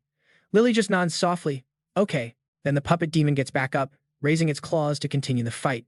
Jim, clutching his wound, warns, "Ryan, cough. Be careful. This thing is strong." The puppet demon charges, and Ryan just ignites his flames, totally ready for round 2. Ryan lunges at the demon, which it quickly dodges. The demon swiftly counterattacks from behind, Ryan quickly dodges to one side, then zips behind the puppet demon. He seizes the opportunity to attack it. Flames blaze on both of Ryan's hands. He quickly grabs both of the puppet demon's hands. A crack echoed as Ryan gripped the puppet demon's hands and pulled hard, ripping both its hands clean off its body. Seeing this, Jim couldn't help but be amazed. He knew this Ryan was skilled, but he never expected him to be this powerful. The puppet demon was stunned. It never expected to encounter such a powerful opponent. It hastily tried to flee. Ryan quickly used his spear to pierce through its body. The puppet demon dissolved into wisps of black smoke, and from within, a spirit stone appeared of a brilliant red color. Ryan looked at the spirit stone in his hand and asked in surprise, "What is this?" "The battle is over." Jim hurriedly thanked Ryan. "Ryan, thanks to you just now. You saved my life." "Thank you," Ryan advised. "Jim, quickly organize a counterattack. These things are puppet demons. We can't spare them. We must destroy their nest before they get stronger and multiply." Meanwhile, this dude Conway was also fighting a puppet demon, terrified. "Stay back. Stay back." The puppet demon raised its claws, about to attack. Conway swung his knife and shouted, "You forced my hand." He swung the knife at the puppet demon, but it dodged easily. It quickly grabbed Conway by the neck. The puppet demon bared its hideous mouth, threatening him. Conway cried in fear, choking and coughing. Cough, cough, cough. Nuhoa quickly rushed over to save Conway. He swung his knife, splitting the puppet demon in two. The puppet demon shrieked in pain. Nuhoa held onto Conway and asked worriedly, "Conway, are you okay?" Conway's eyes rolled back, his mouth hanging agape. Suddenly, a puppet demon burst out from inside Conway's mouth. Nuhoa was too horrified to speak. He collapsed to the ground, screaming in terror. "Ah, this is bad." The puppet demon unexpectedly turned back and immediately attacked Nuhoa. Nuhoa used his knife to block its attack.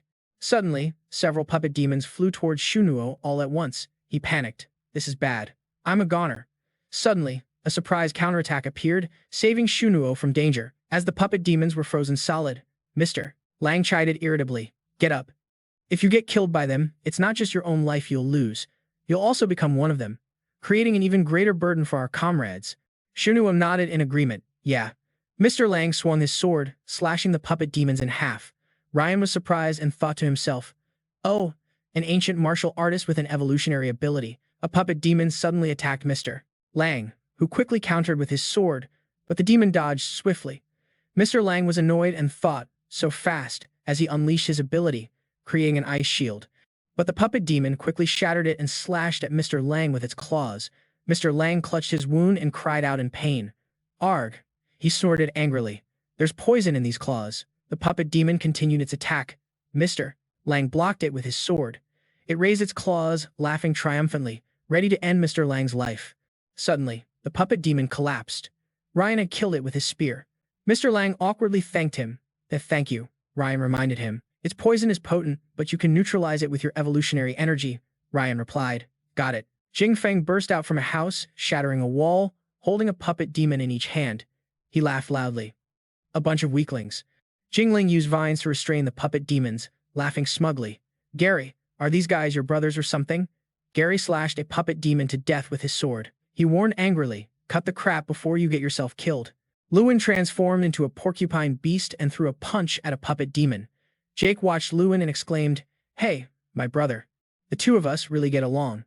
Sam happily said to Nina, "These guys are the perfect meal made just for me."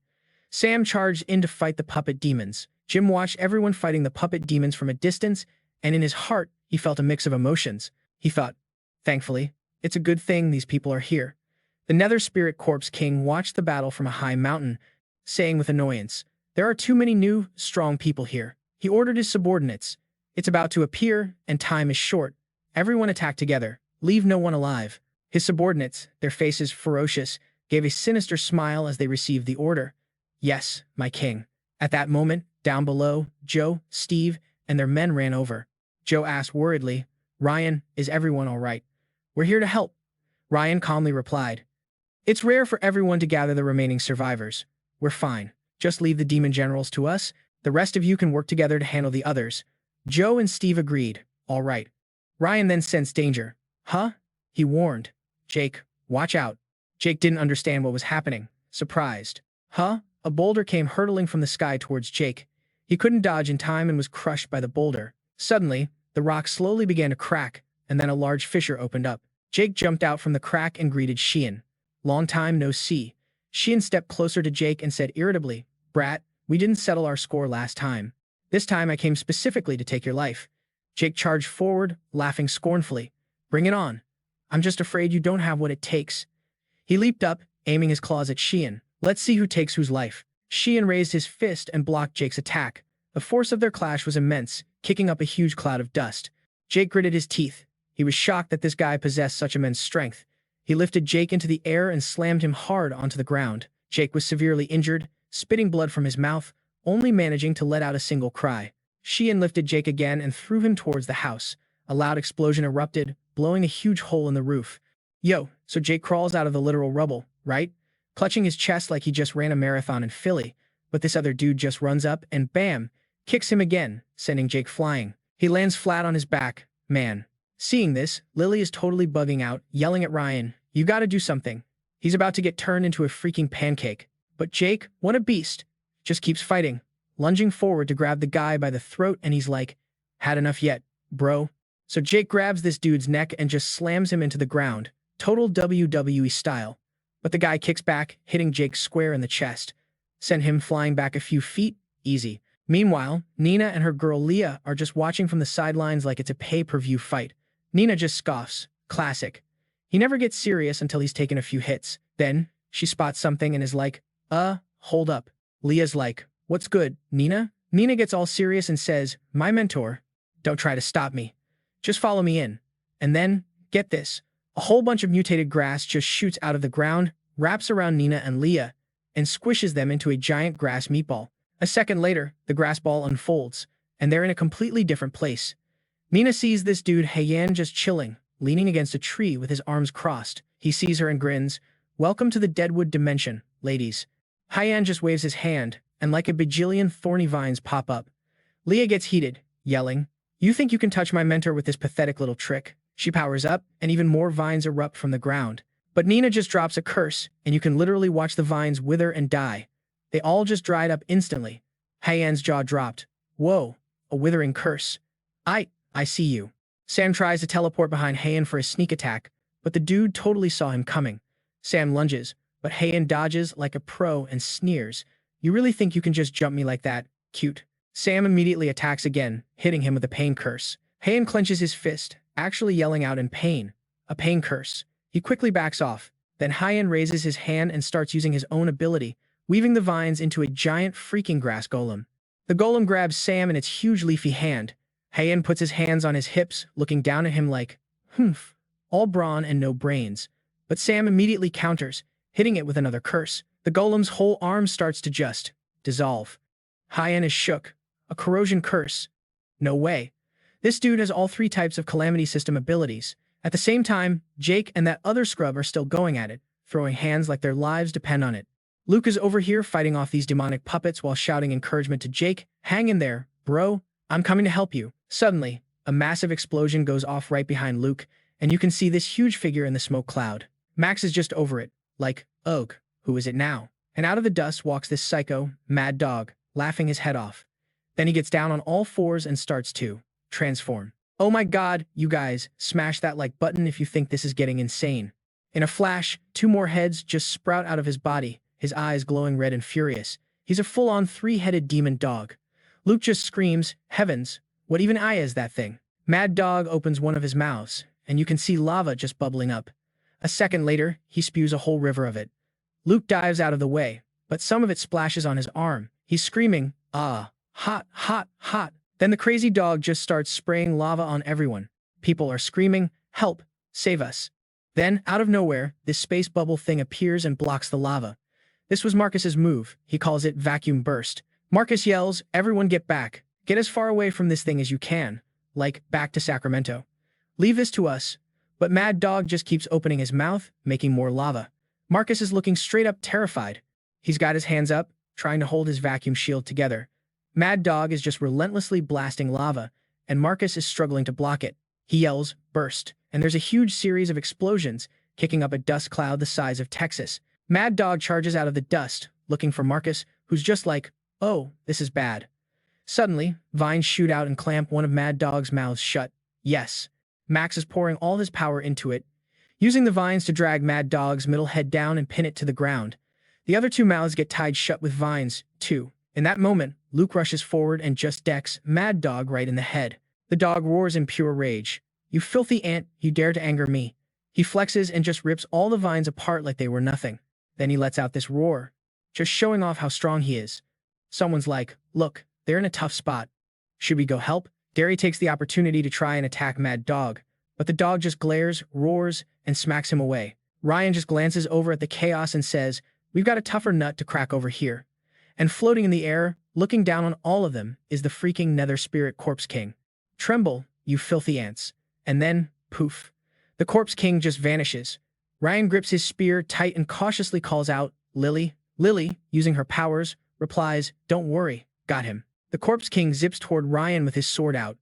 Ryan just barely parries the blow, but the force is so insane it makes the ground around them totally crater. Ryan's eyes go wide. This guy is definitely level 3. He keeps using his fire attacks. Flames erupt all around him as he shouts, "Annihilation." He asks coldly, "You're the Nether Spirit." The Corpse King doesn't even answer. He just calmly states, "I can smell Jukong's aura. It seems you've already dealt with him." Lily immediately puts her hands over her head to hide this little flower thing, stammering and waving her hands. "Jukong who? I don't know him." The Corpse King's voice gets ice cold with anger. "Oh, the world-devouring flower. I told Jukong to capture you. But it seems Jukong was not only dealt with, you also ate him, didn't you?" Hearing this, the little flower, Rua, quickly hides deeper in Lily's hair. Flames are just swirling around Ryan. He's pisses. "You," he demands, his voice shaking with rage. "Are you the Nether Spirit?" Only then does the king reply, "Indeed, it is I. Your strength is quite impressive, to be able to block one of my strikes. No wonder Jukong fell to you." The Corpse King points his sword at Ryan and says softly, "Mortal, you're strong. Why not serve me? I can grant you eternal life. How about it?" Ryan just raises his spear, totally ready to throw down, and replies, "No thanks, dude. I'm not ready to become a zombie just yet." The Corpse King's face twists in anger. "Not a zombie, a member of the eternal undead race." Ryan's just like, "So over it." "Yeah, don't need that either. I prefer being human." Since he couldn't persuade him, the Corpse King's tone completely changes. "If that's the case, then you can pay for Jukong's life with your own." He swings his sword, charging from behind Ryan. Ryan spins around, raising his spear to block. The Corpse King's strength is just unreal, pushing Ryan back several meters. Pressing his advantage, the king charges again, and Ryan has to fight back with everything he's got. He powerfully thrusts his spear right at the king's chest. The king blocks it with his sword, and the tip of Ryan's spear grinds against the blade, sparks flying everywhere. Ryan puts all his strength into it and his flames just flare up, causing a massive explosion. Then Ryan notices the demonic puppets behind him. He quickly flies up and just incinerates them with a wave of fire. But the Corpse King just emerges from the rubble, totally unfazed. He swings his sword to attack again. Caught completely by surprise, Ryan quickly raises his spear to block the slash. He glances over his shoulder and sees Jake and Sam are still basically in a stalemate. Jake notices Ryan looking, turns his head, and bam, a flash of red light hits him right in the face. He grabs his face, totally pissed, and yells, "Don't hit the face when you fight. Have some class, will you?" Sam attacks again, furious. "How dare you get distracted?" They lock hands, blocking each other's moves, and Sam yells, "Let go." Jake grits his teeth and shoots back. "You let go first." After a whole minute of this, Sam furiously shouts, "So you won't let go, huh? You'll regret this." And then Jake just slams his forehead into Sam's. A literal dented crack appears on Sam's head, and he screams in pain. "Ah, you brute." He gets so mad he slams his own head back into Jake's, yelling, "My head isn't made of dough." Jake just goes limp and falls flat on the ground, struggling to get up while screaming his head off. It hurts like hell.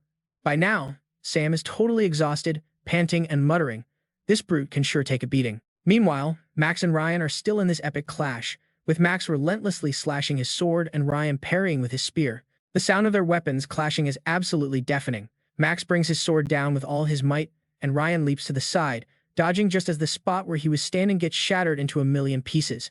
Seeing this, Max sneers. "Mortal, you've proven your strength, being able to withstand my assault for this long. You are the first." Ryan wipes some blood from his mouth, panting, "If this keeps up, he's actually going to kill me." Max stares at him coldly. "It's just a shame you were foolish enough to decide against joining us, which leaves me no other choice." With that, he charges straight at Ryan with his sword. Die. Ryan is startled and dodges to the side. Max sneers, and while Ryan is off balance, he sees his chance. An opening. His pale hand shoots towards Ryan's face, who only has time to yell, "Crap." Max brutally grabs his head and slams it face first into the ground. Lily cries out in fear, "Brother, let him go." Max then grabs his head and yanks him up off the ground. Ryan is coughing violently as Max taunts him. "Well, do you understand what it means to be weak now? It's not too late to repent." Ryan just spits and says, "Humph, I'd rather you kill me than become one of you. A zombie." Max corrects him coldly, "We are the Immortal Clan." He throws Ryan aside, shouting, "The noble Immortal Clan." Lily rushes forward from behind with her knife, yelling, "Brother." Max just flicks his wrist, and she's thrown to the ground. He smirks, resting his sword on his shoulder. "Don't be hasty. Just watch as I slowly kill your brother. You'll be next." With that, he aims his sword straight at Ryan. Die. He stabs him right through the chest, and fresh blood just gushes out. Let me know in the comments if your heart just stopped. Max says triumphantly, "See that? This is the difference in our power." But to his absolute shock, Ryan just smiles weakly. "I see it. This is the difference in our intellect." Max exclaims in shock, "What?" Ryan's hands are gripping the blade of the sword, and a faint smoke starts coming off him. The smoke coils around Max's arm, and he's stunned. "Damn it. What did you do? My power. It's fading." He goes berserk, slashing his sword wildly. "You filthy ant, you ambushed me. I'll cut you to ribbons and see what you can do then." Just then, Ryan's voice utters a single, cold word. "Ignite." Max is totally confused. What? Ryan's eyes turn completely white as his body begins to fade away while Max continues to curse. "Damn you. Damn you, you filthy ant. How dare you." In his last moment, Ryan forces out one more word. "Endless." A fierce flame erupts from his body and a massive explosion. Max drops to his knees, his body scorched and his clothes burned to tatters. He collapses face first, completely drained of strength. Jim clutches his shoulder, asking in disbelief, Did we win? We won." Don't forget to like and subscribe for more insane recaps. Lily literally sprinted over, all hyped up, like, "Bro, you were straight up legendary back there." But Ryan just snapped, "Stay back." She was totally confused. "Huh? What's up?" Ryan glanced over, not even sure himself. He's not done yet. Joe was shook. "Are you kidding me?" He got torched like a marshmallow and he's still kicking. Then Lewis, who was just chilling in the crowd, suddenly pointed and was like, "Yo, what is that?" Ryan looked up at the cliff face too, and dude, this massive crack just split right open.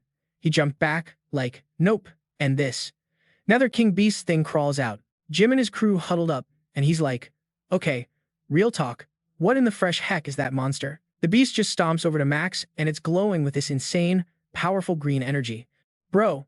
Max gets totally wrapped up in this green glow and just floats into the air. He'd just woken up and was talking all slow.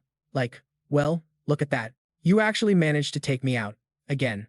Meanwhile, somewhere else, Henry's fighting off a whole jungle of freaky plants, trying to get to Sam. A vine wraps around his arm, and he just glares at it, scoffs, then freezes and looks back. Someone else made it to this level. He gives Sam this ice-cold stare. "Aight, party's over. Time to get deleted." Henry just throws his arms out and unleashes this massive energy blast.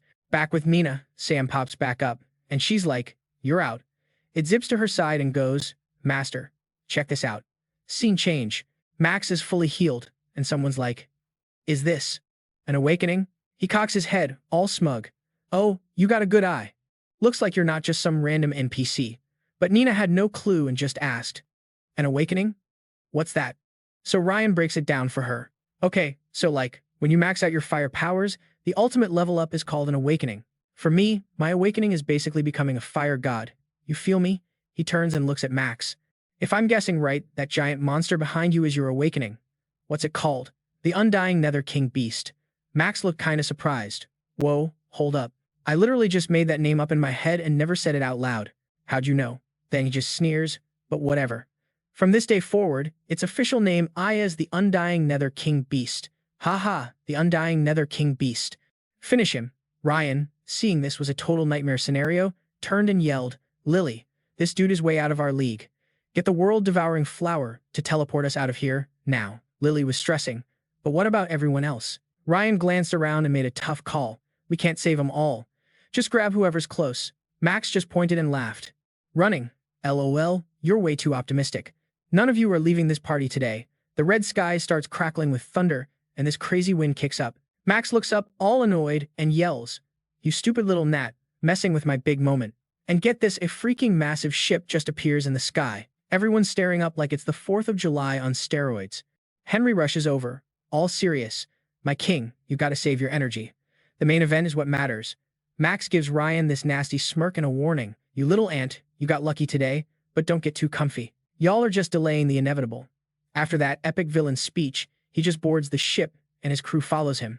Are we leaving? Derek, holding some kind of flaming charm, frowned and asked, so, are those psychos gone? Joe, hearing him from behind, was like, hey, at least we're still breathing. We can rebuild everything else. But Steve was still worried. What are we going to do if they come back? Meanwhile, Lily touched her head, all shocked, then ran to Ryan. The flower's power is being blocked. It can't get us out. Ryan was stunned. How is that even possible? Lily pointed up at the ship still floating there. I think that thing is jamming the signal. Ryan thought for a sec, then started piecing it together. Dude, the legends say that wherever this Corpse King Max goes, a giant ghost ship follows, bringing total destruction, like a bad omen from a horror movie. He secretly glanced at the ship as it left. Now that they're gone, they must be on that ship. When they come back, they're probably gonna be, like, 10 times stronger. At the same time, Nina and Sam, who were off somewhere else, felt it too. Sam reported back, all worried. Boss, I just felt a power level that's off the charts. I'm afraid even we would get totally wrecked. Scene change. Everyone's gathered around, just quiet and thinking. Then suddenly, a voice cuts through. There's only one way now. Lewis steps forward, hands behind his back, looking all cool and decisive. We hit them first. Jack was like, hit them first, bro. How are we supposed to do that? Nina was just as confused. Lewis stroked his chin, thinking, y'all heard what he said, right? That huge ship was originally ours, but it got lost somehow. And remember what his minion said? Save your strength, the main business is important. So, my guess is that ship is super dangerous, and even they have to be crazy careful on it. We might as well use this chance to follow them and attack while they're distracted with whatever's on that ship. Nina was super skeptical. Is that even gonna work? But Ryan actually agreed with Lewis's insane plan. It's a long shot, but we gotta risk it. Jim, who was standing nearby, chimed in, but even if we beat them, what's the point? Don't forget that dude can just respawn. Lewis shot that down. Nah, nothing is unkillable, as long as we take him down one more time. I'm positive I can finish him for good. Ryan got curious. Oh, for real? You got a secret cheat code or something? Lewis just smirked. I do, but talking about it now might jinx it. Just help me beat him one more time, and I promise he's not coming back. Lewis clenched his fist, all determined. We can't wait. Let's pick our best players and roll out. As soon as possible. What do you guys think his secret plan is? Drop your theories in the comments. The ship was just floating there, dead silent, as everyone snuck closer. Lily rubbed her forehead. It's a whole field of those man-eating plants up ahead. How are we supposed to get through? Ryan didn't even sweat it. He raised his hand, sparked a flame, and was like, this is easy. We just torch him. But Lewis put a hand up to stop him.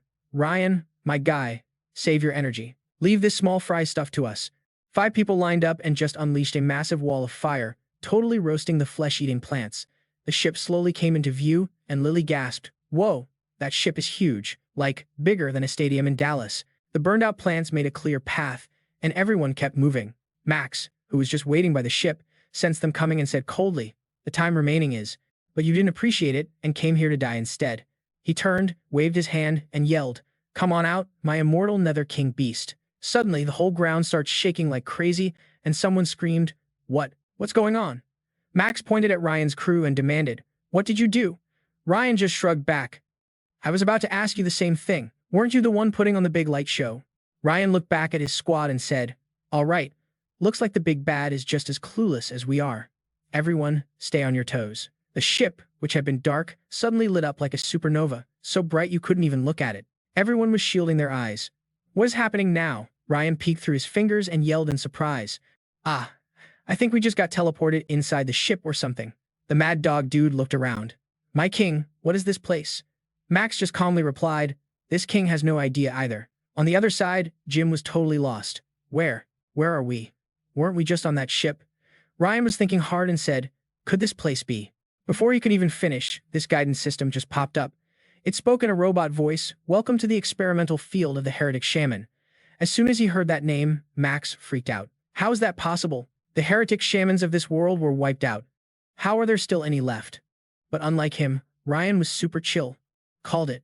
Just like I predicted. This is totally a ruin from another dimension. The robot system explained, I am not a heretic shaman. I am the intelligent guidance system of the warship. To enter the warship, you must pass my test. Max was skeptical. A test? What kind of test? The system replied instantly. It's very simple. Under the relentless assault of the experimental entities, you must survive. A bunch of test chambers just appeared in front of everyone. They were made of glass, so you could see exactly what was inside. The system was just like, everyone, good luck. Then this one-eyed thing's eye flashed, and Lily forced a smile. These things look so weird. Then bam. The one-eyed monster shatters the glass and charges right at him. Jim yelled to his crew, be careful. They're coming. Leah drew her sword and got ready. They're coming from everywhere. There's nowhere to run. We have to fight. She swung her sword down, and this pitch-black blood just splattered everywhere. Ryan was surprised. Huh? Leah realized it too and shouted. Everyone, these things just look scary. They're actually super weak. They're basically just paper tigers. An entity lunged to grab her, and someone screamed, watch out. But Leah was a pro now. She just swung her sword and diced it up. With Leah leading the charge, everyone else got confident and jumped in. Ha! So they're all bark and no bite. Watch me. Ryan, relieved, turned to his crew and gave an order. Let them handle these low-level mobs. The few of us, the main damage dealers, are gonna find a chance to take out Max's crew. The three of them replied in sync. Right. On the other side, the Mad Dog and Henry were just mowing down the test monsters. Max sensed one rushing at him and, without even moving, just said, behind me. Sam immediately flew over and kicked a hole straight through its stomach. Max just scoffed. So weak?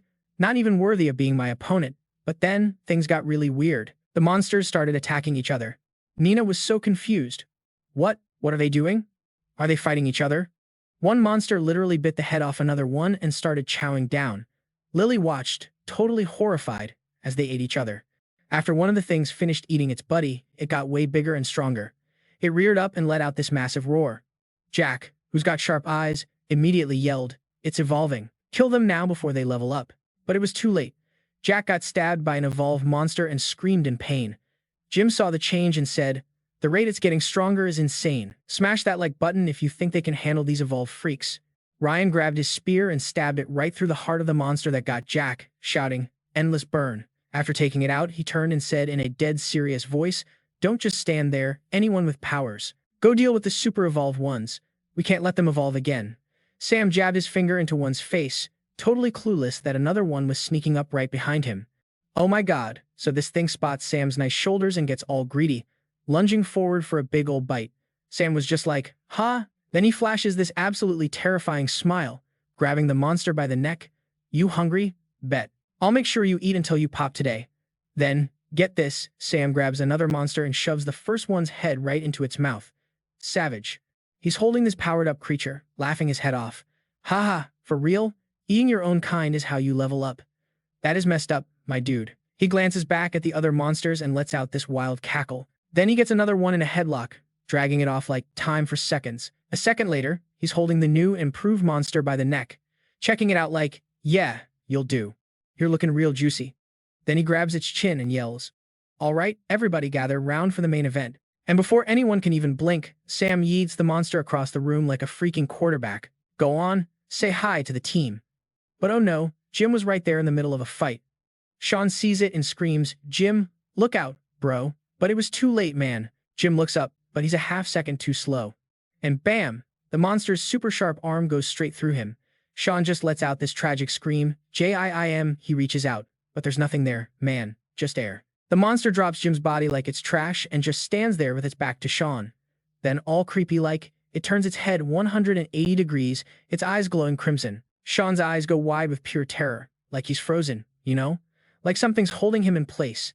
He's trying to move, but it's no use.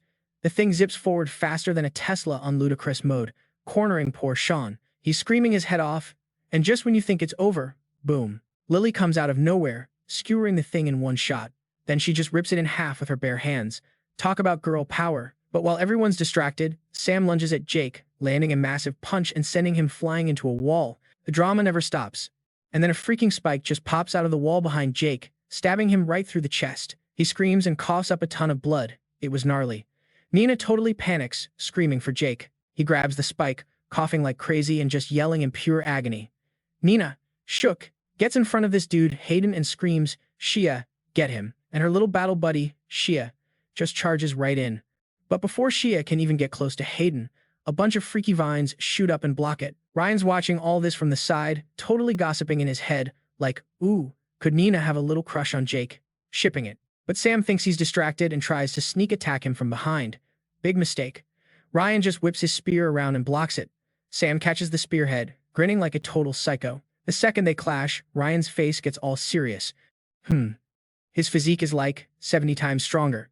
That's cute, but it's nothing compared to the buff Lily gave me. Sam yanks the spear hard, pulling Ryan off balance, and throws a massive punch. Ryan just leans out of the way, and the punch smashes a perfect Looney Tunes-style hole in the wall. Sam just roars, totally pissed he missed. That punch was no joke, y'all. A normal person would have been turned into powder. Sam rushes forward, throwing a whole flurry of punches, but Ryan is just parrying them like it's nothing. He scoffs. With only this much strength? Bro, you're a huge letdown.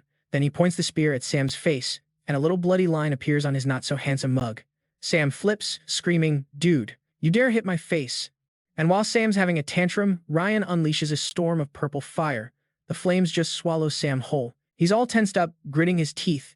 Your fire is strong, but what's it gonna do to me? I'm hard as a rock. Not even a few seconds later, his eyes go wide. Whoa, wait, why is this fire so intense? He just ignores the fact that he's a human barbecue, though, and charges right at an opening in Ryan's defense. He grabs Ryan by the neck and squeezes hard. Ryan's choking out, ah. Sam just lifts him into the air with one hand. Ha, this is what you get for being so cocky. I found your blind spot. But to his complete shock, Ryan just smirks. I'm very confident in my skills, dude, but I'm not dumb enough to leave an opening. Now it's Sam's turn to be stunned. What did you just say? No way. And yup, you guessed it. Ryan made a clone that stabs Sam right through the back with a flaming spear. Then on his command, both Ryans burst into flames, yelling, "Endless." Meanwhile, on the other side of this crazy warehouse party in Chicago, Hayden summons a bunch of thorny vines, but Shia is weaving through them like a parkour pro. It gets right up in Hayden's face, but he just smirks, all calm. You fell for it. His eyes flash red, and he points to the side. A giant walking tree monster pops up behind Nina, its arm like a massive drill, and stabs her right in the back. She screams in pain, ah. But just as Hayden's celebrating, blood starts trickling from his own mouth. He's totally confused. What's going on? And Nina, who was just bleeding out, is now totally fine. She's just like, I'm revived. Then Jake grabs Hayden's body and lifts him up, super angry. You guys took me out again. For real. It's starting to piss me off. And with that, he slams Hayden into the ground like a rag doll. Hayden's just sprawled out, coughing up black blood. Sam isn't doing any better. He collapses to his knees, clutching his chest. He's so beat up he turns back into his original form, a freaking three-headed hellhound. And this whole time, this dude Max has just been chilling, not doing a thing. When another monster tries to attack him, he just calmly raises a hand, and the monster just shatters into a million pieces. A halo of light appears around Max as he steps aside, and this absolute unit of a beast appears, the Nether King beast, roaring its head off. The three-headed Sam stands in front of Max like a guard dog. King, let me handle them. Hayden's also struggling, coughing. Ha, you're all dead meat. Just wait till you become the king's next meal. But Max, who's been silent this whole time, finally speaks, his voice ice cold.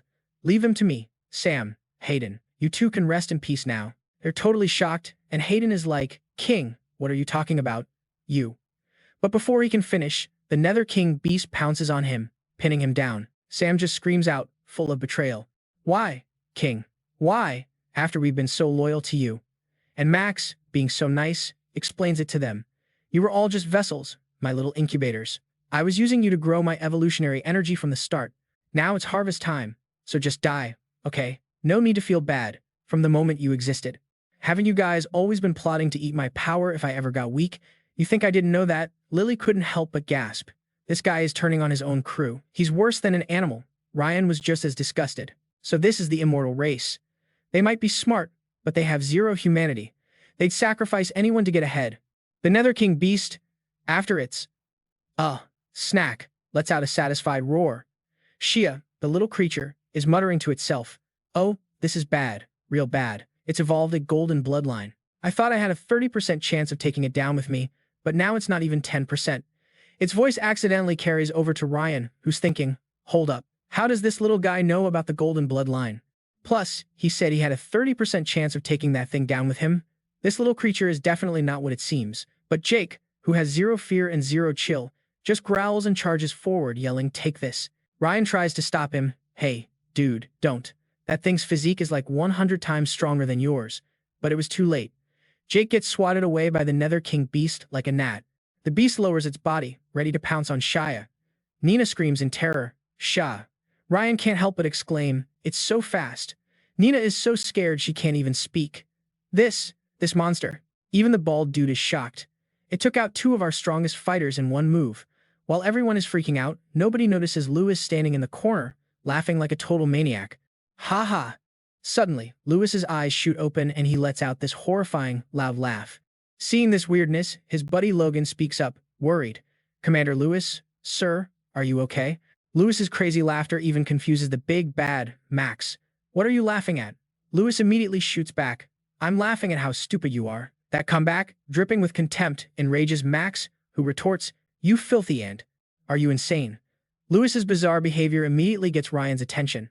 Something is seriously wrong with this guy. Then Lewis starts radiating this dark, ominous energy, saying weird stuff.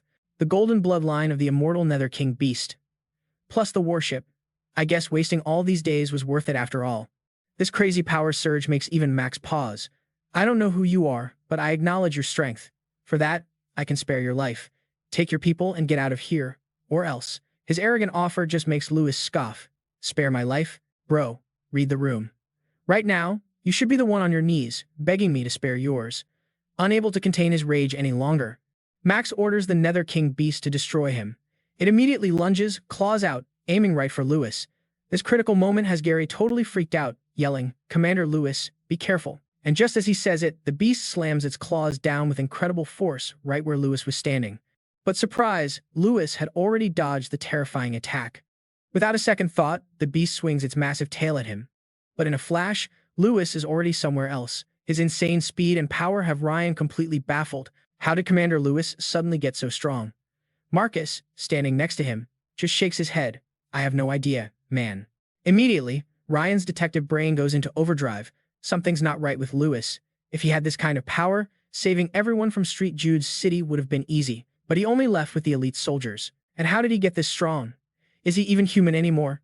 As he's thinking, the Nether King beast continues its relentless assault. It looked like Lewis was tired of playing tag because he just stood his ground and held up a hand. Logan was stunned by what he saw. He can block a direct hit from that monster? Lewis showed zero fear, raising a single finger to taunt it. "I'll give you one chance. Use your strongest form, so you won't have any excuses when you lose." Hearing this, Max just smirked, like he was mocking Lewis's overconfidence. "As you wish. Nether King beast, release your full power." The next second, the beast unleashes everything it has, lunging forward with a massive roar that shook the whole block. After watching for a moment, Gary finally puts it all together. You're not Commander Lewis. Who are you? What have you done to him?" Smash that like button if you need to know who this mystery man is. The thing wearing Lewis's body as a meat suit just let out this chilling laugh and slowly turned around. "Who am I?" "Oh, sweetie, you all met me that night. And your precious commander Danny? Pfft, he's toast." Totally set off the Nether King beast. And the Corpse King? Oh, he was fuming. Straight up called her a filthy ant and was like, "You're gonna pay for that mouth of yours." Nether King beast turned her into confetti. And bam, that thing moved like a lightning bolt out of Miami. Before anyone could even blink, the beast landed a crazy powerful kick on Boxa, and a body just went flying times across the room. Turns out, it was Lewis's body, now literally a part of the drywall. But it didn't stay that way for long. His whole body started twisting and morphing. Ew. Right after, Boxa just slithered out of Lewis's skin. Yikes. The whole vibe in the room went from 0 to 100 real quick. The Corpse King saw her real form and it all clicked. "So you're not human. You're an alien or something." Hearing this, she straight up scoffed. "Human? Please, don't compare me to those basic creatures. I'm a creator, a literal world-building god who's made a gazillion lives."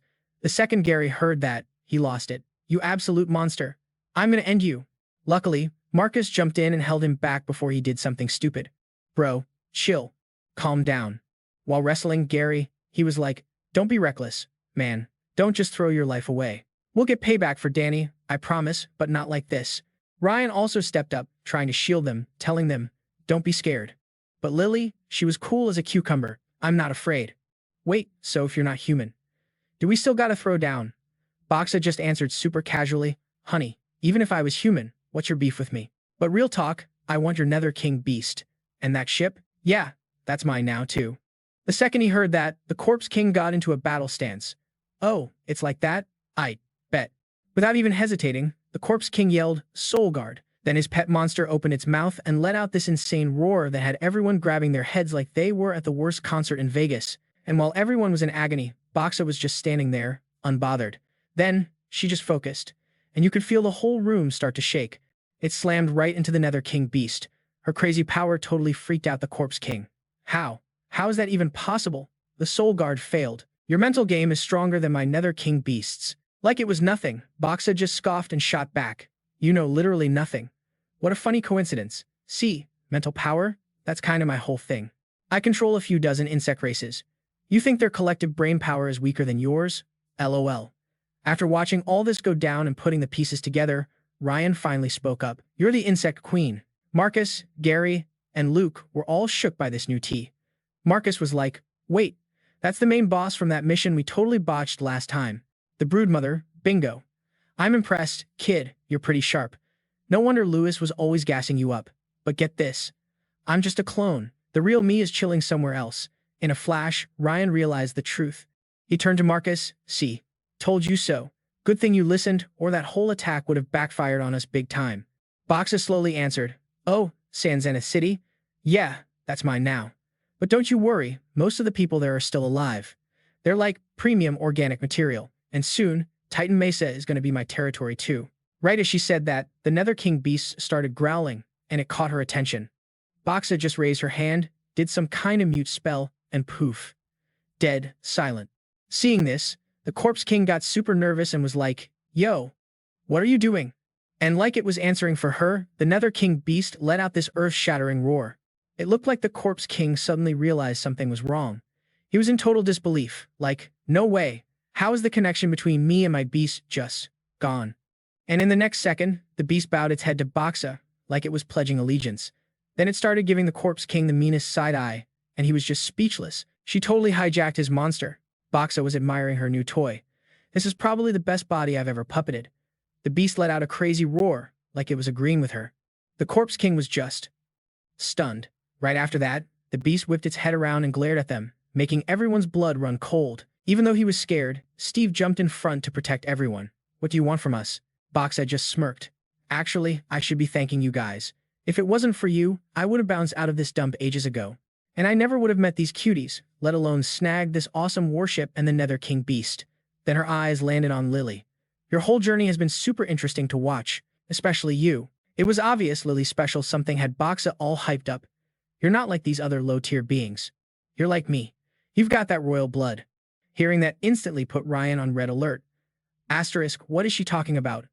Did she figure out that Lily's not from around here? Asterisk. The next second, Box's eyes went wide and power started swirling around her. Seeing that, Ryan screamed, look out. All of a sudden, Bloom, the little creature on Lily's head, started freaking out, which made Lily ask, Bloom, what's wrong? Wow, to be able to make one of my precious bug babies break free from my control.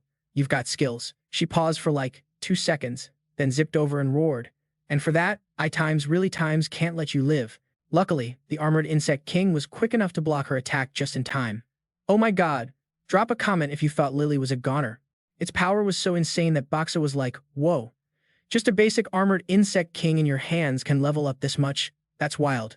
Not simple at all. Now I'm getting curious. How much stronger will I get after I absorb times your times power? The second she finished talking, she just swatted the insect king away like a fly, which made Lily panic. You seriously have time to worry about that thing. Just die already. Then, bam. Out of nowhere, Ryan flew in from behind to attack, but it was like she had eyes in the back of her head and dodged it easy. Without wasting a breath, he yelled, Lily, full power boost, now. She was on it. Enhance. The second Lily juiced him up, Ryan was instantly covered in this massive power aura. While she was checking him out, Boxa commented on his potential. Little boy, evolving this fast and having more than one power? Impressive. If I let you live, you'd definitely be a top-tier player in the future. You might even be a problem for me. But too bad for you, you ran into me. Before she could even finish her villain monologue, Ryan charged with his spear. The spear just stabbed the wall right next to Boxa. He then started throwing a bunch of hits, almost like he was just trying to annoy her. And then, she just snatched Ryan by the face and, in a flash, slammed him into the floor, which was exactly what he wanted. Box's face got super dark. What is your plan? You really think you're on my level? The next second, he just smirked. And what do you know? Another Ryan with a spear appeared, stabbing straight down at her. But Boxa was totally unfazed and called out his bluff. Ha, what's this? Did you forget that mind games are my specialty? I can feel that tiny bit of killer instinct coming. You think I wouldn't feel that? And just like that, the Nether King beast obliterated Ryan's clone. She stomped on him hard, causing Ryan some serious pain.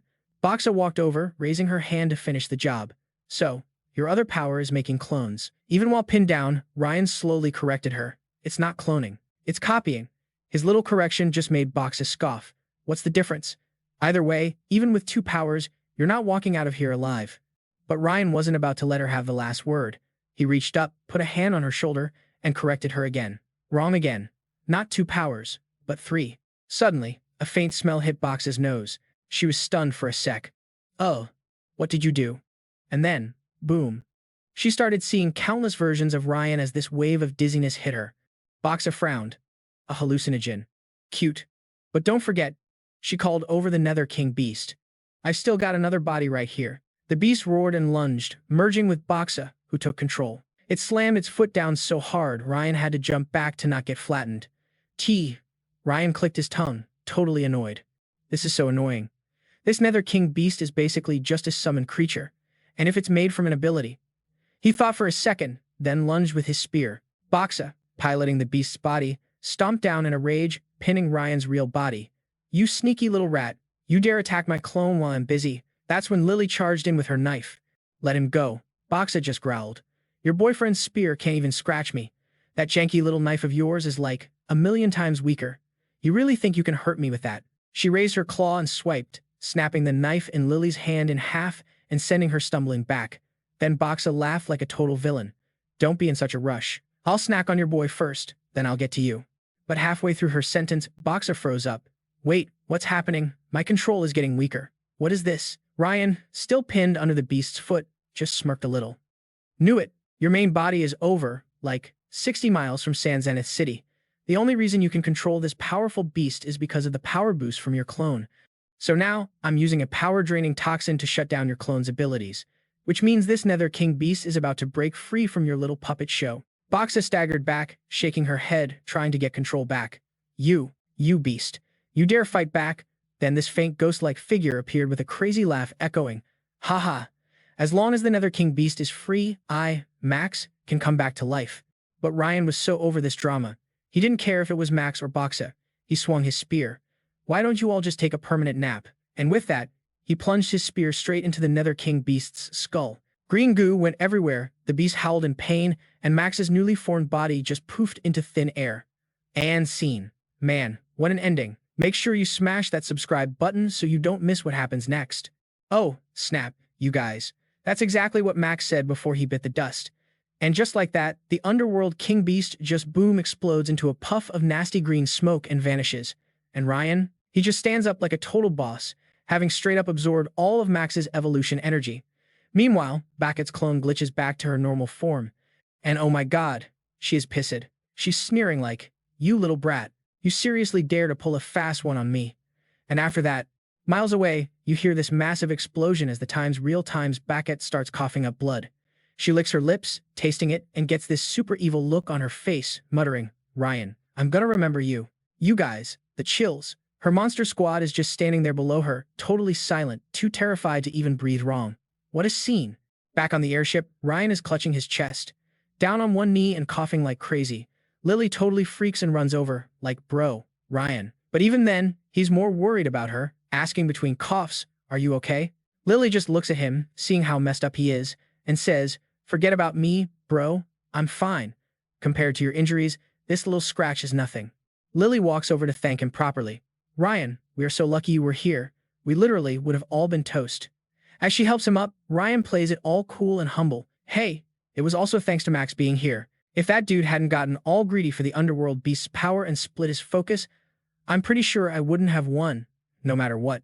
As they're talking, they look back at Bakkett's gnarly corpse, and this creepy, ivory-white energy orb just floats out of it. Lily screams, absolutely terrified, "Bro." As the orb gets closer, she's like, "Bro, look at that thing." Ryan, ever the hero, just casually catches it in his hand and starts analyzing it. This Beckett is from the insectoid race, so this isn't an evolution energy source. And the second he says that, the orb shatters into this gooey white liquid all over his hand. Oh my god. The timing. He was totally caught off guard, just staring at it with wide eyes. You could just feel the ew run through his body as he starts frantically shaking his hand, trying to get the gunk off. What is this stuff? Lily is freaking out. Get it off quick. But after shaking his hand for like a solid minute, he sees the sticky goo is still there. Lily's eyes are huge. Did you get it off? Did you? And Ryan just deadpans. No. He looks down at his hand and just accepts his fate. It's stuck to my palm. But then, bam. This super weird sensation zaps through him, and he just freezes for a few seconds. What's going on? Why do I feel power flowing through my body? Lily starts shaking him, totally worried. Bro, what's wrong with you? Please don't die on me. Ryan struggles to talk. Don't. Shake me. I'm not gonna die. He finally gets his composure back to calm her down, realizing his spiritual power just got a massive upgrade. Lily's just like, a confused, oh. Ryan, remembering how Beckett controlled that huge beast, explains, spiritual power is a super important attribute. That crazy move she used, Soul Devourer, to control the underworld king beast, that was pure spiritual power. And now, all of her insane spiritual power belongs to me. Ryan starts thinking out loud. I don't really have much experience with this stuff. Wonder if there are any other perks. He walks over to grab his spear and suddenly yells out. He's totally surprised, feeling the change in the spear in his hand. Get this, you guys. The Blood Flame Spear was a D-class weapon, and it just instantly evolved to a triple D-class. A system guide just pops up like a hologram, saying, congratulations on passing the test. You are now qualified to board the Evil Witch warship. Behind them, Jake finally sits up, recovering from his motion sickness. He still looks totally out of it, like he just woke up in the middle of Times Square on New Year's Eve. He's just stunned. Huh? Where's that beast? Did we beat it? Seeing Ryan standing there all cool and handsome, Jake gets this salty look on his face, so mad that he got shown up again. Classic Jake. Ryan just smiles and motions with his head. Let's go. Then Ryan leads the whole crew onto the warship to check it out. Of course, the system guide goes first since she's the one with the keys, basically. As Ryan's crew walks in, they're all looking around like, whoa, this place gives me the creeps. You could tell right away, this ain't a place for good guys. The system guide explains, Evil Witch Warship 233 has a total of 3 floors. Each floor is over 21,000 square feet. Bro, that's bigger than a Beverly Hills mansion. Ryan's like, wait, what's up with the name, Warship 233? The system replies, back in the day, during the golden age of the Evil Witch people, they were crazy powerful. They had no less than 2,000 A-class Evil Witch warships just like this one, and you are on number 233. The massive ship flies through the sky, and you can hear their voices echoing inside. This warship can travel between dimensions and lock down space. It has 3 main cannons and 12 secondary cannons. Hearing all this, Ryan turns back to ask his crew, so, are you guys still heading to Tianmong? Marcus just sighs and scratches his head. We were originally taking Commander Larry there to meet up with his unit, but now, Commander Larry is gone. They still had no clue when his body got jacked. Marcus looks so ashamed. How could we possibly show our faces there now?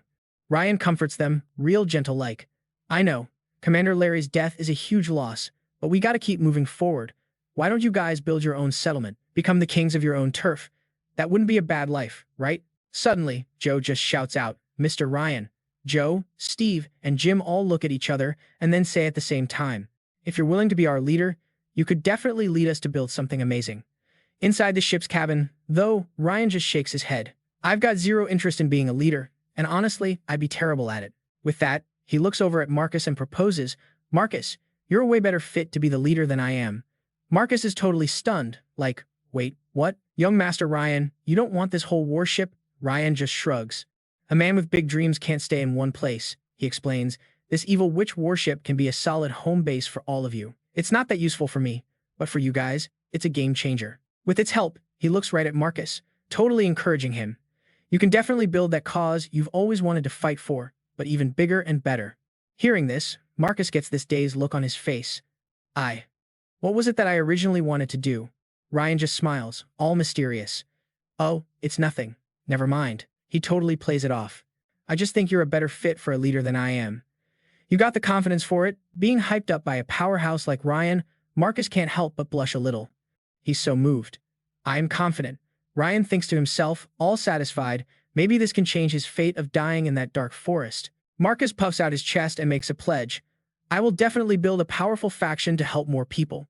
After they finish their chat, the system chimes in. By the way, this warship also has a treasure. It's the ultimate weapon we evil witch people spent 10 years trying to build. But it's a shame it's only a prototype. Follow me. Ryan's ears totally perk up. He's intrigued. Ooh, an ultimate weapon? Do tell. The system leads him and Lily into this sealed room. Inside, it's all futuristic tech, totally out of place. And in the middle of the room, there's this weapon containment field with a sick-looking blade just floating there. Ryan reaches out, but his hand just smacks into a force field. Lily scoffs. This is supposed to be the ultimate weapon? It's just a black piece of metal. I can't see anything special. My broken blade is better than this. But you could tell Ryan didn't agree. He sensed something was up. The moment his hand was about to grab the blade, there was this sudden jolt of electricity. Instantly, Ryan gets zapped and thrown backward. Ah. He crashes to the ground hard, writhing in pain. Poor Lily's heart just breaks, seeing him like that, her eyes getting all teary. She rushes to his side, asking, "Are you okay?" You can still see sparks crackling on Ryan's body as he's sprawled on the floor. "I'm fine." The system guide finally speaks up, a little too late if you ask me, in this flat voice. This weapon is no ordinary object. Without its recognition, you cannot become its master. Hearing this, Ryan turns to look at the system guide and thinks, its master. Looking back at the blade in the field, he's a little shocked. This black blade, it's a soul weapon. Ryan strokes his chin, trying to remember what he knows about them. A soul weapon is on a whole other level, even more powerful than an S-class weapon. Every single one has world-shattering power. Among all the people he knew, almost no one could handle a soul weapon. The system explains. This blade is named the King's Thunder Edge. It was the personal blade of the great hero of our evil witch tribe, Lord Mocha. He was later defeated in a great war. This blade was also damaged, and even though we tried to fix it, its power is way less than what it used to be. She adds, all sad-like. The King's Thunder Edge can now only be considered a little over half of a soul weapon, but Ryan is still super impressed. Even if it's just half a soul weapon, that's still enough to smoke most S-class blades. She's like, obviously. Staring at the King's Thunder Edge, the system says, if you can wield it, it's not impossible to unleash power like a full soul weapon. Ryan just shrugs, all casual. Well, for now, it doesn't seem to be a fan of us. From behind, Jake is all hyped up to try. All right, let this great master give it a shot. He shoves his hand in, trying to grab the blade. Even though he's getting zapped like crazy, he refuses to let go, praying in his head, come to Papa. Lily is on the sidelines cheering, Jake, you can do it. You can do it. But LOL, the blade was clearly not feeling it, and it unleashes an even bigger electric shock than before. Jake gets zapped and sent flying, cursing, damn it, in his head. He lands hard on his butt with a loud thud. The pain was insane. His soul just groaned as his whole body smoked, looking like he was about to become somebody's barbecue. Jake was completely crushed. He's like, man, I look so out of it, like I just took a trip to the underworld and back. This thing is so OP even I can't handle it. Marcus gave it a try too, only to get zapped so bad he saw stars. Luke and Henry also got rejected by the blade. They got scared off by the lightning bolts before they even got close. Smarty Pants, Tina didn't even try, just smiling slyly. Haha, I don't need that thing. She looked at it and just casually said, so many people, and it hasn't picked any of them. How arrogant. Tyler remembers that his sister hadn't tried yet. He nudges her. You're the only one left, Tina. Want to give it a shot? She sighs and says firmly, I'm not going. Tina pouts. When you use that igniter thing on me, it's already super painful. This electricity will definitely be worse. Tyler just pats her on the head to calm her down. Whatever challenges we face, we can't be afraid. He gives her a gentle push forward, smiling. Drop a comment below if you think she's gonna be the one. Ugh. Fine, Tina grumbled, totally sighing like she was over it. Y'all just want to see me get zapped, don't you? She steps up, closes her eyes, and reaches for this epic-looking blade, the Thunder King's Edge. In her head, she's giving herself a whole pep talk, like, the only way out is through, girl. She grips the handle, telling herself, persistence is key to victory. So dramatic, lol. You got this, Tina.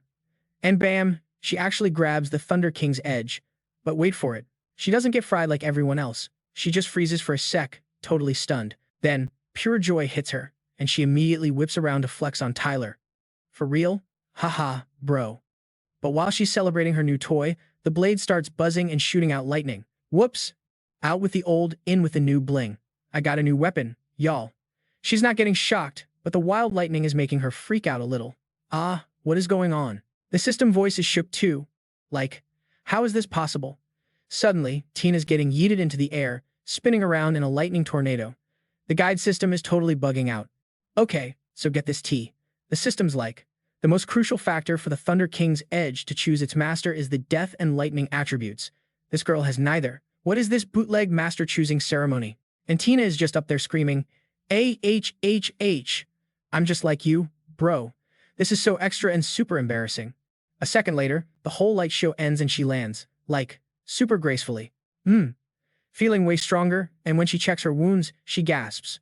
Oh my god, my injuries are totally gone. I had no idea lightning could double as a healing potion. Then she turns to Tyler, blade in hand, with this mischievous look. Bro, you're next. This literally made Tyler back up like he'd seen a ghost, but the room was tiny, like a Manhattan studio apartment, so there was nowhere to run. He just had to take the L and get zapped. After the shock therapy, smoke is literally rising from his head. Man looked like his soul took a quick trip to Vegas and just got back. A second later, he looks at the cut on his hand and is like, whoa, it's true. Dude, it feels like every single cell in my body just got jump-started. Tina's face lights up and she's cackling.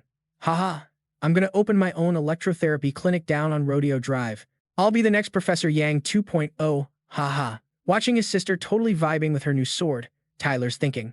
From what I know, using electricity to heal takes an incredibly high level of skill. Tina's never even had static cling, and she pulled that off on her first try. Easy. He then said to Tina, the Thunder King's edge also has a death attribute. Any wound it inflicts will certainly have a contagious spreading effect. Then he's thinking to himself, this death attribute is pretty much on par with the lethal venom of the 5-venom beast. No cap, without any life force to block it. Once that stuff spreads, it's game over. As expected of a soul weapon, it's truly powerful. A guy named Tony sheepishly walks up to Tina like, hey, I'm injured. 2. I need treatment. And Tina's like, say less. She immediately starts zapping him with the Thunder King's edge, making him twitch like he's doing the electric slide. Tony had to yell, it's healed. It's healed. Don't zap me anymore. But his face was just asking for it, so she didn't stop, laughing as she generously offered a friendly discount. 2 more sessions on the house. Tyler let his sister have her fun, then turned to the guide system. He asked if there were other rewards. She replied flatly, you sure are greedy. The final treasure is also the most valuable one. It's the records left behind by our evil shaman tribe. All our many years of research on genetic modification. After having her fun with the Thunder King's edge, Tina just scoffs. And here, I thought it was going to be something good. The annoyed guide system snapped. Mortal, do you have any eye for quality at all?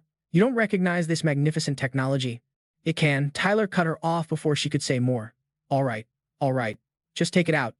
A while later, back in the small village where they had been temporarily staying, Leo noticed something was wrong. He alerted everyone. Look, a massive airship was slowly flying toward them. He looked up at the sky with suspicion. They're back. Is it our boss and the others or the Immortal Clan? When the airship finally touched down, everyone went wild. Haha, this is great. We're saved. Standing on the deck, looking down, a dude named Theo remarked, this thing is pretty fast. Boss X stood next to him and shared the good news with everyone below. Don't be afraid, everyone. That other group has been dealt with, and today we can finally leave this wretched place. The people below cheered. Oh, that's fantastic. Meanwhile, somewhere else, in this sunny little village, Luke gazed at the sky with a worried expression, wondering how the others were and if they were still alive. Suddenly, Leo spotted a rip in the sky. He shouted, everyone, be careful. A spatial rift just appeared. The rift gradually transformed into a massive spatial vortex as dark as a black hole. Some dude was frozen in shock. What is that? From within the spatial vortex, a massive spaceship emerged, thundering down onto an open field in the village. A guy named Lou cautiously pulled a kid named Liam behind a wall and signaled, sheesh, be quiet. Hide well. Whatever's on that thing is definitely not something we can handle. He peeked out to check the situation and was shocked to see it was Tyler. The 2 siblings had just stepped off the spaceship when someone gleefully called out to Tina. Tina. Tyler looked up. Tina stepped forward to greet the person who turned out to be Luke. You're all still here. That's wonderful. Everyone is safe. Luke was overjoyed for them. This is great. You're finally back. Tina took a deep breath, savoring the air of her familiar world. Even in an apocalypse, it felt so much better than the other side.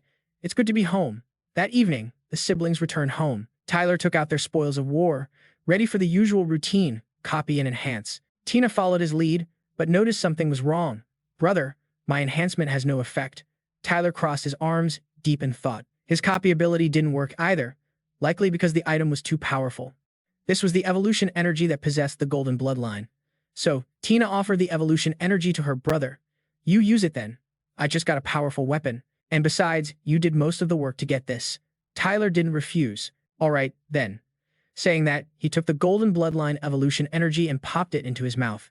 Instantly, a terrifying power surged through his entire body, causing such unbearable pain that he screamed out loud. Ah, Tina asked worriedly.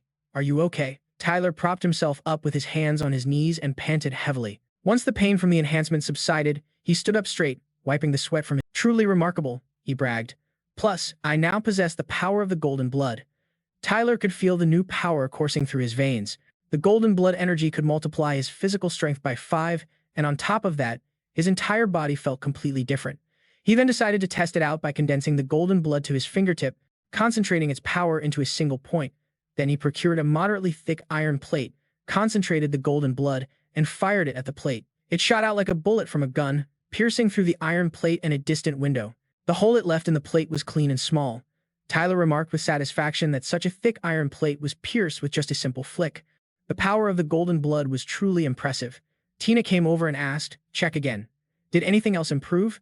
Tyler did as his sister suggested and checked himself over. He summoned a few purple flames and noted that the synergy between his abilities had also grown much stronger. If he kept training, grasping their profound meanings wouldn't be impossible. Smash that like button if you think Tyler's new power is insane. The next day, Marcus cautiously asked, Mr. Tyler, are you all really leaving this place?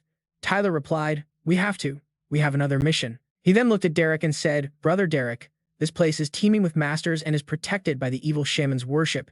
You should stay here. It'll be safer. Derek knew that tagging along would only cause them trouble. He agreed to stay and bowed respectfully. Tyler, Tina, please take care of yourselves. Marcus then turned to a guy named Trey and Nina. Mr. Trey, Miss Nina, what are your plans? Nina decided quickly. I'll stay here for a few days and then leave. Tony was quite reliant on Nina. He asked intimately, Nina, where are we going? Nina wasn't keen on traveling with him at all. She answered bluntly, you go east, I'll go west. Seeing that everyone had their own plans, Marcus didn't press the matter. In that case, I can't force you. If you ever change your minds in the future, you are always welcome here. After saying their goodbyes, the Tyler siblings headed for the Hmong city. The place was desolate with zombies wandering the streets. Everywhere they went, they could hear their groans and shrieks. Erger. Tyler and Tina walked brazenly into the zombie-infested city, paying them no mind. Seeing fresh prey barge into their territory, the horde of zombies immediately charged forward. Tyler didn't make a move. Tina brandished her lightning sword. Perfect. I'll use you all to test my new blade. With a single clean slash as easy as slicing fruit, the fodder zombies were incinerated by lightning. Tina was pleased with her performance, casually collecting the evolution energy they dropped. Nice, we got some loot. It was time for the old routine, copy and enhance. As she consumed the spoils to increase her power, she lamented. This entire trip, you've let me have them all. More than 10 orbs, and it's still a far cry from that one golden orb you had. Tyler didn't respond to her complaint, simply urging, we're almost at our destination. Let's hurry. They had to find a place before night fell on the Hmong city. He glanced around and remarked, it's been a while since I've seen zombies. The Hmong city must have a disciplined army that conducts regular patrols. He then pointed to an abandoned store. We'll take shelter here for the night and enter the city proper tomorrow morning. The place they chose was an abandoned supermarket. Tina went inside to prepare some food and drinks for them and then announced, Brother, there are people upstairs. Tyler had sensed them as well. He confirmed, yeah, 3 men, 3 women, and 1 child. Don't worry, their auras are weak. They can't threaten us, so you can relax. Tina wasn't really concerned anyway. Right now, she just wanted to eat. Let's eat, let's eat. As they were eating, she saw a figure approaching. It was a little girl with green hair, which looked full of life, but her face was gaunt with hunger. Tina felt pity for her and asked Tyler, the poor thing, can I give her some chocolate? He just nodded, like, bet. So she walks right up to the little girl and offers her a whole chocolate bar. Yo, you hungry? Here, take this. And oh my god, the kid practically inhaled it, like she was scared someone was gonna snatch it. Lily's like, whoa, slow down, kiddo. Nobody's gonna fight you for it. But in her rush, she totally chomped down on Lily's hand. Lily yelped, ow, dang, you're basically feral. You even bite people. The little girl got so flustered, stuttering, I'm so sorry. But then, this loud voice boomed, yo, you too. And get this, behind them was a whole crew of super sketchy-looking dudes holding actual knives. Their leader just points and goes, hand over the food. Now. Another guy chimed in, yeah, give us the food, like, right now. But Lily, my girl, wasn't scared one bit. She shot back, we don't have any, and even if we did, you wouldn't get a crumb. If you want to eat, go find it yourself. The leader got all up in her face, yelling, "You two don't look like you're starving.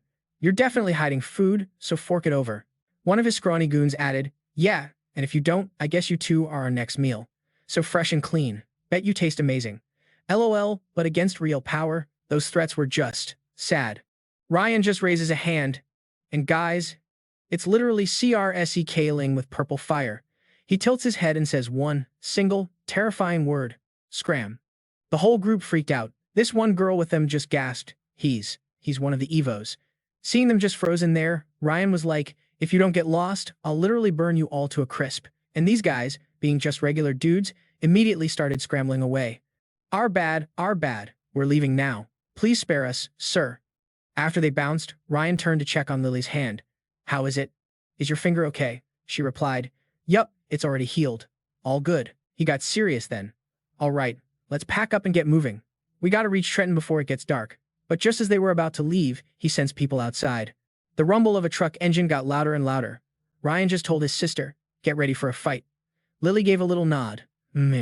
Outside, a military Humvee pulls up. A soldier radios in, "Captain Luke, this is the spot. I'm seeing 7 heat signatures. Look like survivors." The captain immediately ordered, "Go check it out. Bring him back." A few soldiers with rifles raised stormed the building. One of them was on comms. "We're inside the building, clearing corners now." Just then, Ryan and his sister walked right out. A soldier spotted them and yelled the command, "Survivors spotted. Don't move. Don't move. Hands in the air." Not wanting any more drama, Ryan just raised his hands and said, "Chill. We're not walkers. We're human." Seeing this, the soldier immediately waved his squad down. "Hold your fire. They're survivors." Just then, Captain Luke walked in and greeted them super politely. "Hello, we're the search party from the 3rd Squad, 9th Division out of the city center. We're taking you two back. You're safe now." After that, he asked, "There are probably 5 more people inside, right?" Lily shot back, "What do you mean, about 5? There are 7 of them. And you better be careful when you go in. They're all starving and crazy. They even tried to jump us last night." Hearing that, the captain turned to his subordinate, "Jack, didn't you say there were 7 people inside?" Poor Jack had no idea how to explain it. He just scratched his head, all embarrassed, fumbling. My ability must have glitched or something." After rescuing everyone, the truck rolled into the city. Y'all, the city walls were insanely thick and high. A voice came over the intercom, "We have arrived." Stepping out, Lily couldn't help but just stare at this massive fortress. Whoa, this is insane. With a wall like this, we won't have to worry about walkers ever again, Captain Luke said proudly. This wall is 3.4 meters thick and made of solid steel. You could hit it with artillery shells and it'd be fine. It's all thanks to the brilliant leadership of General Miller. Lily then got this weird feeling and whispered to Ryan, "Bro, I can feel it. Something inside is, like, calling to us." He immediately remembered what that old psychic lady had warned him. "Go south for your ultimate evolution, and get out of here. Danger is coming." He thought to himself, "Damn, looks like that old woman wasn't just talking crazy." Captain Luke, though, was all business. "Hurry inside. Someone will get you all sorted out. This is wild, guys. If you're loving the drama, smash that like button for me." A soldier outside immediately came over to guide them. "Please proceed to the safety check." That dude, Doug, who tried to rob them yesterday, he was now being a total wimp, saying, "Sir, I wasn't touched by any of them. I'm definitely not infected. I don't need a test." The soldier just sighed. "It's not just about bites, dude. The virus is airborne now. If your immune system is weak, you could get infected just by breathing. Now line up and get tested, one by one." Lily said nervously, "Bro, my blood." He gave her a look that said, "Don't worry." The pink-haired nurse drew blood for the test and suddenly saw that Ryan's blood had this faint golden glow. She blinked and looked again. "Huh? Was I just seeing things? For a second there, I swear his blood had a golden tint." After the results popped up, she called out, "Ryan, test complete. You're clean. Next, Lily." Seeing that Lily was nervous, the nurse gently reassured her, "Don't be scared, sweetie. It's just a little prick. It won't hurt." But then, Nurse Leah stared at the screen, and her face went pale. "She's infected. Lily is infected." Hearing that, Lily clutched her chest in a total panic. "No way. You're lying. I'm not infected." Ryan immediately jumped in front of her. "You're mistaken. My sister is absolutely not infected." 2 soldiers instantly raised their guns, ready to take them down. "You're infected. Do not resist. Don't make us open fire." Ryan couldn't believe it and demanded, "Please, test her again. There has to be a mistake." Suddenly, a scientist named Sharon rushed over. "Wait, That's a mistake. She's not infected with the Walker virus. One of the soldiers totally snapped at her. How could this be a mistake? What if they had resisted and we had to open fire? Huh? Sharon just apologized, nervously twirling her hair. I'm so sorry. It was our mistake. But she is times infected. Not with the Walker virus, but with the Blue Death virus. Ryan was completely stunned. The what? Lily had no idea either, asking, What? What is the Blue Death virus? Sharon explained super seriously. In the apocalypse, it's not just plants and animals that mutate. Microorganisms do too. The Walker virus and the Blue Death virus are both mutated diseases. She looked down, adding hesitantly, Patients with the Blue Death virus slowly lose all their strength. Their skin and blood will turn blue, and they eventually pass away from exhaustion as their throat basically liquefies. It's a virus with no known cure. But the infection rate is super low. Usually, only kids with weak immune systems get it. Ryan suddenly whipped his head around. In front of him was Tina, the little girl, looking pale, exhausted, and with bluish hair. Standing behind her was a dude with a totally cold expression. A red glint flashed in Ryan's eyes as he bolted towards them. Seeing him move that fast, the soldier was completely stunned. He's an Evo. Ryan snatched Tina up, lifting the little girl into his arms. The kid started screaming, totally terrified. The soldier tried to stop him. Hey, what are you doing? Fort Haven has laws. Let her go. He carried the girl right over to the nurse, softly asking her to check if she also had the Blue Death virus. The nurse raised a syringe and was like, Oh, okay. A few minutes later, she came back with the results. She confirmed it. The girl also had the Blue Death virus, and it was bad. She probably won't live for more than 5 days. Tina's face went white with fear. No, you're lying. I'm not gonna die. I don't want to die. Tears started streaming down Lily's face. She said, heartbroken, It must have been when I was feeding her. She must have bitten my hand and I got infected. Ryan totally lost his cool and rushed forward, grabbing the nurse's shoulders. Is there really no cure for this? Look, we're Evos. Just cure my sister, and I'll work for Fort Haven. I'll do anything. The nurse just looked at him sadly. I'm so sorry. It's not that we won't treat her. It's that we literally can't.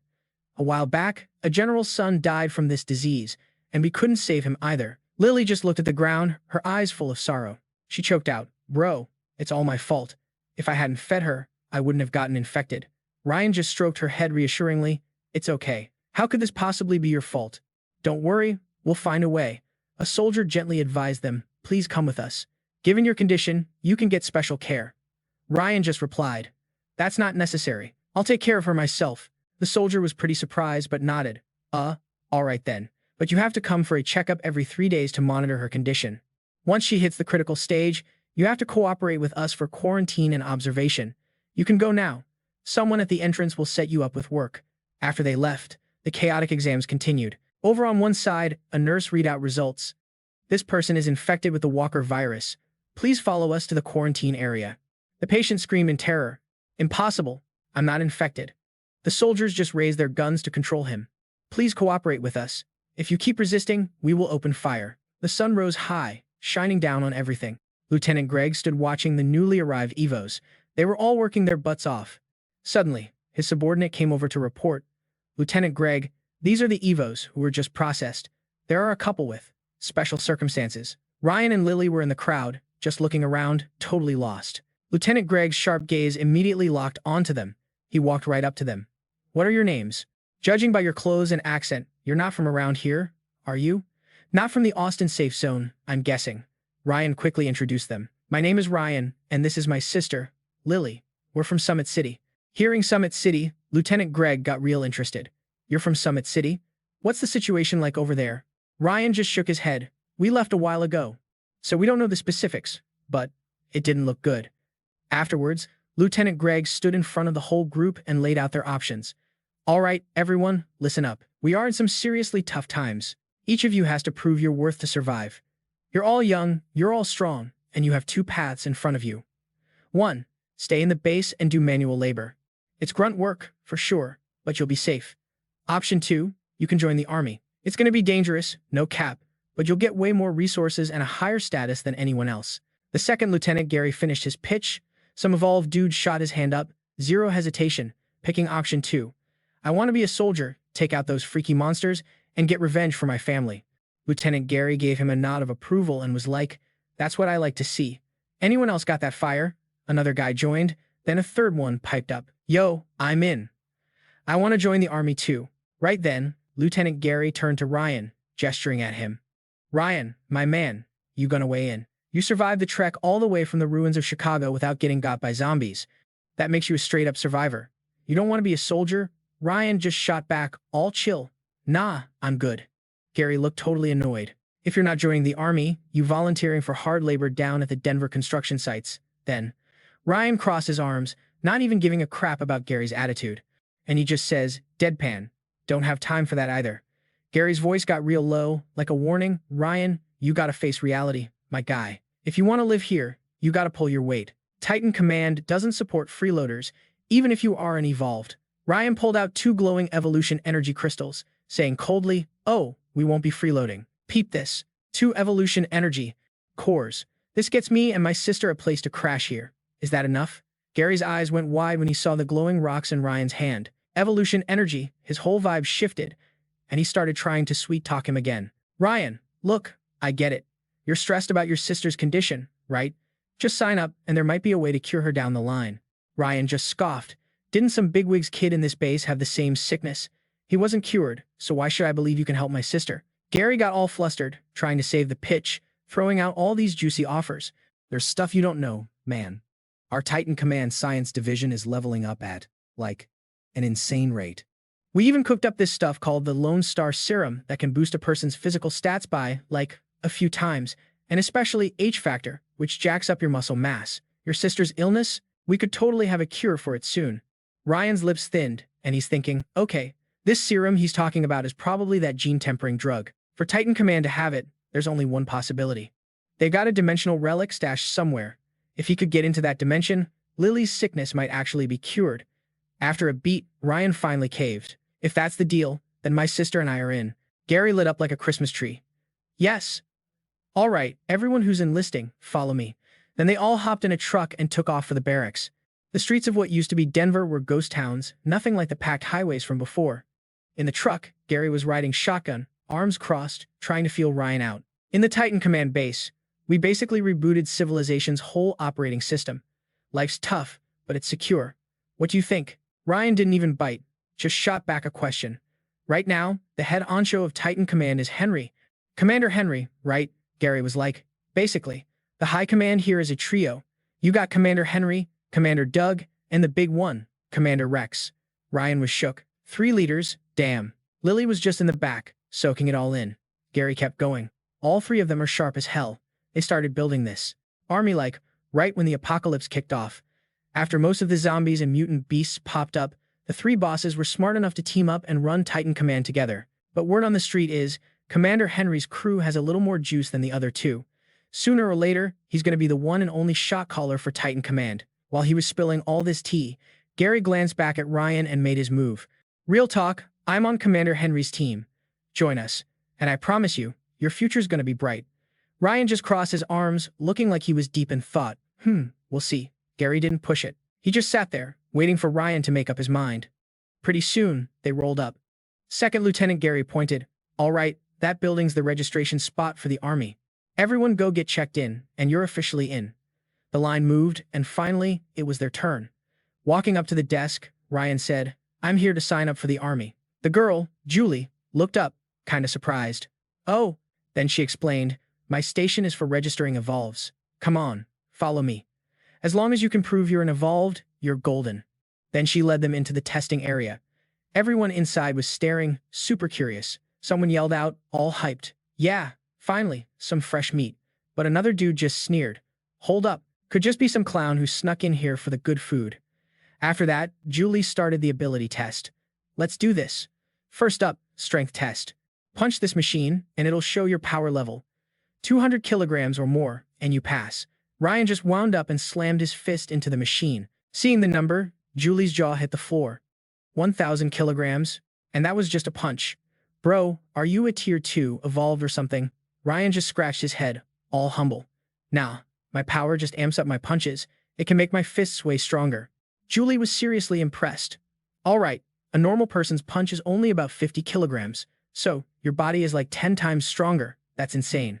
Next, the second Julie finished talking, a hat just poofed onto Lily's finger. She was twirling it, looking all smug and confident. And my ability is speed.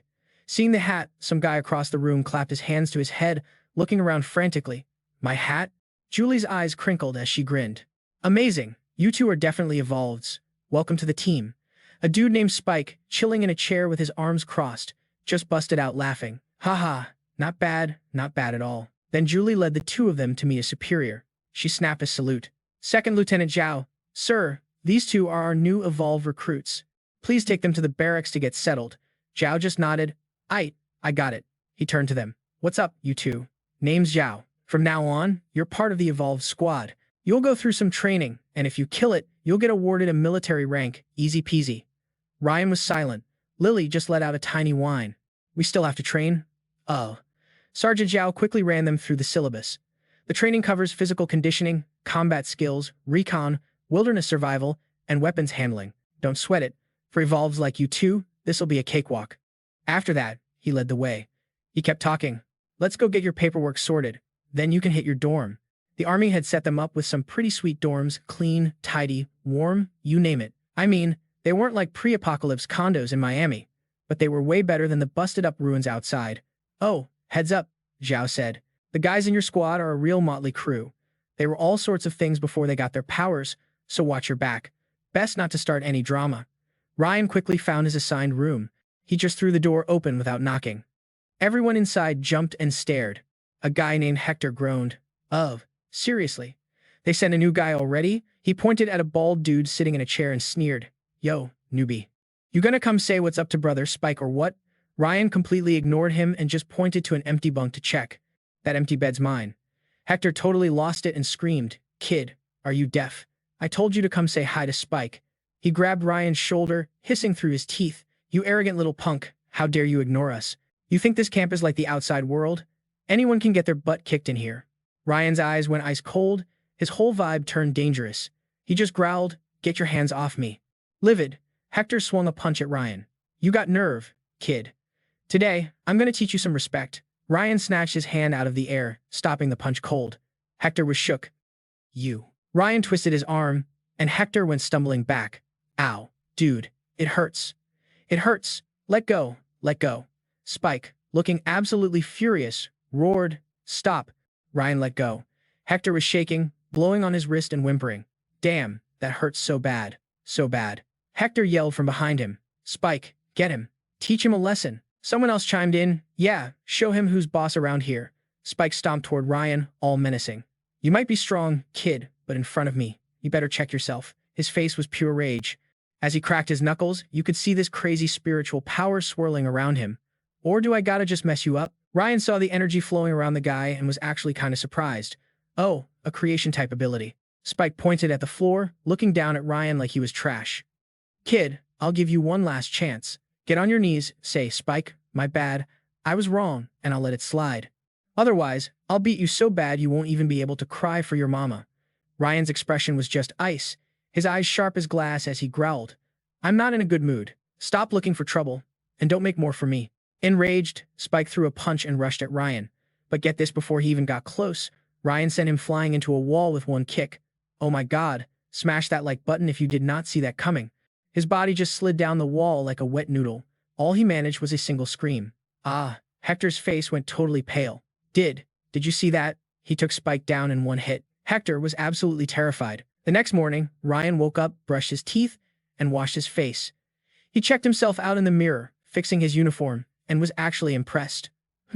This material is fire. Not restrictive, super absorbent, perfect for intense combat. The army of a major city really hits different. Ryan waited for Lily in the dorm hallway. A second later, Lily came out of her room. She looked Ryan up and down, totally impressed, and said shyly, Wow, you look so handsome in that uniform. Ryan just coughed, all awkward. Ahem. Let's go grab some food first. Lily's eyes lit up as she nodded like crazy. Mum. The two of them hustled over to the mess hall. Lily stuffed a piece of meat in her mouth and was in heaven. Ah, the cooks here are legit wizards. Even mutated meat tastes this good. Just then, this girl Sunny and her crew walked up behind them. Lily groaned, Ugh, speak of the devil. Ryan glanced over, confused. Oh, you know them? Yeah, Lily grumbled. They're my roommates. Super annoying. The one in front is Sunny. She's the worst. Sunny and her friend walked over, putting on this super fake nice act as she chirped, "Oh, hey, what a coincidence, Lily. Can we eat with you guys?" Lily just gave her this mocking smile, not giving an inch. "Nah, we're good. You guys enjoy your meal, though." Oof, the shade. Drop a comment below if you think a girl fight is about to break out. "We're almost done." Cindy just kept going. "Lily, girl, I have amazing news for you. Rick asked me to tell you to come up to the VIP lounge on the 3rd floor for a bite. Like, only A-listers get to eat there." Lily just scrunched up her nose, totally not having it. Cindy started to bounce, but then spun back around like, "Oh, and one more thing. And don't come crying to me when things go south. For real, in all of Titan City, almost nobody dares to turn down Rick. You're gonna regret this, big time." Meanwhile, up on the 3rd floor, Greg was raising his glass, totally sucking up. "To Rick, my man. It's a real honor for Titan City to have a legend like you." Rick just ate it up, lifting his glass like, "Greg, my dude, you're too much, man. Y'all are my dad's crew, which makes you my crew. Mad respect." Suddenly, this super flirty voice calls out, "Riiki," and Rick whips his head around. It's Cindy, and she literally throws herself into his arms. He's looking at her like she's a snack, all, "Hey baby, what's got you running to me?" So Cindy spills all the tea about what went down, and Rick is hanging on every word. Rick got all smug, like, "Whatever. She's just some chick, her loss for not showing up. With my status, you think I'm hurting for girls. And get this?" He licks his lips and gives Cindy a little smack on the butt. "Besides, I still got you, right?" Cindy goes full-on hype woman, whispering, "Rick, baby, I'm not even gonna lie, that girl is a straight-up goddess. And the best part? She's totally pure, like, not jaded by this whole messed-up world. Trust me, you won't find another one like her in all of Titan City." Rick was like, "You really know how to read my mind, don't you? Don't trip. Once I get what I want, I'll hook you up like I promised." Cindy was so hyped. "Oh, Rick, of course you'll succeed if you handle it yourself." And with that, she pieced out real quick. Man, what do you guys think Cindy's getting out of this? Drop your theories in the comments. Rick stood up and announced, "All right, gentlemen, I'm gonna go get acquainted with that little lady, so I'm out." Greg immediately started kissing up. "Go get him, Rick. You'll totally win her over." Another dude chimed in, "Yo, when you do, let us get a peek, right? Make it worth our while for rolling with you, boss." After that, Rick, Greg, and Cindy bounced out of there. Grant just watched them leave, totally disgusted. "Ugh, that Rick kid is such a tool. All he thinks about is girls. He has zero actual skills." "For real," Baldy added. "But it ain't our problem, dude. His dad's a big deal. Let's just stay out of it." But then, Grant jumped up out of his seat. "Nah, let's go. I want to watch this train wreck." Meanwhile, downstairs, our duo Ryan and Lily were just trying to eat in peace. Ryan scooped some food onto Lily's tray, and she got all huffy. "Bro, I'm not a kid anymore. Stop feeding me." Just then, Cindy waltzes over with Rick in tow. She puts on this fake sweet voice. "Lily, sweetie, didn't you say you were almost done? How come you're still here?" Ryan shot back. "And why do you care if we're done or not?" "Yeah, what the hell does it have to do with you?" Rick shoves Cindy aside, flashing this super greasy smile. "Well, hello there. Not bad, huh? The name's Rick Kong. You've probably heard of me." Lily gave him the coldest side eye and was like, "Never heard of you. We're eating. Can you, like, not?" Rick just busted out laughing. "Haha, you must be new around here. How do you not know who I am? It's whatever. Let me introduce myself. I'm Rick Kong, son of Commander Doug, one of the 3 big bosses of Titan City. Basically, what I say goes around here, from the warehouse district all the way to the uptown lofts." Cindy jumped in with her fake advice. "Lily, listen. Rick is a big deal in Titan City. If you roll with him, you'll be set for life. If not, things could get real ugly for you. Be smart about this." Rick looked at Ryan's tray like it was garbage. He pointed upstairs, trying to pull Lily with him. "This food is trash, and there's no booze. Why don't you come up to the VIP lounge with me for a chat?" Lily sighed, so over it. "Hey, Rick, I'm not interested. Could you please bounce? You're killing our vibe." Rick was literally speechless with rage, while his boy Greg, trying to be the hero, started yelling. "You little brat, it's an honor that Rick even looked at you. Who do you think you are? You can do this the easy way or the hard way." Lily just crossed her arms, totally unfazed. "Sorry, hard pass on both the easy way and the hard way. Not interested. Plus, I don't drink." Grant, watching this whole dumpster fire from across the room, started cussing under his breath, ready to jump in. This Greg dude has no shame. A guy who's literally on Titan City's top 100 strongest list is threatening a girl? Seriously. Just then, Baldy grabbed his arm, whispering, "Grant, chill, dude. Stay out of it. You're this close to becoming a candidate for War God. Don't blow it now. If you get on Rick's bad side, he'll never let it go. Yo, hit that subscribe button if you want to see what happens next. This is getting intense. Don't tank your whole future for some randoms. Besides, her brother hasn't even said jack. Why are you getting involved? Grant looked over at Ryan, thinking, oh my god, that's her brother? His sister is getting harassed right in front of him, and he's just sitting there? What is wrong with this dude? At that exact moment, Cindy sidled up to Lily, getting all up in her face. Lily, don't think just, 'cause your pretty guys are gonna worship you. In this messed up world, no one's gonna treat you like a princess. Pissing off Rick is gonna lead to a fate way worse than just getting ghosted. Okay, that was it. Ryan couldn't stay quiet anymore. He looked Cindy up and down and said, wow, are you speaking from experience? Sounds like you know a lot about customer service. Can't seem to leave the old job behind, huh? Stop running your mouth and get lost. Hearing that, Cindy's face went from 0 to 100 real quick. She shrieked, what did you just say to me? And then bam! Ryan slapped Cindy right across the face. She screamed, tears flying, pointing a shaky finger at Ryan. You hit a woman? Are you even a man? From across the room, Rick's voice cut through the noise, totally breaking the tension. Wait, he's her brother?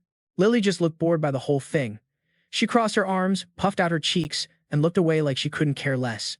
Rick stepped up, trying to sound all menacing again. You better come with me right now, and maybe I'll let him walk. Otherwise, he didn't even get to finish before Ryan cut him off, totally deadpan. Otherwise, my ass. Crawl back to whatever hole you slithered out of. Oh, Rick's face twisted up with rage. He snarled at Greg. Greg, handle this punk for me. Then he narrowed his eyes, adding, and don't hold back. Greg was all, yes sir. He started walking slow and steady toward Ryan. When he got right up in his face, Greg did that whole tough guy head tilt and neck crack thing. You know the one. Then he got this nasty grin on his face. You stinking punk. You really picked the wrong day to mess with Rick. Ryan, cool as a cucumber, just crossed his arms and was like, what do you want? Greg smirked. What do I want? And before the words were even out of his mouth, he threw a massive punch at Ryan, but not before getting one last taunt in. To send you on your way, of course. But then whoosh!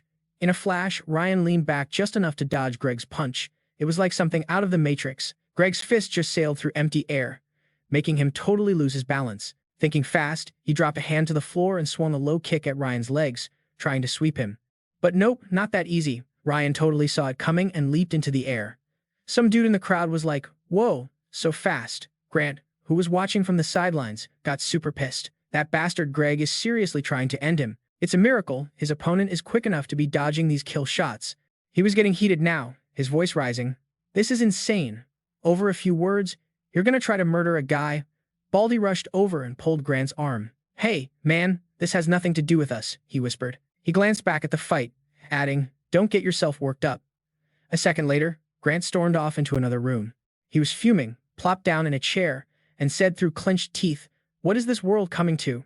Are we just gonna sit here and watch Rick and his goons torture this brother and sister? Back to the action. Ryan launched another crazy powerful attack, and Greg yelled out, whoa, this punch is insane. Are you for real trying to kill me? Ryan came at him again. He jumped up, driving his knee straight for Greg's head, but Greg was just fast enough to block it with his hand. At the same time, Ryan's voice cut through. If I were anyone else, I'd already be face down on the pavement. Oh, that totally set Greg off. He swung his arm wildly and yelled, bullcrap. You think you can walk away from this after dissing Rick? Greg grabbed a fistful of Ryan's hair, yanking him up into the air. Bet you regret it now, huh? If you hadn't gotten lucky with that last dodge. His grip on Ryan's hair tightened. You might have gotten off easy. But then, Greg's face went pale. He could feel something was wrong. How is this possible? Your head. Ryan's voice was ice cold.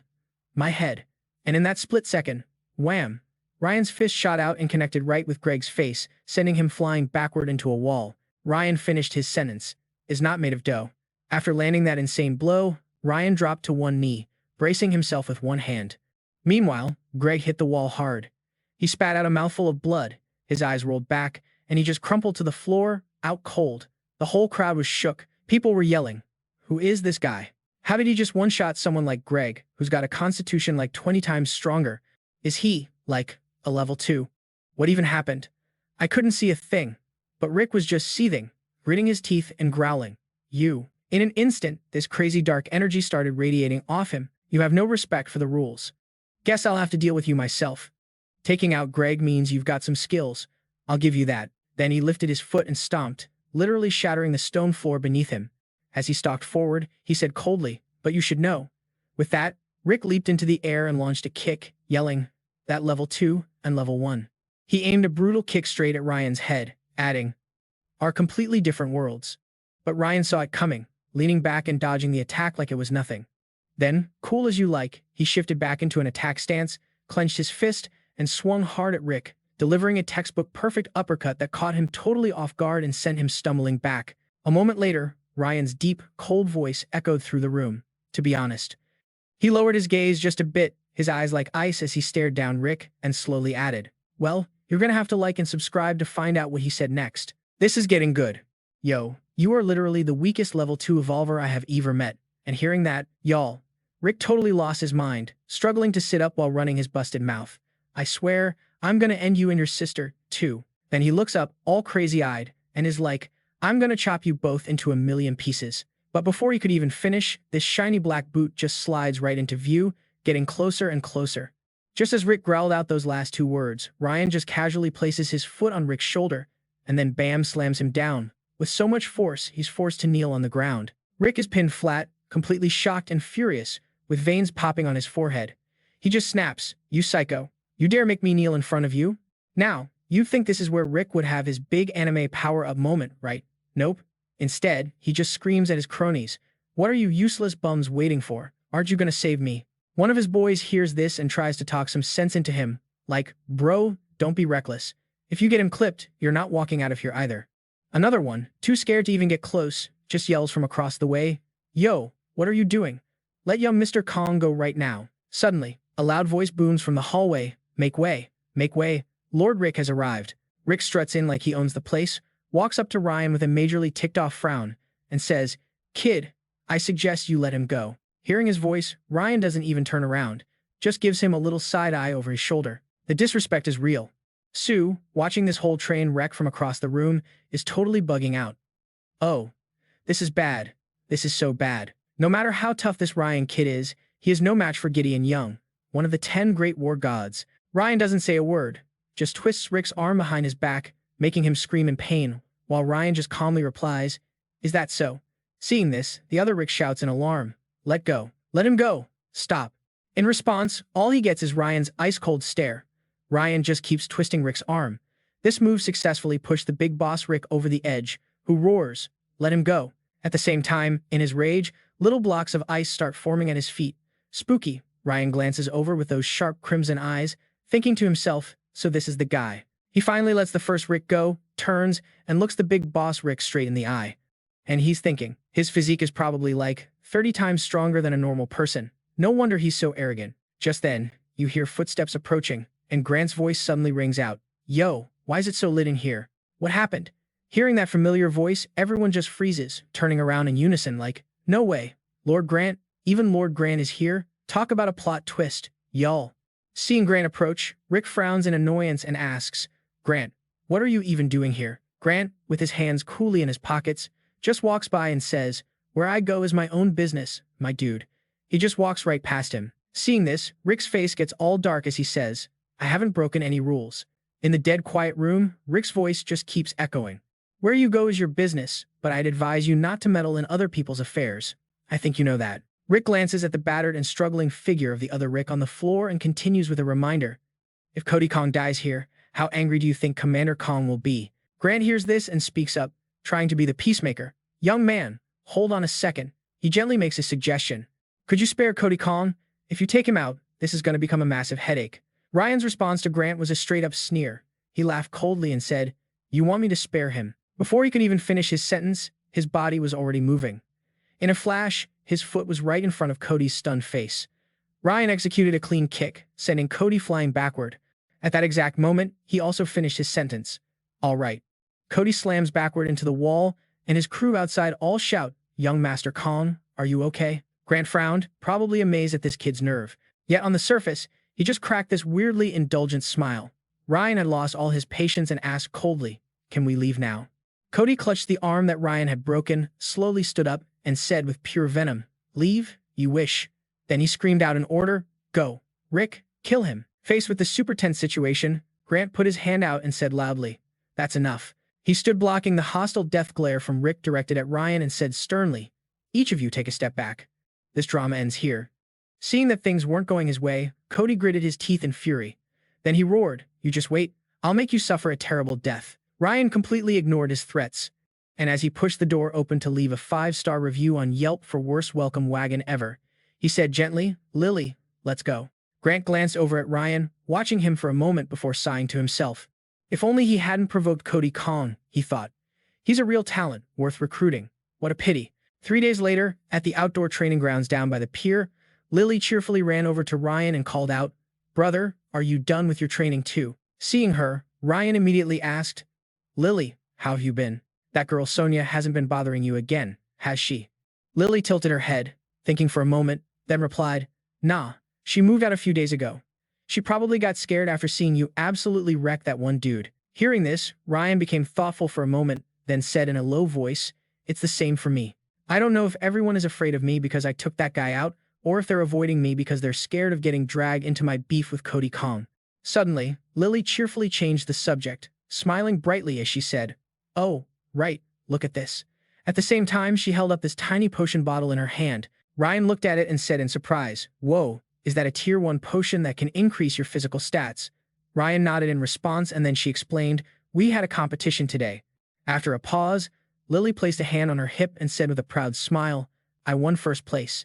Hearing his sister say this, you would think Ryan would shower her with praise. Instead, he deadpanned, "You won first place with your level 5 combat techniques?" Hearing that, Lily protested loudly, "What do you mean? I'm super strong. I beat them with almost no effort." But Ryan just curled his lip disdainfully and continued, "Isn't that obvious?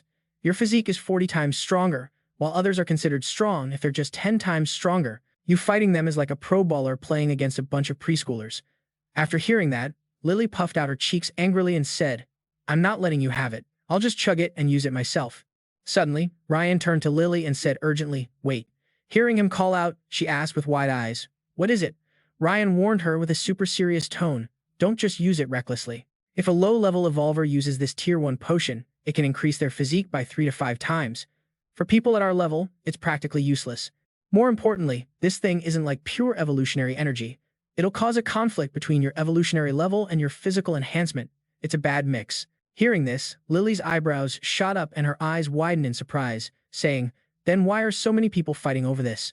Then, as if a thought occurred to her, she asked suspiciously, turning to Ryan, "Are you sure you're not just tricking me because you want to use it for yourself?" Seeing this, Ryan smiled, a mix of 30% helplessness and 70% fond exasperation. "When have I ever tricked you?" He then had to explain. "They're fighting over it because legit evolutionary energy is too precious for them, so they have to resort to substitutes." After hearing her brother's explanation, Lily waved her hand and, as if casting a spell, said, "All right, fine, you put it away." A while later, in the cafeteria, Ryan was moving food from his plate to Lily's when Sue suddenly approached their table. Ryan didn't look at Sue, his hand still steadily placing food for Lily, and started the conversation. "Is something the matter?" Sue heard him and asked, "Is this seat taken? May I sit here?" Ryan replied indifferently, "Be my guest." Sue sat down, and without beating around the bush, she said directly, "You two are in trouble." Lily was opening her mouth, waiting for Ryan to feed her. Hearing what Sue said, she immediately shot back, "What trouble?" Hearing her question, Sue's face suddenly filled with worry. She said, "What other trouble could it be? It's Cody Kong. You two have offended him, and with his personality, he definitely won't let you off. There are rules and laws within the base, so they're still being cautious, which is why you two have been safe for now." Both Ryan and Lily remained silent, focusing on what Sue was saying. "But in 2 days, new recruits like you two will have to go out to kill monsters and undergo a practical combat test." As she said this, her voice hesitated slightly. Lily became uneasy and quickly spoke up, asking, "Are you saying he's going to pull some strings during the test?" Sue frowned and said, "Pull some strings? Honey, you two are being way too optimistic. It's more than just that. Let me break it down for you." Sue's deep, steady voice echoed in the quiet cafeteria. She said, "There are 3 top figures in Titan City. They are Henry Lee, Doug Kong, and Sean Ray. Among them, Henry Lee's faction is the strongest, but Doug Kong and Sean Ray can suppress him when they team up. Titan City is very fortunate. Ever since the disaster, several elite leaders quickly gathered resources and manpower, establishing a fortified base. Now, this place has a new order. Murder is not tolerated here, and people maintain a minimum level of morality and civilization." As she said this, Sue's voice deepened, and she continued, "But outside the city, nobody pays attention to that. Taking advantage of missions to seek personal revenge, vying for credit, or eliminating rival factions by taking them out is actually not uncommon. Sue looked over at the siblings, Ryan and Lily, paused for a moment and then continued.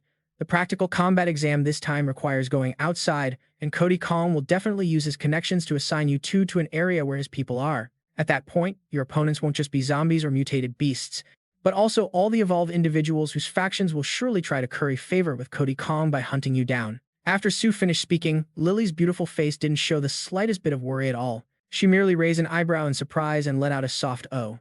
Seeing Lily's totally unbothered expression, Sue was stunned. She was breaking out into an anxious cold sweat as her eyes widened in astonishment, asking, "Aren't you too worried? I can tell you're powerful. Probably level 2, but don't forget the other side has level 2 evolvers, too, and more than a few. You two can't possibly be a match for so many enemies." Seeing her concern, Ryan smiled reassuringly. "Thanks for telling us this. What's your name? Smash that like button if you think they're walking into a trap, and drop a comment below with your predictions. See you next time." When he heard the question, this guy, Sean, was like, "I'm Sean." But then he got all serious, like, for real. "Yo, take my advice, dude. Don't even try to fight them, just dip if you can. And if you can't, book it straight out of the exam zone, leave Skyview City, and never look back. You feel me?" Ryan just looked at Sean, kinda impressed, and said, "Hey, thanks, man. I appreciate you." Sean started to walk off, but you could tell he was still bugging. So he turned back one last time like, "For real, you two gotta be mad careful." After Sean bounced, Lily couldn't help but look at Ryan and go, "Bro, what's the plan now? What are we gonna do?" Ryan just gave this tired smile and was like, "What can we do? If they really push it, I guess things are gonna get messy. We're not just gonna roll over and die." Meanwhile, over at the barracks on some side street in Austin, in front of a whole formation of soldiers standing at attention, the captain was yelling, "All right, listen up. I'm sure you've all heard the tea. Today, we're doing the live combat test, and yeah, every single one of you has to participate, no exceptions." He paused for drama, then went on. "The test is basic. Outside of downtown central Skyview, there are still a ton of hot zones. Your mission? Get to your assigned area and take out as many Zeds and freaks as you can. Your final score is going to be based on how many and what quality of evolution energy sources you collect. And don't trip. Whatever you find is yours to keep. Nobody's going to take your loot. Plus, the person with the top score gets to roll into the Skyview City vault anytime and pick one treasure as a reward. Anything you want. All right, listen up. I'm about to call out your zone assignments." A second later, the captain pointed to a bunch of military trucks in the distance, shouting, "Go, go, go. Find the truck with your zone number on it." Everyone started scrambling to find their rides. But then, this dude rushing forward totally slammed into Lily. It was this young guy with crazy blue hair.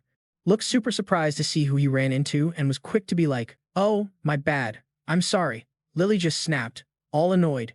"Yo, why are you so clumsy? But whatever, you already said sorry." The dude looked even more guilty after that but just kept rushing off, saying, "I'm really, really sorry." As he walked away, Lily frowned and was like, "So sketchy and in a hurry." Ryan heard her and added, "Nah, those guys are definitely up to something shady." Hearing that, Lily was like, a surprise "oh," and asked, "What do you mean by that?" Ryan leaned in and whispered, "The guy who just bumped into you, that was on purpose. I felt his evolution energy flow. He's got to have some kind of tracker ability. He basically slapped a GPS tag on you so they can find us easy." And when she heard that, Lily instinctively wrapped her arms around herself, totally creeped out, and said, pissed off, "Then aren't they just asking to get wrecked?" A minute later, the blue-haired dude ran back to his crew. One of them asked, "So, they catch on to you?" The guy rubbed his chin with this nasty smirk and was like, "It's done. Those two are complete noobs. I left a tracking mark on her, and they didn't suspect a thing." A dude with green hair got all hyped, yelling, "Dude, this is a gift. Popping that guy will get us on the Reserve War God list." Then some guy with brown hair asked, "Okay, but what about the girl? We taking her alive?" The blonde dude snapped back, "Are you trying to get yourself deleted? That's Kong's kid's girl. Don't mess up the whole mission for some side noise. Or, on the next run, you'll be the one with a target on your back." After a bit, once Lily and Ryan were settled in their truck, this blonde girl walks up.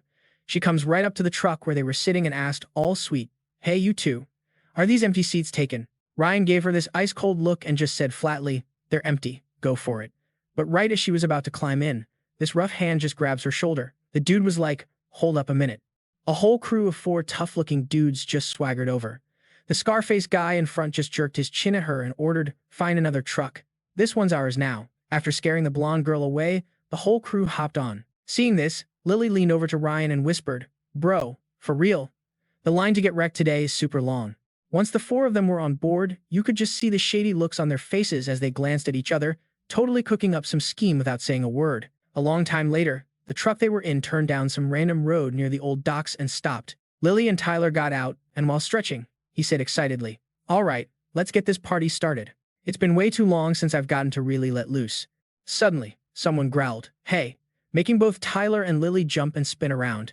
And surprise, surprise, it's the Scarface dude again, leading his little gang with a wicked smirk. "You two seem pretty chill for what's about to happen," Tyler asked, all suspicious. "What do you guys want?" One of his goons was stroking this cold, sharp knife and said, "Colin's kid sent the word out. Whoever takes your head gets a spot on the supplementary war god list as a reward. No questions asked." Tyler frowned and said in a low voice, "Wow, he's generous. What a shame for you guys." As he said it, his whole body started giving off this crazy cold vibe. A second later, Tyler zipped over to the knife dude, throwing a massive, angry punch and saying, "That reward isn't just for you clowns." But, plot twist, the fist he thought was gonna connect just hit nothing but air. The knife wielder had already jumped back, landing all slick, and let out a cold laugh, sneering, "I'm pretty confident in my speed, bro." But then, from the side, the scar-faced man's voice yelled, "Hey, get out of the way. What are you doing just standing there like an idiot?" Hearing this, the knife guy was totally shook, like he had no clue what was happening. He just muttered to himself like a moron. He touched his forehead, all confused, and was like, "What's going on? Was that just an illusion or something?" And at that exact moment, bam, Tyler's fist swung forward and connected right with his face. The knife guy had zero time to defend and got knocked out cold on the pavement. The scar-faced man just watched, seeing Tyler's ability, and was just stroking his chin, thinking, while the green-haired dude next to him shook his head, totally unimpressed, and said, "This clown dared to brag about his speed, and that's times his reaction time, pathetic." The blonde guy pulled his knife out of its sheath, stepping up all aggressively and saying, "Forget this, let's just jump them both and get it over with." And right then, the blonde dude dashed forward, with the scar-faced man right behind him swinging a huge iron baseball bat. The blonde guy went first, slashing his knife right at Tyler's neck. Seeing how easy it was, he got this gross, happy smirk on his face and yelled, "With strength this weak, you still had the nerve to mess with Colin's kid." But suddenly, the scar-faced man's angry voice screamed, "Hey, are you insane?" Hearing that, the blonde guy snapped out of it and whipped his head around, only to see his own boy, the green-haired dude, clutching his neck in pain as he collapsed. He screamed in pure horror, "How is it you?" The scar-faced man growled, totally angry and suspicious. "Are you trying to steal all the credit for yourself?" The blonde dude shot back, "No, it's not like that, I swear." The scar-faced man just gripped his bat tighter, roaring, "Stop playing me for a fool. I'm not falling for it. I'll deal with you first." And then the blonde guy got pissed off too. He frowned and shot back, "I think you're the one who wants to hog all the glory." The second he finished speaking, the scar-faced man's baseball bat came crashing down on his head. Seeing his own dude collapse by his own hand, the scar-faced man's face just went dark, and he kept muttering, "This ain't right. This ain't right at all." Then the scar-faced man pointed his shaky finger at Tyler. Lily shouted, full of rage, "It was you too." They had totally messed with their minds, making them see things. Then he just grabbed his head and screamed, "What is even happening?" And it looked like because of the extreme anger, the scar-faced man just fell to the ground, foaming at the mouth, and passed out cold. Lily put her hands on her hips, kicked the guy in the head, and was like, "They say people will do anything for money or power. These guys were willing to kill each other for a spot on a list, and they just ended up taking themselves out. Seriously, serves them right. Y'all, drop a comment below if you think they got exactly what they deserved." Anyway, Tyler just turned and said, "Let's go." Who knows how much time passed as they walked down a bunch of streets. In some random alley, Lily used her hand to flick the face of a corpse on the ground and said with a smile, "Ooh, found something." Then, this dude with green hair was just chilling on a rooftop balcony, smirking down at them. Surprised? Yeah, I was the one who tagged you guys. Tyler's whole face just went dark. He looked up at them with these insane, blazing red eyes, then just pushed off the ground and shot forward like a rocket. The green-haired guy saw it and freaked out. So fast. Where did he even go? And then, boom, Tyler suddenly appeared right in front of them, like he was answering the question. Tyler was just floating there in midair, unleashing his power to attack them. After a long moment, Tyler landed softly back on the ground. Lily just closed her eyes and sighed, all dramatic.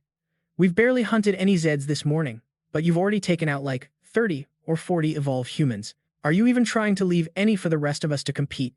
But while she was joking around with Tyler, a zombie just popped out of nowhere.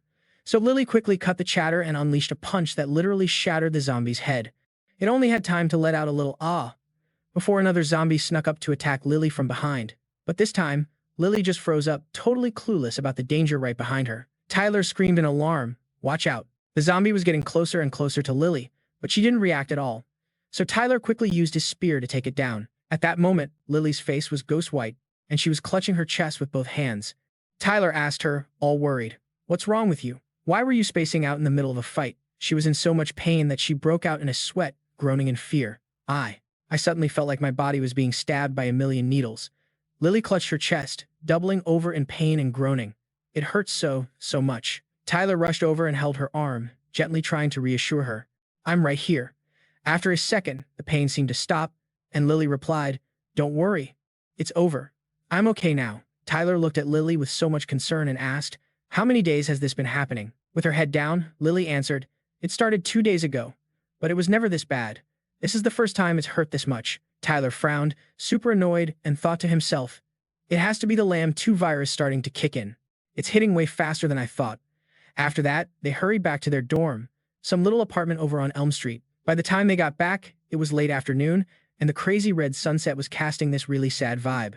Tyler knelt down in front of Lily and said gently to his sister, "Lily, you rest here. Don't waste your energy unless it's a life or death situation. I'm gonna go hunt for evolution energy." Lily sat resting on a chair and gently reminded him, "You have to be careful out there by yourself." That night, the moonlight was insane. The full moon was shining so bright it lit up the dark city like a spotlight over in Miami. Ryan was out there, running alone to finish his mission. He was dead set on getting first place in this test, no matter what, so he could finally get some respect from the big shots in Skyview City. To get the scoop on how to help Lily with her sickness, he was totally zoned out when he overheard some dudes whispering, "Yo, taking out 20 of those things should be enough to get us some of that power-up juice. We just gotta grind tomorrow. We'll pop way more, and then Commander Kane will totally notice us, and we'll be the top dogs." Sucks we didn't run into that punk, Ryan, though. The crew was getting closer, so Ryan ducked behind a corner, totally eavesdropping on them talking smack about him. "Dude, the guy's only got one head. How are we supposed to split that? Bet someone else already got to him, for real." Then they totally sensed someone was listening. This dude, Lance, barked out, "Who's there? Show yourself." So Ryan, cool as a cucumber, just steps out from the shadows. He's just giving them the death stare, sweeping his eyes over the whole crew. Another guy, Chuck, lets out this creepy little laugh and goes, well, look what we have here." It's him. Lance is staring at Ryan like he's a fresh steak from a butcher shop down on Fremont Street. "Talk about perfect timing, we were just talking about you, bro." Ryan looked absolutely fed up. "Look, I am not in the mood, and I've got way better things to do. So if you don't want to get clapped, bounce. Right now." Hearing Ryan's tone, Lance got all up in his feelings, putting a hand on his hip and puffing out his chest. "Yo, is this kid for real? Talk nice, and maybe I'll make it quick for you. But if you keep up this attitude." But bam. Before he could even finish dissing him, a foot connected right with his jaw. My dude went flying, I'm talking cartoon style, and left a freaking dent in the wall behind him. Lol. Lance's whole crew was shook, legit trembling and stuttering. "Bro, what the heck? How is he this strong?" Chuck was just standing there, absolutely losing his mind. But Ryan went full on Human Torch, his eyes glowing as he just charged into the mess. All you could hear were these dudes screaming for their moms, begging him to stop. After a hot second, the whole squad was laid out on the floor. Ryan was feeling pretty good about himself, not gonna lie.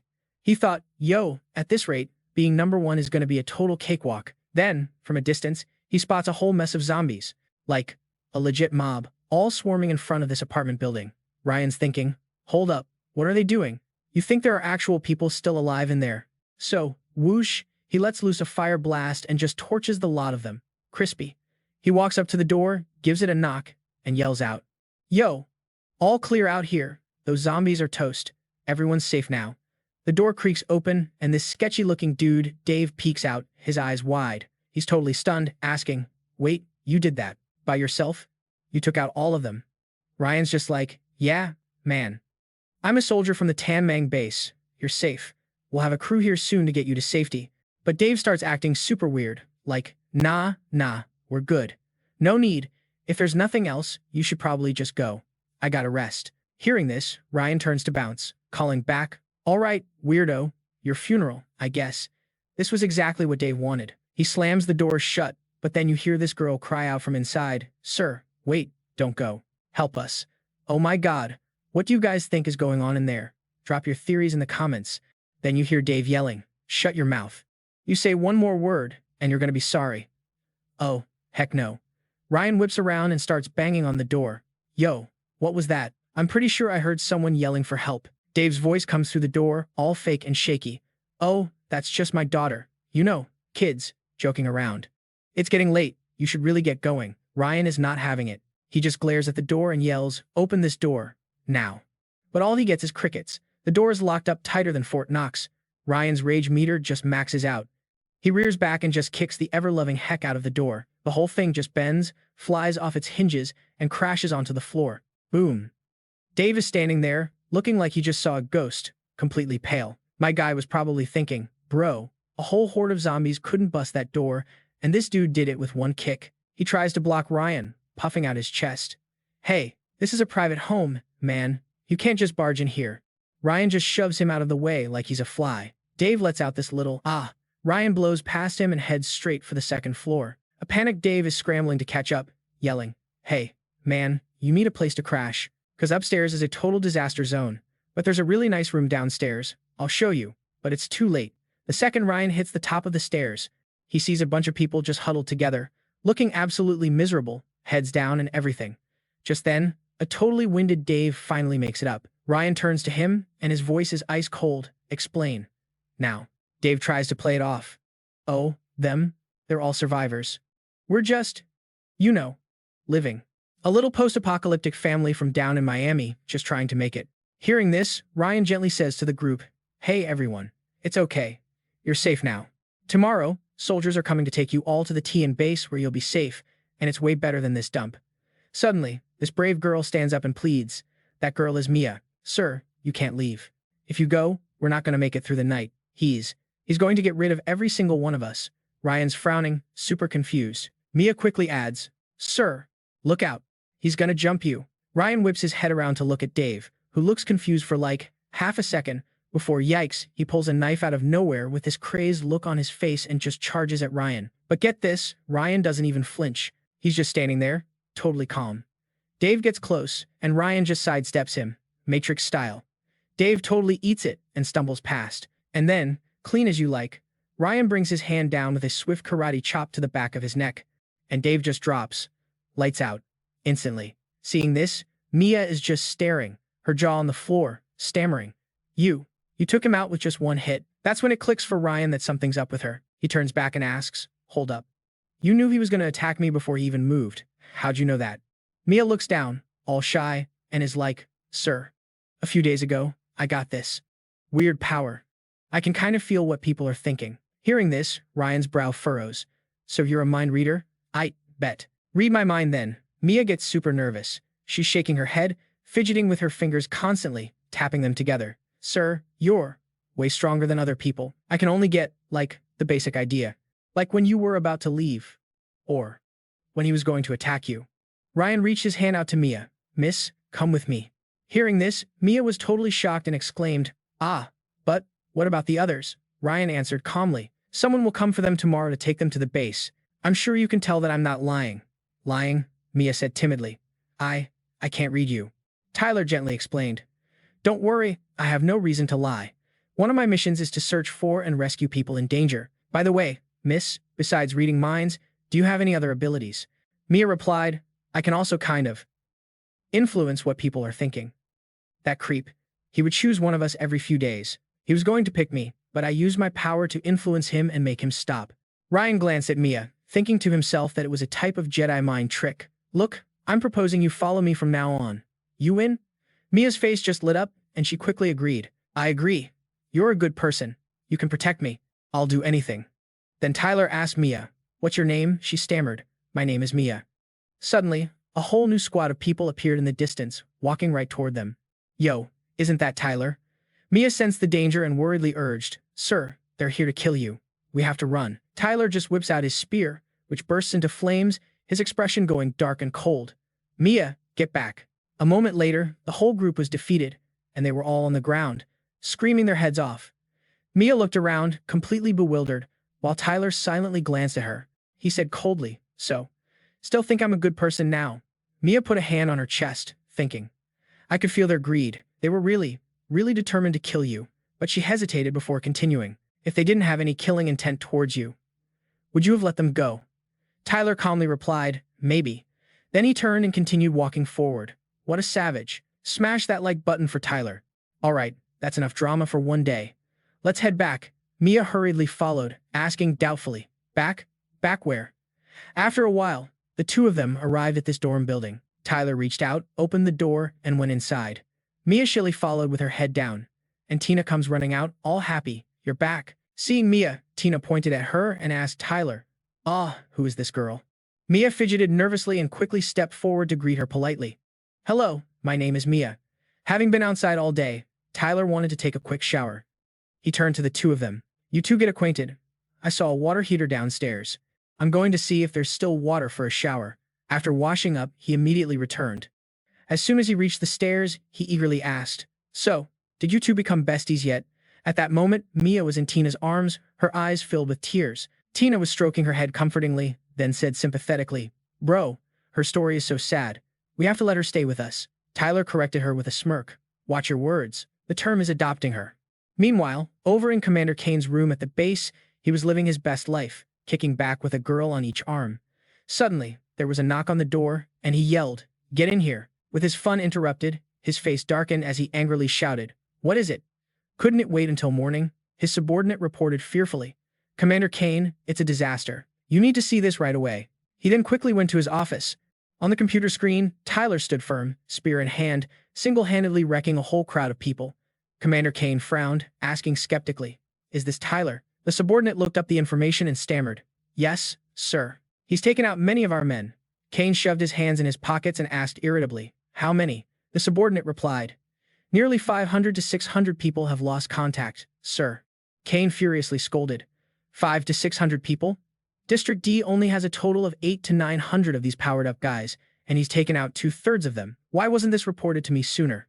The subordinate answered fearfully, Because Tyler, he leaves no survivors, sir. So no distress signals ever got out. Kane immediately ordered, Shut down the assessment. Now, call back everyone who's still breathing. We can't afford any more losses. And get Cole, Shane, Jack, and Vaughn in here. I am going to make that kid's life a living hell. The next morning, as sunlight streamed into the dorm, the walkie-talkie suddenly crackled to life. Tina and Mia were still sleeping soundly, cuddled up together. Tyler quickly pressed the button to listen, and an announcement came through. The combat assessment has ended early. All personnel are to return to your original positions and await orders for helicopter transport back to the Moon base.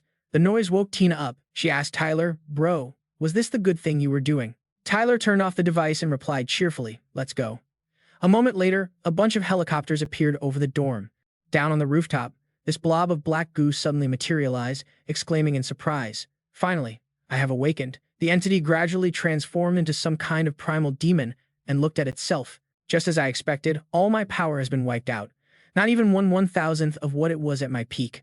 But even so, compared to the others, I'm considered lucky. I wonder how humanity has progressed in this era. Dude, who is this new guy? Make sure you're subscribed so you don't miss the next part. The big bad demon dude looks up at all the choppers in the sky, totally amused. Whoa, check out all the birds in the sky. It's like Fleet Week down here in San Diego. Looks like a show's about to start. Bet. I'm gonna go check it out. Might even find myself a new influencer to sponsor. A little later, the choppers all land, and everyone's gathered up. Timwin and Baldy are chopping it up. He asks Baldy, all confused, Yo, this is hella weird. What's the deal? Why'd they end the test early? Baldy's just as clueless. Yeah, for real. This is a first. What went down? Timwin starts whining. Man, this is so lame. That was my chance to totally flex on everyone. Baldy's still trying to figure it out. This has never happened before. Why, though? Timwin's like, My guess? It's probably got something to do with that new kid, Tyler. Baldy scoffs and shoots back quick. You've got to be kidding me, dude. That guy got sent to District D. That's Commander Kong Din Kwak's turf. He's got to be toast by now. They both go quiet. Tumuin looks around, all annoyed, and grumbles. The District D crew is late, as usual. And look, not even half of them made it back. Suddenly, some girl points and screams, Oh my god, you guys, look. Everyone whips their heads around to see Doug leading a whole squad of his dudes. The crowd starts buzzing. Yo, Commander Kong is here. What is going on? Something massive is happening. I can feel it. Everyone's whispering, dying to know the tea. Jack turns to Rick and asks, Yo, Rick, who even is this Ryan dude? Nearby, Greg is stroking his chin, deep in thought. Like, what in the fresh heck did this kid do to make Commander Kong shut down the tests in all the other zones? Just then, Ryan, Lily, and Ling Xin finally roll up to the meeting spot. Lily's eyes go wide. Whoa, they brought out everybody. Is it always this packed? Ling senses some bad vibes and whispers to Ryan urgently. Sir, that dude over there wants to turn you into a chalk outline on some sidewalk in Chicago. Ryan felt it too, just murmuring, oh. Right then, a whole crew starts walking toward them, with Doug in the lead. His face was pure ice, giving off this low-key killer aura. Ryan turns to his friends. Hey, you two hang back for a sec. Lily looks worried and says, be careful. From the other side, another group is coming, and the crowd is losing its mind. Look over there. Commander Danny and Commander Joe are here too. Julie's got her chin in her hand, giving Ryan the full-on judgy stare. So that's him, huh? Ryan, after taking out that many evolved peeps, he still has the nerve to show his face. The audacity on this one is next level. Doug is standing there with his arms crossed, grinning like a clown. Well, you here to get on your knees and beg for your life? Ryan hits him back with pure sarcasm. Beg for my life? Nah. I'm here so you can announce the final scores. Doug was literally speechless. Henry, standing nearby, just sneered. Announce the scores? This kid is actually still worried about that. With his hands in his pockets and a look that could freeze fire, Ryan speaks up again. His voice dead serious. Look, the test might have ended early, but we still gotta count the scores, don't we? You said before that whoever bags the most high-quality evolution energy gets to go into the T&M City vault and pick one prize. Well, here's my haul. I already counted him. 1,231. Feel free to check my math. And with that, bam, he slams a small sack on the ground. The top pops open, and a river of evolution energy cores spills out everywhere. Doug was completely shook, his brow all wrinkled in shock. How? How is this even possible? How did you get this much evolution energy all by yourself? Ryan just smiles and starts explaining. Well, not completely times by myself. It's mine plus the energy from the few hundred evolvers I had to.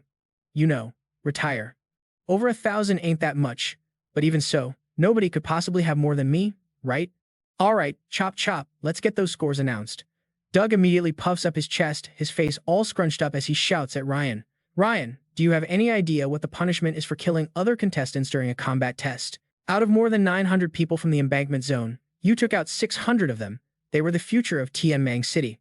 How could you be so heartless? You're a monster, a traitor to all of us. Hearing that, all the students from that zone totally flipped out. One kid said, all scared, this dude iced 600 people by himself. How did he even do that? Another one added, no wonder our zone is looking so empty. Ryan shot back, totally annoyed, Yo, stop trying to frame me. Your son was the one who started beef for no reason and tried to kill me, and all those other dudes wanted to kiss up to him, so they ran right into their own doom. How is that my fault? Doug was furious and just kept pointing fingers at Ryan. Over 600 people, and you killed them all. Don't you feel any guilt? Ryan just growled back. That's cap. If I didn't get them, they would have gotten me. It's not like I was just mowing down innocent bystanders. What do I have to feel bad about? Doug's whole vibe exploded with rage, and he pointed at Ryan and yelled, Get him. I'm gonna execute him right here in front of everyone, burn him to a crisp. Hearing the order, his goons immediately raised their weapons and surrounded Ryan, every single one of them ready to throw down. Ryan instantly fired up his spirit energy, which wrapped around him before blasting outwards. The energy wave hit the guys, and they all started to panic, but it was too late. One by one, they all just collapsed, dropping like flies, clutching their throats and gasping for air. Julie was surprised, like, oh, so that's his power. A hypnotic illusion that causes paralysis. Low-key kinda genius. Doug was grinding his teeth, so mad he grabbed one of his guys and screamed, open fire, light him up. Just kill him. Ling Xin was standing nearby, super worried. Is brother Ryan gonna be okay? Lily comforted her, saying with total confidence, don't you worry. These clowns couldn't even touch a single hair on his head. Ryan's spirit energy was just getting stronger and stronger, starting to form a sick-looking vortex around him. The terrified goons aimed their guns at him. Henry's eyes were wide as he stuttered, two abilities. This dude is a level 2 evolver. Henry raised his hand and ordered his guys to keep shooting. His evolution energy has to run out eventually. Fire at will. Julie watched with a stone-cold expression while Grant stood beside her, stroking his beard, totally impressed. Okay, I gotta admit, this Ryan kid is the real deal. Against a wall of bullets that thick, I'm pretty sure even I'd have a hard time not getting tagged. Ryan stood in the middle of his energy vortex and yelled out, "Tell them to stop, or I swear I will start fighting back.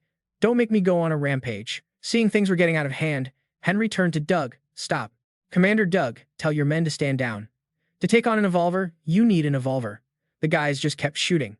Doug coldly raised his hand and ordered, "Ceasefire. Ceasefire." He turned to 3 of his top evolvers, Greg, Jack, and Rick. "Which one of you can take him down? I'll double your evolution energy supply for the rest of the month." Jack stepped forward like a flash of lightning.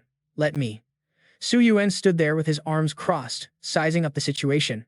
Jack is ranked number 5 among the 10 great war gods of Ti and Mang. A bald guy added, "Oh, this kid is so toast. How can some lone wolf possibly take on the number 5 war god? What a waste." Another person shouted, "It's Lord Jack. That kid is definitely dead." Lily looked at the crowd, who were all cheering like crazy. One dude yelled, "Lord Jack, let's go." Another one roared, "Take down that traitor." And another one screamed, "Get rid of that demon." She got so mad, her eyes were practically shooting lasers that could incinerate them all. She screamed, "Are you serious? How can all of you be so freaking stupid? Those guys tried to kill him first, so he fought back. He was forced to do it. Are you even listening?" Seeing this, Ling Xin quickly grabbed Lily's arm, trying to calm her down. "Sister Lily, don't yell at them. They're just caught up in the mob mentality, you know? They're not thinking straight. Nothing you say right now is going to get through to them." Lily just angrily cursed again. What a bunch of sheep. Meanwhile, Jack was talking to Ryan with his super smug, arrogant tone. "Kid, you gotta have some skills to be able to take down that many evolved guys. But you need to understand, the power of a war god is not something a scrub like you can even touch." Ryan's eyes were ice cold as he gave him this dismissive little smirk. Jack got so mad, grinding his teeth. "What are you laughing at?" Ryan said, with total contempt. "Honestly, you're not gonna like this, but all of you are straight up garbage. None of you are worthy of being called a war god." Hearing that, Jack went ballistic, his eyes turning bloodshot as he unleashed his power. Streams of red energy swirled around him as he growled, "You arrogant punk, you are asking for it. I was gonna make it quick, but after that little speech, I've changed my mind." Jack stomped on the ground so hard it cracked, and then he launched himself at Ryan. "I'm going to take my time torturing you." Seeing Jack's power, Ryan was actually shocked. "Whoa, okay, this dude's power is no joke. Even though I'm a level 2 also, compared to a real war god, my strength is still worlds apart." Jack threw a punch at Ryan with everything he had. "Die." But Ryan smoothly blocked the punch. Jack couldn't believe his eyes, stuttering, "How is this even possible?" A dangerous glint appeared in Ryan's eyes as he smiled confidently and said, "The strength is there. My body is about 35 times stronger than normal, and with my ability enhancement, I can throw a punch with nearly 40 times that power." "What ability is it?" "Berserk." Jack scrambled backwards, totally freaked out. He couldn't believe what just happened. "This guy can block my punch? How could he? How is this possible? How can some random dude from the sticks deal with a formerly trained war god like me?" He furiously started throwing a storm of punches at Ryan. It must have been a fluke. Ryan dodged every blow, his eyes glinting with a killer instinct. Then Ryan snagged one of Jack's arms, thinking to himself, "Man, if I had fought this guy before I got the golden bloodline, without using my abilities and the blood flame incense, he probably would have rocked my world." Then, quick as anything, Ryan grabbed his other arm. Jack was completely stunned. Then Ryan leaped up, driving his knee straight into Jack's chest. He totally lost his balance, stumbling back before collapsing in pain. The crowd started murmuring, and one student stammered, Jack. Jack's no match for him." Another student's eyes were huge with shock. "Just how strong is this, Ryan?" Jack was seething with pure rage. He powered up, grinding his teeth in fury. "You brought this on yourself. You're forcing me to use this move." A second later, Jack's eyes went completely red, and his entire body transformed into scorching hot magma. He raised his arms and roared, flexing his new power. "Ah!" Jack shot from his spot, rushing straight for Ryan. He scowled, gritting his teeth as he threw a flaming punch right at him. What happens next? You gotta smash that subscribe button to find out. I bet. If you don't care about those hands, try and catch this fade. So Ryan, being the absolute mad lad he is, just grabs Jack's hand. The molten magma starts crawling up Ryan's entire arm, and Jack just scoffs. "You absolute fool." The crowd is losing their minds, screaming in horror. "Is that guy an idiot? He didn't even dodge. Getting hit by Jack's magma is gonna melt you down to the bone." But y'all, just when we thought it was over, Ryan uses his own fire powers and just straight up torches Jack's magma. Poof. Jack is shook, completely terrified. How is this even possible? Ryan hits him with the coldest line ever. "Looks like you picked a fight with the wrong dude, bruh. When it comes to heat, you really think you can win. Then boom, he unleashes this massive, never-ending flame. Jack gets blasted back several steps, his whole arm just completely torched. Ryan just teleports on him, no joke, and before Jack can even blink, Ryan's got him by the throat. Jack starts squealing in fear. What are you doing? Ryan just yanks him off the ground. A second ago, you were talking all that smack about torturing me slowly. Gulping for air, Jack struggles to get the words out. I just now. But before he could even finish, Ryan's eyes flash with this cold, I won look. Nah, never mind. It's too annoying listening to you. And whoosh, flames just erupt, scorching Jack's face while he screams his head off. Everyone watching from their high-rise apartments in downtown Chicago is just frozen, jaws on the floor, totally bugging out. Then Ryan just drops him and powers down, saying, "All right, I think that's enough celebratory fireworks. Time to tally the rewards." Hearing this, Doug immediately glances behind him and orders, "Chris, check his stats." Chris snaps to it. "Yes, sir." He opens his eyes wide and, whoa, his eyeballs are shining with this radiant light, full of color. He scans everyone around, nothing weird, but then he gets to Ryan, and my dude is just emitting this crazy golden aura. Chris is totally shocked, thinking, this Ryan dude is strong, for real. But what's with the golden glow-up? The aura gets so blindingly bright that Chris has to shield his eyes and just yells, "Ah!" He literally collapses, shaking like a leaf and clutching his eyes while everyone's screaming, "Chris, what's wrong?" Ryan just glances over and scoffs. Ice. Cold. Chris gets rushed inside to chill out, while Doug is over here frowning and barking commands. "Get Ashura on the line immediately and tell them to get back here." Rick frowns. "Is that really necessary?" Doug replies, "I've got a feeling something huge is about to pop off. It's better to call them back and be prepared." Then he orders the last two guys, both of you, attack him together. You have to capture him. Rick gives Greg this time's look asterisk, you know the one, and Greg totally gets it and nods. Ryan, looking so over it, just asks, "Are you guys finally going to fight for real?" Rick and Greg step up, ready for a life-or-death battle straight out of a movie. Rick even admits, "I'll give it to you. I definitely underestimated you." Ryan just replies, super nonchalantly, "I hope I haven't overestimated you." The shade. Rick and Greg speed towards Ryan. Greg warns Rick, "Don't hold back." Rick replies without even hesitating, "Understood." Rick grits his teeth, activates his ability, and his hands start glowing with a chilling ice aura. He slams his hands on the ground and countless ice spikes just shoot up, hurtling right towards Ryan. Ryan also quickly unleashes his flames, which flare up like crazy. He manages to block all of Rick's ice spikes just in time. Ryan hits him with a smug smirk. "Is that all you got?" Rick's eyes glint menacingly, and he lets out this cold laugh. Then, plot twist. Countless towering earth spikes appear behind Ryan. He realizes something's wrong. On top of one of the spikes, Greg says, smugly, "Ryan, no matter how strong your fire is, can it burn through solid rock?" Ryan's thinking to himself, "So, it's telekinesis." Greg clasps his hands together, focusing, and the two masses of ice and earth just merge, forming a sphere of rock and ice that traps Ryan inside. Rick yells to Greg, "Hurry, don't let him escape." Greg replies, "Relax. In less than 1 minute, we can crush this kid to death." Outside, the girls are panicking. Emma anxiously asks Lily, "Will Ryan really be okay?" Lily is worried. If only I had buffed him a bit earlier." Suddenly, the sphere of ice and earth starts to crack, and streams of golden light start shining out from the fissures. Then, the golden light gets crazier and the cracks get wider. Oh man, smash that like button if you think he's about to go Super Saiyan. Rick and Greg were horrified. Greg gritted his teeth. How is this possible? Suddenly, a massive explosion rings out, and the sphere shatters into a million pieces, sending Rick and Greg flying backward. A golden aura just surrounds Ryan as he walks up to them. Greg is sprawled on the ground looking up at Ryan and just gasps in pain. Ryan was furious, his eyes were bloodshot, and this powerful golden energy was just pouring off him as he sneered. "Is this pathetic display all you've got?" Seeing this, Doug is furious. His face gets dark as he curses, "Trash. You're all trash." Then he waves his hand at his remaining crew. "All of you get up there and finish this kid." 4 auras of red, white, blue, and pink spiritual energy quickly leap in front of Ryan. The 4 auras reveal 4 new people, Cindy, Grant, Larry, and Julie. Ryan looks at the whole group, his gaze sharp and cold, and says arrogantly, "All of you come at me together." "That's great. It'll save me some time." Grant calmly tries to negotiate. "Kid, you should still consider surrendering. No matter how powerful you are, you can't possibly defeat all of us when we team up. Just lay down your weapon and I can put in a good word for you." Hearing this, Doug, standing on the side, angrily orders, "Grant, why are you wasting words on him? Hurry up and kill that kid for me." Ryan just smirks. It seems your master doesn't want to talk, and over here, Cindy had already drawn her spirit sword. Larry reluctantly went along. He proposed a plan. Looks like we have to fight. Let's attack together.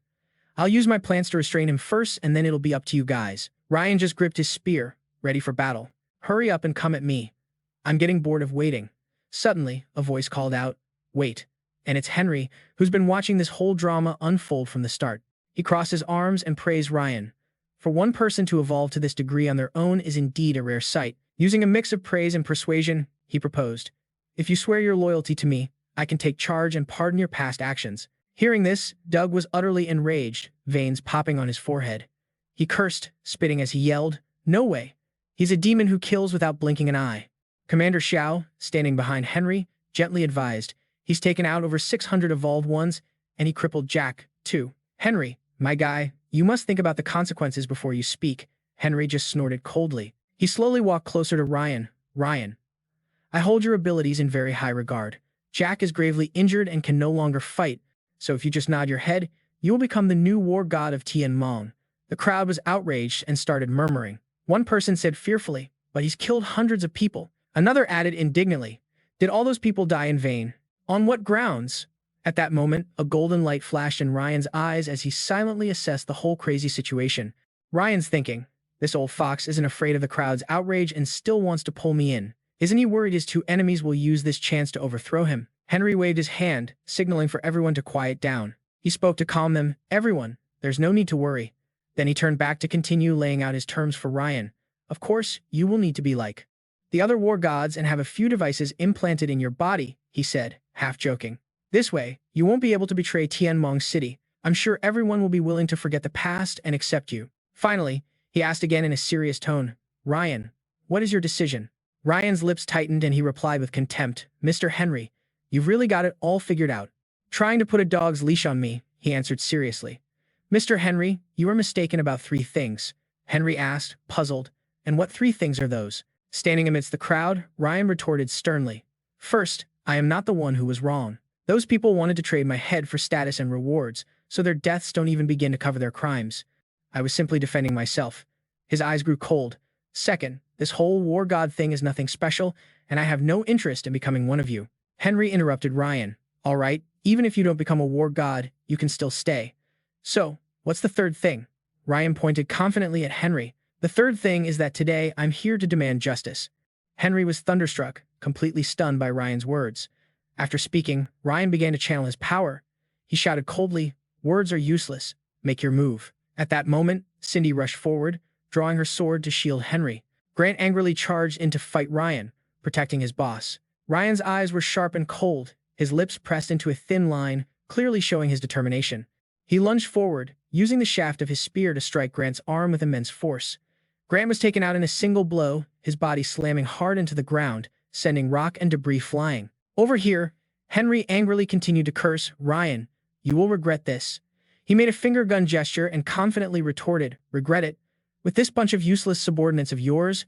Hearing Ryan's words, Henry's subordinates were seething with anger, grinding their teeth. He shot them a challenging glare.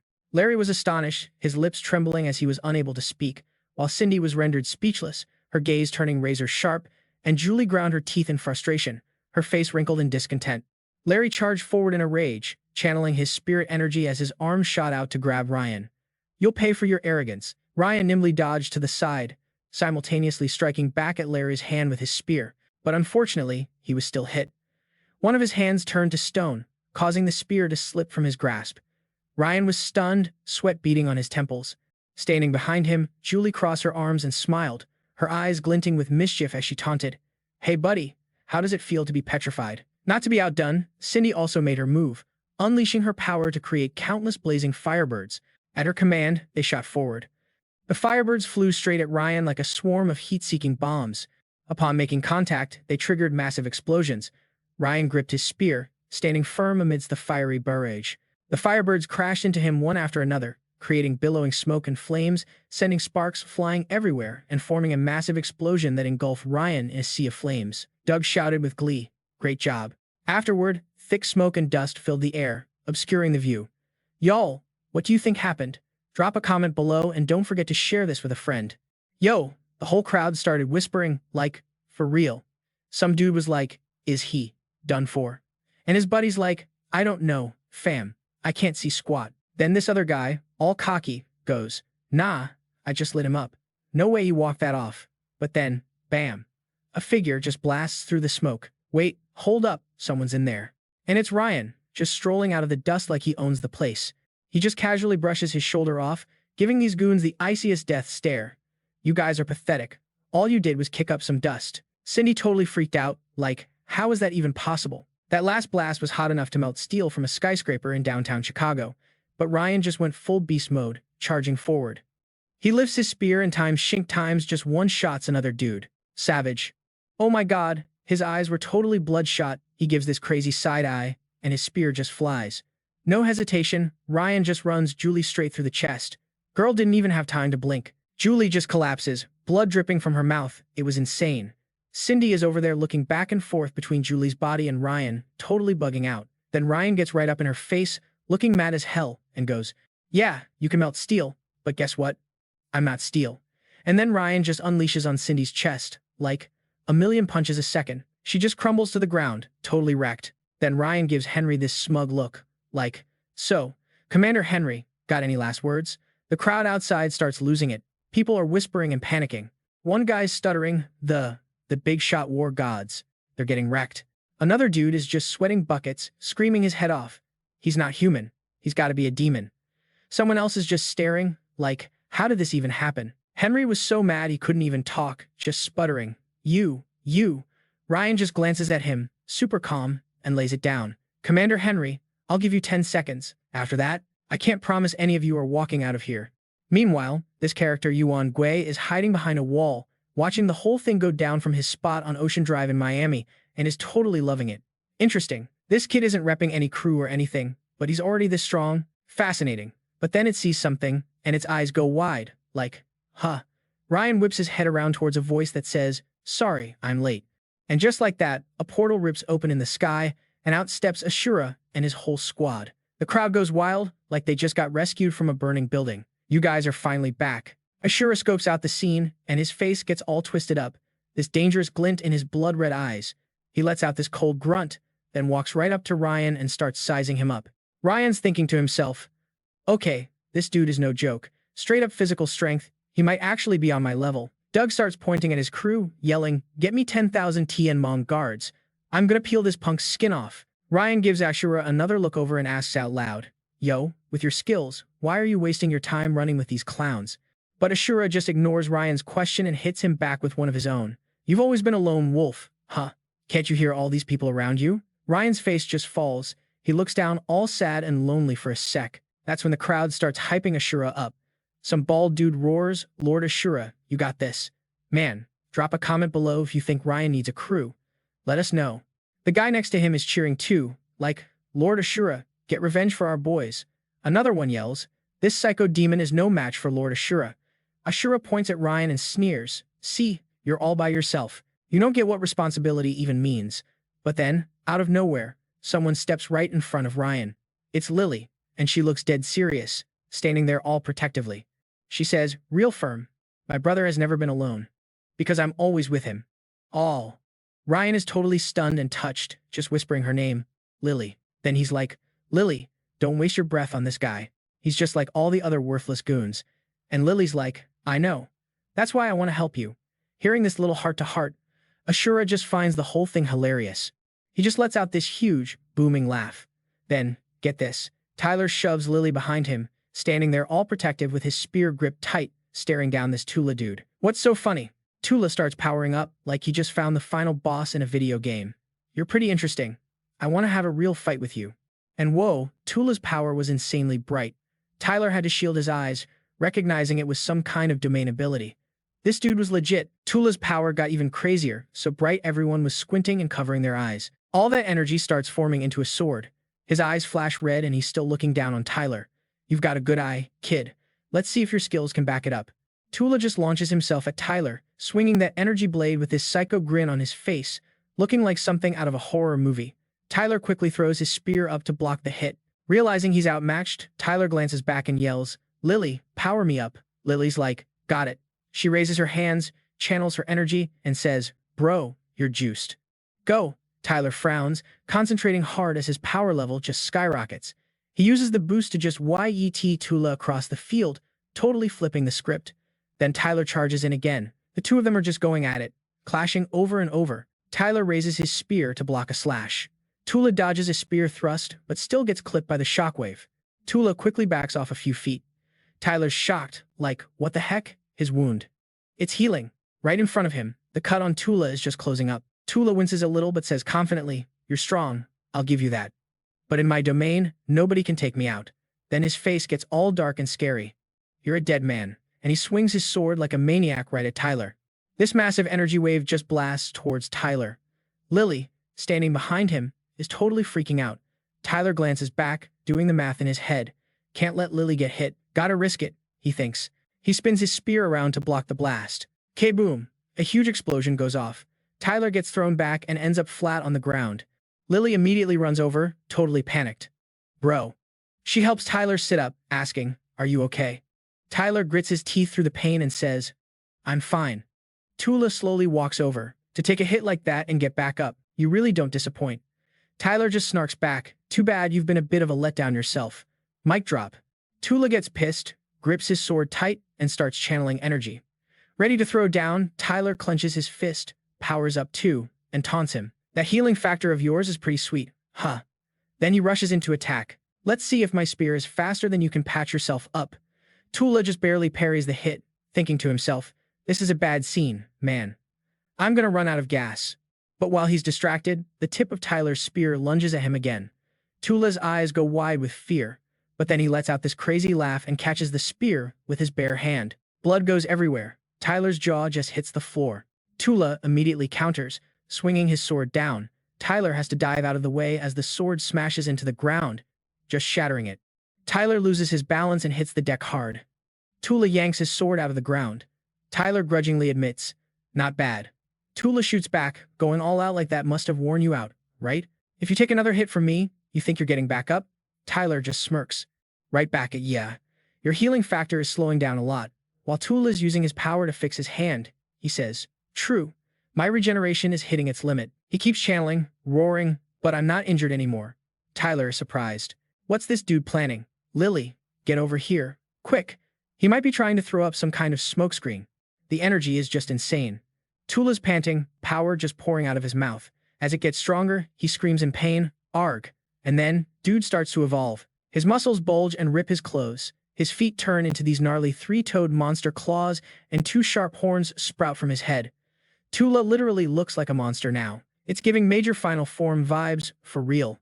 His eyes are blood red and he's super angry. "This is the first time I've ever used this form on a human. You should feel honored." He swings his sword and roars, "So be grateful and just die already." Tyler's face goes pale. Tula's massive power slams into Tyler, causing a huge explosion that just swallows him. The whole ground shakes and dust goes everywhere. Y'all, smash that like button if you think Tyler's gonna make it out of this. Tula's eyes are vicious. He's gritting his teeth, totally expecting to see a crater. But, psych, he's about to be real disappointed. As the dust clears, Tyler is still standing, and he caught Tula's flaming sword with one hand. Tula is shook. How are you still this strong?" Tyler just squeezes his hand a little, and the fire blade poofs into nothing. He gives Tula a little smirk. "I was actually planning to have a real fight with you, but..."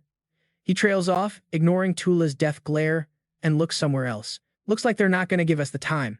Henry points at Tyler and orders his men, "Shoot him. Now, don't let him get away."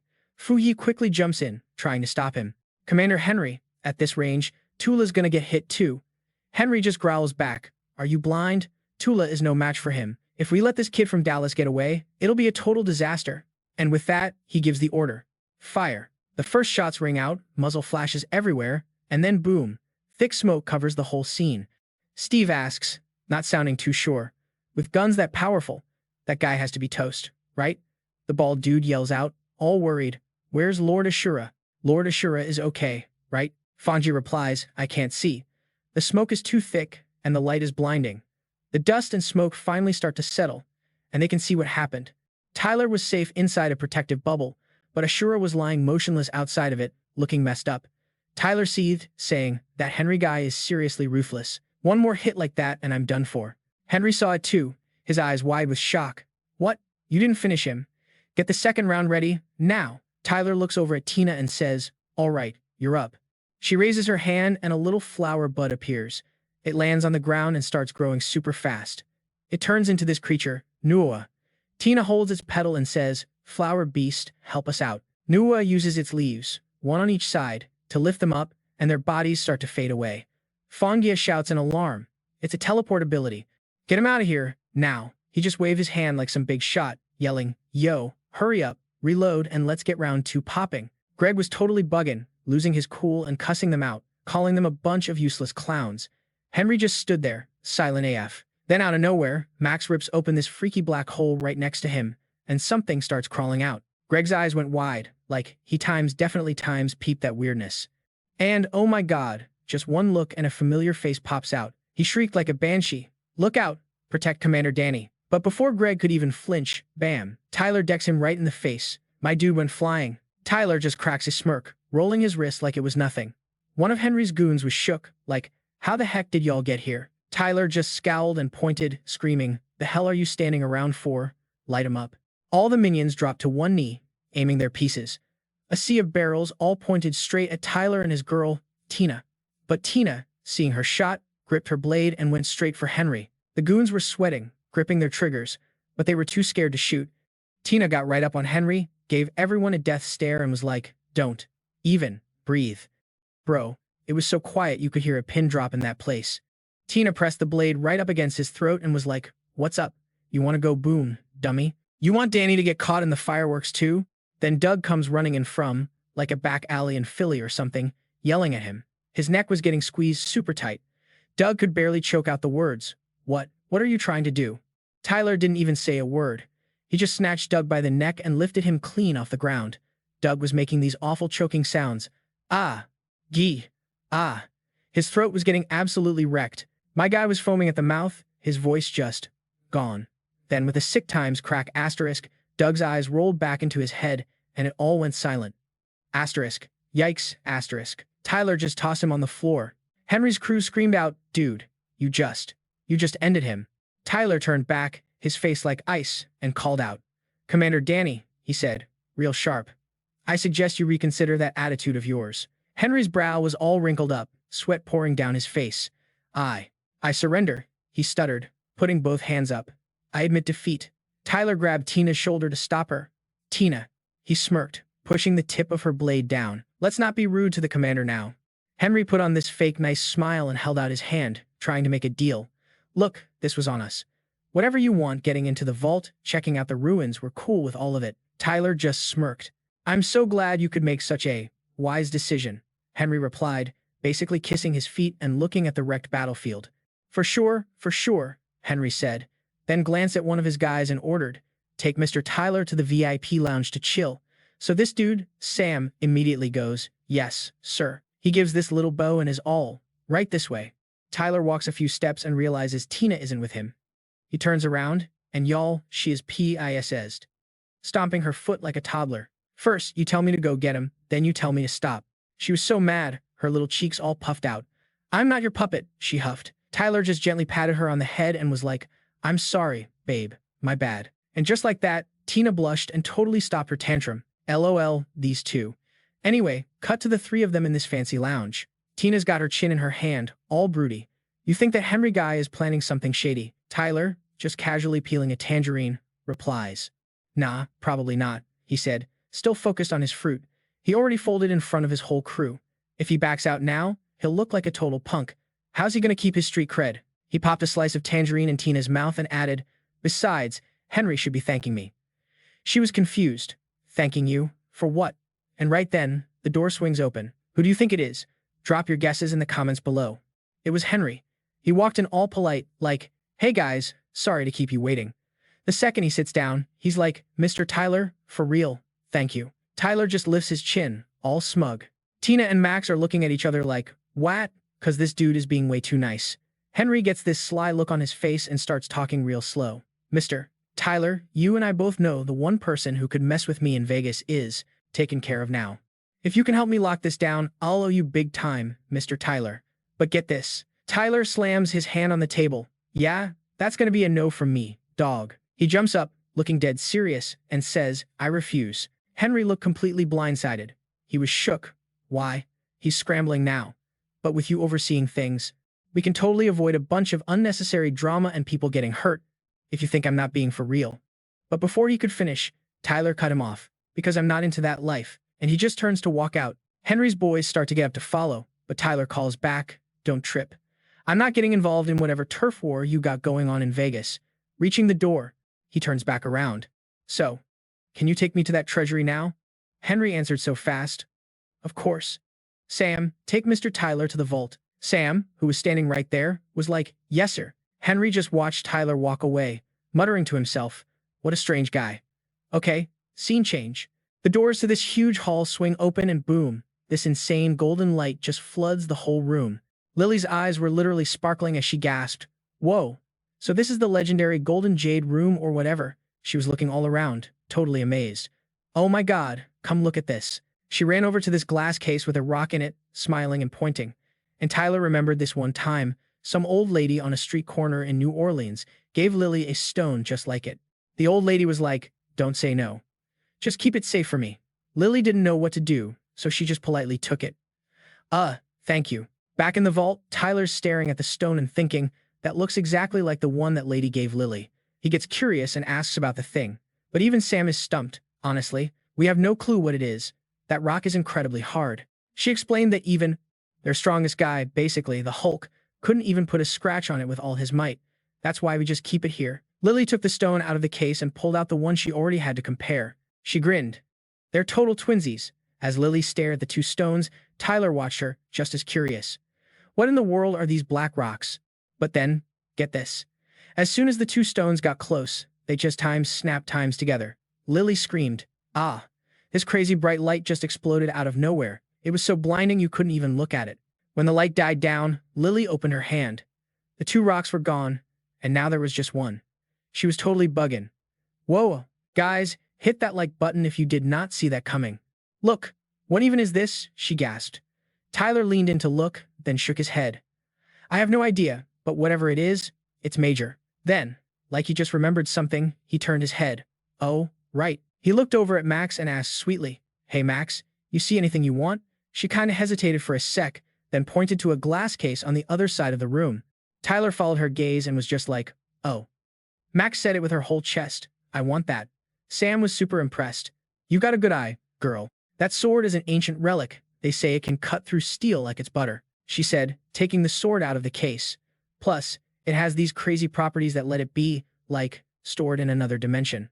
Sam held the sword out to her with both hands, super respectful and everything. Max took it and saw these two symbols carved into the handle. She was like, "Ooh, what do these say?" And okay, now Sam was in her element. She started geeking out. "So, we had this professor from, like, Harvard check out the ancient writing on it. It's the sword's name." As Max was admiring her new blade, she heard Sam finish. "And I believe it's called Max." Lily, who was standing nearby, heard that and ran over, throwing an arm around Max. "Oh my god, this sword was literally destined to be yours." Seeing that both girls found something they loved, Tyler finally stepped in. "All right, we'll take these two things." "So when do those ruins open up?" Sam answered right away. "Mr. Tyler, the ruins will be open in 2 days. We've set up some rooms for you guys at a spot just off Sunset Boulevard. Please, follow me." Okay. Scene change again. We're at the place Sam hooked them up with. It's late, super quiet, and Lily softly calls out, "Honey." They're both still awake. Tyler held her close as she asked him slowly, "Tell me the truth. Am I gonna die?" Tyler gently turned so Lily could bury her face in his chest. He held her tight and whispered, "Don't even say that. You are not going to die." But as they were having this super sweet moment, they heard this weird noise outside. A guard with a gun yelled out, "What the hell is that?" And standing in front of them was this tall, dark figure. A guard, trying to keep his cool, aimed his gun and yelled, "Where did this thing come from? Is it some kind of mutant?" The creature, Grant, just tilted its head and gave this super creepy grin that stretched from ear to ear. "Ha, a mutant. This lord is way beyond that."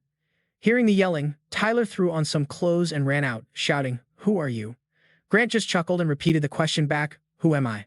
The thing laughed, like this was all a big joke. "Heh, I am Grant, the Great Lord." After hearing that, Tyler just had this confused look on his face, like a cartoon question mark popped over his head. He was thinking, "Grant? Like, my uncle from Miami?" What kind of villain name is Grant? Grant, clearly seeing the confusion, got super ticked off. It gritted its teeth and hissed, "It's Grant, the original demon." Sam just frowned, lifted his piece, and yelled, "I don't care if your name is Grant or Gary, boys. Light him up." Sam basically told them to unload on this freak, and immediately, a storm of bullets ripped through the air, heading straight for Grant. But Grant just let out this calm little snort. All the bullets just stopped dead when they hit him, spinning in place, not even breaking the skin. Grant's voice was just dripping with scorn. "You really think you can handle Lord Grant with these little toys?" The guards just kept shooting, emptying their clips in like 2 seconds. One of them yelled, "Hurry, reload," while jamming in a new mag. They aimed their red-hot guns at Grant, getting ready for round 2. Grant just took a slow step forward and sneered, "This is getting boring. We don't need a second act." It stretched its arms out, and this wave of dark energy exploded around it, shooting all those bullets right back out. Sam saw what was happening and screamed, "Oh, this is not good." He immediately turned tail and ran for his life. "Get to cover." And then you just hear this awful screaming. Lily, hiding with Tyler, asked worriedly, "Tyler, who is this thing?" Tyler held her tight, pressing them both against a wall. "I don't know. I've never seen anything like it." He watched as the guards, now full of holes from their own bullets, just screamed in agony. "It's gotta be from another race or something," Tyler guessed. "Some high-ranking one." And just then, Grant's gloomy voice echoed out, "You two little devils." It chuckled as it strolled towards them, waving its hand arrogantly. "Oh man, this is getting intense. Make sure you're subscribed so you don't miss what happens next. You literally could never even grasp how next level I am." With that, it snapped its freaky fingers and was like, "So don't even try to guess." And bam! A force field from the origin ghoul just wrapped around the whole building. "Tight," Tyler frowned. "A barrier," he yelled. "Yo, for real, what's your deal?" The origin ghoul was suddenly super chatty, explaining, "Look, my reason for crashing your little party here is super simple." The origin ghoul's eyes flashed this weird blue, and it smirked, showing off its gnarly teeth. "I, the great Lord Origin Ghoul, am choosing you." Tyler and Lily just stared, like their brains were buffering. Ryan snapped out of it first, shouting, "What the hell is that supposed to mean?" The ghoul just shot back that it means what it means. Genius. A crazy scene just flashed in its mind of Ryan holding a spear in the middle of this epic sea of fire. "You're the one with the most potential, the MVP of this whole generation." It gestured all dramatic like, "As long as you roll with me." The origin ghoul leaned in real close to Ryan, trying to tempt him. "I'll help you become the king of this whole damn world." To its total shock, he just coldly hit him with a, "Yeah, hard pass." Then Ryan just turned to bounce. "I don't have time to play your psycho games." This time, it was the ghoul's turn to be shook. "Huh? Wait, for real? You're not even gonna think about it. Following me comes with full benefits, my guy. We're talking dental, a 401k, unlimited PTO, and sick bonuses." Ryan just shut it down flat. "Nah, I'm not interested in that stuff. Lily, let's dip." As they were walking away, the ghoul glanced over at Lily and was like, "Wait a sec, there's still this one." It zipped over to Lily to keep the sales pitch going. "Hey girl, you've got some serious skills too. You know." Lily just crossed her arms, totally unbothered, and asked, "What the heck are you looking at me for?" It rubbed its hands together like it was trying to close a deal. "So, you down to be my new hire?"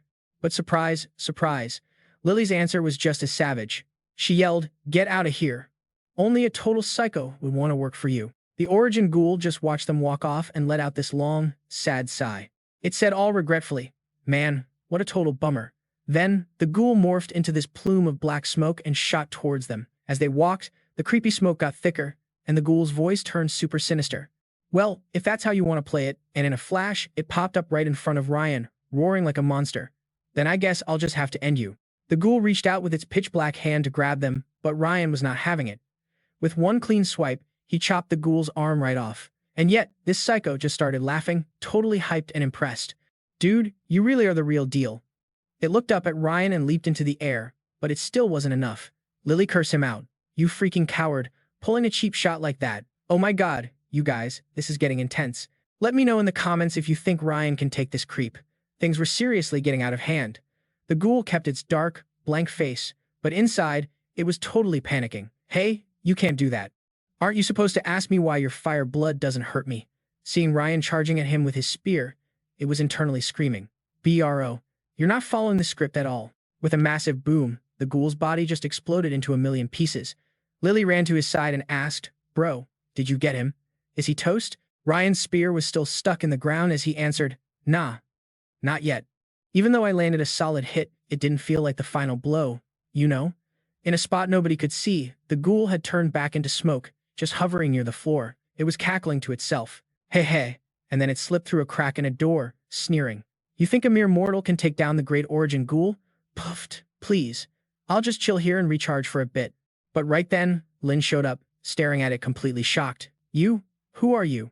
The origin ghoul's face instantly twisted back into that wicked smile. It squinted and cooed.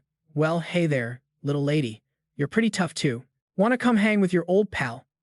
Terrified, Lin's hands were shaking as she gripped her sword, her voice all stuttery. Don't you come near me. The ghoul just gave this demonic smile, agreeing as it reached a hand out to her. Okay, I'll stay right here. Not gonna move an inch. Panicking, Lin couldn't help but swing her sword all over the place.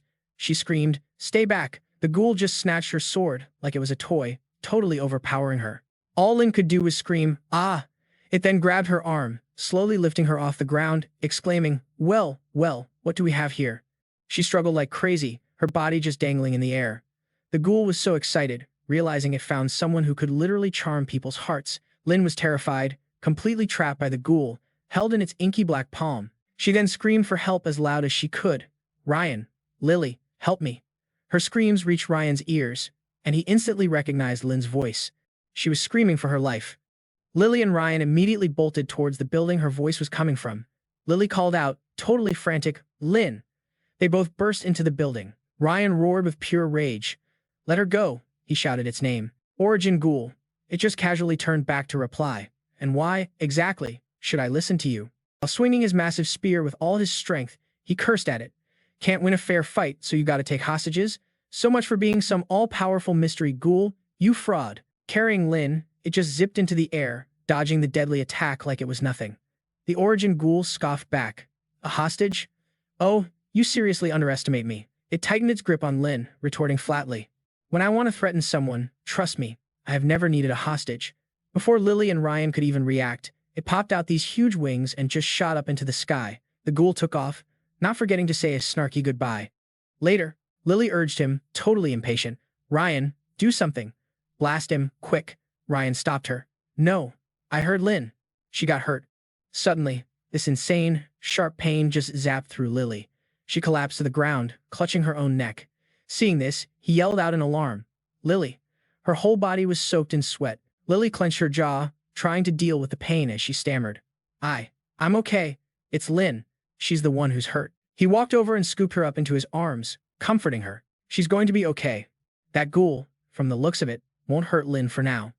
After he spoke, he started walking toward the rooms, soothing her with gentle words. Let's get back to our room and rest. Get you healed up, and then we're gonna go save Lin. Lying in Ryan's arms, she said with total determination, We are 100% saving Lin. Period. Man, the drama. If you think they can save Lin, smash that like button. The next day, General Harrison gestured towards the gate to the ruins. He asked Ryan one last time, just to be sure. Mr. Ryan, you're really not taking the girl into the ruins with you? The portal only opens every 3 days, so the next chance is in another 3 days. He just gave a cold reply. Seeing this, the man didn't push it and just pointed Ryan to the gate. All right then, the ruins are that way. He walked up the steps, one by one. General Harrison offered him a quick word of encouragement before he went in. Good luck. After reaching the ruins gate, Ryan suddenly stopped for a second, calling his sister's name, Lily. He looked down at the ring on his hand, thinking to himself, I swear, I will find a cure for you in here. From the stone in his ring, an image of Lily appeared, just lying there, shaking and struggling to breathe. Suddenly, from deep inside the ruins, this crazy swirling vortex of light started putting out an insane suction force.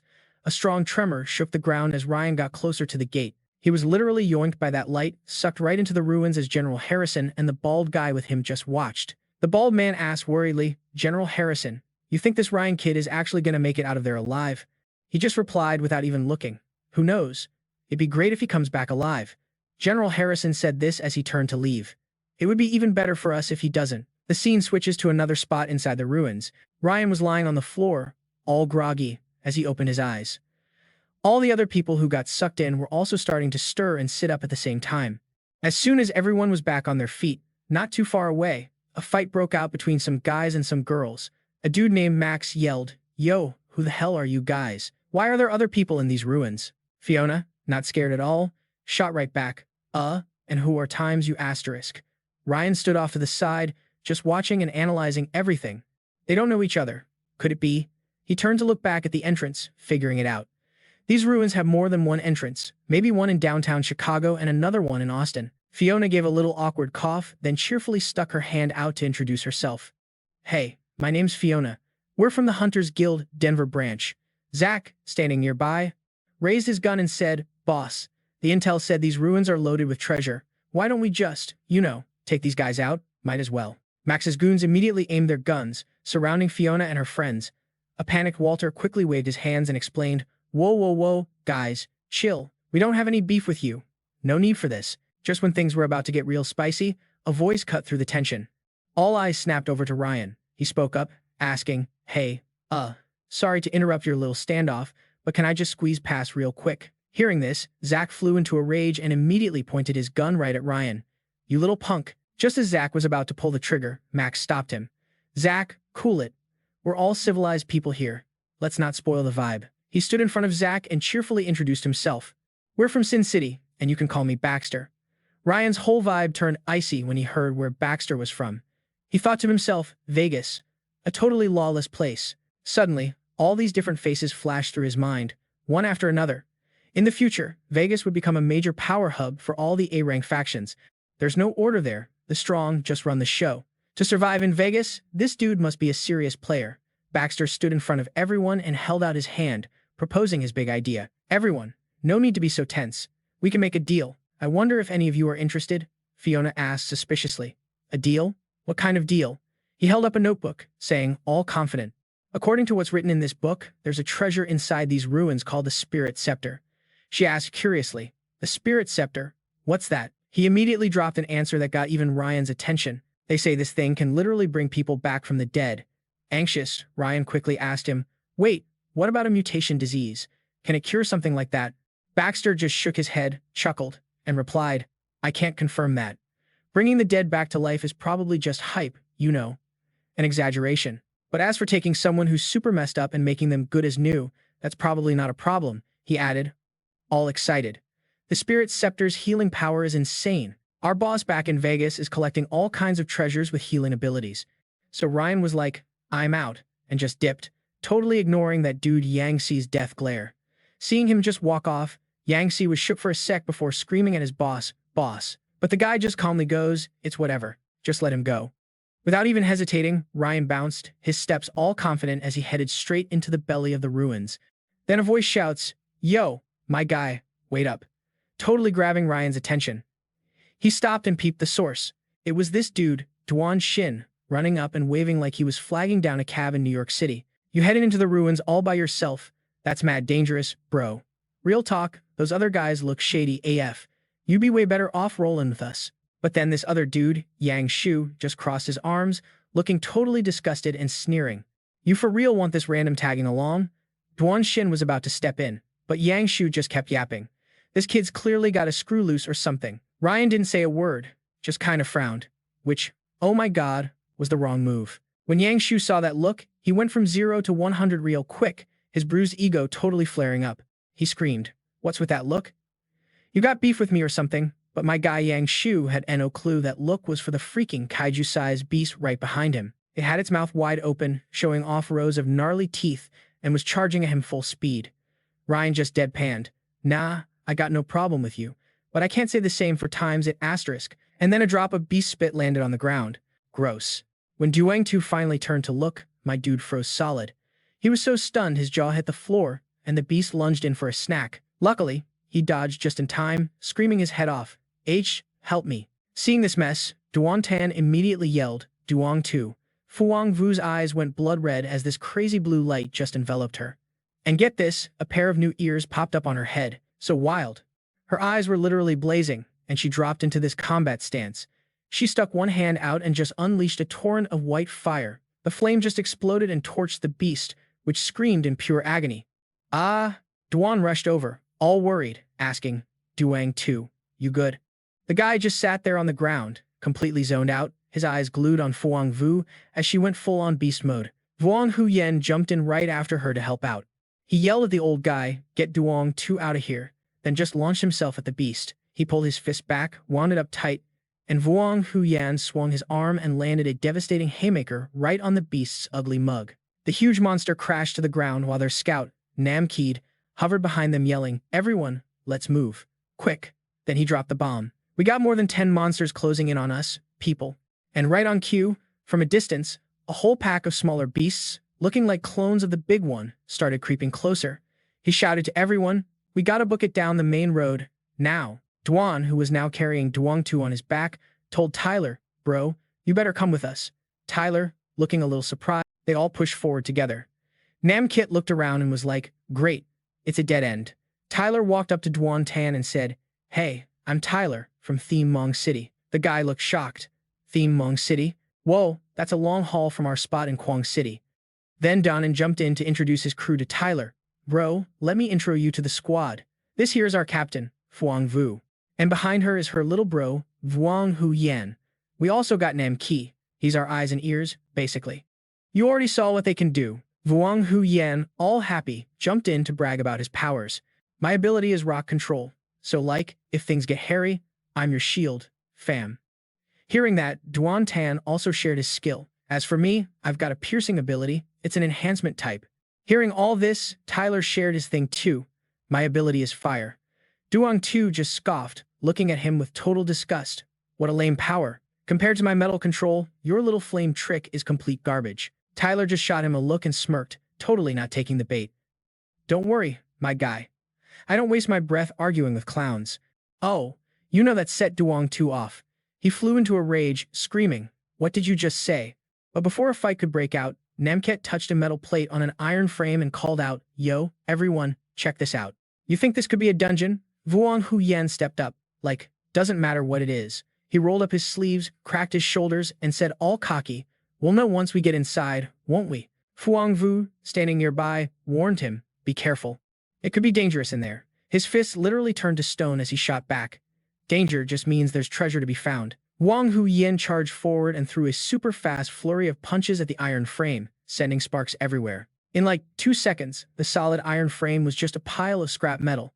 He looked back, all satisfied, like, there we go.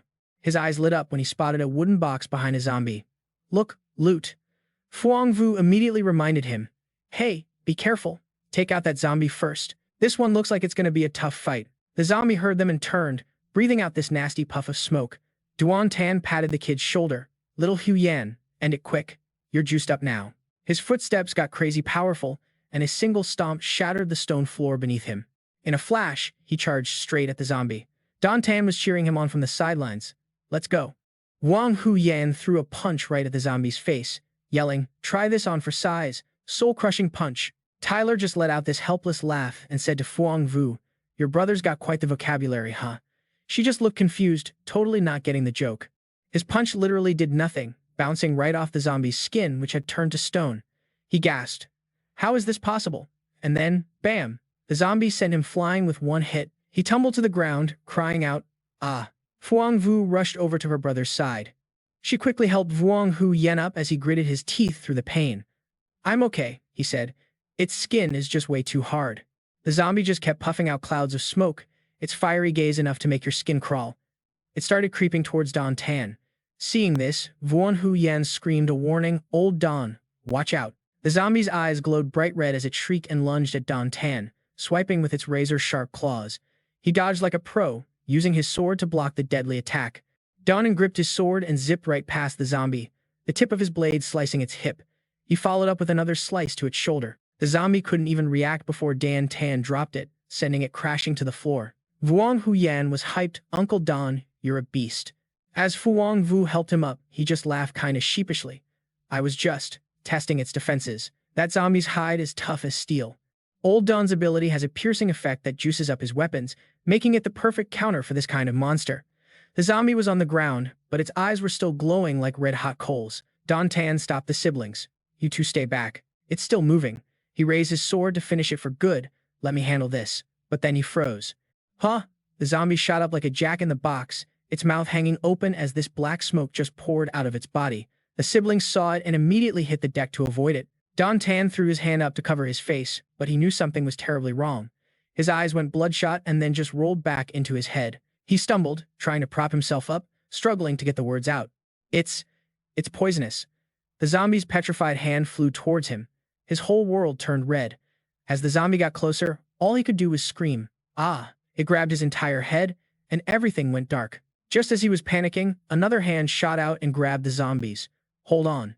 It was Tyler, saving Don Tan in the absolute nick of time. What an entrance. He used his flames to just incinerate the zombie's arm and asked, all curious, why is a first-floor monster this tough? Don Tan looked at him, totally worried, and asked, brother, aren't you affected by the poison? As it was being engulfed in Tyler's flames, the zombie let out this unholy shriek. Ah. He just calmly turned and replied, this poison isn't very potent. He stared down the scorched zombie with an ice-cold glare. You all are evolved humans. You'll recover on your own after some rest. The creature finally collapsed. Then, Tyler pulled a weird stone out of its body. He looked surprised. What is this? Tyler held up the stone to check it out. A Starfate stone. Fuang Vu, just as curious, came closer and asked, a Starfate stone. You know what that is? He then broke down what the stone was for her. The Starfate stone is basically the heart of the Stara clan. It's useless to us. As for the Stara clan, all you gotta remember is to run the second you see them. No questions asked. Hearing this, Fuang Hu Yan and Fuang Vu just looked at each other, totally speechless. Tyler's face got serious as he thought to himself, Henry wouldn't lie to me about the intel on these ruins, but he said the first floor wasn't dangerous, and that an evolved human could clear the second floor solo. He glanced over at the injured Don Tan and the Vuong siblings. But Fuang Vu and Don Tan are clearly level 2, and their whole squad was almost completely wiped out, he thought, pacing. If Henry has no reason to screw me over, then. Tyler walked over to the wooden treasure chest. He stared hard at the chest and then it hit him. In that case. He muttered, then slowly lifted the lid.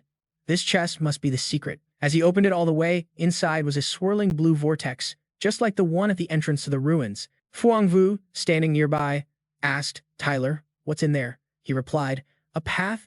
I'm guessing it's some kind of shortcut. She was shocked. A shortcut? Vong Huyan stepped forward, totally psyched. Can we go straight to the treasures on the higher floors? But then, the voice of Duong Tu cut them off, and everyone turned to look. I think you're getting pretty cocky, bossing everyone around. Then another voice chimed in. This fella's right. Let's not get in Tyler's way anymore. It was in Mang and his goons, and they rushed forward.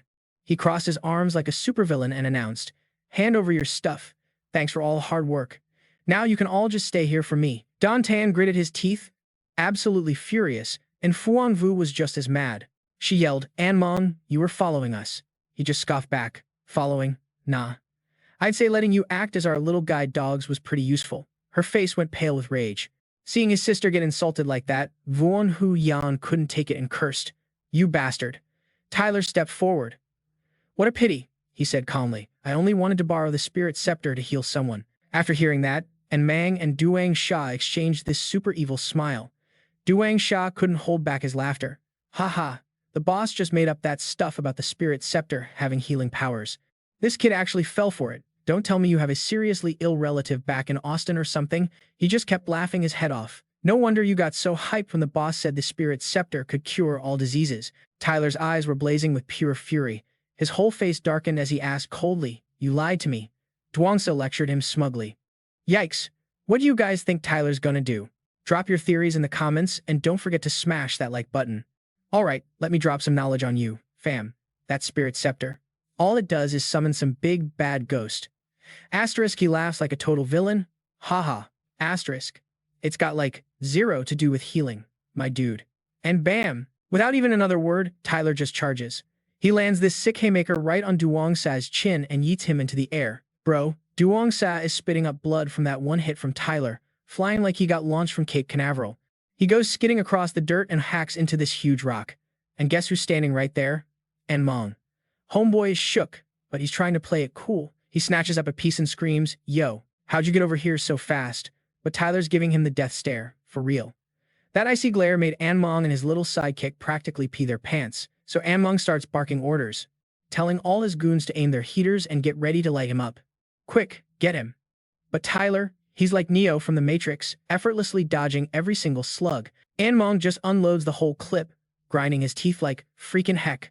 Tyler's just weaving through the bullets, smooth as butter, and closing the distance. Anmong is just spraying and praying till he's empty, then chucks his gun down and starts cussing out his crew. You useless clowns. Not a single hit. And just as he's grabbing another toy, boom, Tyler is right in his grill. Tyler throws a punch, but Anmong blocks it with his weapon. Anmong gets all hyped. You moron. My special power is weakening stuff. Right now, you've only got, like, 20 to 30% of your juice, and Anmong is just cackling. Now be a good little boy and let me turn you into hamburger meat. But y'all, the second he said that, these huge cracks spiderweb from where Tyler's fist met the weapon. Then kaboom, a massive explosion of Tyler's flames just erupts. He follows up with another insane punch, straight to Anmong's face. Anmong's legs start doing the shaky dance, like they're about to give out. He screams, ha. His whole face is puffed up like a balloon animal from that hit. He tries to say something, all mad, but whoosh. He's instantly swallowed by Tyler's purple flames and turned to charcoal. His crispy body just crumbles to the ground. But Tyler's rage ain't done yet. He cranks up the heat, toasting Anmong's goons too. They're screaming in total agony. A-H-H-H-A. Dawn and Fang Yu are just staring, completely speechless. Dawn whispers, all scared. Ryan, are you okay? Okay, so Ryan's anger finally cools down a little. He's like, I'm good. Then he turns around. Thanks. Dawn rushes over to Ryan, all worried. So what's the plan now? Are you seriously still gonna risk it? He just gives this little smile and says, yep, I've come too far to quit. He walks back to that creepy wooden box and is like, I gotta go in and see what's up. Ryan pops the lid open and starts climbing in, but not before giving everyone the rundown. I'm going down alone. It could be super dangerous down there. Y'all should head to the entrance of the ruins and wait for it to open. Everyone's like, okay, bet. Fang Yu chimes in, all concerned, okay, be careful. He just smiles. Keep an eye on the clock. If I take too long, you'll miss the gate opening and you'll be stuck here instead of back in. Like Miami. All he gets back is a simple So he goes down into the box all by himself. Underneath the door is this spooky basement with torches on the walls. Classic. Ryan walks down the stairs, thinking, where the heck does this go? He keeps going until he spots a door. Ryan's like, whoa, a wooden door? He reaches out and puts a hand on it, and this crazy bright light just blasts out as the door opens. Ryan's eyes go wide. Get this? You guys, the basement door led him to a place way up high. Ryan's looking around like, where am I? He's super confused, talking to himself, how is this even possible? I was literally just going downstairs. He's thinking, is this some kind of space-bending power? Then his eyes land on these chests lined up on one side. He walks up to them, still like, why are there 3 chests here? What is this? A game show.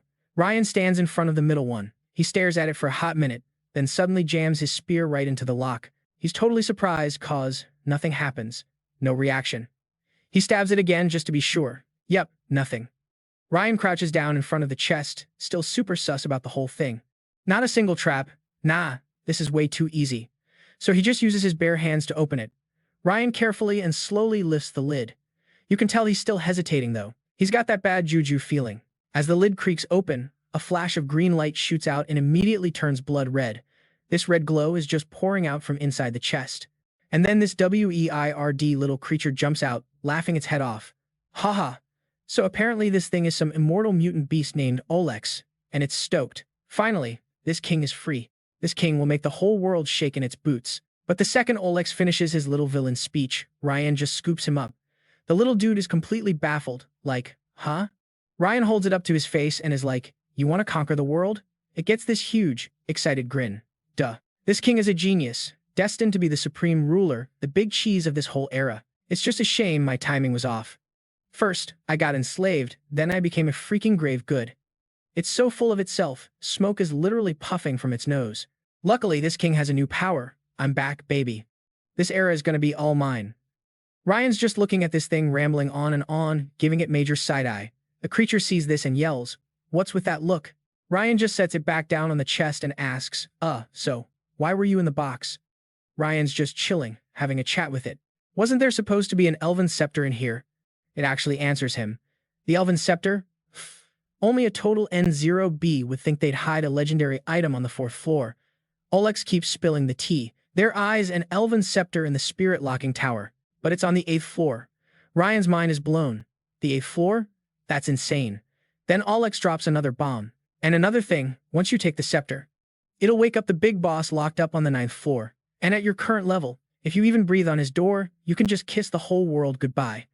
It says this while literally drooling, LOL. But don't worry, I'm gonna suck that guy dry sooner or later. Then it turns back to Ryan. So, what now, little man? Since you let me out, I'll give you the honor of a quick and painless end. Ryan just frowns and gets super serious. Cut the jokes. I'm on a mission. Is there anything in this dump that can cure the mutation sickness? Alex is like, of course. Even the Elven Scepter can do that. It's like a basic feature. Ryan yells, all excited, where is it? Alex just kicks back on the chest and laughs.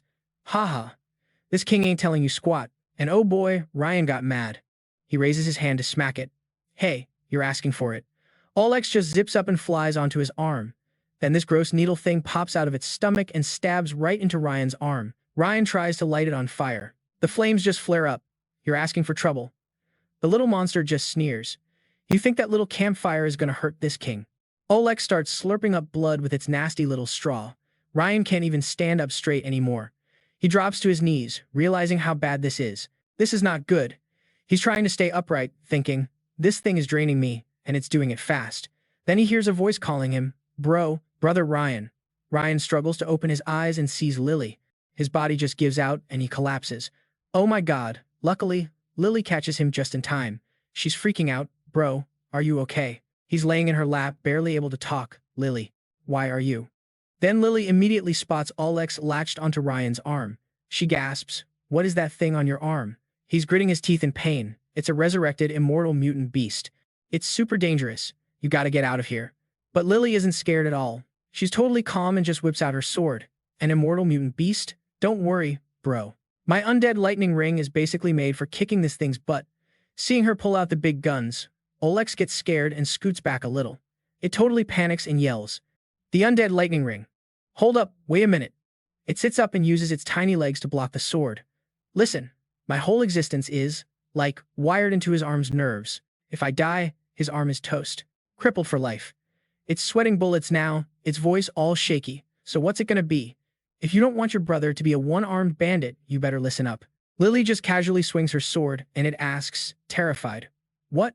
What are you doing? All of a sudden, a drop of blood lands on Alex's head. It's so confused. Huh. Lily's like, I heard you like to drink blood. Then she just gently pokes it with her finger. From now on, your name is Little Red. Got it? Alex looks totally spaced out, like he's high or something. Me, it's in this weird trance, so it just immediately agrees with what Lily said. My name is Alex. But Little Red is cool too, I guess. That's so weird. Why do I actually like that name? She just smiles. Don't worry about it. You'll get used to it. Then she gently tells Alex, now, get off his arm. It scratches its head and laughs. Yeah, about that. That's kind of tricky. Alex explains that it's all tangled up with his nerves, and if they just yank it off, his arm might be permanently busted. Lily's face immediately goes dark, and her voice turns to ice. Then I might as well just end you right now. Alex starts shaking and sweating again, and tries to bargain for its life. Wait, don't. I can pull out the pure golden blood king from his bloodstream. It's super good for your brother. Lily turns to get his take. Bro, what's the move? Ryan manages to sit up and answers. We gotta leave it for now. We'll figure out how to get it off later. He sits next to her, looking concerned. What about you, Lily? Are you okay? She just answers kinda spaced out. I don't know. Then Lily tells him the whole crazy story. She was just chilling, and then she heard a voice calling her. It kept saying, Lily, Lily. Then the voice warned her that her brother was in trouble, that he needed her. But, Lily adds, as soon as I woke up, I felt totally fine. Ryan suddenly looks at her neck and asks in a panic, Lily, where's your necklace? Hearing that, she immediately looks down. Lily's totally confused. Huh? Why's it gone? It was just here. Ryan puts a hand on his chin, thinking hard. The black gem was gone. And, when Lily showed up, he tries to remember, right before she appeared.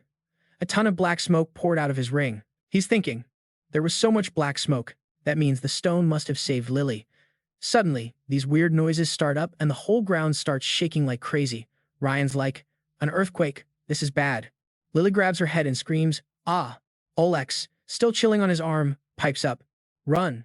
Get out of the spirit-locking tower, now. Ryan asks, totally confused, what's going on? Alex doesn't explain, he just yells at him to book it. The tower's central brain is about to wake up. Ryan grabs Lily's hand and they start running for their lives, just as a giant boulder crashes down right near them. Man, what a cliffhanger. If you guys want to see what happens next, smash that like button and subscribe. Let me know in the comments if you think they'll make it out. Ryan grabbed her hand, like, full-on movie hero mode, and was all, If that thing fully wakes up, we're toast. We'll never get out of here. And then bam, a little rock just bonks Lily right on the head. Laugh my ass off, talk about bad timing. She totally freaked out, like, oh my god, we're trapped. But Ryan, smooth as ever, just sprints over and slaps his hand on the door. It starts to open, showing the staircase going up. He's scoping the place out, making sure it's not a trap, you know? Then he turns to this AI thing, Ollie, and is like, yo, Ollie, what gives? Why'd the main computer suddenly go into beast mode? And the AI is like, asterisk, oh, asterisk, Sue, funny story. Earlier, to bust out of my digital jail cell, I might have tinkered with a few things, and it kinda noticed. It did this weird digital head scratch thing, totally awkward. Ollie's avoiding eye contact, saying, so yeah, right now, the big boss AI sees me as, like, public enemy number 1. It knows I escaped, so it's definitely coming for me. Oh, you guys, Ryan and Lily were so mad. Like, you could practically see the flames in their eyes. They both yelled at it at the same time. Dude, why didn't you lead with that? Ryan turns to Lily, totally desperate. Lily, get your giant flower thing to bail us out. Now, she's like, bet, on it.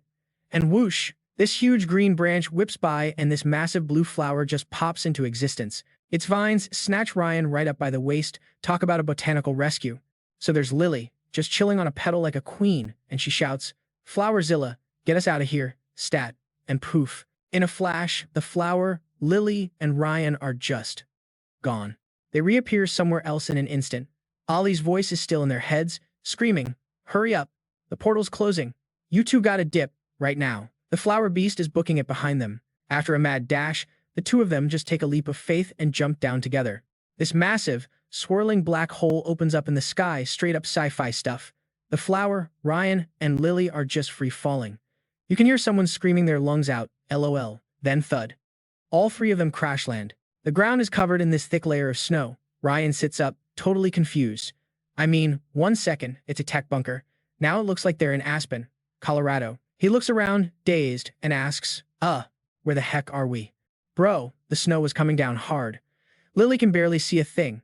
She's shielding her eyes and is like, okay, the weather is completely flipped. Don't tell me we just teleported from Miami to Anchorage, right? Ryan just sighs, sounding totally defeated. I have no clue. Maybe because the portal closed so fast, it, like, glitched. It's giving we took a wrong turn at Albuquerque vibes. Guess we're not getting back to Titan City anytime soon, he muttered. And literally, the second he says that, a pair of boots just appears in the snow, crunching towards him and Lily. This dude, let's call him Dallas, is bundled up from head to toe. He comes up behind Ryan and just bellows, WHO, Lily starts to answer, we, but he interrupts her, pointing at her. She just goes with it, explaining, look, we got lost and kinda popped up here. Where is this place?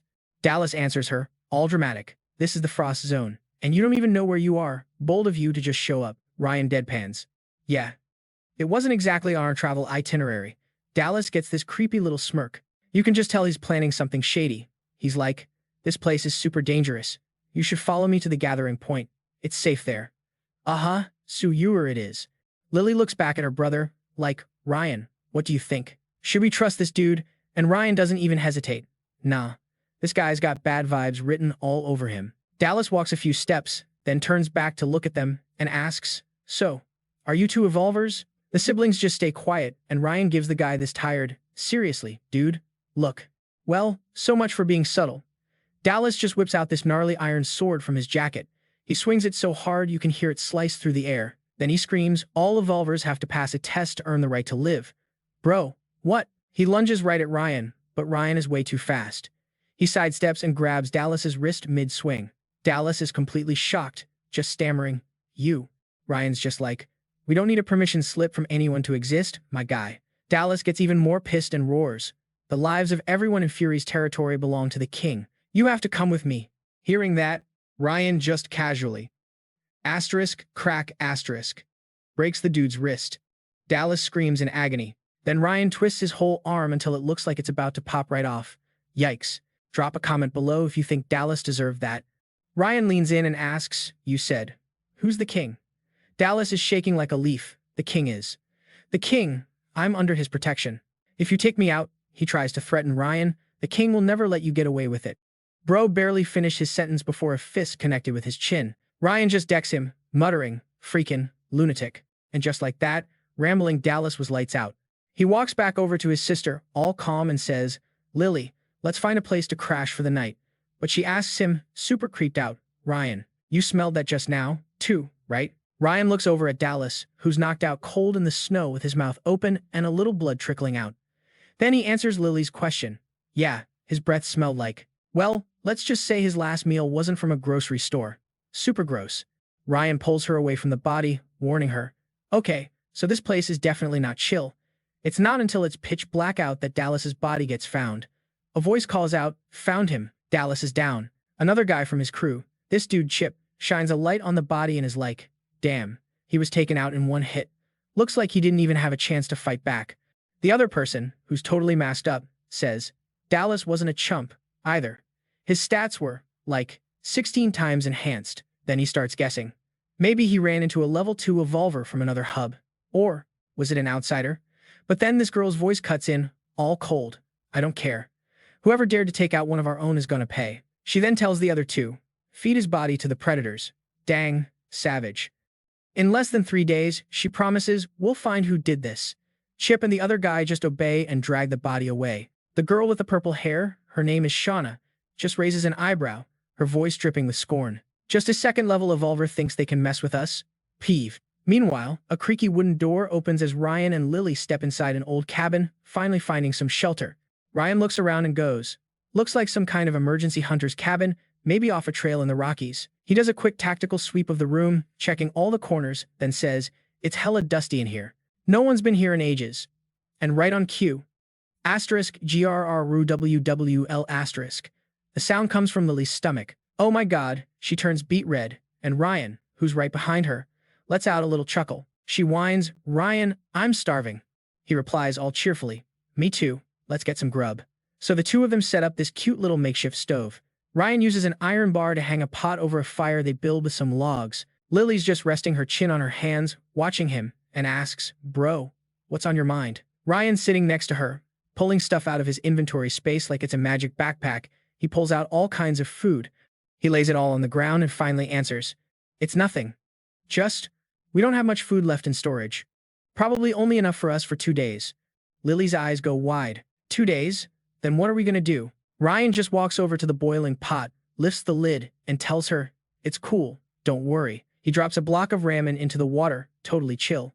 "If we run out, we'll just go find more. Besides," he adds, "it's not like this place is a total ghost town." And bam, famous last words.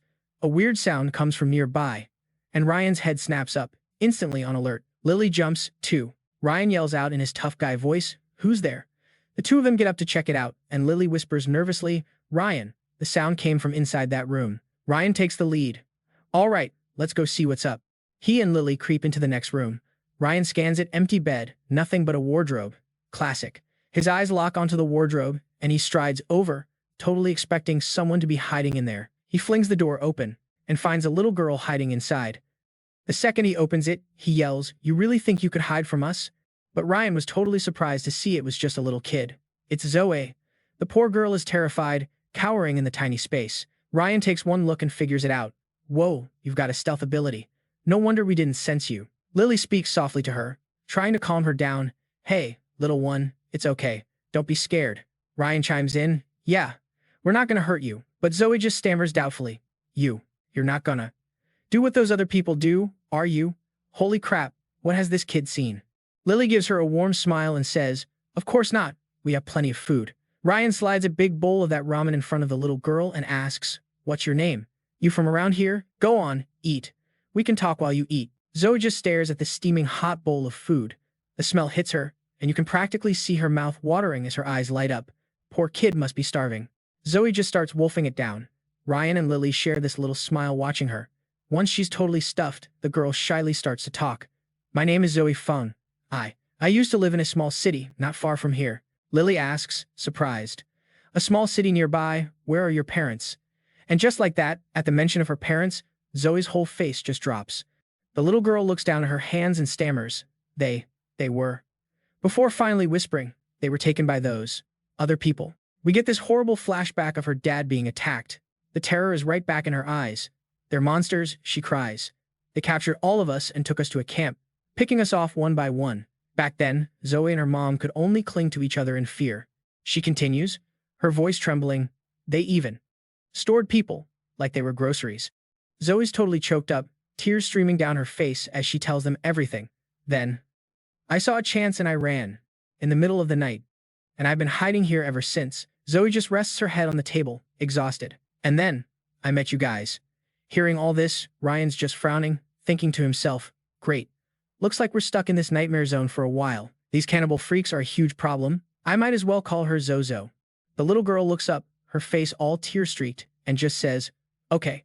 Ryan leans on the table and asks her casually, hey, Zozo, can you take us to the nearest town? And Zoe immediately freaks out, shouting, no, the city is super dangerous. The whole town is crawling with zombies. She explains that, yeah, there are supplies, but there are tons of zombies, and they're even stronger than the evolved humans. But Ryan just smiles and replies gently, it's fine. The more zombies, the better. What a psycho. Lol. I want to go where the action is. The scene cuts to outside in the snowy wasteland. A pale moon is barely visible through the blizzard. Chip says in this cold voice, yo, old Lee. You sure they went into the city? Old Lee just calmly replies, don't sweat it. My tracking skill is never wrong. A man, a woman, and a kid. They're definitely in this city, probably down by Elm Street or something. Shauna, who's standing behind them with her arms crossed, chimes in with a frown. All right, everyone, listen up and be careful. Based on their tracks, one of them can use fire. And what's more, they're a level 2 evolved human. She warns them all, I'm saving my energy to deal with him. If you guys mess up, don't come crying to me when I leave you for dead.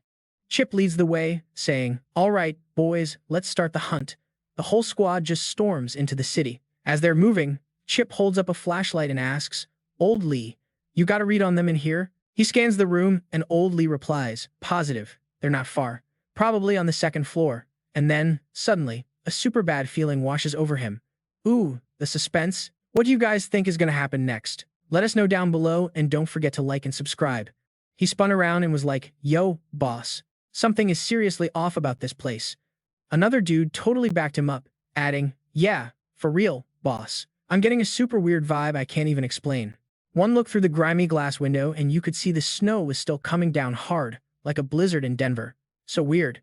She was thinking, how is this possible? It's dead silent. The other guys were just staring at each other, clueless. Then one of them pipes up, so what? What's wrong with it being quiet? And bam, the second he says that, a huge chunk of the ceiling cracks and comes crashing down. One of the crew spotted it first and screamed, the roof is caving in. He threw up a freaking energy shield, yelling at everyone. Quick, get in here. The concrete just exploded from above, shattering into a million pieces and kicking up a massive dust cloud. Then, this totally creepy foot just steps out of the smoke. Everyone else scrambled behind the shield, dodging the falling debris. They started pushing away the rubble, slowly crawling out. And what do they see? A zombie.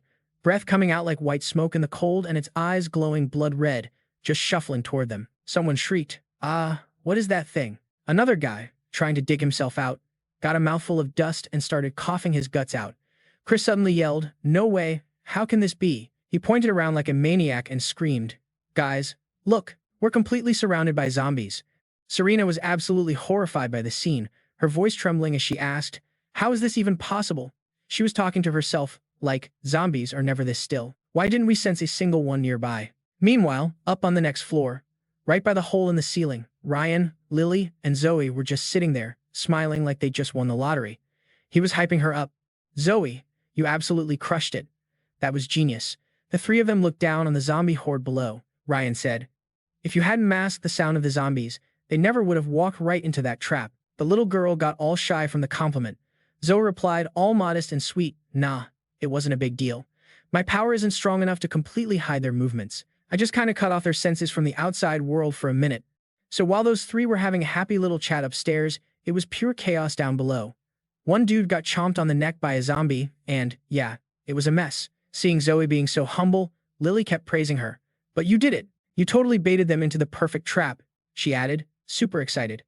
This way, you finally got revenge for your parents. Hearing that, Zoe got all fired up too. It's all thanks to you two helping me.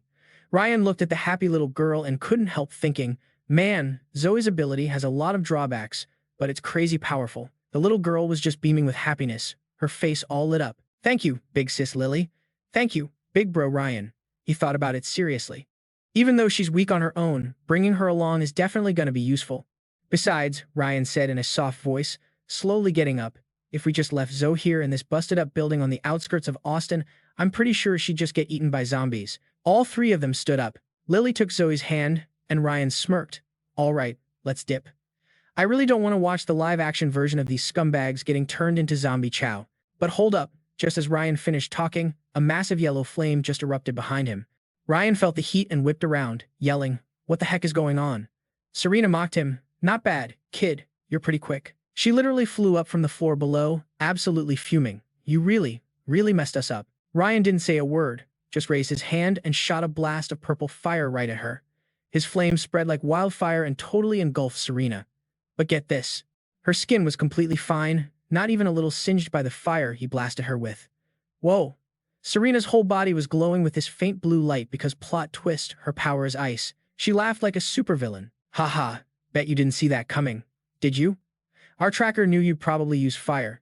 As she was talking, she launched a bunch of huge, sharp ice shards at Ryan. "That's why they sent me, the Ice Queen, to deal with you. My powers are the perfect counter to yours, so just lay down and die already." He dodged the main attack, but then he used his hand to block one of the ice shards. "Big mistake," she smirked.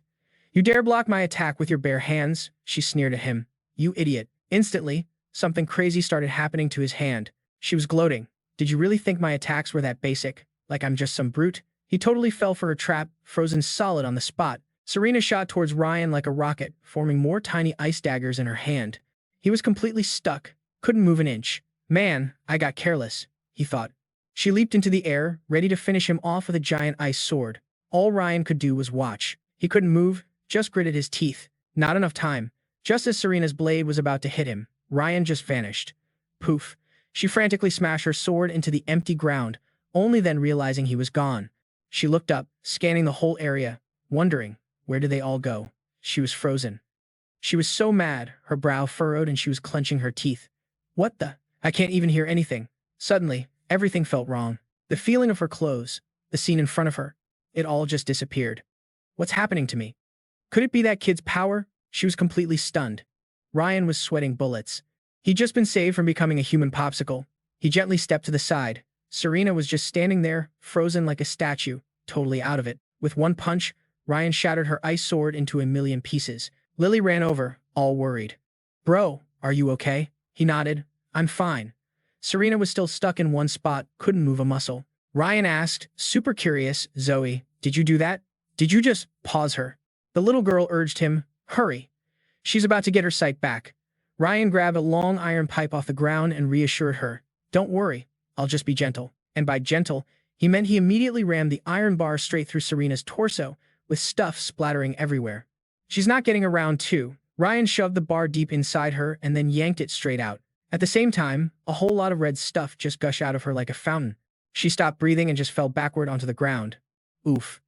As the three of them watched, he smiled gently at Zoe and said, "You saved me this time. I owe you one." Zoe quickly replied, No, it was nothing." Getting praised again, Zoe got all shy and said timidly, "I just did what I could."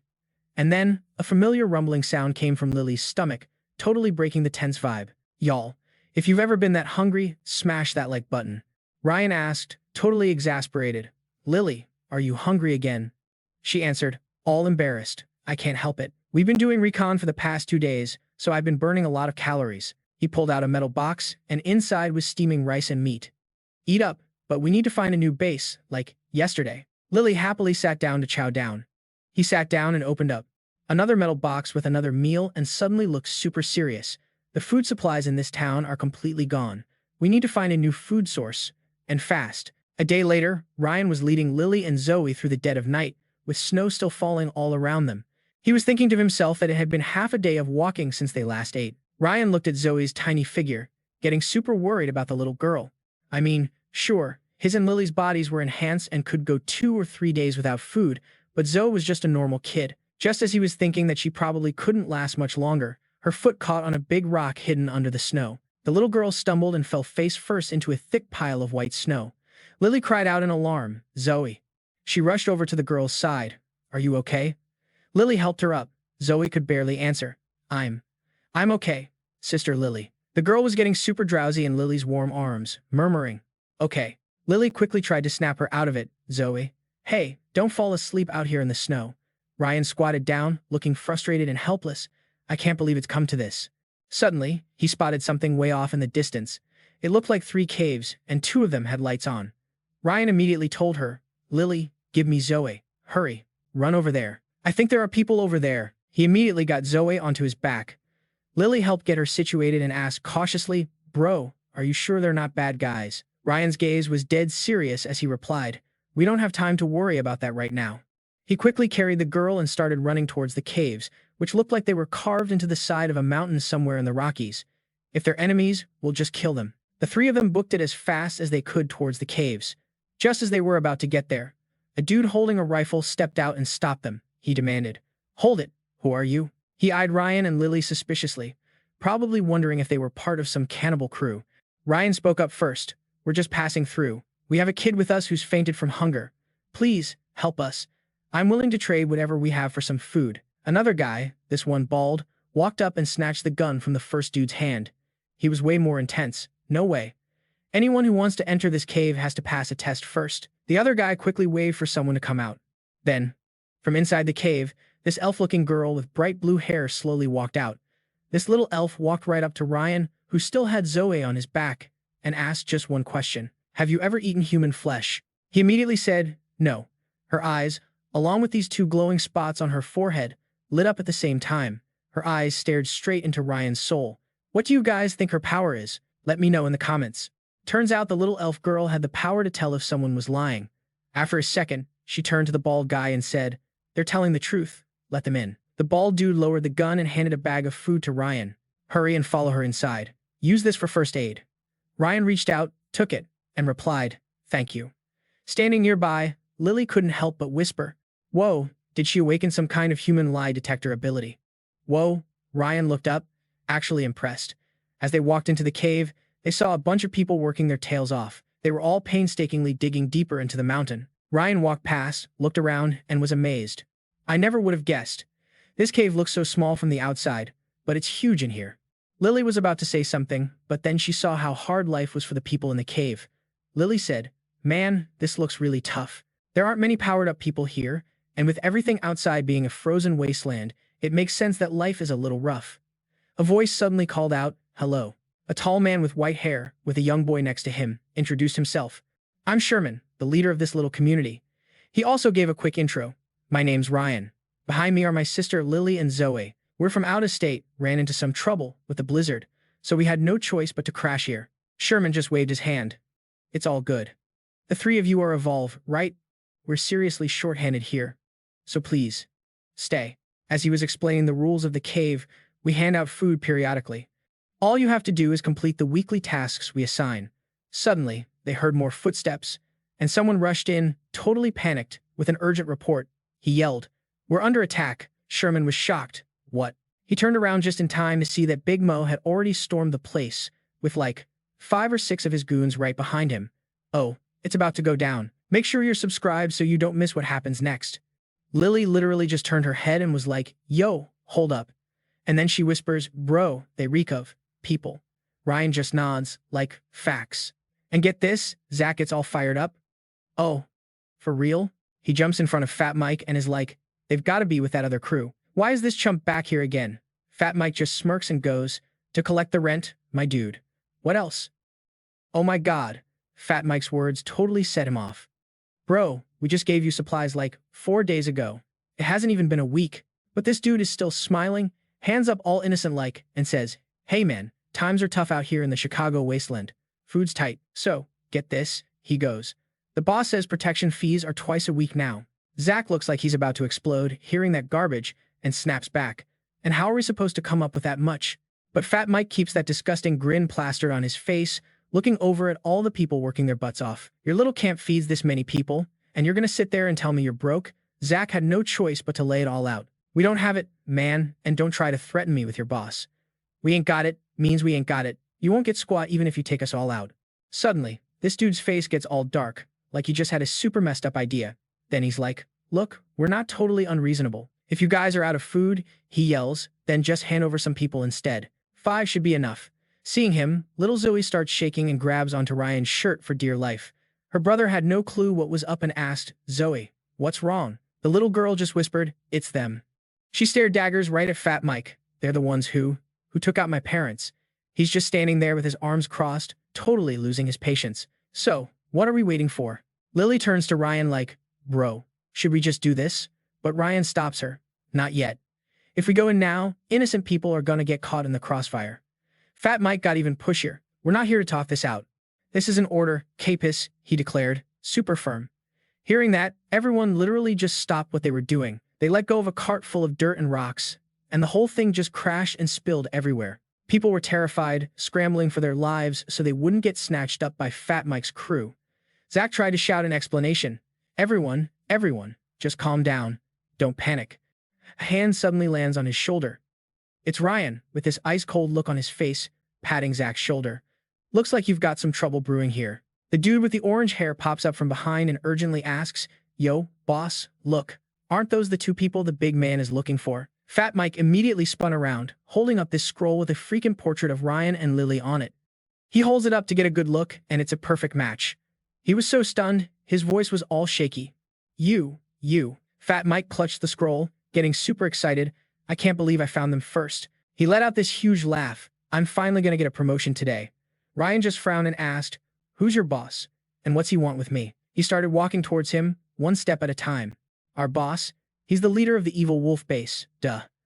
Fat Mike pointed at himself with his thumb and answered all loud and proud. "No clue why he's looking for you, but you'll find out when you come with me." His eyes were blazing, and Ryan just growled, "Fine, I'll make the trip." But then the dude shouted, "But what?" And bam, Ryan's hand shot out and snatched Fat Mike right by the neck. He lifted Fat Mike clean off the ground by his throat, which was squeezed super tight, and roared, "But not with you." Tears were streaming from the guy's eyes as he struggled and choked out. "Ah." Right before he was about to pass out, Ryan let him go, tossing him to the ground. He sat up, clutching his throat and coughing. "You're starting a rebellion." Zach just cursed in a rage, "You scumbag." The little girl gritted her teeth, her eyes locked on him. "I'm gonna chop you into 100 pieces." He looked at her, and it seemed to click. "It's you." Lily whipped out her sword, got right in front of him, and swung it hard. She sliced him right open. He instantly collapsed, and Fat Mike screamed in pure agony. "Ah." He tried to say something, but Lily just handed the sword to the little girl. She encouraged her, "Little G, I'll leave him for you to handle." Zoe reached out and grabbed the sword. The orange-haired guy frantically yelled to stop them. "Stop. How dare you lay a hand on one of our evil wolf crew," he ordered. "The rest of you, take them out." Ryan didn't say a word, just smirked a little. He raised his hands and unleashed his fire power, and this insane purple flame just exploded to life. It just wiped out all of Fat Mao's goons. He cheerfully looked at the little girl, who was shaking while holding the sword, and said, "See, no one's stopping you now." ZJ slowly walked toward the big dude, who was backing away like, No, stay back, man." He started begging the little girl to let him live. Man, what a wild turn of events. Let me know in the comments what you think is going to happen next. And don't forget to share this with a friend who loves drama. Zoe gripped the sword with both hands, raised it high over her head, and as he screamed for mercy, let's just say it got messy. Fresh blood splattered everywhere. Zoe's hands were trembling. She looked completely stunned by what she'd just done. Lily came over to comfort her. "Was this your first time? Don't be scared. They were bad guys from a bad neighborhood in Detroit. They deserved it." Zach just sat there, looking super serious, and timidly asked, "So, you three, do you, need anything?" Ryan replied warmly, "Mr. Zach, you gave us food and saved my sister's life. I'm incredibly grateful, man. We're not going to ask for anything." Then he suddenly asked, "But, we are super curious about this evil wolf base. You got any intel on them?" Zach replied, "Honestly, I'm not totally clear on the deets myself," he slowly explained. "Strongest crew for miles. They have over 200 of those powered-up evolvers, and there's no shady stuff they won't do. From murder to straight-up pillaging, they're like a gang from a GTA game." Ryan just grinned. "Is that so? Then I guess I'll have to go pay them a little visit." The scene cuts to this super luxe room where this dude, Lang, stood in front of a huge mirror, checking himself out. And y'all, get this, he opened his mouth to reveal these sharp, iron-like teeth. Totally not normal. He touched them, wondering, why is this happening? Have I been snacking on too many people lately? He glanced at a picture frame on his desk, a gold one, and cringed, feeling this crazy urge to just bite something. Lang looked at the family photo and couldn't stop himself from stroking the faces of his wife and child as he moaned. If it wasn't for those bastards eating you too, staring at the photo of his family, his face was pure despair. I wouldn't be like this now. As he held the frame, totally lost in thought, a voice called out, interrupting him, "Boss." A guy rushed in, totally out of breath. "It's bad news, boss." "Like, really bad." Lang put the frame down and asked grimly, "What is it? Did zombies attack, or some mutated beast?" The other guy dropped to his knees, absolutely terrified. "It's neither, sir. We found the person you asked us to look for." Breaking into a cold sweat, he added, "He took out 80% of our guys, all by himself." Lang was stunned. That kid. Is that powerful? He immediately started to walk out, his whole vibe just menacing. "I'll go see him myself," he said. The subordinate stammered, "Be boss." But right then, the door flashed with this blinding golden light and was instantly blown to smithereens in a massive explosion. Smoke and dust filled the whole room. Lang shielded his eyes as a voice cut through the chaos. "No need to come out and welcome us." Lily and Zoe stood behind Ryan, who showed up with one hand casually in his pocket, looking ridiculously cool. "We've come to find you," Ryan said. Lang asked, all curious, "You're Ryan?" He replied, "I am." "How do you know my name?" The terrified minion hid behind Lang, who faced our hero. "The Kingpin wants to see you." "Of course I know your name." Ryan sounded so over it. "And who the hell is the Kingpin?" Suddenly, Lang began to transform. Fur sprouted all over his face as he sneered. "You don't need to know who he is." His body swelled up, muscles bulging and literally ripping his clothes to shreds. He continued, "Besides, I have no intention of handing you over. An evolver with your kind of talent is a rare delicacy." His body finished changing, revealing he was a giant freaking wolf. Lang roared, "How could I ever just hand you over on a silver platter?" Ryan thought, "Great, a transformation type evolver." He frowned, clearly annoyed. This guy's power was no joke. The minion tried to crawl away and escape, but Lang snatched him, leaving him to just scream, "Ah!" The man cried out, "Boss!" Lang gripped him tight, opened his jaw full of sharp teeth, and bit right into his neck. The man shrieked in agony. Arg. Blood sprayed everywhere. Ryan, ever the comedian, spoke up. "You guys have a tradition of sacrificing a teammate before you fight. What is this?" "A frat initiation." After finishing his snack, Lang wiped his mouth and replied, "My apologies." He heartlessly tossed the now useless minion to the ground, saying, "I lose a bit of self-control once I transform." Lang then opened his jaws and charged straight at Ryan. He swiped at him with his sharp claws, but Ryan blocked it with the iron bar in his hand. The beast lunged again, its long tongue shooting out, causing Ryan's eyes to widen in shock. How is this possible? He struggled to dodge Lang's attacks, thinking, "This guy's physical boost is even stronger than mine." Zoe raised her hand, forming a sphere of dark magic. "Brother Ryan, I'll help you." He yelled back, "Don't. You two, get back now." Ryan then powered up his iron bar with his fire ability. He fought back against Lang's attack. The beast quickly jumped back, its long claws scraping the floor, and hid behind a wall. Lily asked, "Bro, why is he acting like a total psycho?" Ryan replied with his best guess, "He's probably eaten way too much human flesh." She asked, totally surprised. "Wait, eating a lot of human flesh drives you insane?" "Yeah," he replied, and then broke it down for Lily. After the apocalypse, everyone's body carries the virus, but the amount in a normal person is too small to do anything. He's likely consumed a massive amount of human flesh. The crazed beast was searching around as Ryan continued. That's how he turned into this monstrous half-man, half-wolf creature. Just then, the beast charged at him again. Lang caught Ryan, pinning him and slamming him violently against the wall. Ryan cried out in pain as a sudden flash of golden light flared up. Lily rushed forward to save him. "Brother, I'm coming to help," he shouted, trying to stop her. "Stay back." The tail of Lang immediately curled up. He swatted her away with it, and Ryan screamed in panic, "Lily!" From the side, a terrified Zoe cried out, "Brother Ryan." She then used her ability, causing Lang to momentarily lose his senses. His vision went completely black. Zoe urged him on, telling him the beast couldn't see anymore. He immediately got into position, raised his leg, and landed a swift kick right in the black wolf's face. He staggered back, digging his nails into the ground. A super tense vibe erupted between the wolf and Ryan. Zoe quickly helped Lily up, who had passed out from the surprise attack. The little girl warned him, "Brother Ryan, be careful. He's too powerful. I can only temporarily block his sight, but he can still use his sense of smell to track you down." Man, what a cliffhanger. Smash that like button if you think Ryan can take him. He shot up, grabbing his spear, and was like, "Yo. Just blinding this fool is more than enough to take down this black wolf chump." He gripped the spear with his bare hands, and, oh my god, blood just started gushing everywhere. Ryan went into a full-on sprint to build up speed, let out a massive yell, and then launched himself straight into the air. You're not going to believe this. He landed right on the Black Wolf's back, wrapping his arms around it like a vice grip, and at the same time, just lit it up with his fire powers. So, how you like me now? The wolf was literally screaming its guts out, and Ryan just smirked, thinking, hey, doesn't matter if it's a zombie or some crazy beast, they're all scared of a little heat. It lets out this insane roar, and Ryan had to slam his hands over his ears. He was mid-thought, like, he's strong, but as long as I use my flames. When the thing started thrashing like crazy, and bam, he totally lost his balance and went tumbling off. Ryan was so ticked. Are you serious? He can still fight back.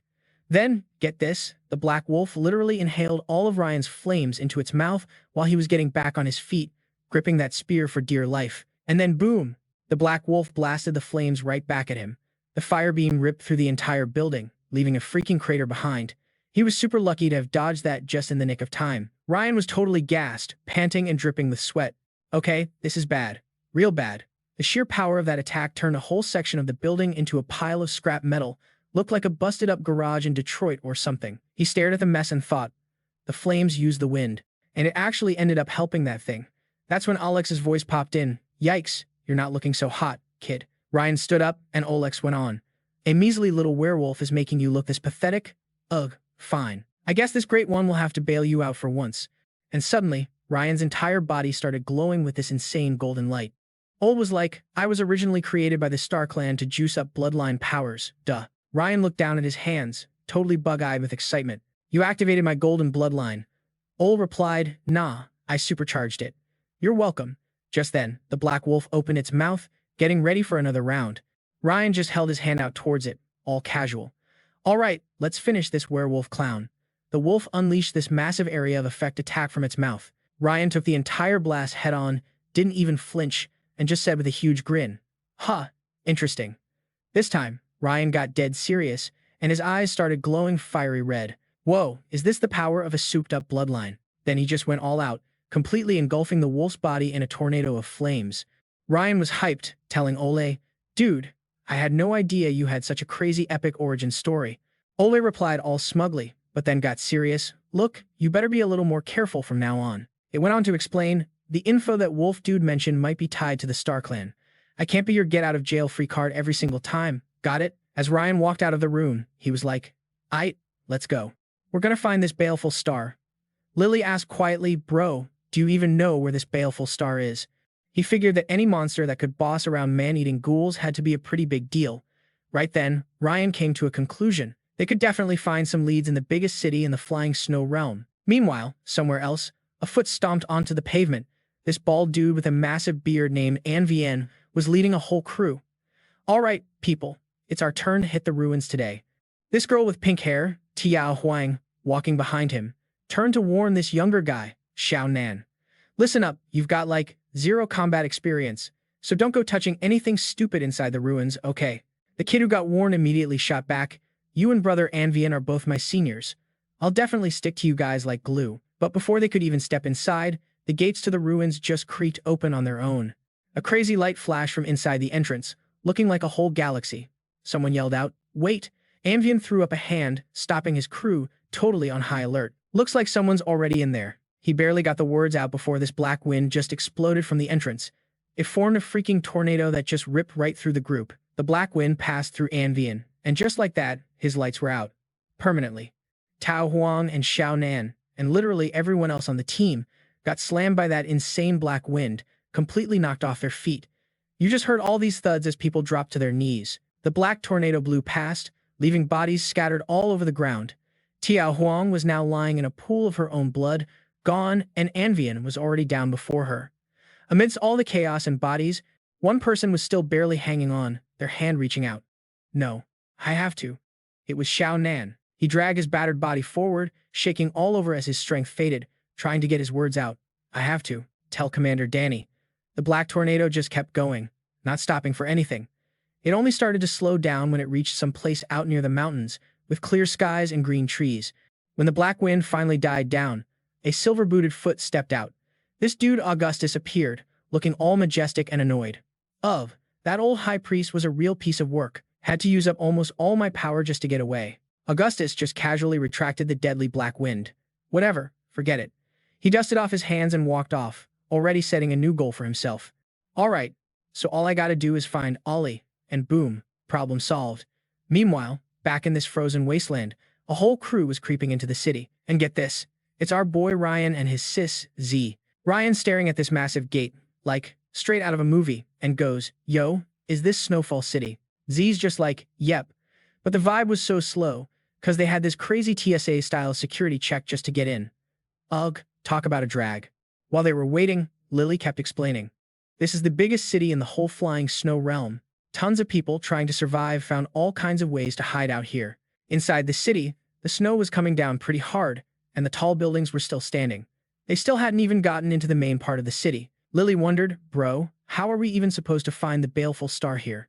Ryan replied, "In a city this huge, there's gotta be some sketchy places." The group shuffled forward as he finished his sentence. "And if nobody knows anything, well, we'll just go straight to the city lord."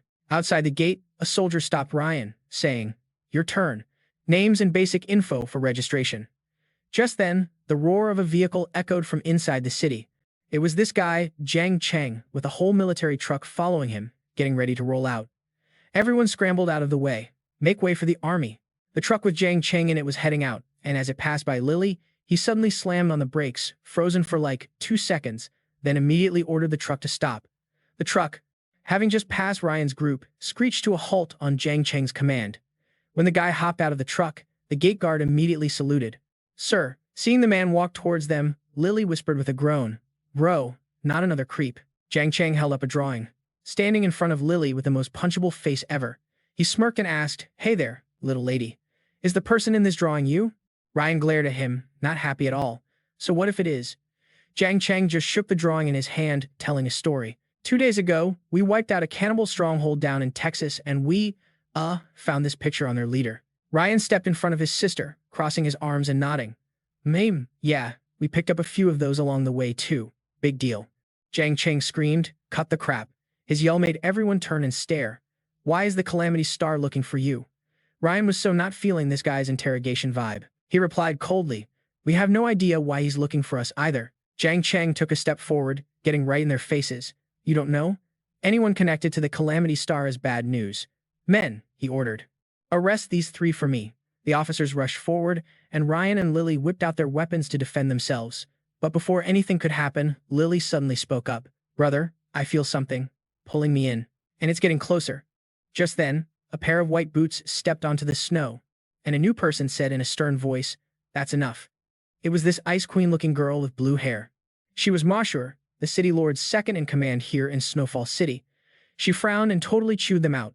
"What is all this? Haven't you caused enough of a scene?" Jiang Cheng was shook. "Mashur, what are you doing here?" Mashur just walked right past him, warning him with major annoyance in her voice.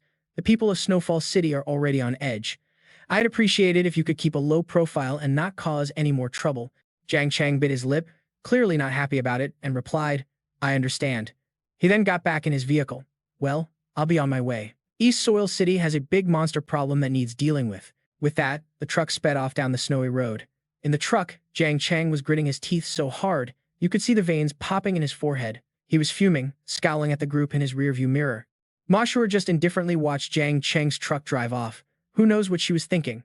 Ryan's group finally spoke up and asked the girl, "So, who are you?" Mashur turned around, brushing her hair back as the wind blew it across her face, and introduced herself.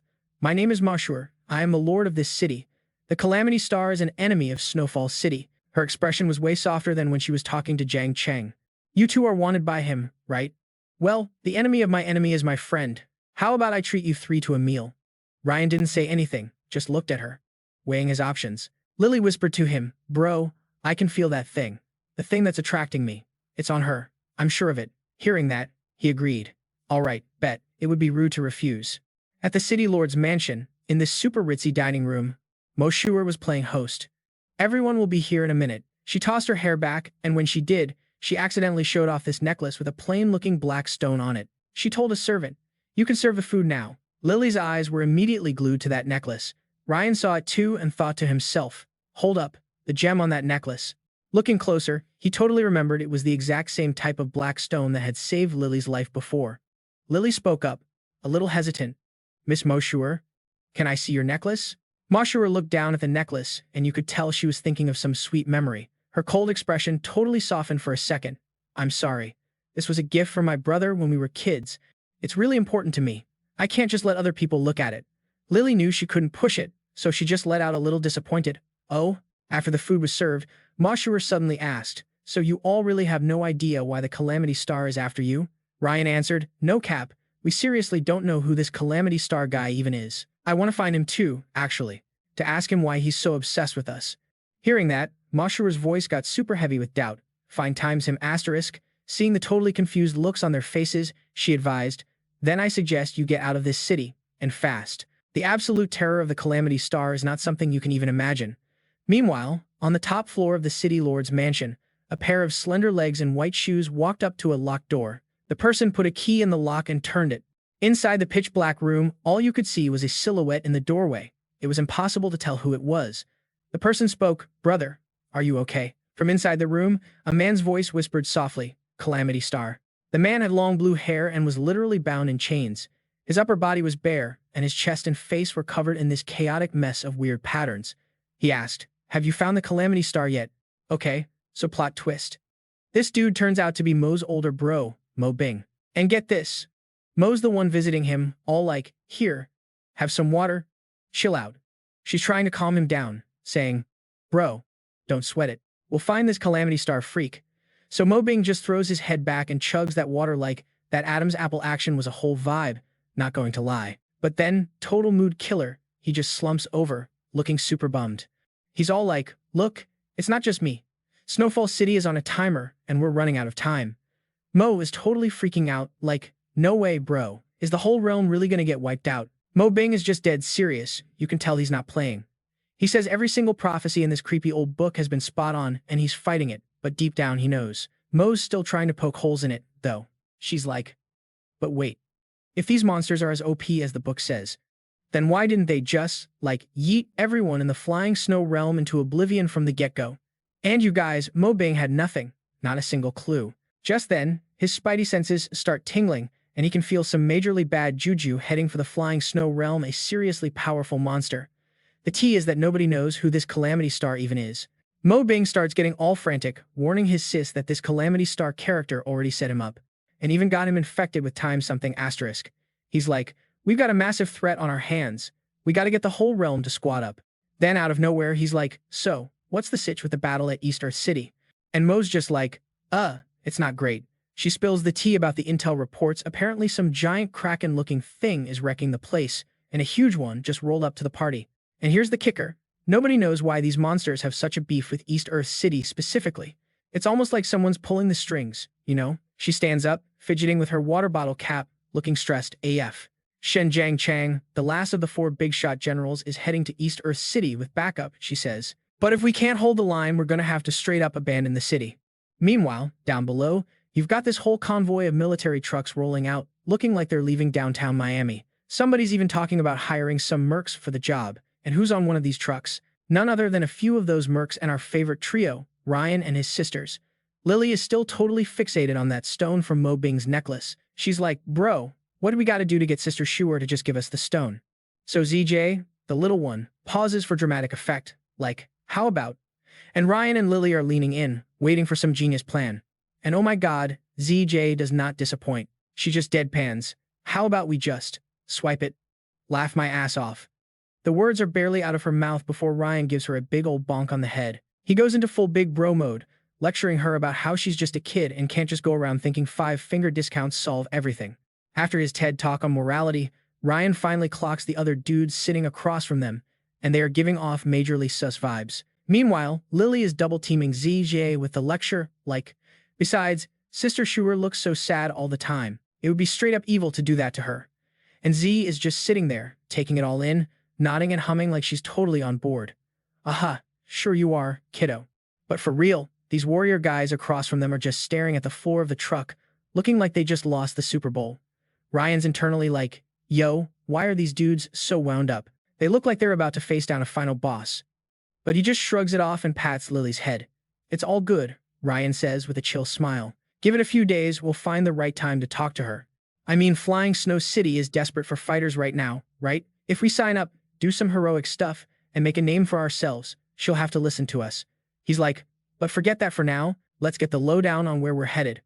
Ryan whips out a map probably from some gas station in rural Texas and starts spilling the tea to his sisters.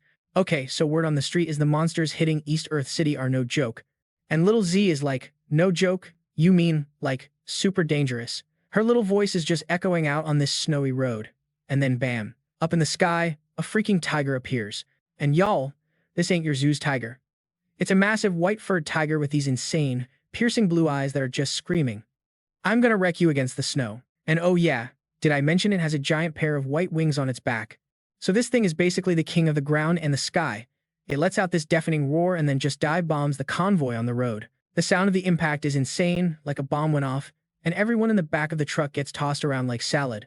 Their truck gets T-boned, flips completely over, and just skids across the ice before grinding to a halt. Total chaos. Okay, so this blonde dude scrambles out of a wrecked truck, totally freaking out, screaming, there's a monster. And when everyone sees this massive tiger, they lose it. It's a snow-white saber-tooth. Get ready to throw down. This thing was legit twice the size of their truck. No wonder it got tossed like a toy. Then some dude tried to dip, and the tiger was like, nah, fam, raising its claws to slice him up. Suddenly, soldiers with rifles just opened fire on the tiger. The gunshots are just echoing like crazy in the quiet snow. But before they can even get through a full mag, whap, the tiger's tail sends them flying through the air. Who knows if they even made it. Inside the flipped truck, Ryan gets his footing and immediately checks on his sisters. Lily, Z, you two alright? Lily's already shielding ZJ, totally in big sister mode, but she's still dazed, like, we're good, what the heck just happened? But the tiger wasn't waiting for them to catch up. Its paw slams down right next to them, and then this insane roar echoes right behind them. Lily whips her head around, totally terrified, but before she can even blink, a freaking spear has already gone straight through the white tiger. What? It was Ryan, he yelled, look out, and moved so fast he was just a blur, slamming into the white tiger and knocking it back hard. The beast lets out this pained shriek, crashes to the ground, and it's lights out, just like that. Ryan pulls his spear out and warns, yo, these things are like 40 to 50 times stronger than a regular person. Don't get cocky. Meanwhile, somewhere else, a dude named Long Bao, who works for Shen Jiang Chen, is reporting in. General Shen, look, it's the guy the Calamity Star put a bounty on. Should we, He doesn't even get to finish before Jiang Cheng gets this totally evil grin on his face. An opportunity this perfect. Are you kidding me? Of course, we're gonna take him out right here. But then, get this. A single snow lotus just floats through the air. Long Bao and Jiang Cheng were hiding behind a tree this whole time, just watching the insane tiger fight. The snow lotus just floats right behind him. He looks up, tracks it with his eyes, and then suddenly says, hold up. Jiang Cheng reaches out and just plucks it out of the air. Long Bao is confused AF. General Shen, you want us to wait? Jiang Cheng is like, yep. Then he stands up and gets all commanding. You guys wait here for my signal. Don't even think about moving without my say-so. This weird order totally threw Long Bao for a loop. He had no idea what his boss was planning. He starts to ask, but, General Jiang, what about all those innocent soldiers over there? Without even looking back, Jiang Cheng just walks deeper into the woods. Forget him. They're not from Flying Snow City anyway. Once he's far enough away, he stops and starts talking to, well, something. Jiang Cheng holds up the snow lotus. All right, Calamity Star, you can talk now. The flower starts glowing, and this deep, creepy voice echoes out. Cut the crap. What do you need my help with? Jiang Cheng gets this super sly, evil smile and starts explaining his whole scheme. A minute later, as the snow starts coming down even harder, the Calamity Star's voice comes back. Fine, I'm in. But I've got one question for you. Jiang Cheng is all casual. Shoot. The Calamity Star sounds genuinely confused. Aren't those guys your allies? How can you just sacrifice them like that? Jiang Cheng just scoffs, his voice dripping with venom. Allies? Please. In my world, there are only two types of people, those who bow down to me. And then his whole face changes, pure rage mode activated, and those who get in my way. All right then, just don't forget our deal. When this is over, you owe me 100 evolved humans. Every single week. So yeah, this Calamity Star can just use the Snow Lotus like a magical FaceTime call. The flower floats up to leave, but then the voice adds one more thing. Oh, and that guy Mo Bing. You're gonna catch him for me. Jiang Cheng just watches the lotus fly away and promises, don't worry. Piece of cake. A second later, he's back with Long Bao, who's totally beaming. General Jiang, you're back. But seeing his henchman's face, Jiang Cheng knows something's off. What happened? Long Bao gives him the full rundown, reporting, General, that guy, Ryan, he's an absolute beast. He took out all times of the white tigers by himself. Jiang Cheng is just stunned. He did. What? Back on the battlefield, under this gorgeous moonlight, Ryan holds his hand over one of the tiger carcasses, and boom, purple flames just erupt out of his hand, turning the body to ash. He even pulls out this magic crystal from its body. Talk about a serious upgrade. This thing is clearly from the pack leader, holding the glowing crystal. He checks it out for a sec, then says to himself, whoa, this thing is way more juiced up than a regular magic crystal. After he's done collecting his loot, some dude walks up. Bro, it's Dylan, one of the mercs who was on the truck with them. He's all grateful.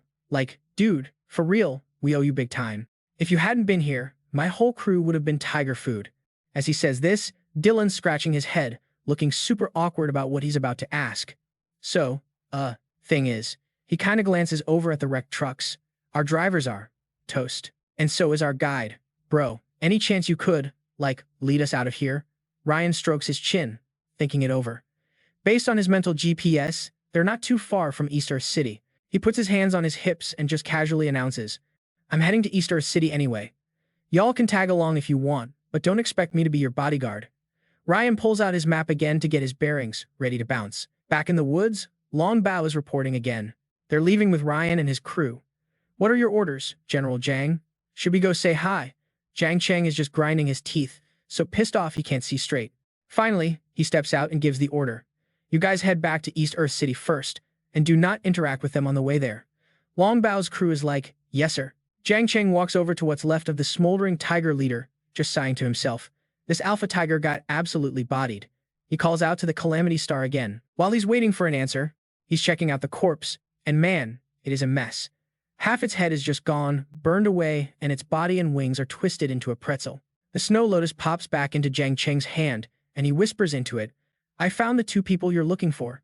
Meanwhile, Ryan's group is hauling it, and before you know it, they're standing at the gates of East Earth City. Time for goodbyes. Ryan gives a nod. All right, we're here. This is East Earth City. You guys are on your own now. Dylan steps up for the mercs to say thanks one last time. Don't worry, bro. We got it from here. Thanks for everything. After they split up, Ryan takes a quiet look around, scoping out the city. And, damn, security in East Earth City looked tighter than Fort Knox. Smash that like button if you're hyped for this new arc. The whole place was buzzing, total chaos with soldiers marching all over, looking serious. Ryan just stops in the middle of the street, snowflakes falling, and is like, dude, calling this a city is low-key an insult. This is a full-on fortress. And then bam, the whole city starts shaking like it's in an earthquake, knocking everyone over. Z spots something absolutely terrifying and just screams, Ryan, Lily, y'all look, now. And the reason for the earthquake? A freaking mammoth, y'all. Like straight out of the Ice Age movies. The entire city just imploded into panic. Oh, we're screwed. It's a monster. This thing was huge, just stepped on a tank and crushed it like a soda can. Everywhere it walked, the streets just buckled and broke. The army base on what looked like Main Street looked like a kid's trash toy set. Commander Wallace, the big cheese of Eastridge City, is on his radio screaming, get me, air support, light up that monster's head, now. The several fighter jets circling overhead got the memo, like, roger that. In a flash, they zeroed in on the mammoth's coordinates and just dropped their bombs all at once. The whole place just went times kaboom times with these insane explosions. So there's fire and smoke everywhere, but the mammoth, not a single scratch on it. It literally just blew the flames out like a birthday candle. Then it lets out this furious roar.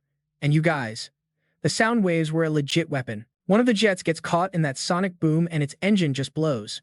The plane spirals down and smashes right into a skyscraper. Total Michael Bay moment, the jet explodes and takes a huge chunk of the building with it. Commander Wallace and his crew just watch this whole nightmare go down, completely shook. When the smoke clears, the building and the jet are just a pile of rubble. R.I.P. to that pilot, for real. Wallace starts yelling, get me Snowfall City on the line, stat. But before he can even finish, the wreckage slides off the building and hits the ground, creating a whole times second times explosion. Like, come on. Wallace is just defeated, whispering, we're so screwed. Cut to Snowfall City, where Mona is on the phone looking grim AF. She's like, yeah, I get it, and hangs up, totally not noticing someone standing right behind her.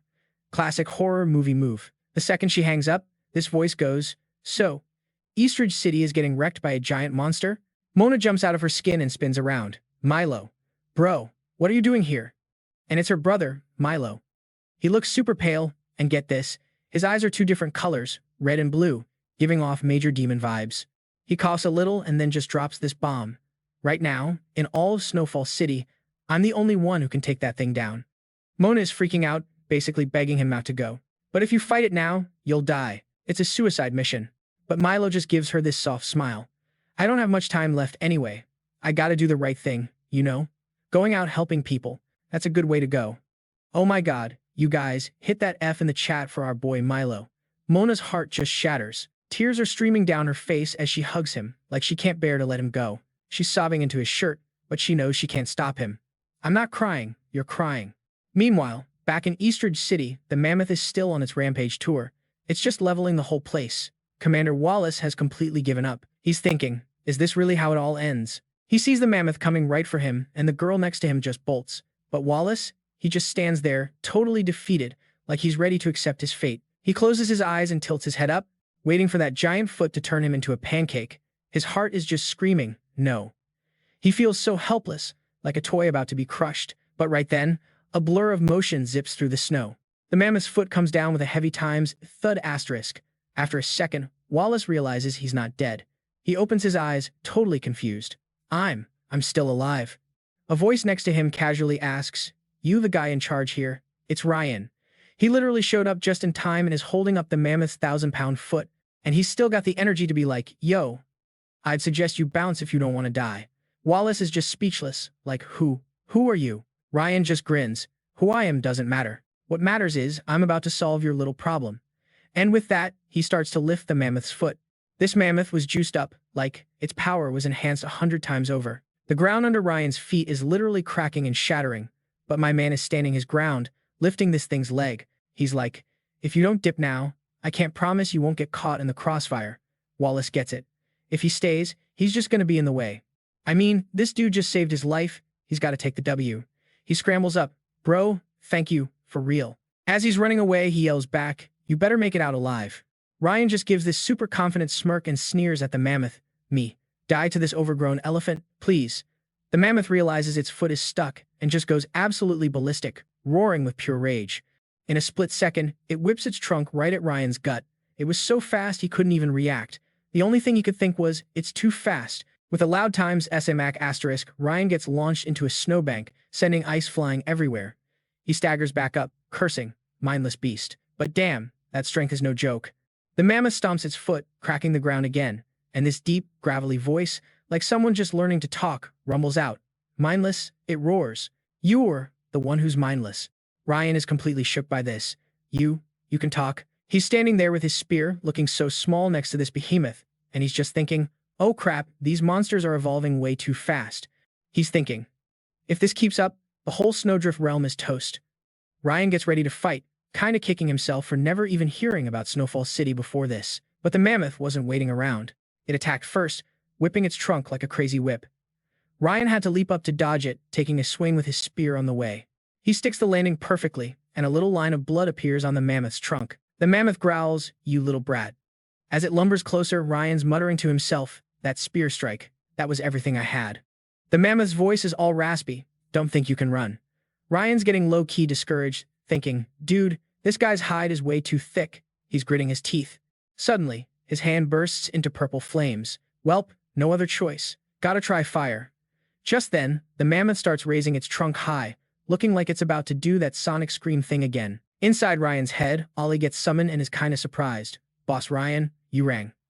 And yep, the Mammoth lets out this huge bellow, sending out more sonic waves. Ryan is struggling just to stand, swaying all over the place.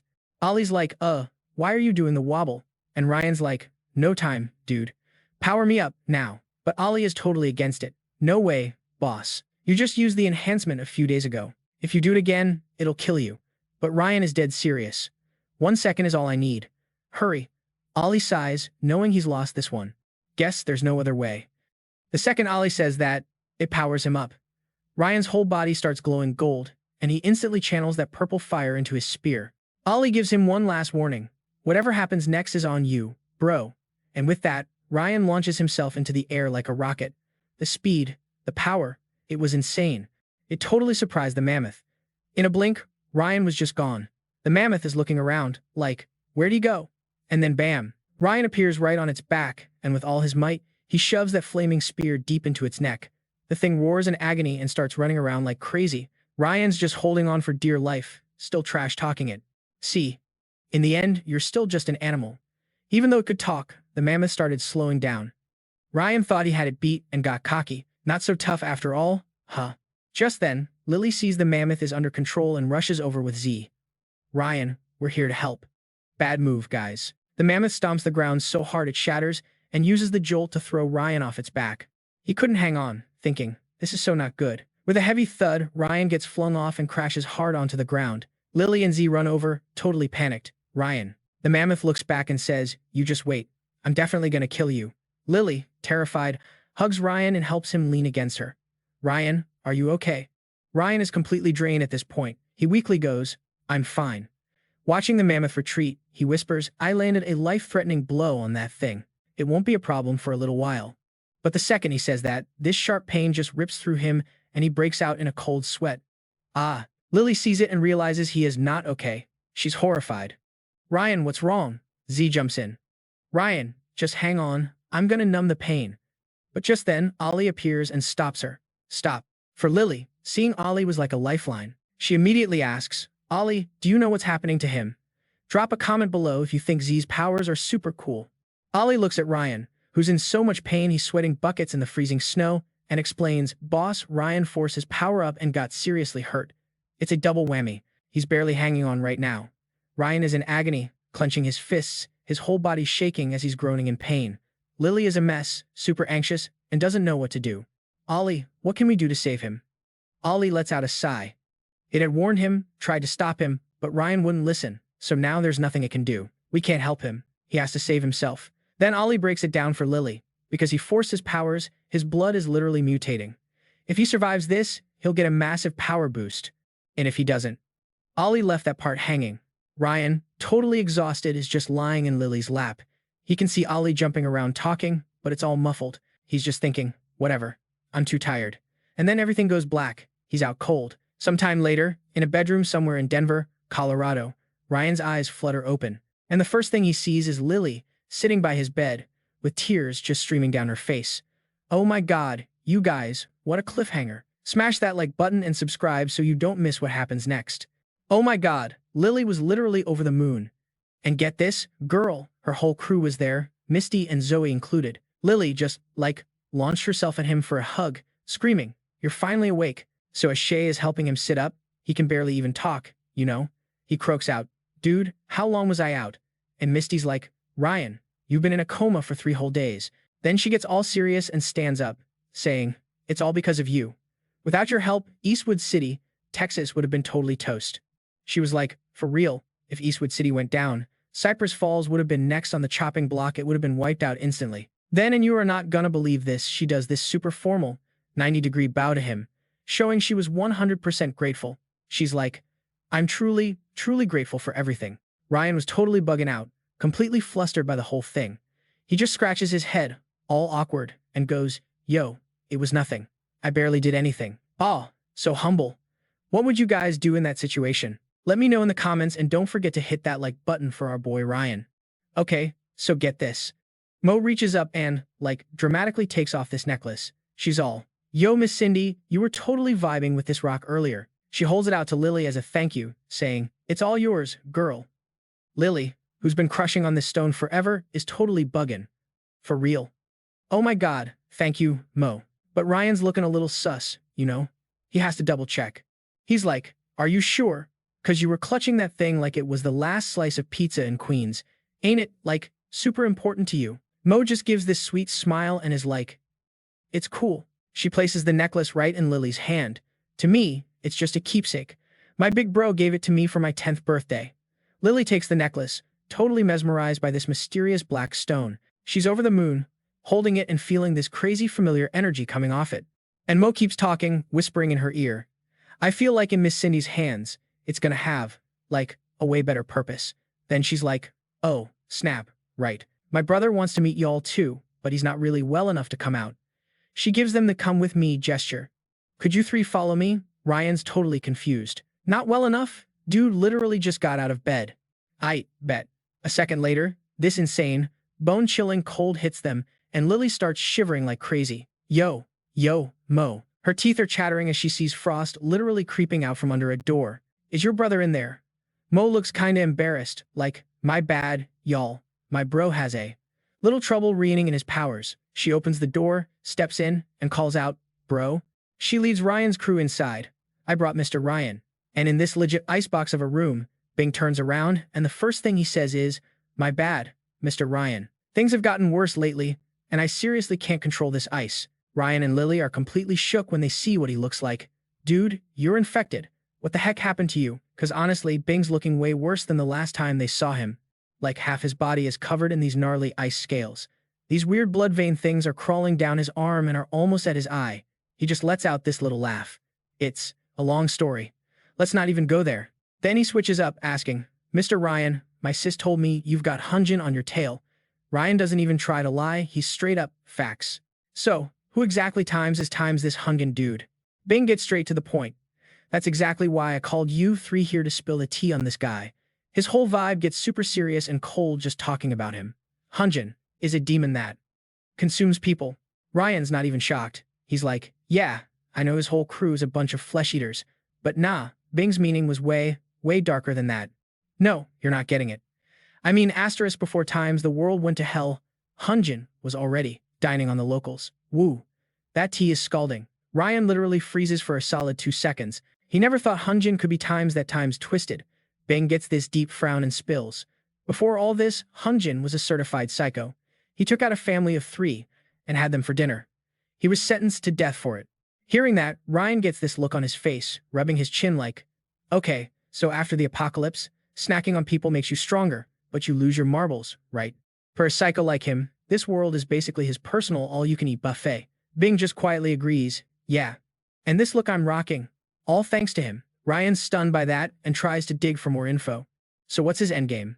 But Bing just hangs his head, looking totally defeated. I don't know. All we know is he's going all out to destroy the flying snow realm. Ryan can totally tell he's holding something back, but he doesn't press it. He just lets it go.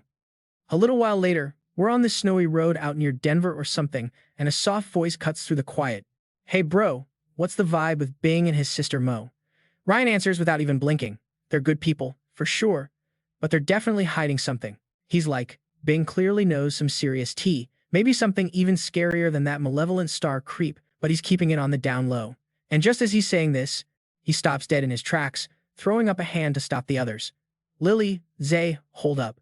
Up ahead, there's this whole crowd of people with these super weird looks on their faces. One of the girls immediately asks, Ryan, are those zombies? He shuts that down fast.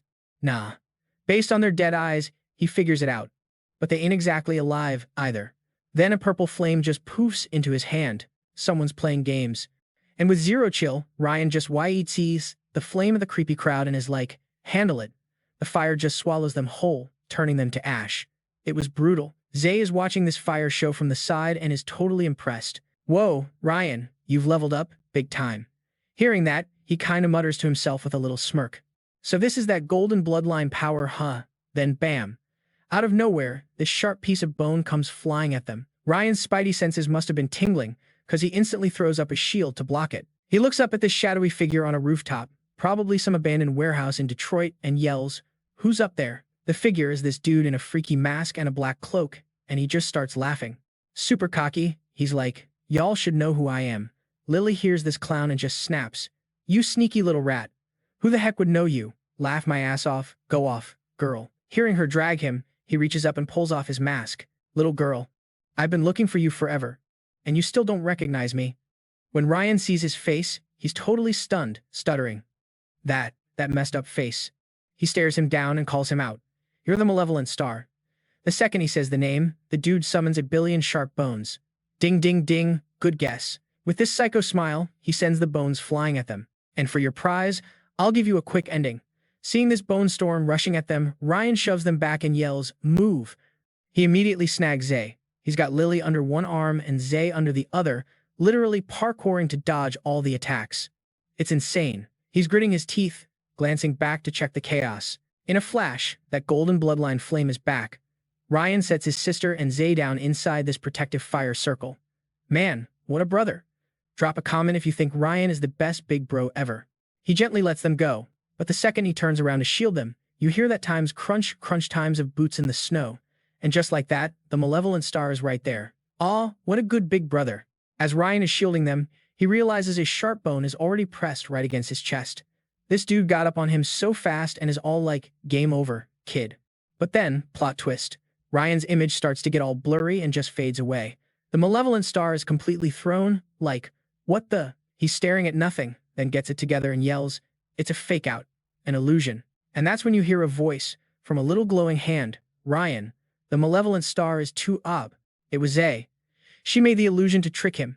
She says, I can't mess with his head for much longer. So Ryan immediately calls him out, malevolent star, why are you so obsessed with us? The creep gets this massive grin and says, isn't it obvious?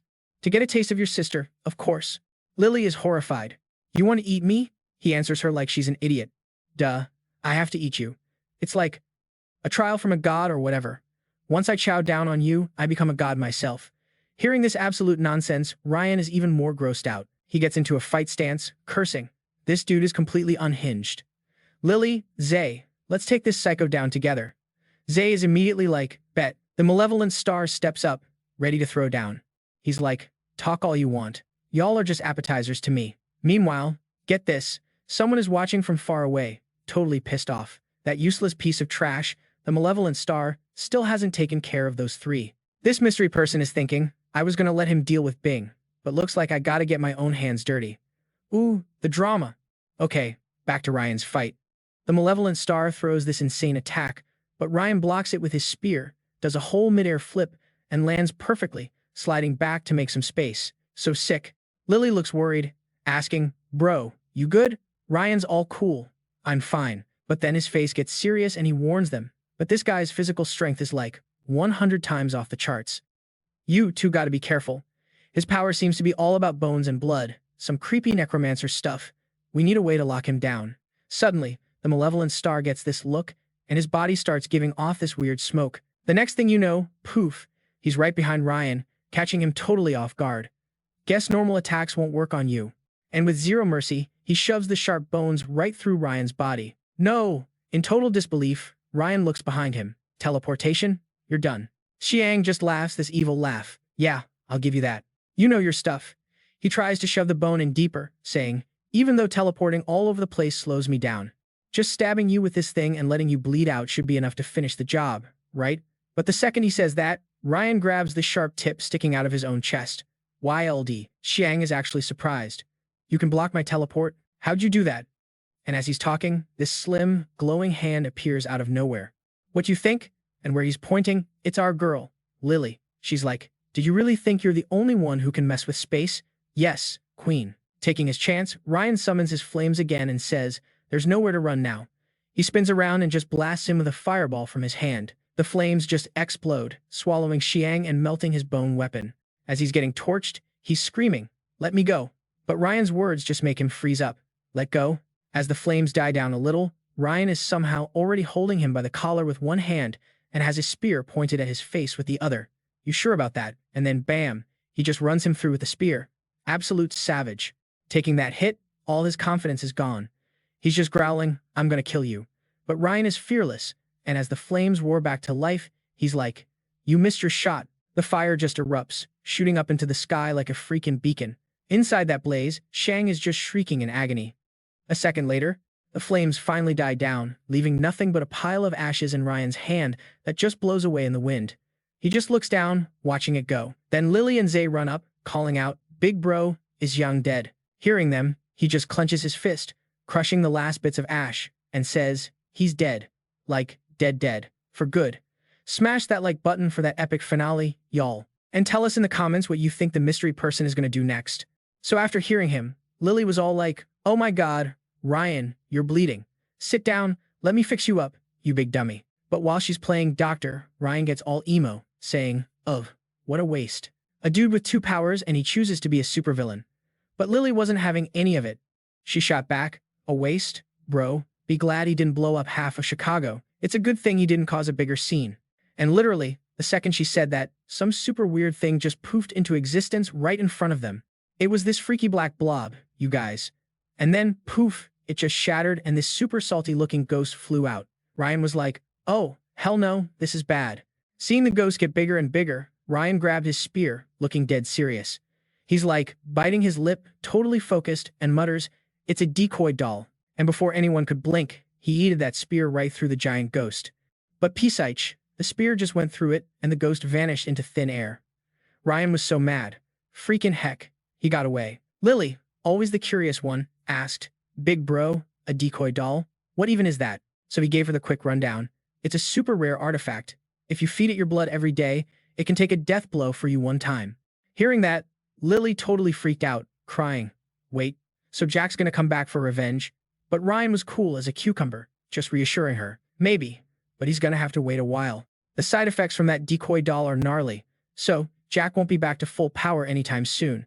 But at that exact moment, somewhere else, a bitter voice hissed, "A decoy doll? And get this, it's Jack," clutching his missing arm and whining. "I had to sacrifice another arm? Seriously," he was thinking, "should I go find a god to heal me up?" But then he got all angry-faced and changed his mind. "Nah, forget it. I can't let the big boss think I'm a total failure." He just kept walking, muttering to himself, "But how am I going to get my revenge?" Suddenly, this wicked grin spread across his face, and he was like, "I've got it. In this whole frozen wasteland, you humans are not at the top of the food chain." And just like that, Jack started trekking through the snowy mountains. With every single step, these creepy, dangerous snakes just slithered out of the ground. When he got to this giant mountain, he yelled out, "Yo, Great Ice Serpent King, ruler of this whole snowpocalypse. Answer my call. It's Jack." And you won't believe it, but in response, this one tiny snake with fiery red eyes and huge fangs started to transform. A moment later, that little guy was a colossal serpent, literally shattering the mountain as it busted out. Tiny little Jack stood next to this absolute unit of a snake and said, "What's up, Serpent King? I came to give you a gift." Hearing this, the Serpent King's eyes went super wide, totally hooked. He was all ears. Meanwhile, back in Flying Snow City, a squad of soldiers was doing their patrol. Suddenly, one of them, a dude in a helmet, stops and goes, "Hey, you guys smell that?" The red-haired soldier next to him was confused. "Smell what, dude?" The guy in the helmet replied instantly, "The stench of blood. That's human blood, no cap." After saying that, he started walking toward a nearby alley. The red-haired soldier looked doubtful. "Are you sure you didn't just smell someone's barbecue over on Main Street?" In response, the helmet guy shot back, "Impossible. My ability is an enhanced sense of smell." Then he decided to check it out. "Let's go take a look." So the two young soldiers walked up to the front door of a house. Just as they were about to ask if anyone was home, a wolf with something gross hanging from its mouth snapped its head around. "Anybody home?" The soldier in the helmet just swung the door open and stepped inside, calling out, "We're on patrol." But he didn't even finish his sentence before the monster in front of him made him scream like he'd seen a ghost. It was a full-on mutated beast. He raised his gun, signaling to his red-haired buddy, "Run." Instantly, the mutated wolf locked onto them and charged. It stomped its paws on the ground and launched itself forward. Without even hesitating, it opened its jaws wide and leaped right at them. And not far away, a familiar figure in a black cloak was watching from the roof of a building that looked like an old TV tower. It was Jack, clutching a piece of paper with a huge, twisted grin on his face. The first wave went super smooth. The rest is all up to this. With that, he tossed the paper in the air, and this weird light shot out of it. A giant eyeball materialized from it, angrily yelling, "You little brat. The portal you ripped open is way too small. My kids and I can't squeeze through a gap that tiny." Jack bowed all respectfully to calm it down. "Great Ice Serpent King, my dude, please be patient. The portal is going to take some time to finish loading. Soon, you can lead your kids to Flying Snow City to enjoy this epic feast." Then he took out several more pieces of paper as he spoke. He said, "Also, I took the liberty of inviting a friend to dine with you." As soon as he finished, he threw the papers down below. Jack's smile got even more wicked as he thought, "Ryan, wasn't it? Let's see how you deal with all the beast kings in the entire Flying Snow realm." From those portals, hordes of mutated beasts stepped out, one by one. I'm talking a beast with a freaking blade on its beak that landed right in the middle of a crowd. At the same time, a massive, powerful hand appeared, smashing into a block of stone. The hand belonged to a giant King Kong-style gorilla. Mutated beasts were everywhere, their roars echoing through the sky. Jack just watched from the side with this crazed, excited smile. Such a waste of all these people, he thought. But if it means getting rid of that punk, I can complete the mission the deity gave me. It's worth it. He then noticed a long, sleek shape beside him and gasped, "Is this the strongest predator in the Flying Snow realm? Not only is it insanely powerful, but it can speak English? For real? That's actually terrifying." And yup, that shape was the Serpent King.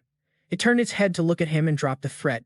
If you lied to me about that girl, then you already know what the consequences will be. Jack quickly tried to smooth things over. Rest assured, Serpent King, I wouldn't dare lie to you.